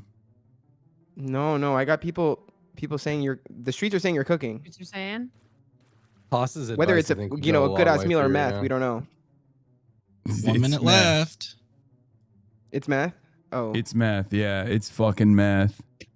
That's the best game show that hasn't been made yet. What? It's definitely math. Is it math?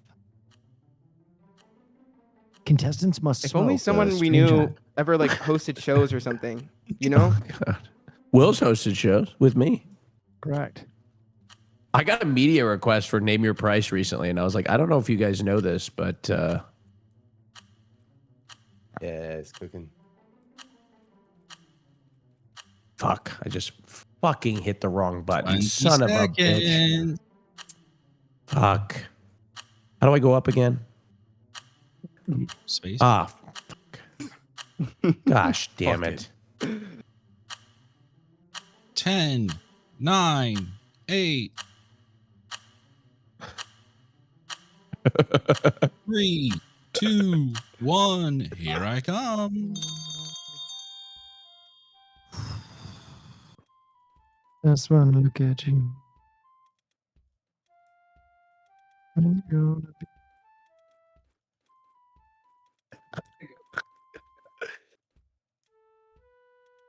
Like how we're all so quiet.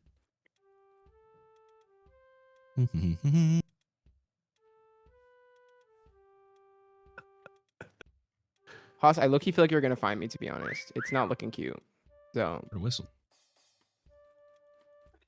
Doesn't sound like I it was really a shouldn't. I don't know why I chose this big ass character. It really is not helping at all. you are huge, Austin. How do I get in the painting more? Maybe I think it's cooked. But you know How do I what? get in? How do I You get give it valiant in? effort and you're beautiful. Sorry, Caroline. Sorry. It was your legs. Will, that's incredible. Damn it, it was my legs. Well, that's insane. Who is this? Yeah, I'm cooked. I can't believe I wasn't the Damn. first one to be found. I got yeah, my Hassan it was wouldn't have my found body me, shape is but- bad. Okay, I heard a whistle over Haas here. on Twitch. Damn. How the We're fuck working to are that. you? Damn, Hasan. I mean, it, Okay, Hasan, it's not bad. You're starting to get the meta. I feel like maybe you should keep painting though. No, my king. I need you to keep painting. I mean, Hasan, look at mine to feel better about yours. Couldn't hear the whistle. Where are Hasan, you not should explore bad. painting more. Not bad. Am I further away? What the fuck is that? Austin. Oh my lord. Good job, Will. Austin. Austin, why did you pick the Why are you biggest- built like that? Hasan saw your shirt, Haas. Why are you built like that?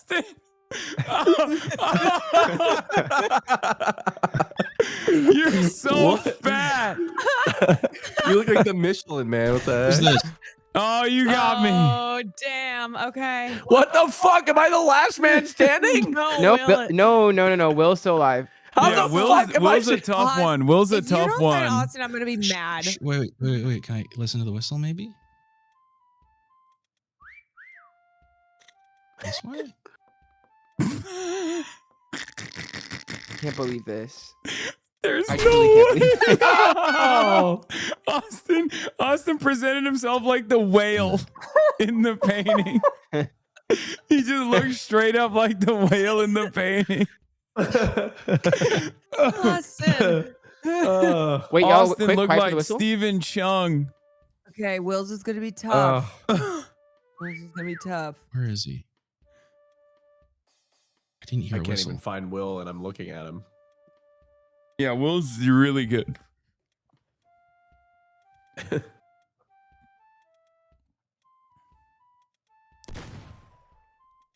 I low-key wish I was built like Austin's character, to be honest. Thick. That's like a lot of ass. Like a pear. That's a lot of ass. Like a pear. Yeah. Pear shape. Oh, I'm sorry. Are you saying that the pear shape is an undesirable shape?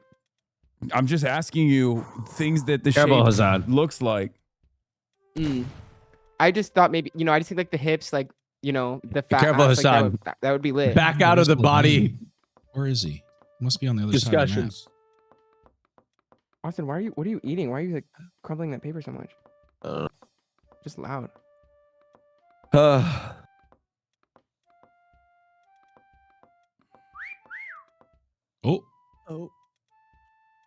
Wow. Wow. Okay. Got him. Wow.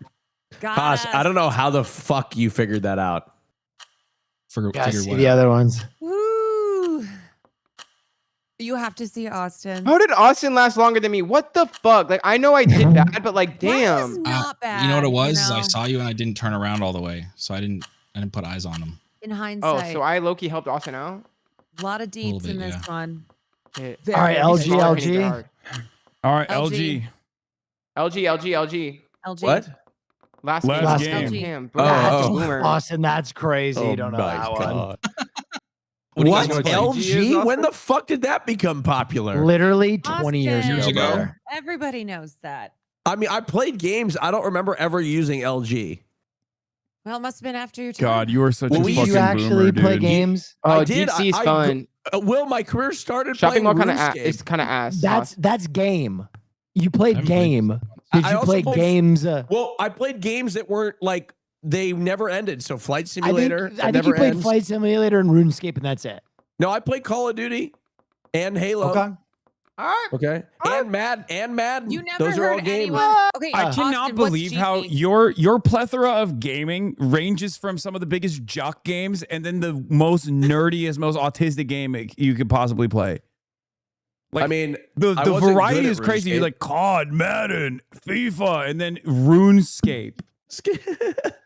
Max City Planner 08. Yeah, yeah, literally. It's like Wait, I used to play Roller Coaster Tycoon too. That was game my was shit. fire. yeah, All right, but that let's do doesn't. it. That's not like very autistic. Has anybody not been the hunter yet? See what is always great. Everyone I don't has know not if I been the remember hunter. Caroline being the hunter.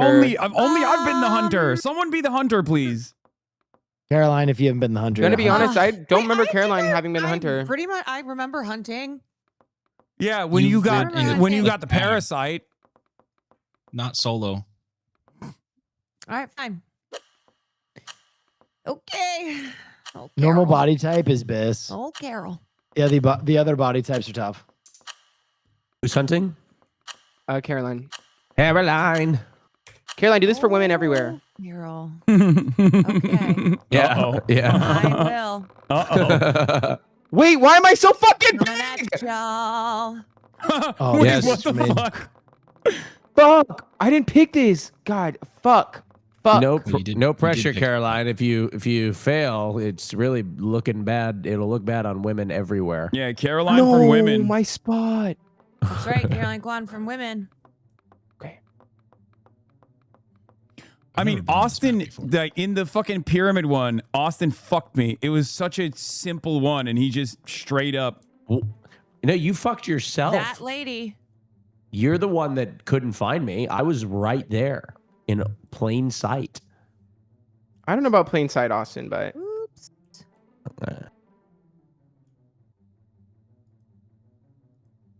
okay. Sorry, I'm about to be try hard as fuck, and I'm just apologizing in advance.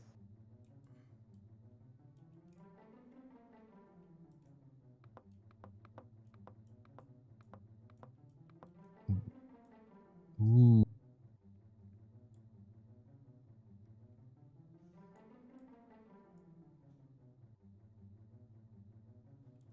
Wait. From Women.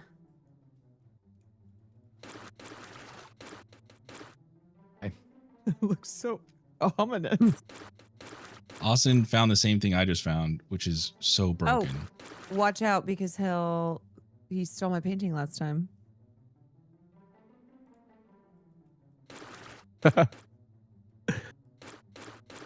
Caroline, we have to be nice to boomers, okay? That's crazy. We're getting endlessly harassed up in this bitch. I don't know what's going on. Okay. Who's harassing? I think if you just game more. No, right, literally. Wow. So scary. Austin, I swear if you blow up my spot. Us, you're not. You're gonna blow up my Slated. spot. What do you mean? You are sticking out like a literal thumb right now. Well, I'm just a part of the environment. Just a thumb in the environment. I don't know really how you're doing all the things. I don't know all the buttons.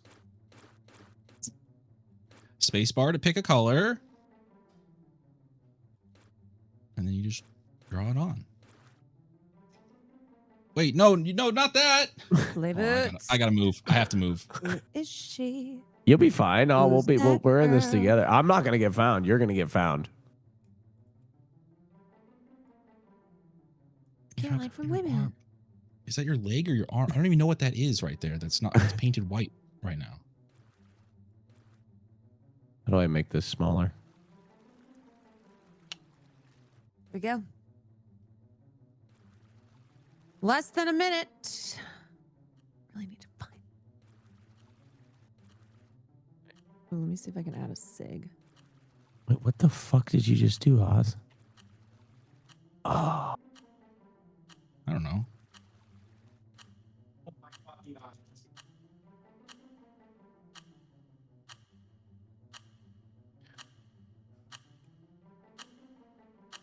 Honestly, I don't think you're gonna find me.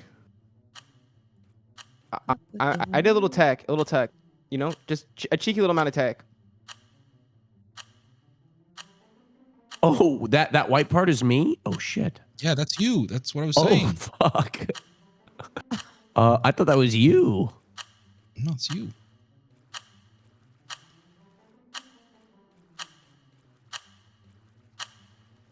Oh my days. Oh my fuck. Oh my days. Wow. That'll make your pussy throb. Okay. You look like a Here I come. like a sesame bun. What is that? Don't give it away. Hoss, that's some bullshit, and I'm pissed about it. Okay. Do you see what he's doing right now to me? Yeah. Oh, that is Wait, crazy. Will, you look good. Dude, you are such Me? a fucking tryhard. It's not even funny. Who? Christian. You're Oh such my a Christian. You're the worst person to play this with. Oh my god. No, because when y'all were busy doing whatever other fuck ass content, I was mecha chameleoning. Okay. Yeah, he was. You might be saving the world, Hassan, but some of us are playing What the mecha fuck chameleon. is this? No way. Caroline, that's a look. Hey, Hassan, look where I am. You're cheating because Haas is cheating. I'm not He stole cheating. my bot. He just copied me, but then did it like a sesame Damn it. bun. Somebody's around here. Quit saying sesame bun. Well, that's what you look like. You're just being a hater. This is the best one I've ever had. I don't even know where you are. Dude, I'm looking at it. I don't even know what you are. Like, it's crazy. What the fuck is this? That is stupid tech. That's just dumb tech. Like, I'm actually upset about it. Did I come from here? I'm upset for Caroline. Are you? Yeah, I'm upset for you, girl. Really? Yeah, no, you're never gonna find. It's kind of sucks. He's that upset. You're never gonna find Austin. He's You're upset on behalf of all women. You're never gonna find Austin. I know that for a fact because he's cheating alongside Haas. I'm not cheating. Come on. Yeah, you kind of are though. You kind of are though a little bit. You guys Not are too really. good. I mean, You're is it come what is it called? on. Like it's not metagaming. It's like power gaming, I guess. No. Sweating? They're sweating. They're just sweating. What they're doing is sweating. They're sweating. Christian is also sweating, but I feel like Christian is sweating in a more honorable way, if that makes sense. Thank Whereas you, Will Hassan. and I are pretty, we're Here. playing pretty basic introductory gameplay. Is this better if I do this? Now, ladies and gentlemen, this is a reminder. If you haven't bought your Fear And tickets, tour.fearand.com. We are literally going to be in your city this week. That's you, San fucked Francisco, Seattle, Portland, Fucked up, Los Haas. Angeles. We'll be there the next week. Tour.fearand.com for all your ticket options. Tickets are very limited at this moment, but they are available. Tour.fearand.com. Haas, you're so fucking petty. Fucked up, Haas. Austin, look What? at Stole your my hair. spot. Austin, look at what's going on over there. Oh, come on, Haas. Nobody except Hassan has points, which means I haven't even looked at anyone. That is bullshit, Haas. You know it. Caroline, I'm just not gonna stop whistling just for you, okay? Oh, baby, I don't even know. For women everywhere. Okay, I'm not even close. Who's whistling? Stop it! It's Haas. He's whistling and pointing at you. And I still don't think Caroline's gonna find you guys. Because it's so Will, nasty. you look good, bro. You look good. Anyone? Thank you. This is fucking bullshit. Oh, that's fucked up. Okay, all right. At least I got. Stop it! Haas, can't you're gonna believe give you got yourself me. away. I was the You know I was what? the most like I needed one. I needed one. Thank you. I Haas, fell on the sword for women. You're giving yourself You're yourself the only one away. I've looked at. You're the only one who has points. Maybe you don't know that. I'm in Maybe plain this sight. is the Caroline. environment. This is so stupid. I didn't even realize this is a part of the game where you can like manipulate the environment Follow to the your whistles, advantage. Caroline. Follow the whistles. Where? That's the whole premise of the game. Wrong way, Caroline. I thought the premise of the game was painting. Which No, see Caroline on the other side of the wall. Painting yourself into the environment. Haas, no. Quit that. I'm not a dog. like I didn't realize you could clip. Like I didn't realize like clipping is a big part of it. Oh, Bad it was a Haas. little bit. It was accidental that I found it. Scuba. Someone copied I'm not me. gonna find anyone Scuba. else. Scuba. Walking around frantically even looking look for shit I anybody can't else. find is the Damn. least part of any game. It's honestly really funny if you're hiding. That What? no. It's so stupid. It's cheating. It's like Okay, all right, functionally let me cheating. see. There's Christian. Will had a pretty basic, like you If know, you hit 5, good Caroline, you can, like, fundamentals, filter the solid game. fundamentals. He went up. What? He went up above. What is Yeah, they don't even It's look just like interesting. what characters. is that? He was pointing at him too. All right, I that did was it. LG, right? God, that was All right, hard. That was a everybody. bad LG though. William. Maybe we squeeze in 1-1. 1-1. That's No, not I your gotta. fault. I gotta. We had people clipping into the map. Okay, we need one more. Haas started That it. was- I didn't know it was acceptable. He plays I more was- than me, so I thought I followed his lead. I'm sorry, I You trusted just him. straight up copied him. I had giant red arrows on me. I'm sorry, I trusted him. I'm so sorry. I'm sorry I trusted you, Haas. Derogatory. Yeah, I need to play this game with like-minded individuals with a similar level of skill. Oh, Play one of the intro maps, or we gotta let him go. He's done, right? Yeah, I was gonna end it, but you know. You know what? We're having fun. You though. want if one you're having LG? I know you're kind of enjoying it, huh? Gaming's fun, isn't it? Yeah, but I'm He wants to tired. do one more. Oh, he doesn't. one want to do more. Only 20 seconds hide time. Hassan's That's finding us. insane. No, That's insane. it's 20 seconds speed round. Okay, I'll hunt 20 this time. I seconds gotta hide redeem time. myself. I gotta 30. redeem I'll do myself. 30. Last I'll do one. 30. Last 30 one. seconds hide 30 time. seconds. I He's can hide finding on this map in paint. 30 seconds. Yeah. Okay. This is. Me too. Haas, I'm about to steal one of your spots, Oh, King. I this can't is even an lie. LG. No, I'm gonna do that spot. Let's do it together. How about that? Okay, let's do it together. Let's do it together. Let's do it together. Let it ride. There we go. There we Let it go. ride. Let it ride. All right, Haas, immediately sprint there. Last one was tough. Atlanta. All right, here we wait, go. you got 30 seconds? Yep. To Oh, hide you're your fucked. Okay. Oh, 30 seconds just to get there's not gonna be enough. All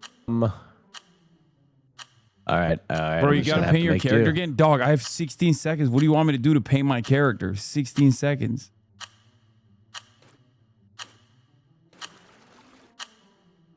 God, I can't even see shit.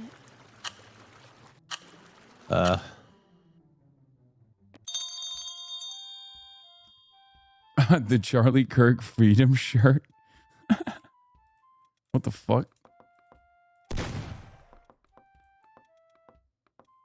Okay, it's still tough. It's still tough. I hate this. This is such a busy map. Oh my god. We basically just had to run straight to our hiding spots. So Yeah, The it advantage is really in is your just court. like hiding. Yep, light work.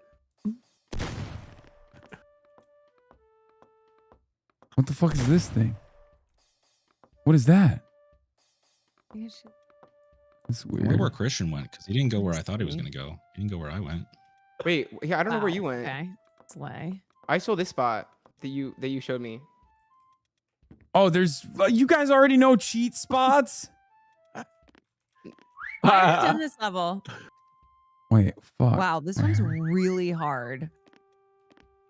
I'm in What are plain all these sight, Hasan. moving things? I don't understand. Those are tumbleweed. Like that's boring. This is crazy. I What? can't believe you haven't found me.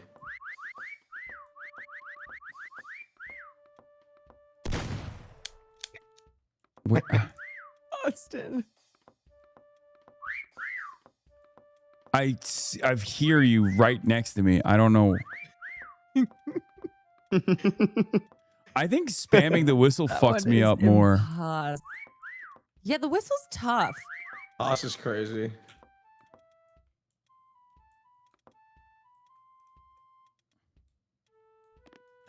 You got this, Hasan. I'm looking at the scores and I was clearly Got like this. seeing Austin somewhere, but Austin, like what the fuck? I mean, it's working, isn't it? It's working. Wow. Okay, you got one. Christian, yeah. Talk your shit, Christian. Talk Okay. your shit. All right. Talk your shit, Christian. What happened? What happened? Who got found? I'm gonna feel like a fucking asshole again when I see Austin's dumbass spot where he's just like standing, literally didn't even paint himself. Oh, Yeah, exactly. Yeah, that's shut the fuck up, crazy. Austin. that's so goddamn Talk about your annoying. fucking shit. Oh, okay. At least I made an effort to fucking hide. You just crouched into a little ball and painted yourself like gray. Well, you got caught, so So did you. how about that? And you're Yeah, but- gay, so And you're you're gayer. Oh, chill, In bro. Turkey- Not the G word. Whoa. At Austin, least- you can't call him that. In Turkey, I'm not gay. You are. Hear me? Oh, true. Austin. True. Turkey doesn't consider the saying Turkish that military doesn't Christian consider wouldn't have tops been to be allowed on gay. Yeah, There's only one of us there's can be in the no way, military. Will. Will. There's no Will. How is that? Will. Will. What? How? Fuck. I'm gonna So serve in the Christian wouldn't Turkish have been allowed on the Patty military. LaPone cruise, but Austin would have. Will Right, is built right. different. Wow, just thinking Will, about you that, are- like I'm furious, but honestly, I'm sailing like You are sailing, baby. I put the me slave Yeah, sailing. remember when Hillary Duff said, "Don't say gay"? I'm a gamer. No, Yeah, she she said, ate that. "Don't say gay." She said, "Don't say gay." As Okay, a guys, meme hold word. on. Don't talk for a second. I'm in the wind. Where the fuck? This is not that big of a map. How am I not seeing you, motherfuckers? God, Well, I'm so you may not be right. capital HIM, and that's okay. Must have been the wind. Am I missing a part of the map? Like, did I go everywhere? I feel like I went everywhere. Posse, you're just playing in his face, bro. I know. It's just too much fun. You got this, Hasan. You got this, King. Thank you. You're welcome. Would you quit whistling, whoever that is? I mean, Call I'm me happy Snake that I got at least 2 people this time. You know what I mean? I redeemed myself a little bit. I'm in the wind. Diva in the wind.